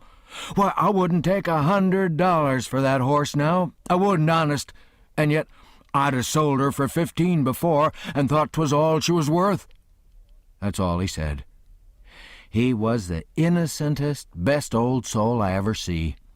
But it weren't surprising, because he weren't only just a farmer, he was a preacher, too, and had a little one-horse log church down back of the plantation, which he built it himself at his own expense, for a church and schoolhouse, and never charged nothing for his preaching. And it was worth it, too. There was plenty other farmer preachers like that, and done the same way down south. In about half an hour, Tom's wagon drove up to the front stile, and Aunt Sally, she see it through the window because it was only about 50 yards, and says, "Why, there's somebody come. I wonder who 'tis. Why, I do believe it's a stranger. Jimmy," that's one of the children, "run and tell Elias to put on another plate for dinner." Everybody made a rush for the front door because, of course, a stranger don't come every year, and so he lays over the yeller fever for interest when he does come. Tom was over the stile and starting for the house. The wagon was spinning up the road for the village, and we was all bunched in the front door. Tom had his store clothes on and an audience, and that was always nuts for Tom Sawyer. In them circumstances, it weren't no trouble to him to throw in an amount of style that was suitable. He weren't a boy to meeky along up that yard like a sheep. No, he come calm and important, like the ram. When he got in front of us, he lifts his hat ever so gracious and dainty, like it was the lid of a box that had butterflies asleep in it, and he didn't want to disturb 'em, and says, "Mr. Archibald Nichols, I presume?" "No, my boy," says the old gentleman. I'm sorry to say your driver has deceived you. Nichols's place is down a matter of 3 mile or more. Come in, come in." Tom, he took a look back over his shoulder and says, "Too late, he's out of sight." "Yes, he's gone, my son, and you must come in and eat your dinner with us, and then we'll hitch up and take you down to Nichols's." "Oh, I can't make you so much trouble. I couldn't think of it. I'll walk. I don't mind the distance." "But we wouldn't let you walk. It wouldn't be Southern hospitality to do it. Come right in." "Oh, do," says Aunt Sally. "It ain't a bit of trouble to us, not a bit in the world. You must stay. It's a long, dusty 3 mile, and we can't let you walk. And besides, I've already told 'em to put on another plate when I see you comin', so you mustn't disappoint us. Come right in and make yourself at home." So Tom, he thanked him very hearty and handsome, and let himself be persuaded and come in. And when he was in, he said he was a stranger from Hicksville, Ohio, and his name was William Thompson, and he made another bow. Well, he run on, making up stuff about Hicksville and everybody in it he could invent, and I getting a little nervous and wondering how this was going to help me out of my scrape. And at last, still talking along, he reached over and kissed Aunt Sally right on the mouth, and then settled back again in his chair, comfortable, and was going on talking. But she jumped up and wiped it off with the back of her hand and says, "You audacious puppy!" He looked kind of hurt and says, "I'm surprised at you, ma'am." Why, what do you reckon I am? I've a good notion to taking—" "Say, what do you mean by kissing me?" He looked kind of humble and says, "I didn't mean nothing, ma'am. I didn't mean no harm. I thought you'd like it." "Why, you born fool!" She took up the spinning stick, and it looked like it was all she could do to keep from giving him a crack with it. "What made you think I'd like it?" "Well, I dunno, only they told me you would." "They told you I would? Whoever told you's another lunatic. I never heard the beat of it. Who's they?" "Why, everybody. They all said so, ma'am." It was all she could do to hold in, and her eyes snapped and her fingers worked like she wanted to scratch 'em. And she says, "Who's everybody? Out with their names, or there'll be an idiot short." He got up and looked distressed and fumbled his hat and says, "I'm sorry, and I weren't expecting it. They told me to. They all told me to. They all said kiss her, and said she'll like it. They all said it, every one of 'em. But I'm sorry, ma'am, and I won't do it no more. I won't, honest." "You won't you? Well, I should reckon you won't." "No, I'm honest about it. I won't ever do it again, till you ask me." "Till I ask you? Well, I never seen the beat of it in my born days. I lay you'll be the Methuselah numbskull of creation before I ask you, or the likes of you." "Well," he says, "it does surprise me so. I can't make it out somehow. They said you would, and I thought you would, but—" He stopped and looked around slow, like he wished he could run across a friendly eye somewheres, and fetched up on the old gentleman's and says, "Didn't you think she'd like me to kiss her, sir?" "Why, no, I believe I didn't." Then he looks on around the same way to me and says, "Tom, didn't you think Aunt Sally'd open out her arms and say, 'Sid Sawyer, my land,'" she says, breaking in and jumping for him, "you impudent young rascal, to fool a body so," and was going to hug him, but he fended her off and says, "No, not till you've asked me first." So she didn't lose no time, but asked him and hugged him and kissed him over and over again, and then turned him over to the old man, and he took what was left. And after they got a little quiet again, she says, Why, dear me, I never see such a surprise. We weren't looking for you at all, but only Tom. Sis never wrote to me about anybody coming but him. It's because it weren't intended for any of us to come but Tom, he says. But I begged and begged, and at the last minute she let me come too. So coming down the river, me and Tom thought it'd be a first-rate surprise for him to come here to the house first, and for me to by and by tag along and drop in and let on to be a stranger. But it was a mistake, Aunt Sally. This ain't no healthy place for a stranger to come.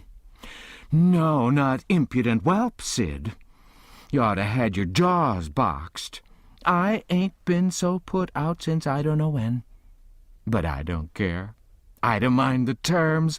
I'd be willing to stand 1,000 such jokes to have you here. Well, to think of that performance.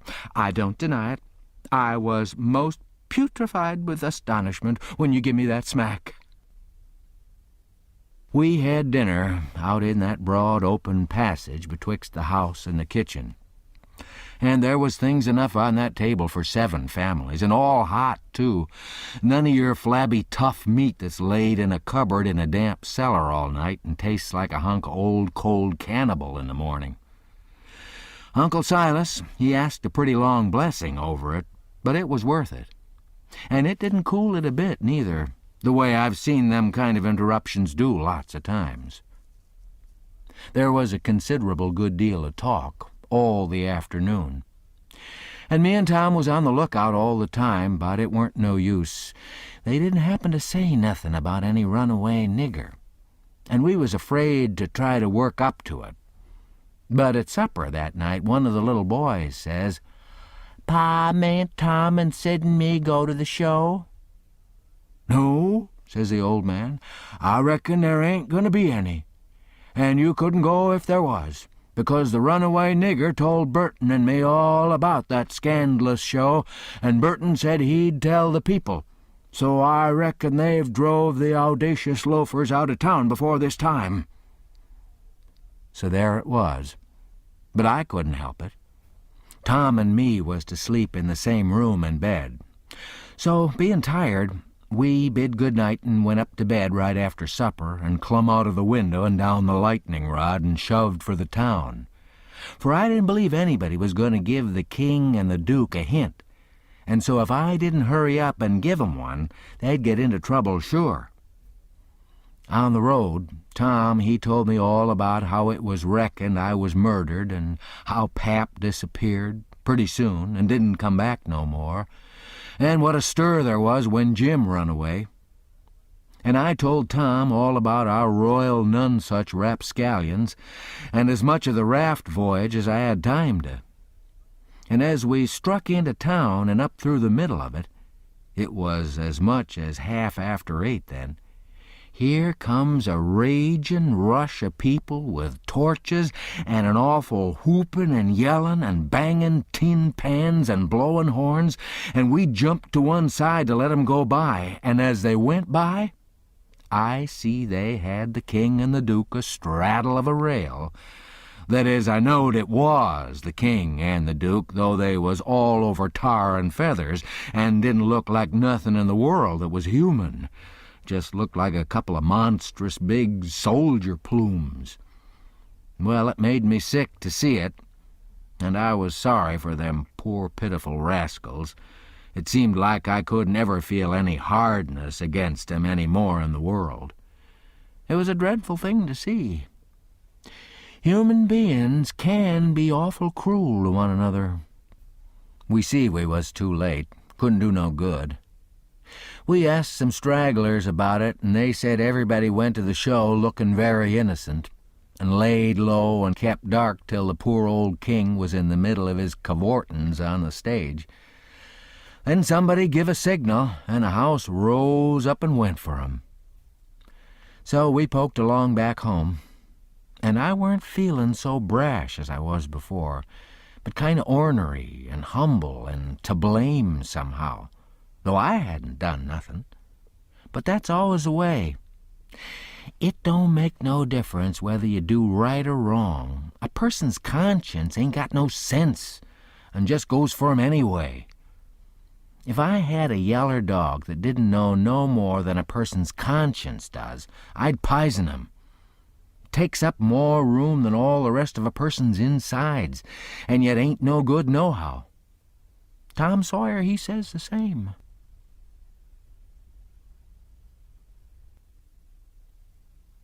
Chapter 34. We stopped talking and got to thinking. By and by, Tom says, "Looky here, Huck, what fools we are to not think of it before. I bet I know where Jim is." "No, where?" "In that hut down by the ash hopper. Why, looky here. When we was at dinner, didn't you see a nigger man go in there with some victuals?" "Yes." "What d'you think the victuals was for?" "For a dog." "So did I. Well, it wasn't for a dog." "Why?" "Because part of it was watermelon." "So it was. I noticed it." "Well, it does beat all that I never thought about a dog not eating watermelon. It shows how a body can see and don't see at the same time." "Well, the nigger unlocked the padlock when he went in, and he locked it again when he come out. He fetched Uncle a key about the time we got up from the table. Same key, I bet. Watermelon shows man. Lock shows prisoner. And it ain't likely there's two prisoners on such a little plantation, and where the people's all so kind and good. Jim's the prisoner. All right, I'm glad we found it out detective fashion. I wouldn't give shucks for any other way. Now you work your mind and study out a plan to steal Jim, and I'll study out one too, and we'll take the one we like best. What a head for just a boy to have. If I had Tom Sawyer's head, I wouldn't trade it off to be a duke, nor mate of a steamboat, nor clown in a circus, nor nothing I can think of. I went to thinking out a plan, but only just to be doing something. I knowed very well where the right plan was going to come from. Pretty soon Tom says, "Ready?" "Yes," I says. "All right, bring it out." "My plan is this," I says. "We can easy find out if it's Jim in there. Then get up my canoe tomorrow night and fetch my raft over from the island. Then the first dark night that comes, steal the key out of the old man's britches after he goes to bed and shove off down the river on the raft, with Jim hiding daytimes and running nights the way me and Jim used to do before. Wouldn't that plan work?" "Work? Why, certainly it'd work, like rats a-fightin'. But it's too blame simple. There ain't nothing to it. What's the good of a plan that ain't no more trouble than that? It's as mild as goose milk. Why, Huck, it wouldn't make no more talk than breaking into a soap factory." I never said nothing, because I weren't expectin' nothing different. But I knowed mighty well that whenever he got his plan ready, it wouldn't have none of them objections to it. And it didn't. He told me what it was, and I see in a minute it was worth 15 of mine, for style, and it'd make Jim just as free a man as mine would, and maybe get us all killed besides. So I was satisfied, and said we'd waltz in on it. I needn't tell what it was here, because I knowed it wouldn't stay the way it was. I knowed he'd be changing it around every which way as we went along, and heaving in new bulliness wherever he got a chance. And that's what he done. Well, one thing was dead sure, and that was that Tom Sawyer was in earnest, and was actually going to help steal that nigger out of slavery. That was the thing that was too many for me. Here was a boy that was respectable and well brung up, and had a character to lose, and folks at home that had characters, and he was bright and not leather-headed, and knowin' and not ignorant, and not mean but kind. And yet here he was, without any more pride or rightness or feelin' than to stoop to this business and make himself a shame, and his family a shame, before everybody. I couldn't understand it, no way at all. It was outrageous. And I knowed I ought to just up and tell him so, and so be his true friend and let him quit the thing right where he was and save himself. And I did start to tell him, but he shut me up and says, "Don't you reckon I know what I'm about? Don't I generally know what I'm about?" "Yes." "Didn't I say I was going to help steal the nigger?" "Yes." "Well, then?" That's all he said, and that's all I said. It weren't no use to say any more, because when he said he'd do a thing, he always done it. But I couldn't make out how he was willing to go into this thing. So I just let it go, and never bothered no more about it. If he was bound to have it so, I couldn't help it. When we got home, the house was all dark and still, so we went on down to the hut by the ash hopper for to examine it. We went through the yard so as to see what the hounds 'ud do. They knowed us and didn't make no more noise than country dogs is always doing when anything comes by in the night. When we got to the cabin, we took a look at the front and the two sides, and on the side I weren't acquainted with, which was the north side, we found a square window hole up tolerable high, with just one stout board nailed across it. I says, "Here's the ticket. This hole's big enough for Jim to get through if we wrench off the board." Tom says, "It's as simple as tit-tat-toe, 3 in a row, and as easy as playing hooky. I should hope we can find a way that's a little more complicated than that, Huck Finn." Well, then I says, "How'll it do to saw 'em out the way I done before I was murdered that time?" "That's more like," he says. "It's real mysterious and troublesome and good," he says.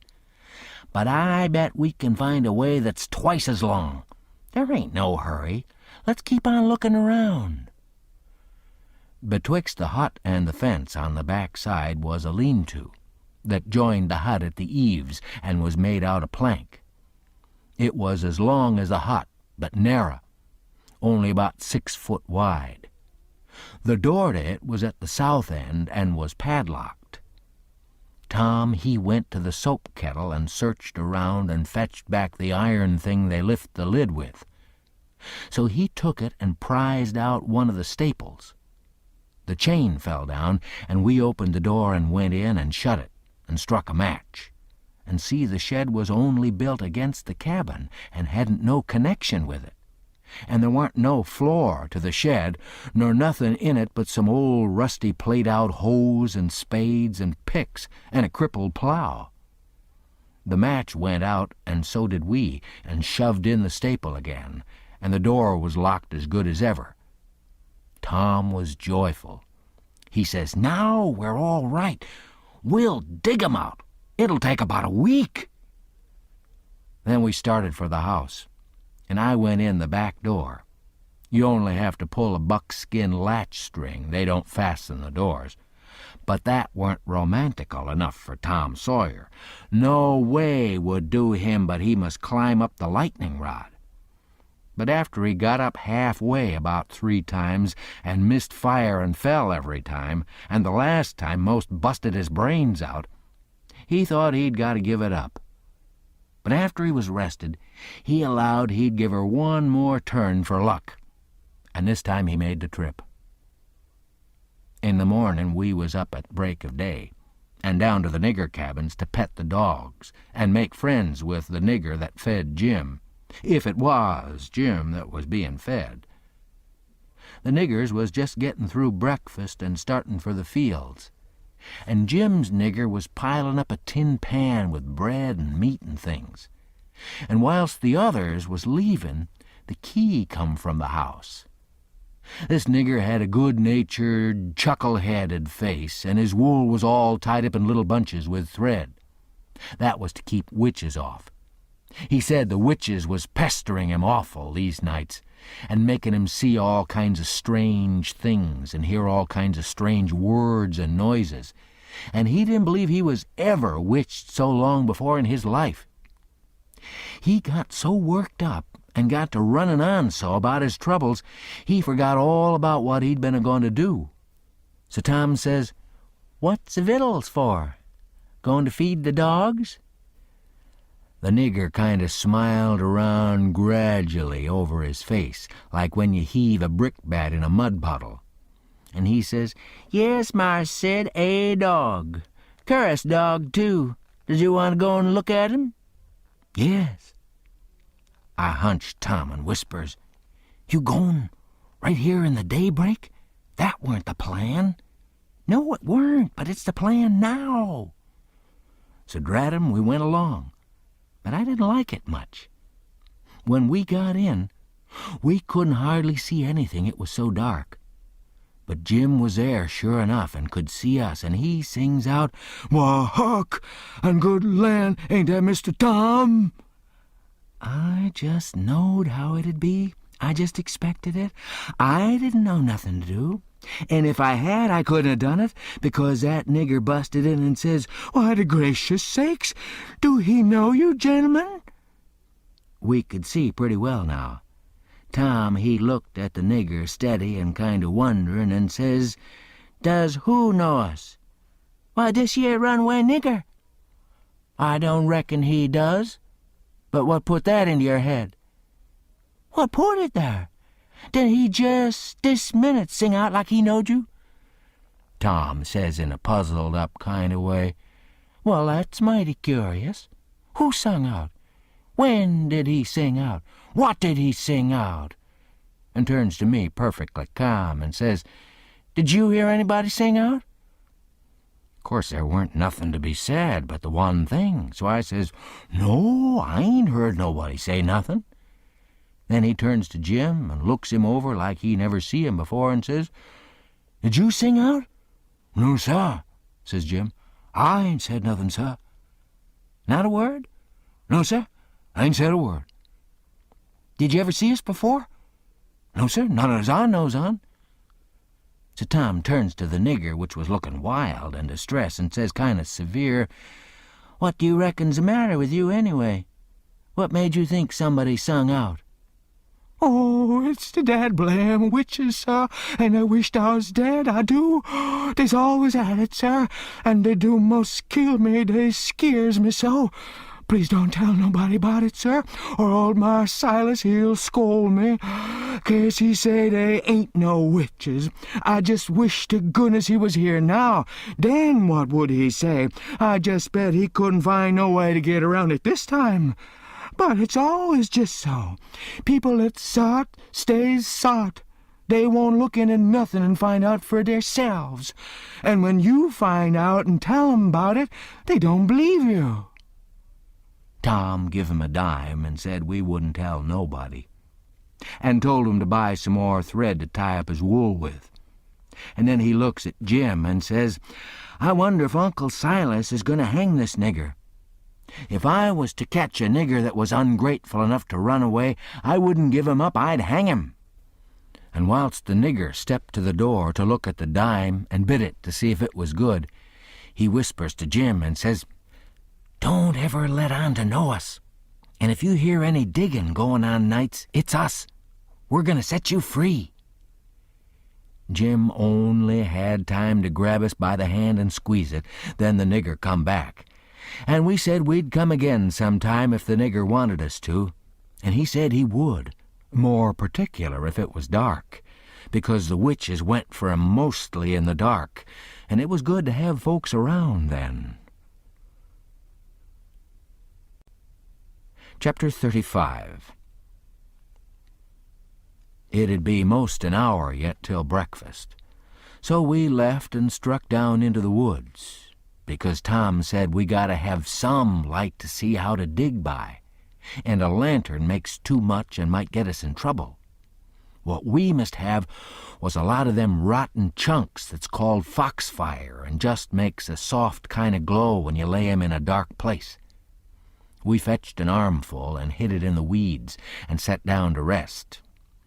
And Tom says, kind of dissatisfied, "Blame it, this whole thing is just as easy and awkward as it can be. And so it makes it so rotten difficult to get up a difficult plan. There ain't no watchman to be drugged. Now there ought to be a watchman. There ain't even a dog to give a sleeping mixture to. And there's Jim chained by one leg with a 10-foot chain to the leg of his bed. Why, all you gotta do is lift up the bedstead and slip off the chain. And Uncle Silas, he trusts everybody. He sends the key to the punkin-headed nigger and don't send nobody to watch the nigger. Jim could have got out of that window hole before this, only there wouldn't be no use trying to travel with a 10-foot chain on his leg. But drat it, Huck, it's the stupidest arrangement I ever see. You gotta invent all the difficulties. Well, we can't help it. We gotta do the best we can with the materials we've got. Anyhow, there's one thing. There's more honor in getting him out through a lot of difficulties and dangers, where there weren't one of 'em furnished to you by the people who it was their duty to furnish 'em, and you had to contrive 'em all out of your own head. Now look at just that one thing of the lantern. When you come down to the cold facts, we simply gotta let on that a lantern's resky. Well, we could work with a torchlight procession if we wanted to, I believe. Now, whilst I think of it, we gotta hunt up something to make a saw out of the first chance we get. What do we want of a saw? What do we want of it? Ain't we gotta saw the leg of Jim's bed off so as to get the chain loose? Well, you just said a body could lift up the bedstead and slip the chain off. Well, if that ain't just like you, Huck Finn, you can get up the infant schooliest ways of going at a thing. Well, hain't you ever read any books at all? Baron Trenck, nor Casanova, nor Benvenuto Cellini, nor Henry IV, nor none of them heroes? Who ever heard of getting a prisoner loose in such an old matey way as that? No, the way all the best authorities does is to saw the bed leg in two and leave it just so, and swallow the sawdust so it can't be found, and put some dirt and grease around the sawed place so the very keenest seneschal can't see no sign of its being sawed, and thinks the bed leg is perfectly sound. Then the night you're ready, fetch the leg a kick, down she goes, slip off your chain, and there you are. Nothing to do but hitch your rope ladder to the battlements, shin down it, break your leg in the moat, because a rope ladder's 19 foot too short, you know, and there's your horses and your trusty vassals, and they scoop you up and fling you across a saddle, and away you go to your native Languedoc or Navarre or wherever it is. It's gaudy, Huck. I wish there was a moat to this cabin. If we get time the night of the escape, we'll dig one. I says, what do we want of a moat when we're going to snake 'em out from under the cabin? But he never heard me. He had forgot me and everything else. He had his chin in his hand thinking. Pretty soon he sighs and shakes his head, then sighs again and says, "Nah, it wouldn't do. There ain't necessity enough for it." "For what?" I says. "Why, to saw Jim's leg off," he says. "Good land," I says. "Well, there ain't no necessity for it. And what would you want to saw his leg off for, anyway?" "Well, some of the best authorities has done it. They couldn't get the chain off, so they just cut their hand off and shoved. And a leg'd be better still. But we gotta let that go. There ain't necessity enough in this case. And besides, Jim's a nigger and wouldn't understand the reasons for it and how it's the custom in Europe, so we'll let it go.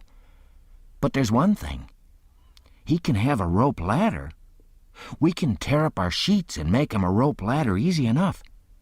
And we can send it to him in a pie. It's mostly done that way, and I've et worse pies." "Why, Tom Sawyer, how you talk," I says. "Jim ain't got no use for a rope ladder." "He has got a use for it. How you talk, you better say. You don't know nothing about it. He's gotta have a rope ladder. They all do." "What in the nation can he do with it?" "Do with it? He can hide it in his bed, can't he? That's what they all do, and he's got it too. Huck, you don't ever seem to want to do anything that's regular. You want to be starting something fresh all the time. S'pose he don't do nothing with it. Ain't it there in his bed for a clue after he's gone? And don't you reckon they'll want clues? Course they will. And you wouldn't leave 'em any? That'd be a pretty howdy-do, wouldn't it? I never heard of such a thing. Well, I says, if it's in the regulations and he's got to have it, all right, let him have it. Because I don't wish to go back on no regulations. But there's one thing, Tom Sawyer. If we go to tearing up our sheets to make Jim a rope ladder, we're going to get into trouble with Aunt Sally just as sure as you're born. Now, the way I look at it, a hickory bark ladder don't cost nothing and don't waste nothing, and is just as good to load up a pie with and hide in a straw tick as any rag ladder you can start. And as for Jim, he ain't had no experience, so he don't care what kind of a... Oh, shucks, Huck Finn! If I was as ignorant as you, I'd keep still, that's what I'd do. Who ever heard of a state prisoner escaping by a hickory bark ladder? Why, it's perfectly ridiculous. Well, all right, Tom. Fix it your own way. But if you'll take my advice, you'll let me borrow a sheet off the clothesline. He said that'd do. And that give him another idea, and he says, borrow a shirt, too. What do we want of a shirt, Tom? Want for Jim to keep a journal on. Journal your granny. Jim can't write. Suppose he can't write. He can make marks on the shirt, can't he? If we make him a pen out of an old pewter spoon or a piece of old iron barrel hoop. Why, Tom, we can pull a feather out of a goose and make him a better one, and quicker, too. Prisoners don't have geese running around the dungeon keep to pull pens out of, you muggins. They always make their pens out of the hardest, toughest, troublesomest piece of old brass candlestick or something like that they can get their hands on. And it takes 'em weeks and weeks and months to file it out, too, because they got to do it by rubbing it on the wall. They wouldn't use a goose quill if they had it. It ain't regular. Well, then, what'll we make 'em the ink out of? Many makes it out of iron rust and tears, but that's the common sort and women. The best authorities use their own blood. Jim can do that. And when he wants to send any little common, ordinary, mysterious message to let the world know where he's captivated, he can write it on the bottom of a tin plate with a fork and throw it out of the window. The Iron Mask always done that, and it's a blame good way, too. Jim ain't got no tin plates. They feed him in a pan. That ain't anything. We can get him some. Can't nobody read his plates. That ain't got nothing to do with it, Huck Finn. All he's got to do is write on the plate and throw it out. You don't have to be able to read it. Why, half the time you can't read anything a prisoner writes on a tin plate or anywhere else. Well, and what's the sense in wasting the plates? Why, blame it all, it ain't the prisoner's plates. But it's somebody's plates, ain't it? Well, supposing it is.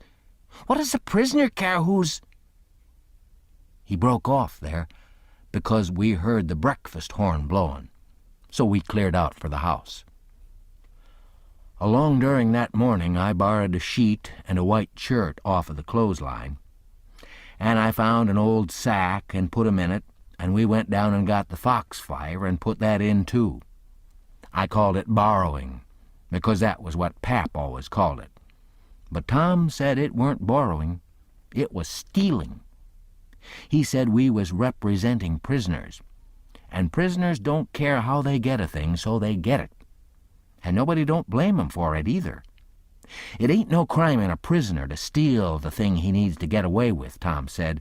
It's his right.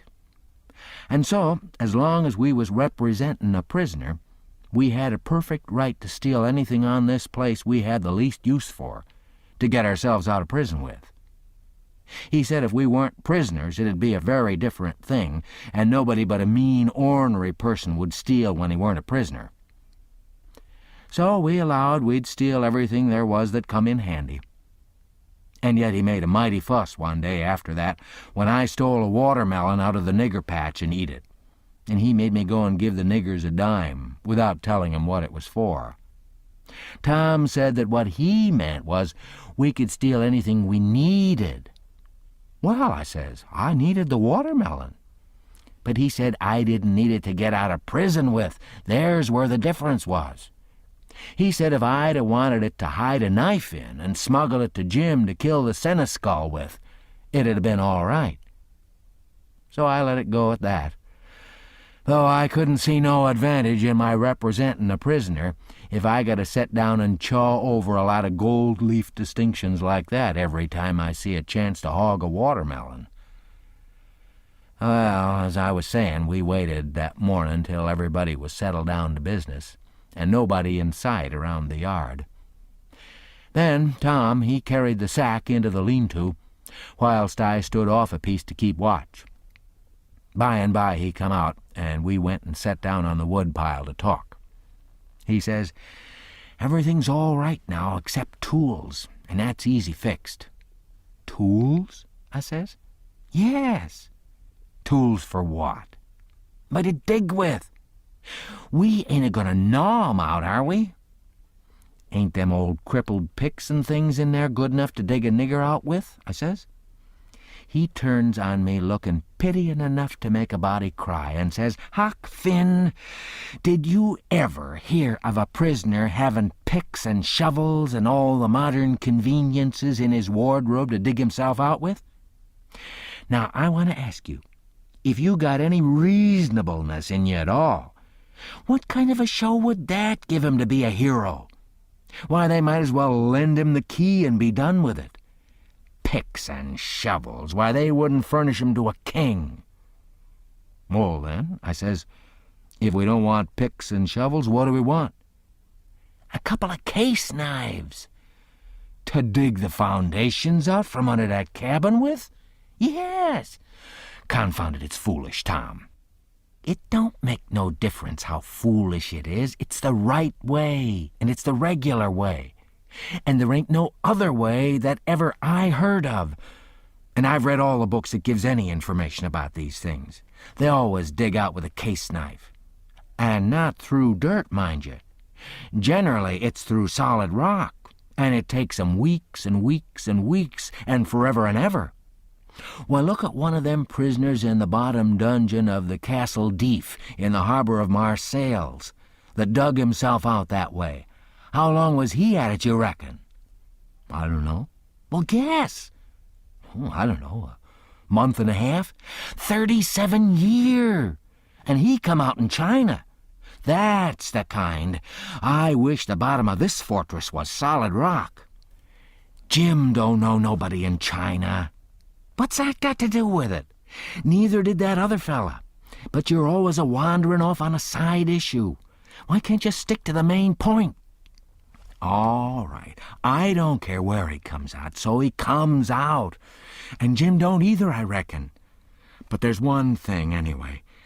Jim's too old to be dug out with a case knife. He won't last. Yes, he will last, too. You don't reckon it's going to take 37 years to dig out through a dirt foundation, do you? How long'll it take, Tom? Well, we can't risk being as long as we oughta, because it mayn't take very long for Uncle Silas to hear from down there by New Orleans. He'll hear Jim ain't from there, then his next move will be to advertise Jim or something like that, so we can't risk being as long digging him out as we oughta. By rights, I reckon, we ought to be a couple of years, but we can't. Things being so uncertain, what I recommend is this, that we really dig right in as quick as we can. And after that, we can let on to ourselves that we was at it 37 years. Then we can snatch 'em out and rush 'em away the first time there's an alarm. Yes, I reckon that's the best way. Now, there's sense in that, I says. Letting on don't cost nothing. Letting on ain't no trouble. And if it's any object, I don't mind letting on we was at it 150 year. It wouldn't strain me none after I got my hand in. So I'll mosey along now and smooch a couple of case knives. Smooch 3, he says. We want one to make a saw out of. Tom, if it ain't unregular and irreligious to suggest it, I says, There's an old rusty saw blade around yonder sticking under the weatherboarding behind the smokehouse." He looked kind of weary and discouraged like, and says, "It ain't no use to try to learn you nothing, Huck. Run along and smooch the knives. 3 of 'em."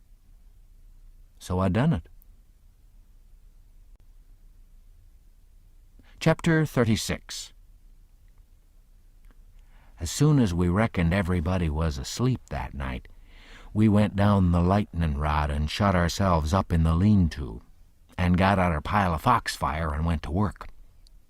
We cleared everything out of the way, about 4 or 5 foot along the middle of the bottom log. Tom said he was right behind Jim's bed now, and we'd dig in under it, and when we got through, there couldn't nobody in the cabin ever know there was any hole there, because Jim's counterpin hung down most to the ground, and you'd have to raise it up and look under to see the hole. So we dug and dug with the case knives till most midnight, and then we was dog-tired, and our hands was blistered, and yet you couldn't see we'd done anything, hardly. At last I says, "This ain't no 37-year job. This is a 38-year job, Tom Sawyer." He never said nothing, but he sighed, and pretty soon he stopped digging. And then for a good little while I knowed he was thinking. Then he says, "It ain't no use, Huck. It ain't a-gonna work. If we was prisoners, it would, because then we'd have as many years as we wanted and no hurry, and we wouldn't get but a few minutes to dig every day while they was changing watches, and so our hands wouldn't get blistered, and we could keep it up right along year in, year out, and do it right, and the way it ought to be done. But we can't fool along. We gotta rush. We ain't got no time to spare. If we was to put in another night this way, we'd have to knock off for a week to let our hands get well. Couldn't touch a case knife with 'em sooner." "Well, then, what are we going to do, Tom?" "I'll tell you. It ain't right, and it ain't moral, and I wouldn't like it to get out, but there ain't only just the one way.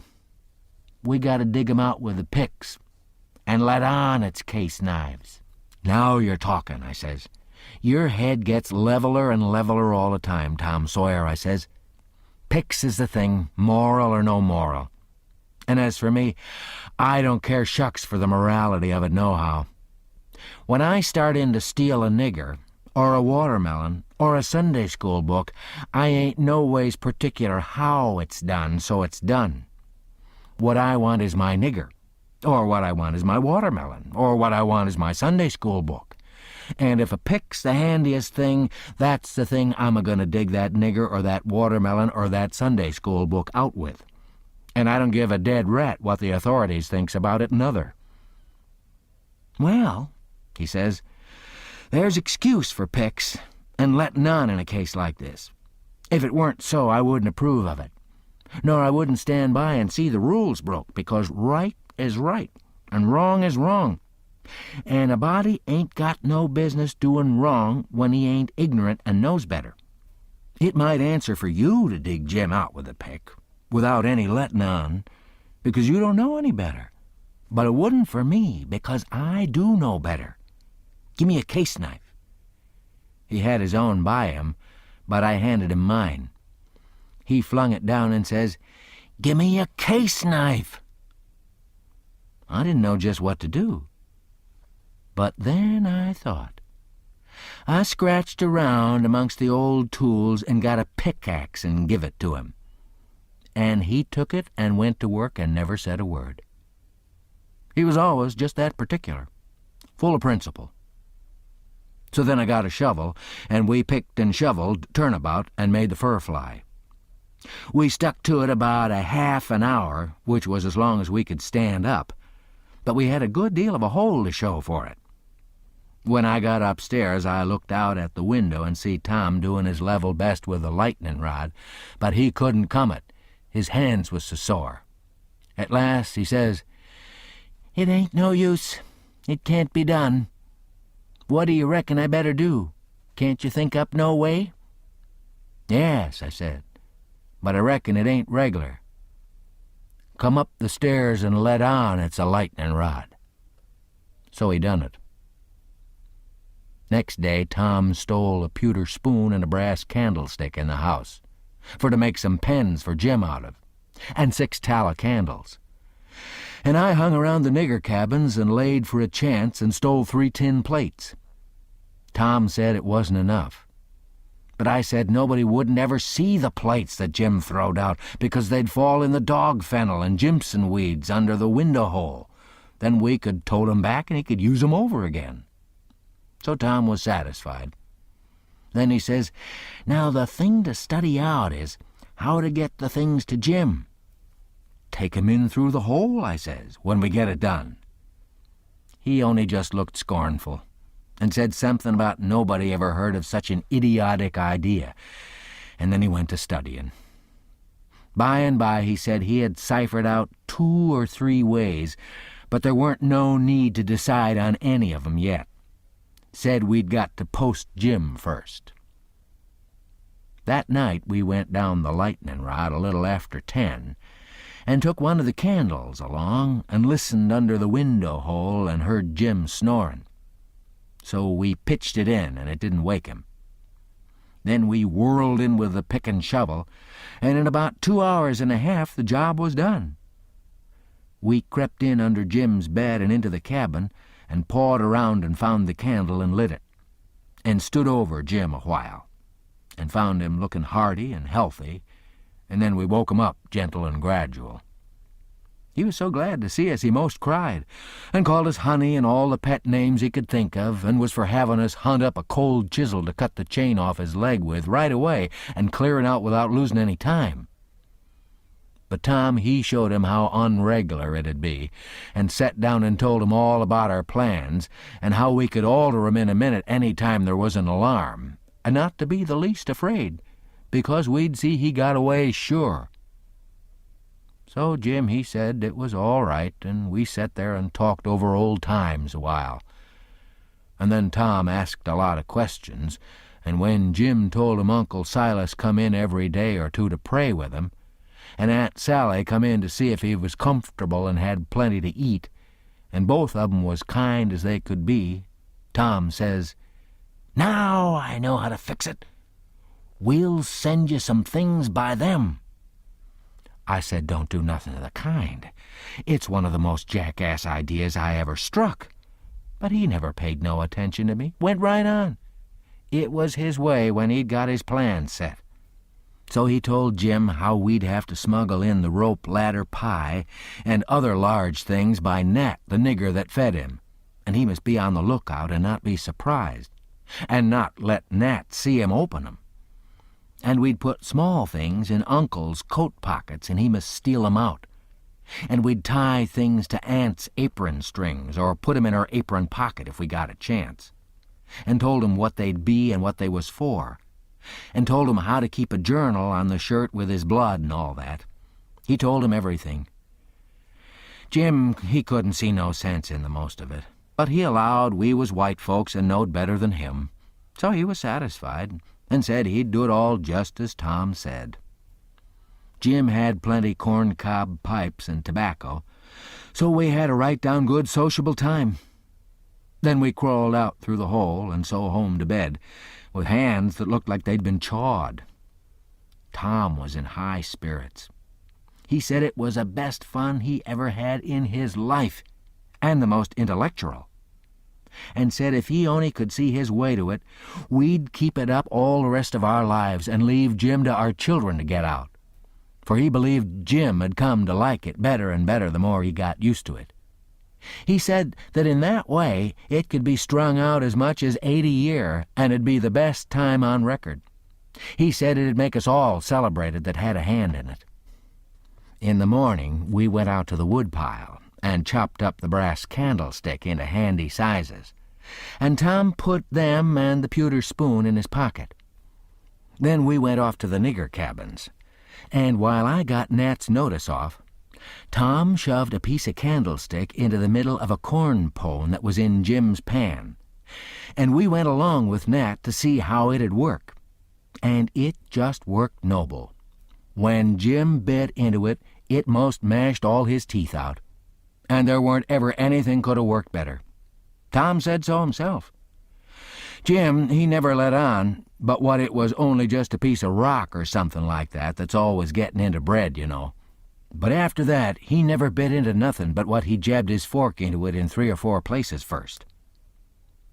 And whilst we was standing there in the dimmish light, here comes a couple of the hounds bulging in from under Jim's bed. And they kept on piling in till there was 11 of 'em, and there weren't hardly room in there to get your breath. By jings, we forgot to fasten that lean-to door. The nigger, Nat, he only just hollered witches once and keeled over onto the floor amongst the dogs and begun to groan like he was dying. Tom jerked the door open and flung out a slab of Jim's meat, and the dogs went for it, and in 2 seconds he was out himself and back again and shut the door. And I knowed he'd fixed the other door, too. Then he went to work on the nigger, coaxing him and petting him, and asked him if he'd been imagining he saw something again. He raised up and blinked his eyes around and says, "Mars Sid, you'll say I's a fool, but if I didn't believe I see most 1,000,000 dogs or devils or something, I wished I may die right here in these tracks. I did most surely. Mars Sid, I felt 'em. I felt 'em, sir. They was all over me. Dad fetch it, I just wished I could get my hands on one of them witches just once, only just once. It's all I'd asked. But mostly I wish they'd let me alone, I does." Tom says, "Well, I tell you what I think. What makes 'em come here just at this runaway nigger's breakfast time? It's because they're hungry, that's the reason. You make 'em a witch pie, that's the thing for you to do." "But my land, Mars Sid, how's I going to make 'em a witch pie? I don't know how to make it. I ain't ever heard of such a thing before." "Well, then, I'll have to make it myself." "Oh, will you do it, honey? Will ya? I'll worship the ground under your foot, I will." "All right, I'll do it, seeing it's you, and you've been good to us and showed us the runaway nigger. But you gotta be mighty careful. When we come around, you turn your back.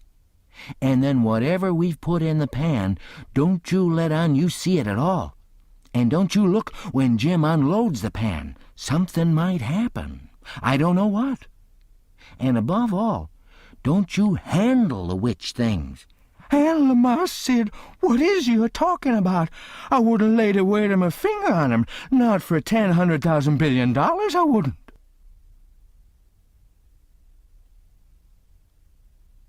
Chapter 37. That was all fixed. So then we went away and went to the rubbish pile in the backyard, where they keep the old boots and rags and pieces of bottles and wore-out tin things and all such truck, and scratched around and found an old tin wash-pan and stopped up the holes as well as we could to bake the pie in, and took it down cellar and stole it full of flour and started for breakfast, and found a couple of shingle nails that Tom said it'd be handy for a prisoner to scrabble his name and sorrows on the dungeon walls with, and dropped one of 'em in Aunt Sally's apron pocket, which was hanging on a chair, and t'other we stuck in the band of Uncle Silas's hat, which was on the bureau, because we heard the children say their pa and ma was going to the runaway nigger's house this morning, and then went to breakfast. And Tom dropped the pewter spoon in Uncle Silas's coat pocket, and Aunt Sally wasn't come yet, so we had to wait a little while. And when she come, she was hot, and red, and cross, and couldn't hardly wait for the blessing. And then she went to sluicing out the coffee with one hand and cracking the handiest child's head with her thimble with the other, and says, "I've hunted high and I've hunted low, and it does beat all. What has become of your other shirt?" My heart fell down amongst my lungs and livers and things, and a hard piece of corn crust started down my throat after it and got met on the road with a cough and was shot across the table and took one of the children in the eye and curled him up like a fishing worm. and let a cry out of him the size of a war whoop, and Tom, he turned kind of blue around the gills, and it all amounted to a considerable state of things for about a quarter of a minute or as much as that, and I would have sold out for half price if there was a bidder. But after that we was all right again.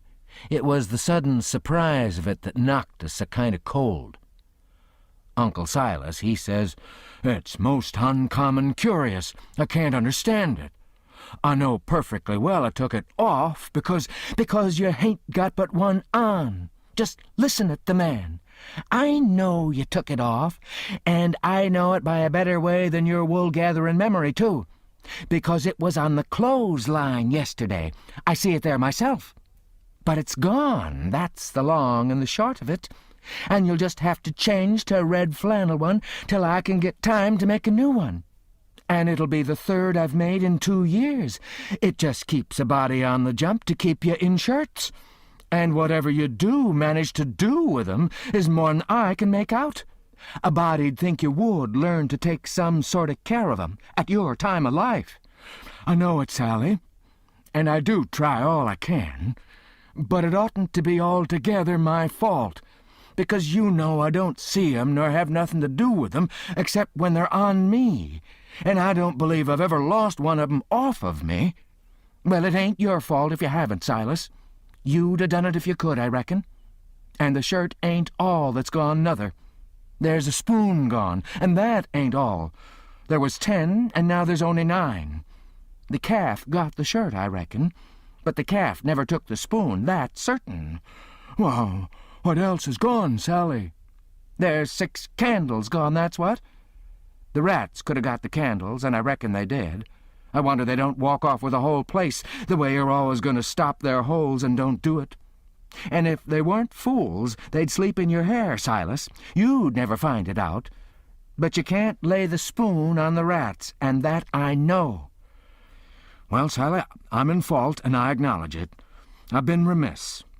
But I won't let tomorrow go by without stopping up them holes. Oh, I wouldn't hurry. Next year'll do. Matilda Angelina Araminta Phelps. Whack comes the thimble, and the child snatches her claws out of the sugar bowl without fooling around any. Just then the nigger woman steps onto the passage and says, "Missus, there's a sheet gone." "A sheet gone? Well, for the land's sake!" "I'll stop up them holes today," says Uncle Silas, looking sorrowful. "Oh, do shut up. Suppose the rats took the sheet? Where's it gone, Lize?" "Claw to goodness, I hain't no notion, Miss Sally. She was on the clothesline yesterday, but she done gone. She ain't there no more now." I reckon the world is coming to an end. I never see the beat of it in all my born days. A shirt and a sheet and a spoon and 6 Missus," comes a young yaller wench. "There's a brass candlestick missing." "Clear out from here, you hussy, or I'll take a skillet to you." Well, she was just a bilin'. I begun to lay for a chance. I reckoned I'd sneak out and go for the woods till the weather moderated. She kept a-ragin' right along, runnin' her insurrection all by herself, and everybody else mighty meek and quiet. And at last Uncle Silas, lookin' kind of foolish, fishes up that spoon out of his pocket. She stopped with her mouth open and her hands up. And as for me, I wished I was in Jerusalem or somewheres. But not long, because she says, "It's just as I expected. So you had it in your pocket all the time. And like as not, you've got the other things there, too. How'd it get there?" "I really don't know, Sally," he says, kind of apologizing. "Or you know I'd tell. I was a-studying over my text in Act 17 before breakfast, and I reckon I put it in there, not noticin'. Meaning to put my Testament in, and it must be so, because my Testament ain't in. But I'll go and see, and if the Testament is where I had it, I'll know I didn't put it in, and that'll show that I laid the Testament down and took up the spoon and, oh, for land's sake, give a body a rest. Go along now, the whole kit and bilin' of ye, and don't come nigh me again till I've got back my peace of mind." I'd a heard her if she'd a said it to herself, let alone speaking it out. And I'd a got up and obeyed her if I'd a been dead. As we was passing through the settin' room, the old man he took up his hat, and the shingle nail fell out on the floor, and he just merely picked it up and laid it on the mantel-shelf and never said nothin' and went out. Tom see him do it, and remembered about the spoon, and says, "Well, it ain't no use to send things by him no more. He ain't reliable." Then he says, "But he done us a good turn with the spoon anyway, without knowin' it. So we'll go and do him one without him knowin' it. Stop up his rat holes." There was a noble good lot of 'em down cellar, and it took us a whole hour. But we done the job tight and good and ship-shape. Then we heard steps on the stairs and blowed out our light and hid. And here comes the old man with a candle in one hand and a bundle of stuff in t'other, looking as absent-minded as year before last. He went a-moonin' around first to one rat-hole and then another, till he'd been to 'em all. Then he stood about 5 minutes picking the tallow drip off of his candle and thinking. Then he turns off slow and dreamy towards the stairs, saying, "Well, for the life of me, I can't remember when I done it. I could show her now that I weren't to blame on account of the rats. But never mind, let it go. I reckon it wouldn't do no good."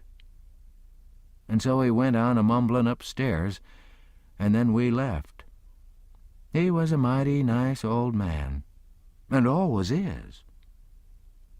Tom was a good deal bothered about what to do for a spoon, but he said we'd got to have it. So he took a think. When he'd ciphered it out, he told me how we was to do. Then we went and waited around the spoon basket till we see Aunt Sally coming. And then Tom went to counting the spoons and laying 'em out to one side, and I slid one of 'em up my sleeve, and Tom says, "Why, Aunt Sally, there ain't but 9 spoons yet." She says, "Go 'long to your play and don't bother me. I know better, I counted 'em myself." "Well, I've counted 'em twice, Auntie, and I can't make but 9. She looked out of all patience, but of course she come to count, anybody would. "I declare to gracious, there ain't but 9, she says. "Why, what in the world? Plague take the things, I'll count 'em again." So I slipped back the one I had, and when she got done counting, she says, "Hang the troublesome rubbage, there's 10 now." And she looked huffy and bothered both. But Tom says, "Why, Auntie, I don't think there's 10. "You numbskull, didn't you see me count 'em?" "I know, but, well, I'll count 'em again." So I smooched one, and they come out 9, same as the other time. Well, she was in a tearing way, just a-trembling all over, she was so mad. But she counted and counted, till she got that addled she'd start to count in the basket for a spoon sometimes, and so 3 times they come out right, and 3 times they come out wrong. Then she grabbed up the basket and slammed it across the house and knocked the cat galley west. And she said clear out and let her have some peace, and if we come bothering around her again betwixt that and dinner, she'd skin us. So we had the odd spoon, and dropped it in her apron pocket whilst she was giving us our sailing orders. And Jim got it all right, along with her shingle nail before noon. We was very well satisfied with this business, and Tom allowed it was worth twice the trouble it took, because he said now she couldn't ever count them spoons twice alike again to save her life, and wouldn't believe she'd counted 'em right if she did, and said that after she'd about counted her head off, for the next 3 days he judged she'd give it up and offer to kill anybody that wanted her to ever count 'em any more. So we put the sheet back on the line that night, and stole one out of her closet, and kept on putting it back and stealing it again for a couple of days, till she didn't know how many sheets she had any more, and said she didn't care, and weren't a-going to bullyrag the rest of her soul out about it, and wouldn't count him again not to save her life. She'd rather die first. So we was all right now. As to the shirt and the sheet and the spoon and the candles, by the help of the calf and the rats and the mixed-up countin'. And as to the candlestick, it warn't no consequence. It'd blow over by and by. But that pie was a job. We had no end of trouble with that pie. We fixed it up away down in the woods and cooked it there. And we got it done at last, and very satisfactory, too. But not all in one day. And we had to use up 3 washpans full of flour before we got through, and we got burnt pretty much all over in places, and eyes put out with the smoke. Because, you see, we didn't want nothing but a crust, and we couldn't prop it up right, and she'd always cave in. But, of course, we thought of the right way at last, which was to cook the ladder, too, in the pie. So then we laid in with Jim the second night and tore up the sheet all in little strings and twisted them together, and long before daylight we had a lovely rope that you could have hung a person with. We let on it took 9 months to make it. And in the forenoon we took it down to the woods, but it wouldn't go in the pie. Being made of a whole sheet that way, there was rope enough for 40 pies if we'd 'a' wanted 'em, and plenty left over for soup or sausage or anything you choose. We could have had a whole dinner. But we didn't need it. All we needed was just enough for the pie, and so we throwed the rest away. We didn't cook none of the pies in the washpan, afraid the solder'd melt. But Uncle Silas, he had a noble brass warming pan, which he thought considerable of, because it belonged to one of his ancestors, with a long wooden handle that come over from England with William the Conqueror in the Mayflower or one of them early ships, and was hid away up garret with a lot of other old pots and things that was valuable not on account of being any account, because they weren't, but on account of them being relicts, you know. And we snaked her out, private, and took her down there. But she failed on the first pies, because we didn't know how. But she come up smilin' on the last one. We took and lined her with dough and set her in the coals and loaded her up with rag rope and put on a dough roof and shut down the lid and put hot embers on top and stood off 5 foot with a long handle, cool and comfortable, and in 15 minutes she turned out a pie that was a satisfaction to look at. But the person that ate it would want to fetch a couple of kegs of toothpicks along, for if that rope ladder wouldn't cramp him down to business, I don't know nothing what I'm talking about, and lay him in enough stomachache to last him till next time, too. Nat didn't look when we put the witch pie in Jim's pan, and we put the 3 tin plates in the bottom of the pan under the victuals. And so Jim got everything all right, and as soon as he was by himself he busted into the pie and hid the rope ladder inside of his straw tick, and scratched some marks on a tin plate and throwed it out of the window hole.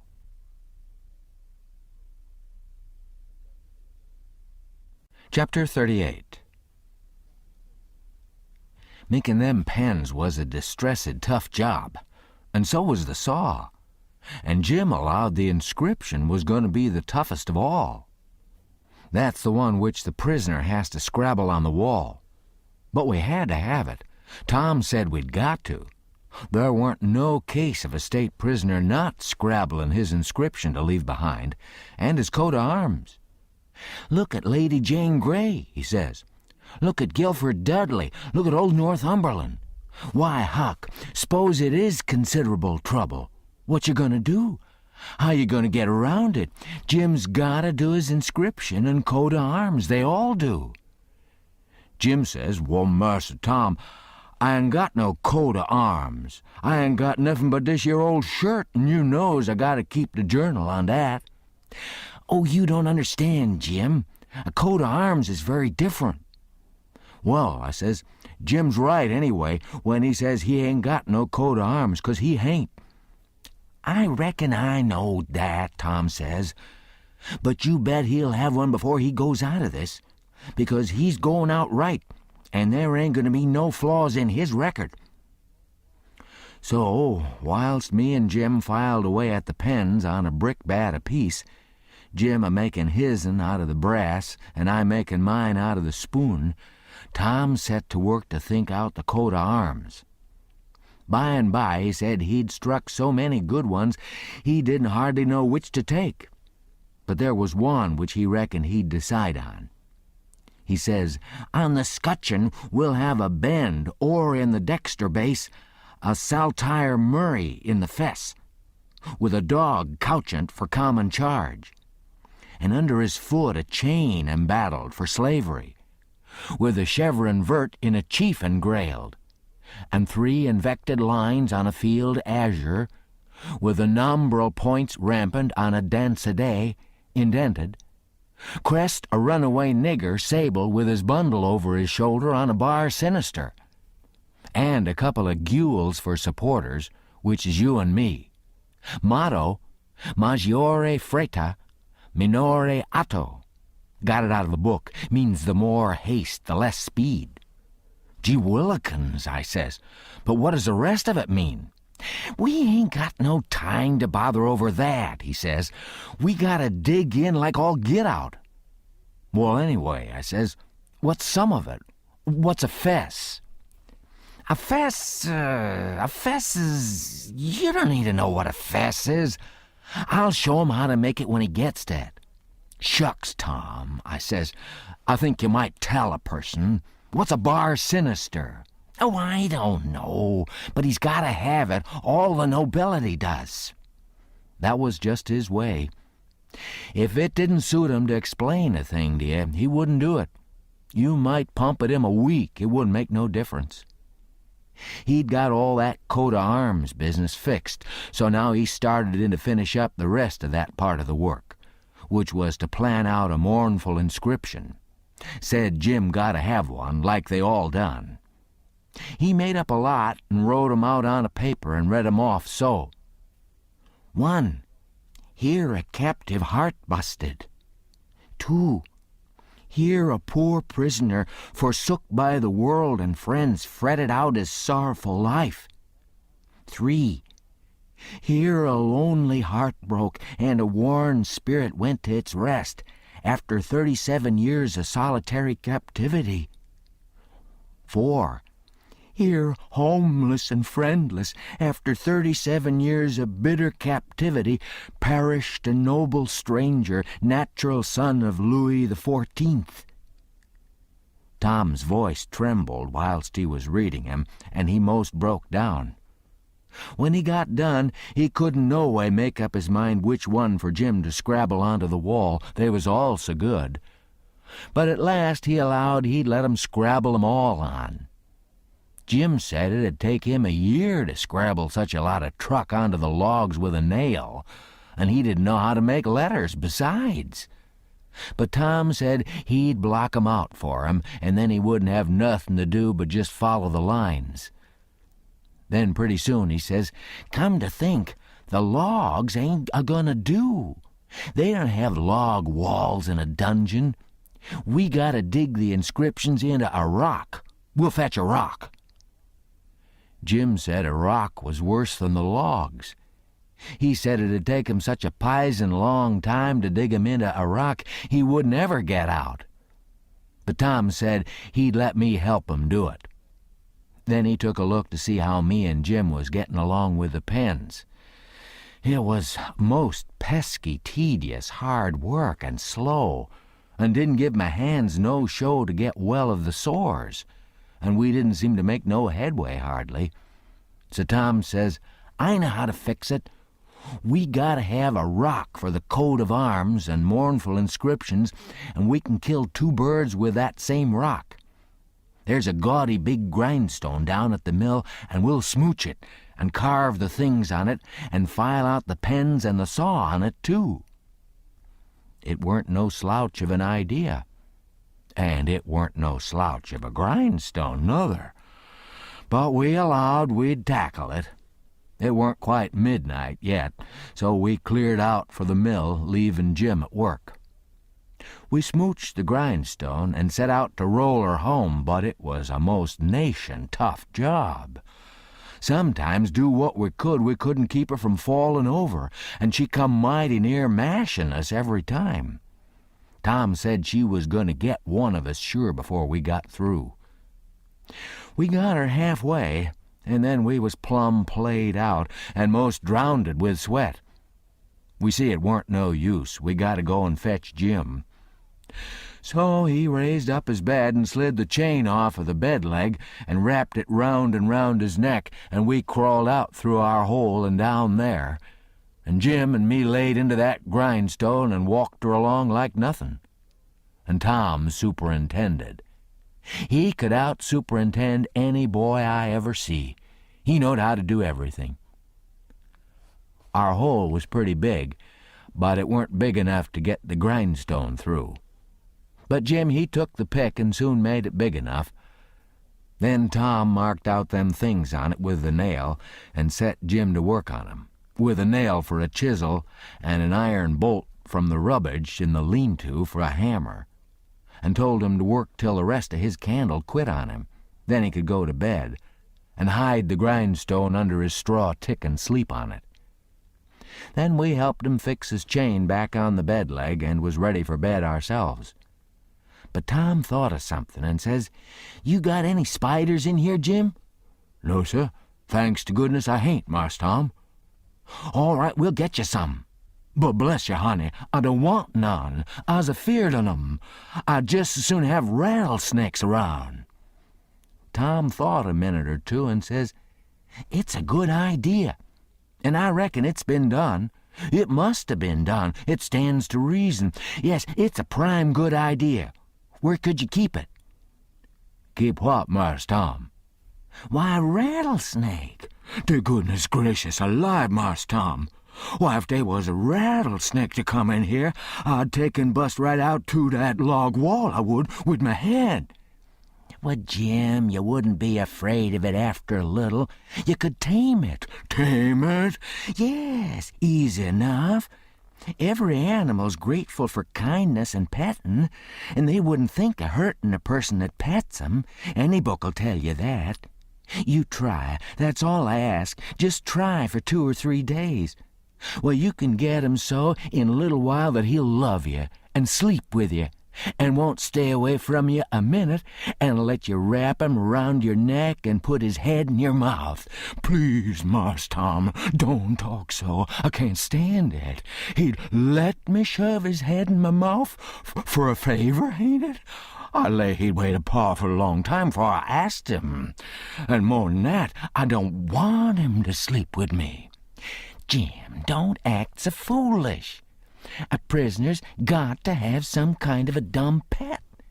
And if a rattlesnake hain't ever been tried, why, there's more glory to be gained in your being the first to ever try it than any other way you could ever think of to save your life." "Well, Mass Tom, I don't want no such glory. Snake take and bite Jim's chin off, then was the glory. No, sir, I don't want no such doin's."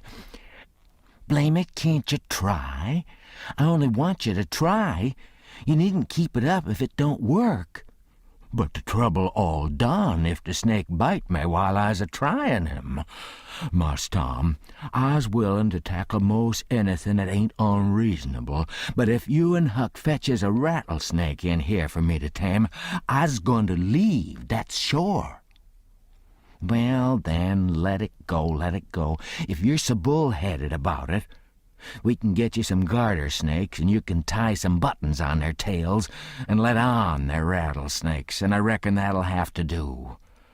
I can stand them, Marse Tom, but blame if I couldn't get along without 'em. I tell you that.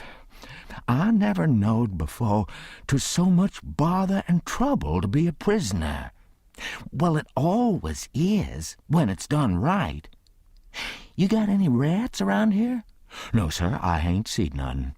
Well, we'll get you some rats. Well, Marse Tom, I don't want no rats.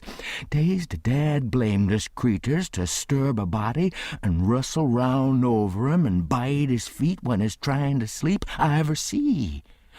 No, sir, gimme garter snakes if I's gotta have 'em, but don't gimme no rats. I ain't got no use for 'em, scarcely. But, Jim, you gotta have 'em. They all do. So don't make no more fuss about it. Prisoners ain't ever without rats. There ain't no instance of it.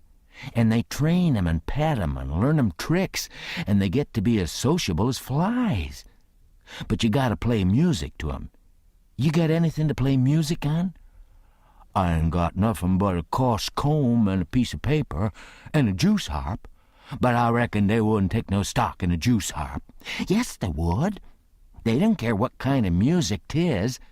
A juice harp's plenty good enough for a rat. All animals likes music. In prison they dote on it, 'specially painful music, and you can't get no other kind out of a juice harp. It always interests 'em. They come out to see what's the matter with you. Yes, you're all right. You're fixed very well. You want to set on your bed nights before you go to sleep and early in the mornings and play your jews harp. Play The Last Link is Broken. That's the thing that'll scoop a rat quicker than anything else. And when you've played about 2 minutes, you'll see all the rats and the snakes and spiders and things begin to feel worried about you and come. And they'll just fairly swarm over you and have a noble good time. Yes, they will, I reckon, Marse Tom. But what kind of time is Jim having? Blessed if I can see the pint. But I'll do it if I gotta. I reckon I better keep the animals satisfied and not have no trouble in the house. Tom waited to think over and see if there wasn't nothing else. And pretty soon he says, "Oh, there's one thing I forgot. Could you raise a flower in here, do you reckon?" "I don't know, but maybe I could, Marse Tom. But it's tolerable dark in here, and I ain't got no use for no flower nohow, and she'd be a powerful sight of trouble." "Well, you try it anyway. Some other prisoners has done it." "One of them big cattail-looking mullein stalks would grow in here, Marse Tom, I reckon. But she wouldn't be worth half the trouble she'd cost." "Don't you believe it. We'll fetch you a little one, and you plant it in the corner over there and raise it. And don't call it mullein. Call it pitchiola. That's its right name, when it's in a prison. And you want to water it with your tears." "Why, I got plenty of spring water, Marse Tom." "You don't want spring water. You want to water it with your tears. It's the way they always do." "Well, Marse Tom, I lay I can raise one of them mullein stalks twice with spring water, whiles another man's a-startin' one with tears." "That ain't the idea. You gotta do it with tears." "She'll die on my hands, Marse Tom. She surely will, 'cause I don't scarcely ever cry." So Tom was stumped. But he studied it over, and then said Jim'd have to worry along the best he could with an onion. He promised he'd go to the nigger cabins and drop one, private, in Jim's coffee pot in the morning.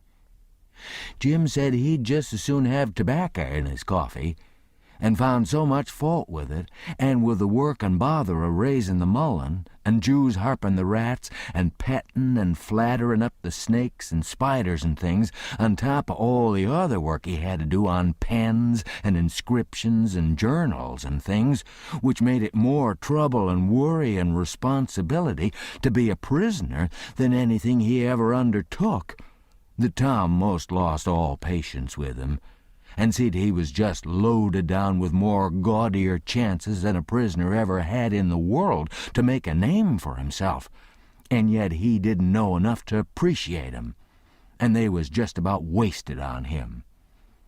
So Jim he was sorry, and said he wouldn't behave so no more, and then me and Tom shoved for bed.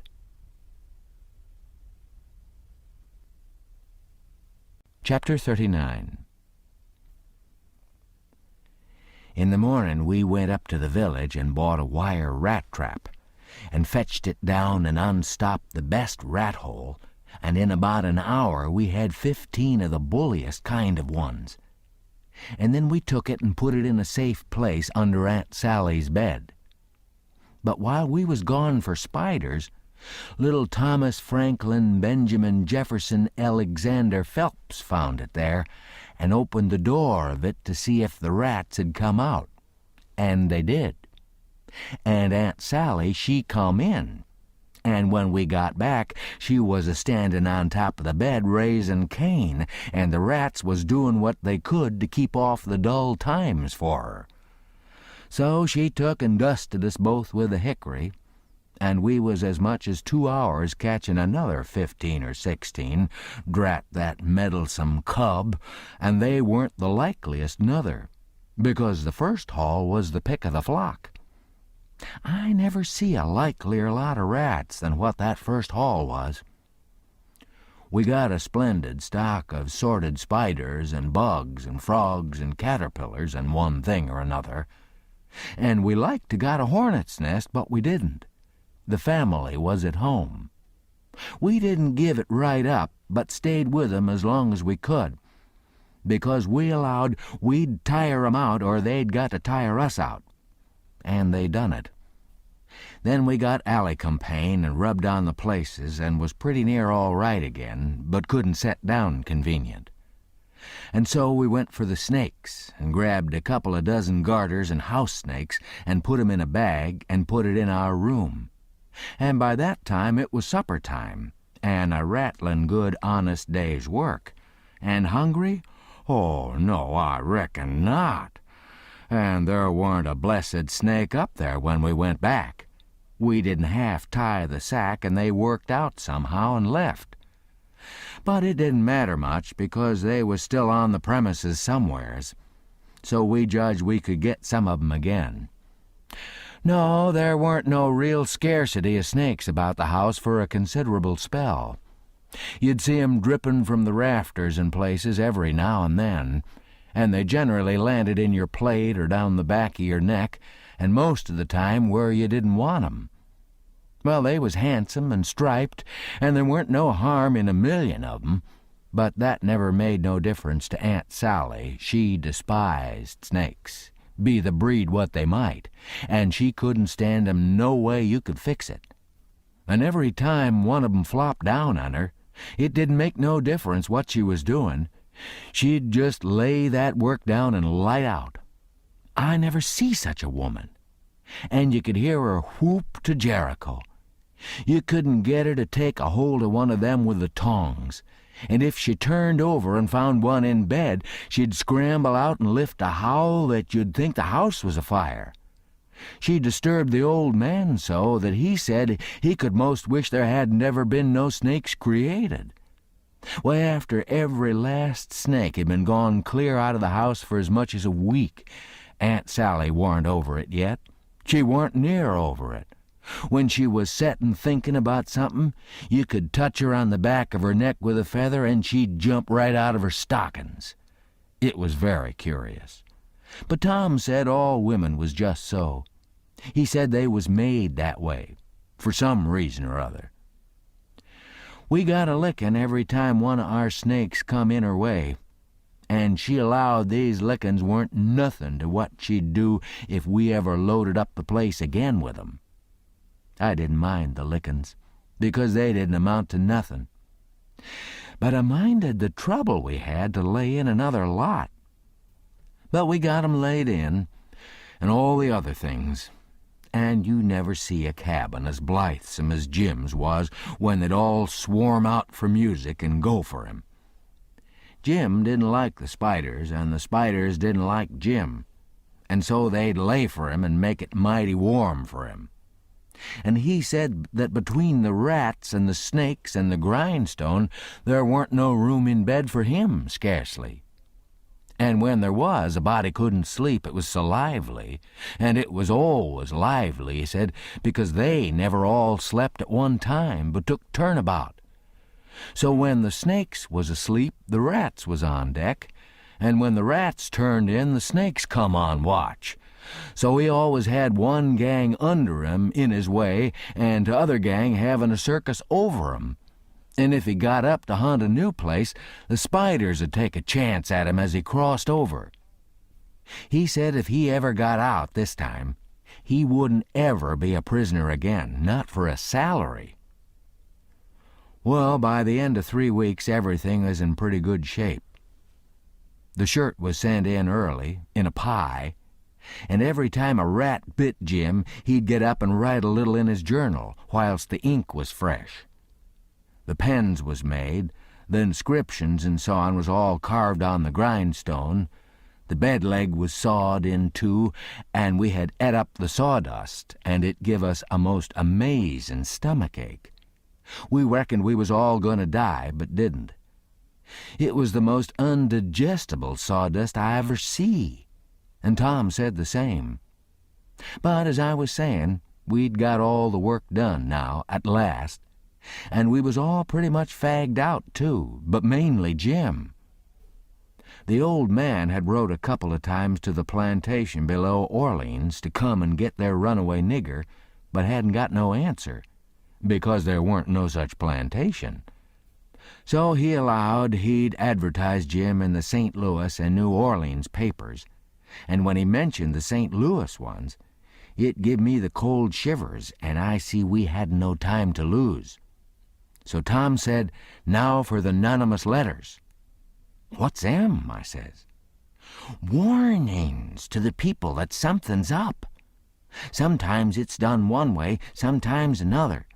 But there's always somebody spying around that gives notice to the governor of the castle. When Louis XVI was going to light out of the Tuileries, a servant girl done it. It's a very good way, and so is the anonymous letters. We'll use 'em both. And it's usual for the prisoner's mother to change clothes with him, and she stays in and he slides out in her clothes. We'll do that, too." "But looky here, Tom, what do we want to warn anybody for, that something's up? Let 'em find it out for themselves. It's their lookout." "Yes, I know, but you can't depend on 'em. It's the way they've acted from the very start, left us to do everything. They're so confiding and mullet-headed, they don't take notice of nothing at all. So if we don't give 'em notice, there won't be nobody nor nothing to interfere with us. And so after all our hard work and trouble, this escape'll go off perfectly flat. Won't amount to nothing. Won't be nothing to it." "Well, as for me, Tom, that's the way I'd like." "Shucks," he says, and looked disgusted. So I says, "But I ain't going to make no complaint. Any way that suits you suits me. What you going to do about the servant girl? You'll be her. You slide in the middle of the night and hook that yeller girl's frock. What, Tom, that'll make trouble next morning, because of course she probably hain't got any but that one."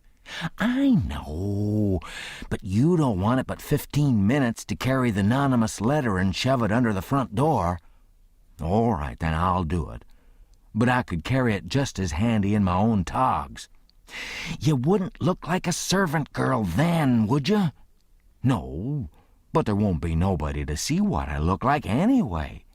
"That ain't got nothing to do with it. The thing for us to do is just to do our duty, and not worry about whether anybody sees us do it or not. Ain't you got no principle at all?" "All right, I ain't saying nothing. I'm the servant girl. Who's Jim's mother?" "I'm his mother. I'll hook a gown from Aunt Sally." "Well, then you'll have to stay in the cabin when me and Jim leaves." "Not much. I'll stuff Jim's clothes full of straw and lay it on his bed to represent his mother in disguise. And Jim'll take the nigger woman's gown off of me and wear it, and we'll all evade together. When a prisoner of style escapes, it's called an evasion. It's always called so when a king escapes, for instance. And the same with a king's son. It don't make no difference whether he's a natural one or an unnatural one." So Tom, he wrote the anonymous letter, and I smooched the yeller wench's frock that night and put it on and shoved it under the front door the way Tom told me to. It said, "Beware. Trouble is brewin'. Keep a sharp lookout. Unknown friend." Next day we stuck a picture which Tom drawed in blood of a skull and crossbones on the front door, and next night another one of a coffin on the back door. I never see a family in such a sweat. They couldn't have been worse scared if the place had a been full of ghosts layin' for 'em behind everything and under the beds and shiverin' through the air. If a door banged, Aunt Sally, she jumped and said, "Ouch!" If anything fell, she jumped and said, "Ouch!" If you happened to touch her when she warn't noticin', she done the same. She couldn't face no way and be satisfied, because she allowed there was something behind her every time. So she was always a-whirlin' around sudden and saying, "Ouch!" And before she'd get 2/3 around, she'd whirl back again and say it again. And she was afraid to go to bed, but she dasn't set up. So the thing was workin' very well, Tom said. He said he never see a thing work more satisfactory. He said it showed it was done right. So he said, "Now for the grand bulge." So the very next morning at the streak of dawn, we got another letter ready, and was wonderin' what we better do with it, because we heard 'em say at supper they was going to have a nigger on watch at both doors all night. Tom, he went down the lightning rod to spy around, and the nigger at the back door was asleep, and he stuck it in the back of his neck and come back. This letter said, "Don't betray me. I wish to be your friend. There is a desperate gang of cutthroats from over in the Indian territory going to steal your runaway nigger tonight, and they have been trying to scare you so as you will stay in the house and not bother 'em. I am one of the gang, but have got religion and wish to quit it and lead a honest life again, and will betray the hellish design. They will sneak down from northards along the fence at midnight exact with a false key, and go in the nigger's cabin to get 'em. I am to be off a piece and blow a tin horn if I see any danger. But 'stead of that, I will baa like a sheep soon as they get in and not blow at all. Then, whilst they're gettin' his chains loose, you slip in there and lock 'em in and can kill 'em at your leisure. Don't do anything but just the way I'm tellin' you. If you do, they'll suspicion something and raise a whoop jamboree-hoo. I do not wish any reward but to know I have done the right thing. Unknown friend. Chapter 40. We was feelin' pretty good after breakfast, and took my canoe and went over the river a-fishin', with a lunch, and had a good time, and took a look at the raft and found her all right, and got home late to supper, and found them in such a sweat and worry they didn't know which end they was standin' on, and made us go right off to bed the minute we was done supper, and wouldn't tell us what the trouble was, and never let on a word about the new letter, but didn't need to, because we knowed as much about it as anybody did. And as soon as we was half upstairs and her back was turned, we slid for the cellar cupboard and loaded up a good lunch and took it up to our room and went to bed, and got up about 11:30, and Tom put on Aunt Sally's dress that he stole and was going to start with the lunch, but says, "Where's the butter?" "I laid out a hunk of it," I says, "on a piece of a corn pone." "Well, you left it laid out then. It ain't here." "We can get along without it," I says. "We can get along with it, too," he says. "Just you slide down cellar and fetch it, and then mosey right down the lightning rod and come along. I'll go and stuff the straw into Jim's clothes to represent his mother in disguise, and be ready to baa like a sheep and shove soon as you get there." So out he went, and down cellar I went. The hunk of butter, big as a person's fist, was where I'd left it, so I took up the slab of corn pone with it on and blowed out my light and started upstairs, very stealthy. and get up to the main floor all right, but here comes Aunt Sally with a candle. And I clapped the truck in my hat and clapped my hat on my head, and the next second she see me, and she says, "You been down cellar?" "Yes'm." "What you been doing down there?" "Nothing." "Nothing?" "No'm." "Well, then, what possessed you to go down there this time of night?" "I don't know'm." "You don't know? Don't answer me that way, Tom. I want to know what you been doing down there." "I ain't been doing a single thing, Aunt Sally. I hope to gracious if I have." I reckoned she'd let me go now, and as a general thing she would.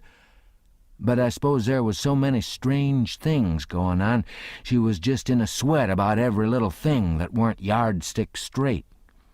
So she says, very decided, "You just march into that sitting room and stay there till I come.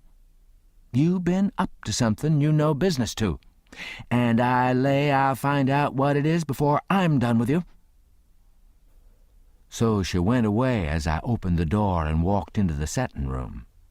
My, but there was a crowd there. 15 farmers, and every one of 'em had a gun. I was most powerful sick and slunk to a chair and sat down. They was settin' around, some of 'em talking a little in a low voice, and all of 'em fidgety and uneasy, but trying to look like they warn't. But I knowed they was, because they was always taking off their hats and putting 'em on and scratching their heads and changing their seats and fumbling with their buttons. I weren't easy myself, but I didn't take my hat off all the same. I did wish Aunt Sally had come and get done with me, and licked me if she wanted to, and let me get away and tell Tom how we'd overdone this thing, and what a thunderin' hornet's nest we'd got ourselves into, so we could stop fooling around straight off and clear out with Jim before these rips got out of patience and come for us. At last she come, and begun to ask me questions. But I couldn't answer 'em straight. I didn't know which end of me was up, because these men was in such a fidget now that some was wanting to start right now and lay for them desperados, and saying it weren't but a few minutes to midnight, and others was trying to get 'em to hold on and wait for the sheep signal. And here was Auntie pegging away at the questions, and me a-shaking all over and ready to sink down in my tracks, I was that scared. And the place getting hotter and hotter, and the butter beginning to melt and run down my neck and behind my ears. And pretty soon, when one of 'em says, "I'm for going and getting in the cabin first, and right now, and catching 'em when they come," I most dropped. And a streak of butter come a-trickling down my forehead, and Aunt Sally, she see it and turns white as a sheet and says, "For the land's sake, what is the matter with the child? He's got the brain fever as sure as you're born, and they're oozing out."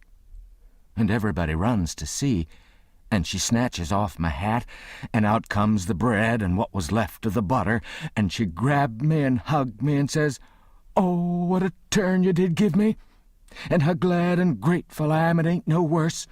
For luck's against us, and it never rains but it pours, and when I see that truck I thought we'd lost you, for I knowed by the color and all it was just like your brains 'd be if, dear, dear, why ain't you tell me that was what you'd been down there for? I wouldn't have cared. Now clear out to bed, and don't let me see no more of you till morning." I was up the stairs in a second, and down the lightning rod in another one, and shinning through the dark for the lean-to. I couldn't hardly get my words out, I was so anxious, but I told Tom as quick as I could we must jump for it now, and not a minute to lose, the house full of men yonder with guns. His eyes just blazed, and he says, "No, is that so? Ain't it bully? Why, Huck, if it was to do over again, I bet I could fetch 200. If we could put it off till—" "Hurry, hurry," I says. "Where's Jim?" "Right at your elbow. If you reach out your arm, you can touch him. He's dressed and everything's ready. Now we'll slide out and give the sheep signal. But then we heard the tramp of men comin' to the door, and heard 'em begin to fumble with the padlock, and heard a man say, "I told you it would be too soon. They haven't come. The door's locked. Here, I'll lock some of you into the cabin, and you lay for 'em in the dark and kill 'em when they come. And the rest scatter around a piece and listen if you can hear 'em comin'." So in they come, but couldn't see us in the dark, and most trod on us whilst we was hustlin' to get under the bed. But we got under all right and out through the hole, swift but soft. Jim first, me next, and Tom last, which was according to Tom's orders. Now we was in the lean-to, and heard trampin's close by outside. So we crept to the door, and Tom stopped us there and put his eye to the crack, but couldn't make out nothin', it was so dark, and whispered and said he'd listen for the steps to get further, and when he nudged us, Jim must glide out first and him last. So he set his ear to the crack and listened and listened and listened, and the steps a-scraping around out there all the time, and at last he nudged us, and we slid out and stooped down, not breathin', and not making the least noise, and slipped stealthy towards the fence in Injun file, and got to it all right, and me and Jim over it. But Tom's britches catched fast on a splinter on the top rail, and then he hear the steps comin', so he had to pull loose, which snapped the splinter and made a noise, and as he dropped in our tracks and started, somebody sings out, "Who's that? Answer or I'll shoot." But we didn't answer. We just unfurled our heels and shoved. There was a rush, and then a bang, bang, bang, and the bullets fairly whizzed around us. We heard 'em sing out, "Here they are! They've broke for the river after 'em, boys, and turned loose the dogs." So here they come full tilt. We could hear 'em because they wore boots and yelled, but we didn't wear no boots and didn't yell. We was in the path to the mill, and when they got pretty close to us, we dodged into the bush and let 'em go by, and then dropped in behind 'em. They'd had all the dogs shut up so they wouldn't scare off the robbers, but by this time somebody'd let 'em loose, and here they come, making pow-wow enough for 1,000,000. But they was our dogs, so we stopped in our tracks till they catched up, and when they see it warn't nobody but us, and no excitement to offer 'em, they only just said howdy and tore right ahead towards the shoutin' and clatterin'. And then we up steam again and whizzed along after 'em till we was nearly to the mill, and then struck up through the bush to where my canoe was tied and hopped in and pulled for dear life towards the middle of the river, but didn't make no more noise than we was obleeged to. Then we struck out easy and comfortable for the island where my raft was, and we could hear 'em yellin' and barkin' at each other all up and down the bank, till we was so far away the sounds got dim and died out. And when we stepped onto the raft, I says, "Now, old Jim, you're a free man again, and I bet you won't ever be a slave no more." "And mighty good job it was, too, Huck. It is planned beautiful, and it is done beautiful, and they ain't nobody can get up a plan that's mo' mixed up and splendid than what that one was."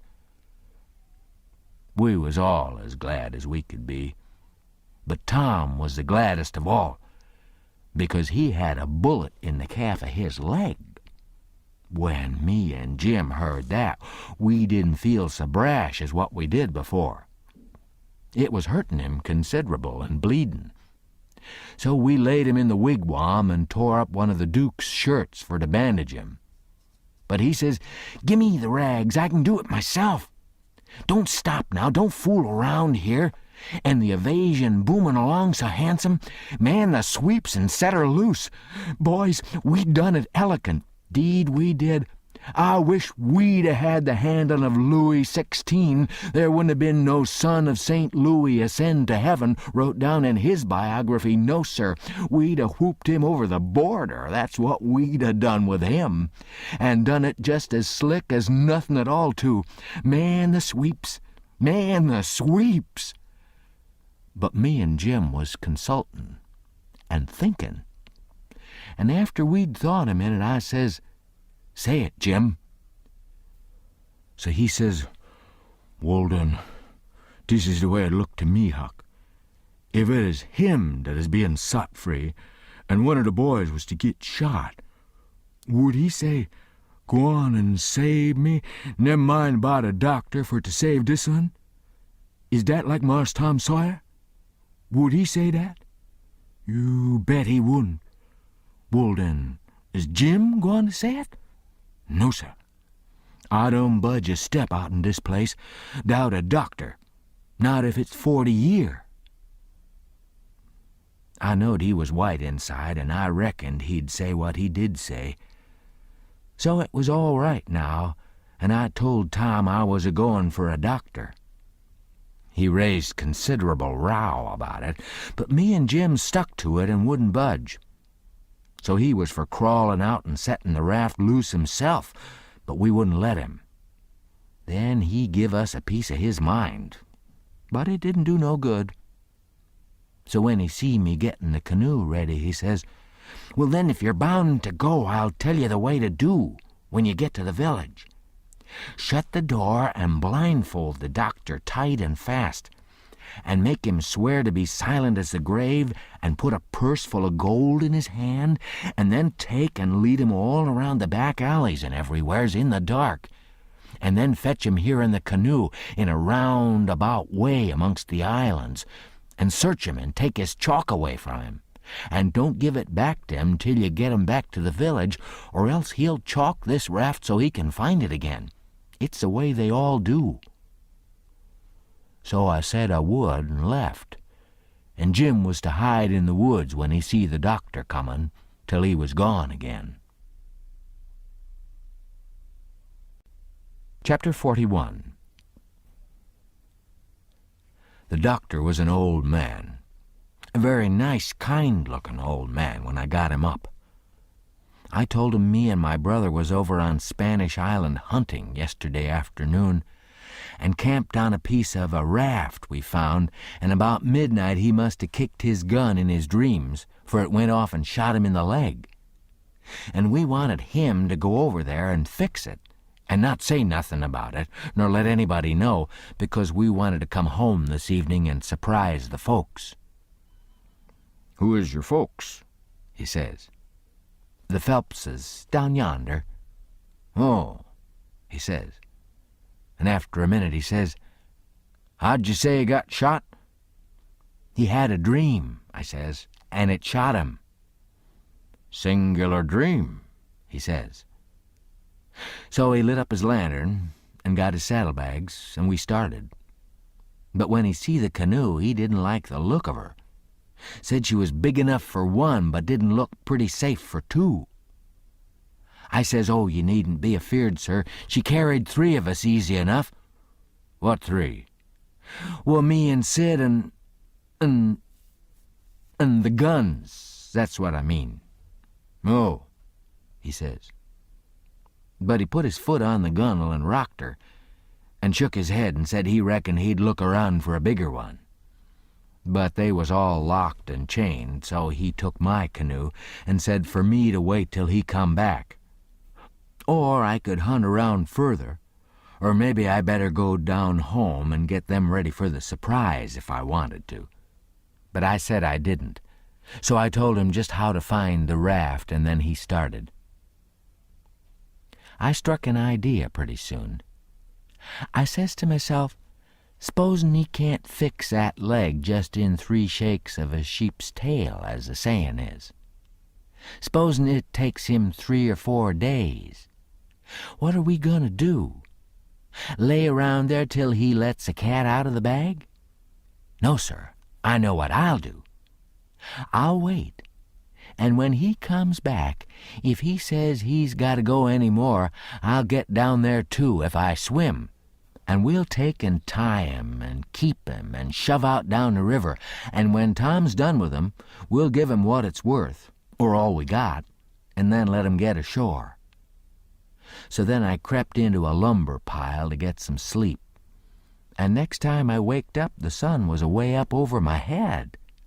I shot out and went for the doctor's house, but they told me he'd gone away in the night sometime or other and weren't back yet. Well, thinks I, that looks powerful bad for Tom, and I'll dig out for the island right off.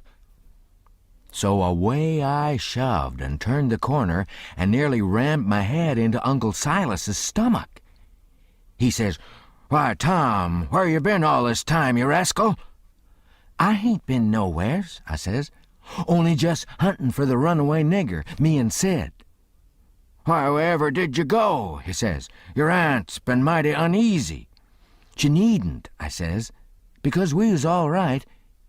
We followed the men and the dogs, but they outrun us and we lost 'em. But we thought we heard 'em on the water, so we got a canoe and took out after 'em and crossed over, but couldn't find nothing of 'em. So we cruised along up shore till we got kind of tired and beat out, and tied up the canoe and went to sleep, and never waked up till about an hour ago. Then we paddled over here to hear the news, and Sid's at the post office to see what he can hear, and I'm a-branching out to get something to eat for us, and then we're going home." So then we went to the post office to get Sid, but just as I suspicioned, he warn't there. So the old man, he got a letter out of the office, and we waited a while longer, but Sid didn't come. So the old man said, "Come along, let Sid foot it home, or canoe it," when he got done fooling around. But we'd ride. I couldn't get him to let me stay and wait for Sid, and he said there weren't no use in it, and I must come along and let Aunt Sally see we was all right. When we got home, Aunt Sally was that glad to see me, she laughed and cried both, and hugged me and gimme one of them lickings of hern that don't amount to shucks, and said she'd serve Sid the same when he come. And the place was plumb full of farmers and farmers' wives to dinner, and such another clack a body never heard. Old Mrs. Hotchkiss was the worst. Her tongue was a-goin' all the time. She says, "Well, Sister Phelps, I've ransacked that 'ere cabin over, and I believe the nigger's crazy. I says so to Sister Damrell, didn't I, Sister Damrell? Say I, he's crazy, say I. Them's very words I said. You all hearn me. He's crazy, say I. Everything shows it, say I. Look at that 'ere grindstone, say I. Want to tell me 'any creature 's in his right mind's going to scrabble all them crazy things onto a grindstone, say I? Here's such and such a person busted his heart, and here's so-and-so pegged along for 37 year and all that, natural son of Louis somebody and such everlasting rubbage. He's plumb crazy, say I. It's what I says in the first place, it's what I says in the middle, and it's what I says last and all the time. The nigger's crazy, crazy's Nebuchadnezzar, say I.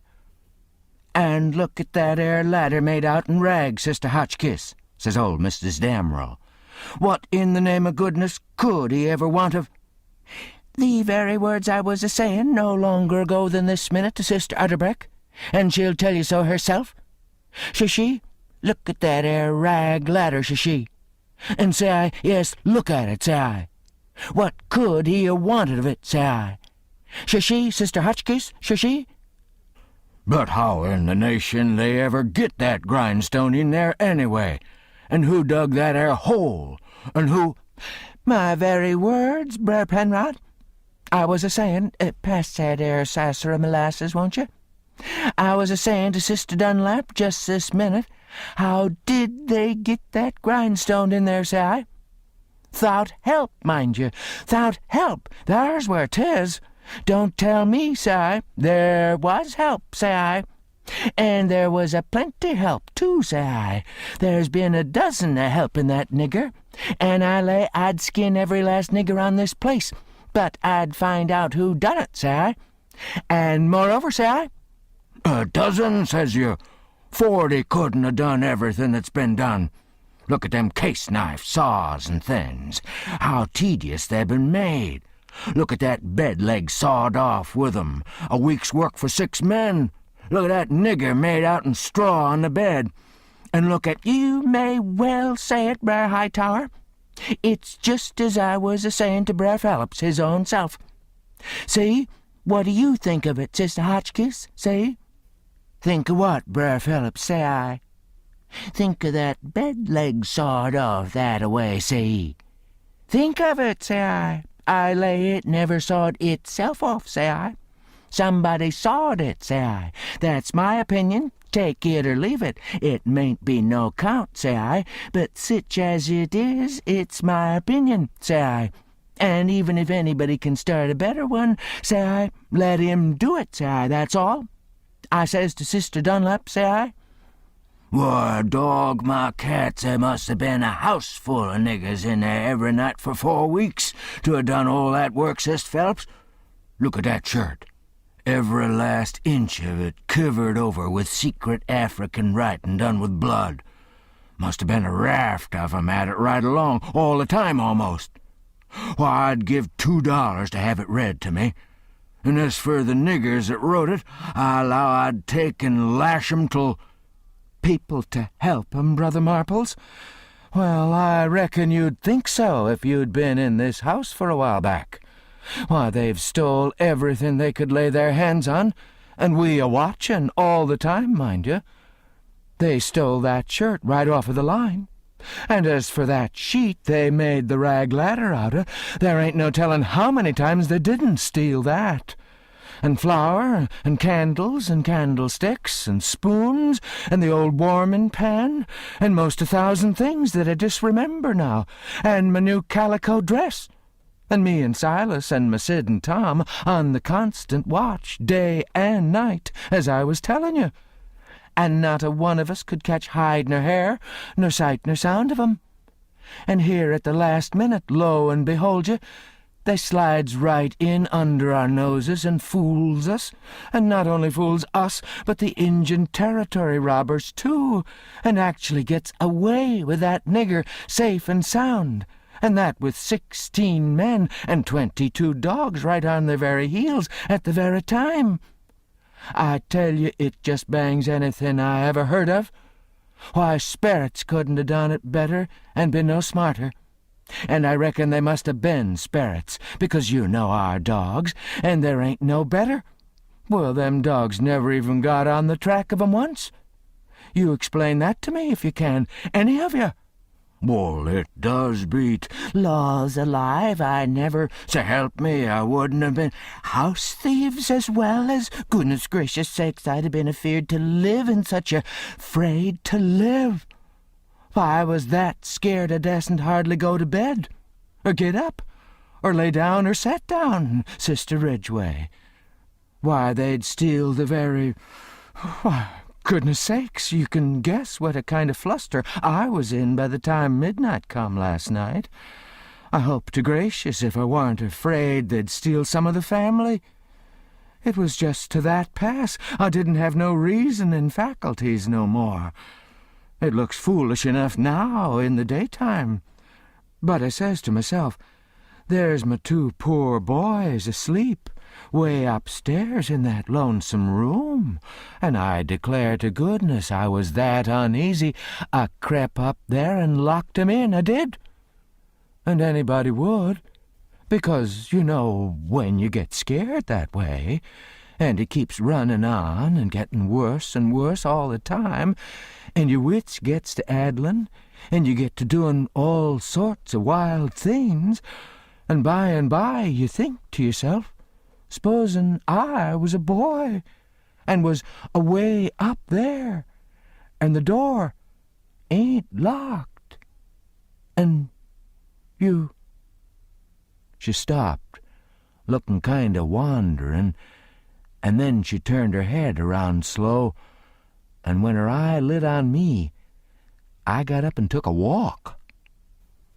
Says I to myself, I can explain better how we come to not be in that room this morning if I go out to one side and study over it a little. So I done it. But I dasn't go fur, or she'd have sent for me. And when it was late in the day, the people all went, and then I come in and told her the noise and shooting waked up me and Sid, and the door was locked, and we wanted to see the fun, so we went down the lightning rod, and both of us got hurt a little, and we didn't never want to try that no more. And then I went on and told her all what I told Uncle Silas before, and then she said she'd forgive us, and maybe it was all right enough anyway. And about what a body might expect of boys, for all boys was a pretty harum-scarum lot, as far as she could see. And so, as long as no harm hadn't come of it, she judged she better put in her time being grateful we was alive and well, and she had us still, 'stead of frettin' over what was past and done. So then she kissed me and patted me on the head and dropped into a kind of brown study, and pretty soon jumps up and says, "Well, laws a mercy, it's most night, and Sid not come yet. What has become of that boy?" I see my chance, so I skips up and says, "I'll run right up to town and get him," I says. "No, you won't," she says. "You'll stay right where you are. One's enough to be lost at a time. If he ain't here to supper, your uncle'll go." Well, he weren't there to supper, so right after supper Uncle went. He come back about 10, a little bit uneasy. Hadn't run across Tom's track. Aunt Sally was a good deal uneasy. But Uncle Silas, he said there weren't no occasion to be. Boys'll be boys, he said, and you'll see this one turn up in the morning all sound and right. So she had to be satisfied. But she said she'd set up for him a while anyway and keep a light burnin' so he could see it. And then when I went up to bed, she come up with me and fetched her candle and tucked me in, and mothered me so good I felt mean and like I couldn't look her in the face. And she sat down on the bed and talked with me a long time, and said what a splendid boy Sid was, and didn't seem to want to ever stop talking about him, and kept asking me every now and then if I reckoned he could 'a' got lost or hurt or maybe drownded, and might be layin' at this minute somewheres sufferin' or dead, and she not by him to help him. And so the tears 'd drip down silent, and I'd tell her that Sid was all right, and 'd be home in the mornin' sure, and she'd squeeze my hand or maybe kiss me and tell me to say it again, and keep on sayin' it because it done her good, and she was in so much trouble. And when she was goin' away, she looked down in my eyes so steady and gentle and says, "The door ain't going to be locked, Tom, and there's the window and the rod, but you'll be good, won't you? And you won't go, for my sake?" Laws knows I wanted to go bad enough to see about Tom, and was all intendin' to go, but after that I wouldn't 'a' went. Not for kingdoms. But she was on my mind, and Tom was on my mind, so I slept very restless. And twice I went down the rod, away in the night, and slipped around front, and see her settin' there by her candle in the window with her eyes towards the road and the tears in 'em. And I wished I could do something for her, but I couldn't. Only to swear that I wouldn't never do nothing to grieve her any more. And the third time I waked up at dawn and slid down, and she was there yet, and her candle was most out, and her old gray head was restin' on her hand, and she was asleep. Chapter 42. The old man was uptown again before breakfast, but couldn't get no track of Tom. And both of 'em sat at the table, thinkin', and not sayin' nothin', and lookin' mournful, and their coffee gettin' cold, and not eatin' anything. And by and by the old man says, "Did I give you the letter?" "What letter?" "The one I got yesterday out of the post office." "No, you didn't give me no letter." "Well, I must have forgot it." So he rummaged his pockets, and then went off somewheres where he had laid it down and fetched it and give it to her. She says, Why, it's from St. Petersburg. It's from Sis." I allowed another walk would do me good, but I couldn't stir. But before she could break it open, she dropped it and run, for she see something. And so did I. It was Tom Sawyer on a mattress, and that old doctor, and Jim in her calico dress, with his hands tied behind him, and a lot of people. I hid the letter behind the first thing that come handy and rushed. She flung herself at Tom, crying, and says, "Oh, he's dead, I know he's dead." And Tom, he turned his head a little and muttered something or other which showed he warn't in his right mind. Then she flung up her hands and says, "He's alive, thank God, and that's enough." And she snatched a kiss of him and flew for the house to get the bed ready, and scattering orders right and left at the niggers and everybody else as fast as her tongue could go, every jump of the way. I followed the men to see what they was going to do with Jim, and the old doctor and Uncle Silas followed after Tom into the house. The men was very huffy, and some of 'em wanted to hang Jim, for an example to all the other niggers around there, so they wouldn't be trying to run away like Jim done, and making such a raft of trouble, and keeping a whole family scared most to death for days and nights. But the others said, "Don't do it. It wouldn't answer at all. He ain't our nigger, and his owner'd turn up and make us pay for him, sure." So that cooled 'em down a little, because the people that's always the most anxious for to hang a nigger that ain't done just right is always the very ones that ain't the most anxious to pay for 'em when they've got their satisfaction out of 'em.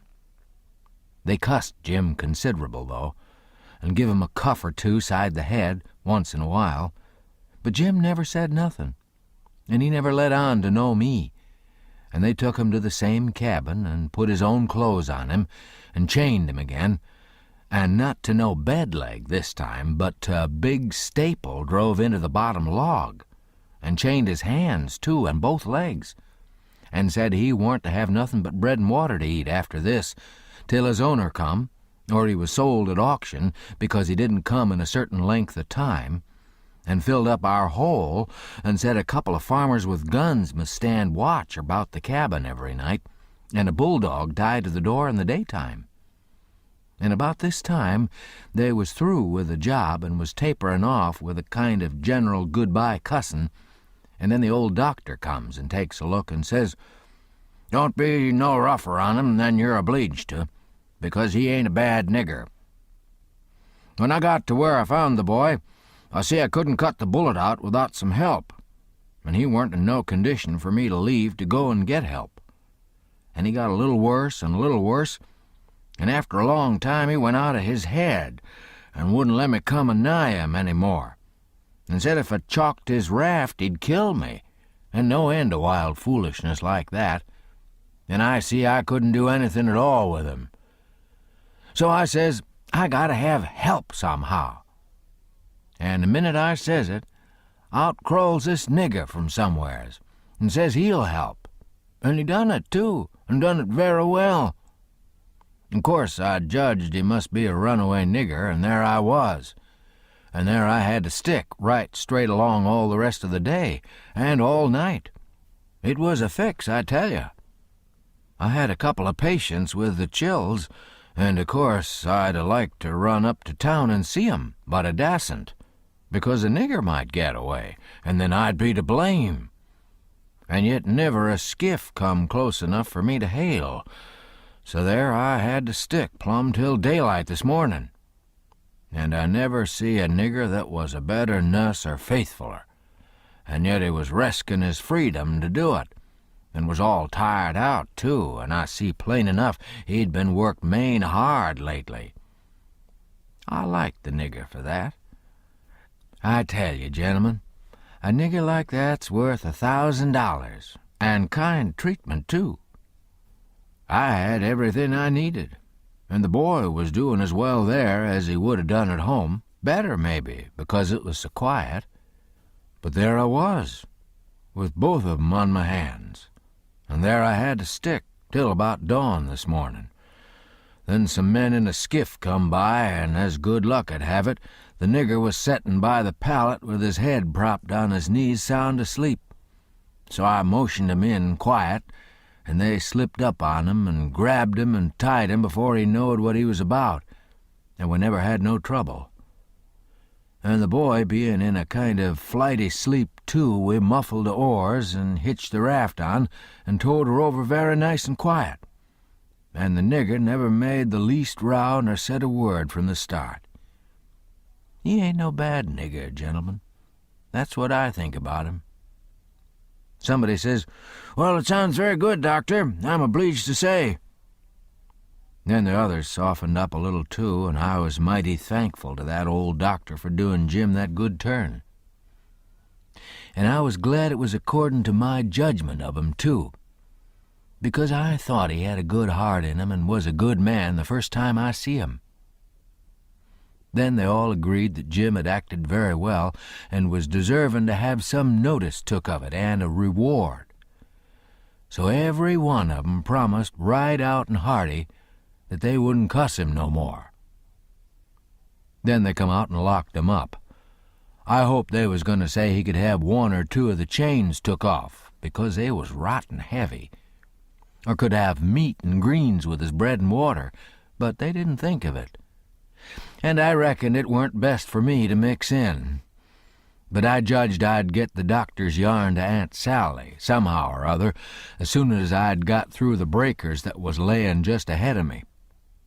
Explanations, I mean, of how I forgot to mention about Sid being shot when I was tellin' how him and me put in that dratted night paddlin' around huntin' a runaway nigger. But I had plenty of time. Aunt Sally, she stuck to the sick room all day and all night, and every time I see Uncle Silas moonin' around, I dodged him. Next morning I heard Tom was a good deal better, and they said Aunt Sally was gone to get a nap, so I slips to the sick room, and if I found him awake, I reckoned we could put up a yarn for the family that'd wash. But he was sleepin', and sleepin' very peaceful, too, and pale, not fire-faced the way he was when he come. So I sat down and laid for him to wake. In about half an hour, Aunt Sally comes glidin' in, and there I was up a stump again. She motioned me to be still and sat down by me and begun to whisper, and said we could all be joyful now because all the symptoms was first rate, and he'd been sleepin' like that for ever so long, and lookin' better and peacefuler all the time, and 10 to 1 he'd wake up in his right mind. So we sat there watchin', and by and by he stirs a bit and opened his eyes, very natural, and takes a look and says, "Hello, why, I'm at home. How's that? Where's the raft?" "It's all right," I says. "And Jim?" "The same," I says, but couldn't say it pretty brash. But he never noticed, but says, "Good, splendid. Now we're all right and safe. Did you tell Auntie?" I was going to say yes, but she chipped in and says, "About what, Sid?" "Why, about the way the whole thing was done." "What whole thing?" "Why, the whole thing. There ain't but one. How we set the runaway nigger free, me and Tom." "Good land! Set the run... What is the child talking about? Dear, out of his head again." "No, I ain't out of my head. I know all what I'm talking about. We did set him free, me and Tom.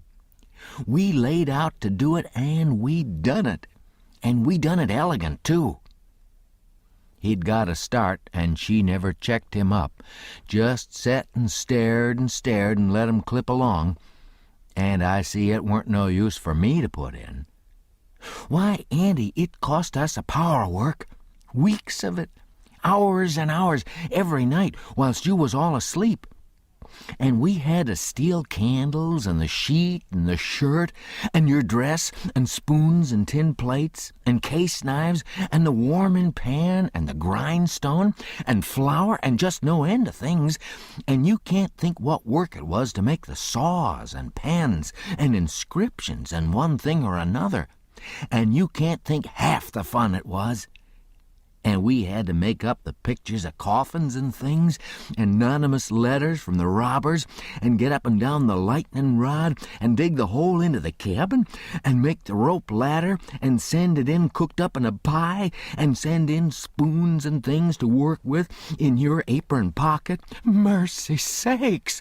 And load up the cabin with rats and snakes and so on for company for Jim. And then you kept Tom here so long with the butter in his hat that you come near to spoiling the whole business, because the men come before we was out of the cabin, and we had a rush, and they heard us and let drive at us, and I got my share, and we dodged out of the path and let 'em go by, and when the dogs come they weren't interested in us but went for the most noise, and we got our canoe and made for the raft and was all safe, and Jim was a free man, and we done it all by ourselves, and wasn't it bully, Auntie? Well, I never heard the likes of it in all my born days. So it was you little rapscallions, that's been making all this trouble, and turned everybody's wits clean inside out, and scared us all most to death.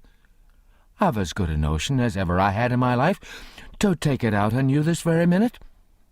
To think here I've been night after night, you just get well once, you young scamp, and I lay I'll tan the old Harry out of both of you. But Tom, he was so proud and joyful, he just couldn't hold in, and his tongue just went it, she a-chipping in and spitting fire all along, and both of 'em going it at once like a cat convention. And she says, well, you get all the enjoyment you can out of it now. For mind, I tell you, if I catch you meddling with him again— Meddling with who? Tom says, dropping his smile and looking surprised. With who? Why, the runaway nigger, of course. Who'd you reckon? Tom looks at me very grave and says, Tom, didn't you just tell me he was all right? Hasn't he got away? Him? Says Aunt Sally. The runaway nigger? 'Deed he hasn't. They've got him back safe and sound, and he's in that cabin again, on bread and water, and loaded down with chains till he's claimed or sold. Tom rose square up in bed with his eye hot and his nostrils opening and shutting like gills, and sings out to me, They hain't no right to shut him up. Shove, and don't you lose a minute. Turn him loose. He ain't no slave. He's as free as any creature that walks this earth. What does the child mean? I mean every word I say, Aunt Sally, and if somebody don't go, I'll go. I've known him all his life, and so has Tom there. Old Miss Watson died 2 months ago, and she was ashamed she ever was going to sell him down the river, and said so. And she set him free in her will.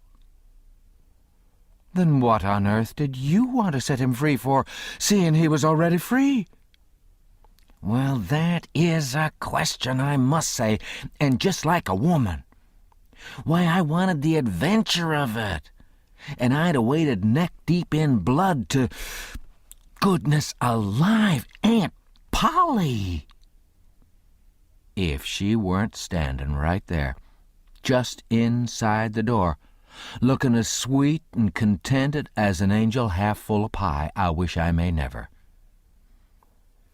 Aunt Sally jumped for her and most hugged the head off of her and cried over her, and I found a good place for me under the bed, for it was getting pretty sultry for us, seemed to me.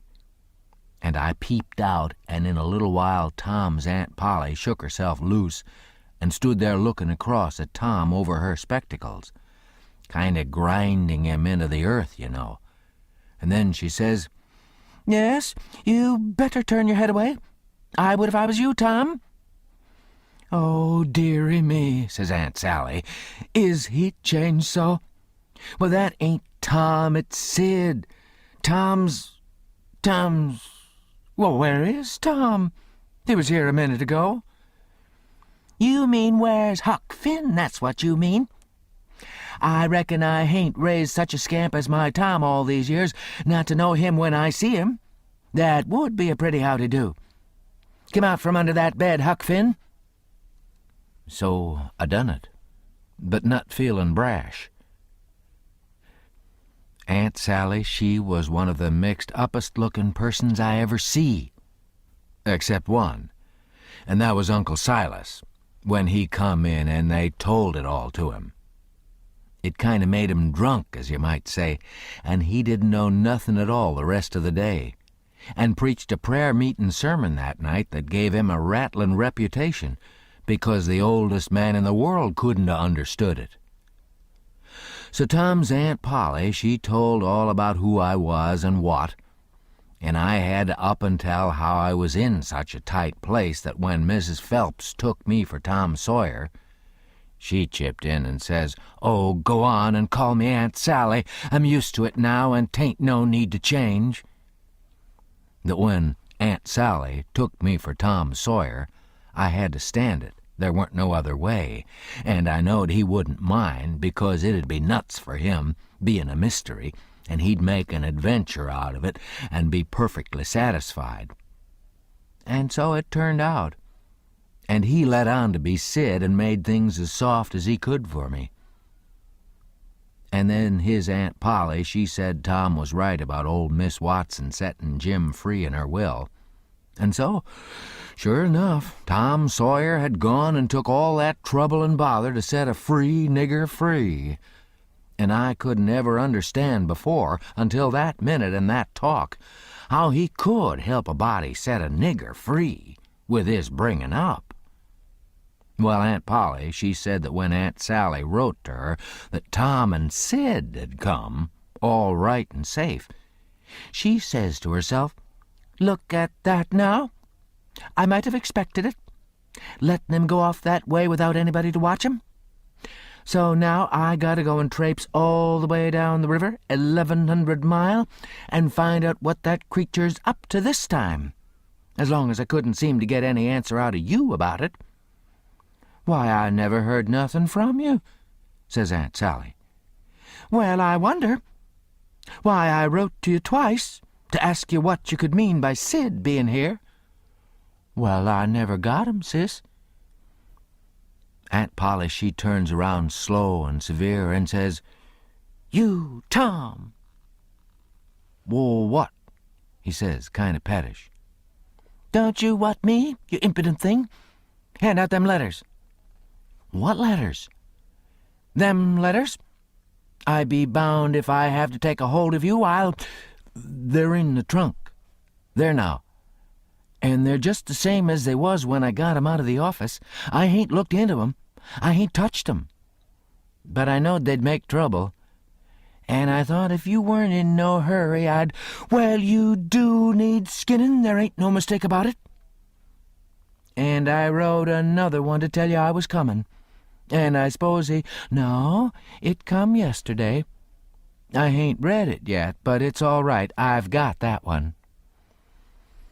I wanted to offer to bet $2 she hadn't, but I reckon maybe it was just as safe to not to. So I never said nothing. Chapter the last.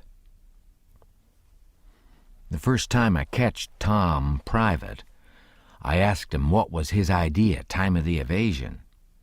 What it was he'd planned to do if the evasion worked all right, and he managed to set a nigger free that was already free before.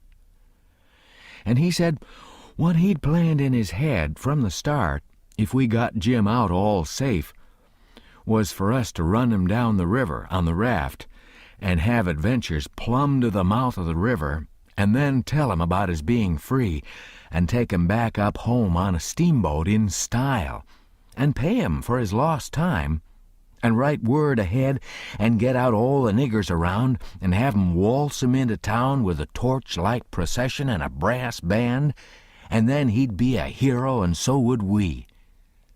But I reckoned it was about as well the way it was. We had Jim out of the chains in no time, and when Aunt Polly and Uncle Silas and Aunt Sally found out how good he helped the doctor nurse Tom, they made a heap of fuss over him and fixed him up prime and give him all he wanted to eat and a good time and nothing to do. And we had him up to the sick room and had a high talk, and Tom give Jim $40 for being prisoner for us a patient and doing it up so good. And Jim was pleased most to death and busted out and says, "There now, Huck, what I tell you up down Jackson Island. I told you I got a hairy breast, and what's the sign in it?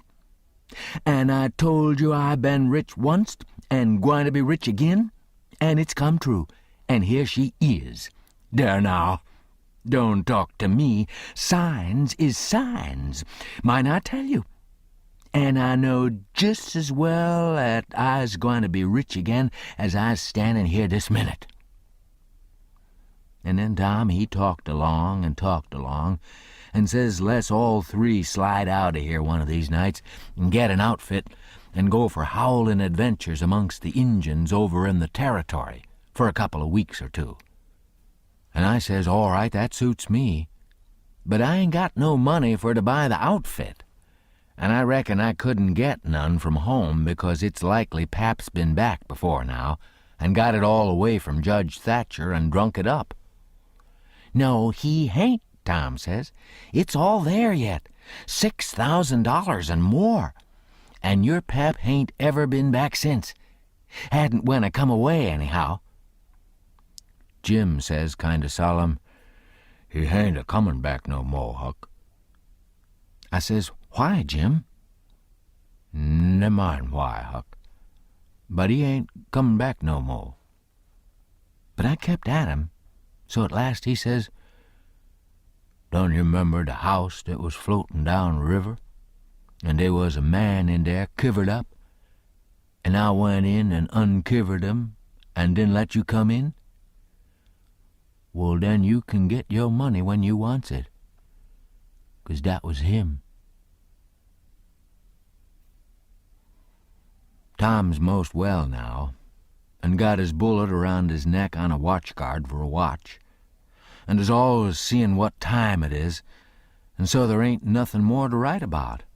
And I'm rotten glad of it, because if I'd a knowed what a trouble it was to make a book, I wouldn't have tackled it, and ain't a-going to no more. But I reckon I got to light out for the territory ahead of the rest, because Aunt Sally, she's gonna adopt me and civilize me, and I can't stand it. I been there before. The end. Yours truly, Huck Finn. The end. You've been listening to The Adventures of Huckleberry Finn by Mark Twain, narrated by Norman Dietz.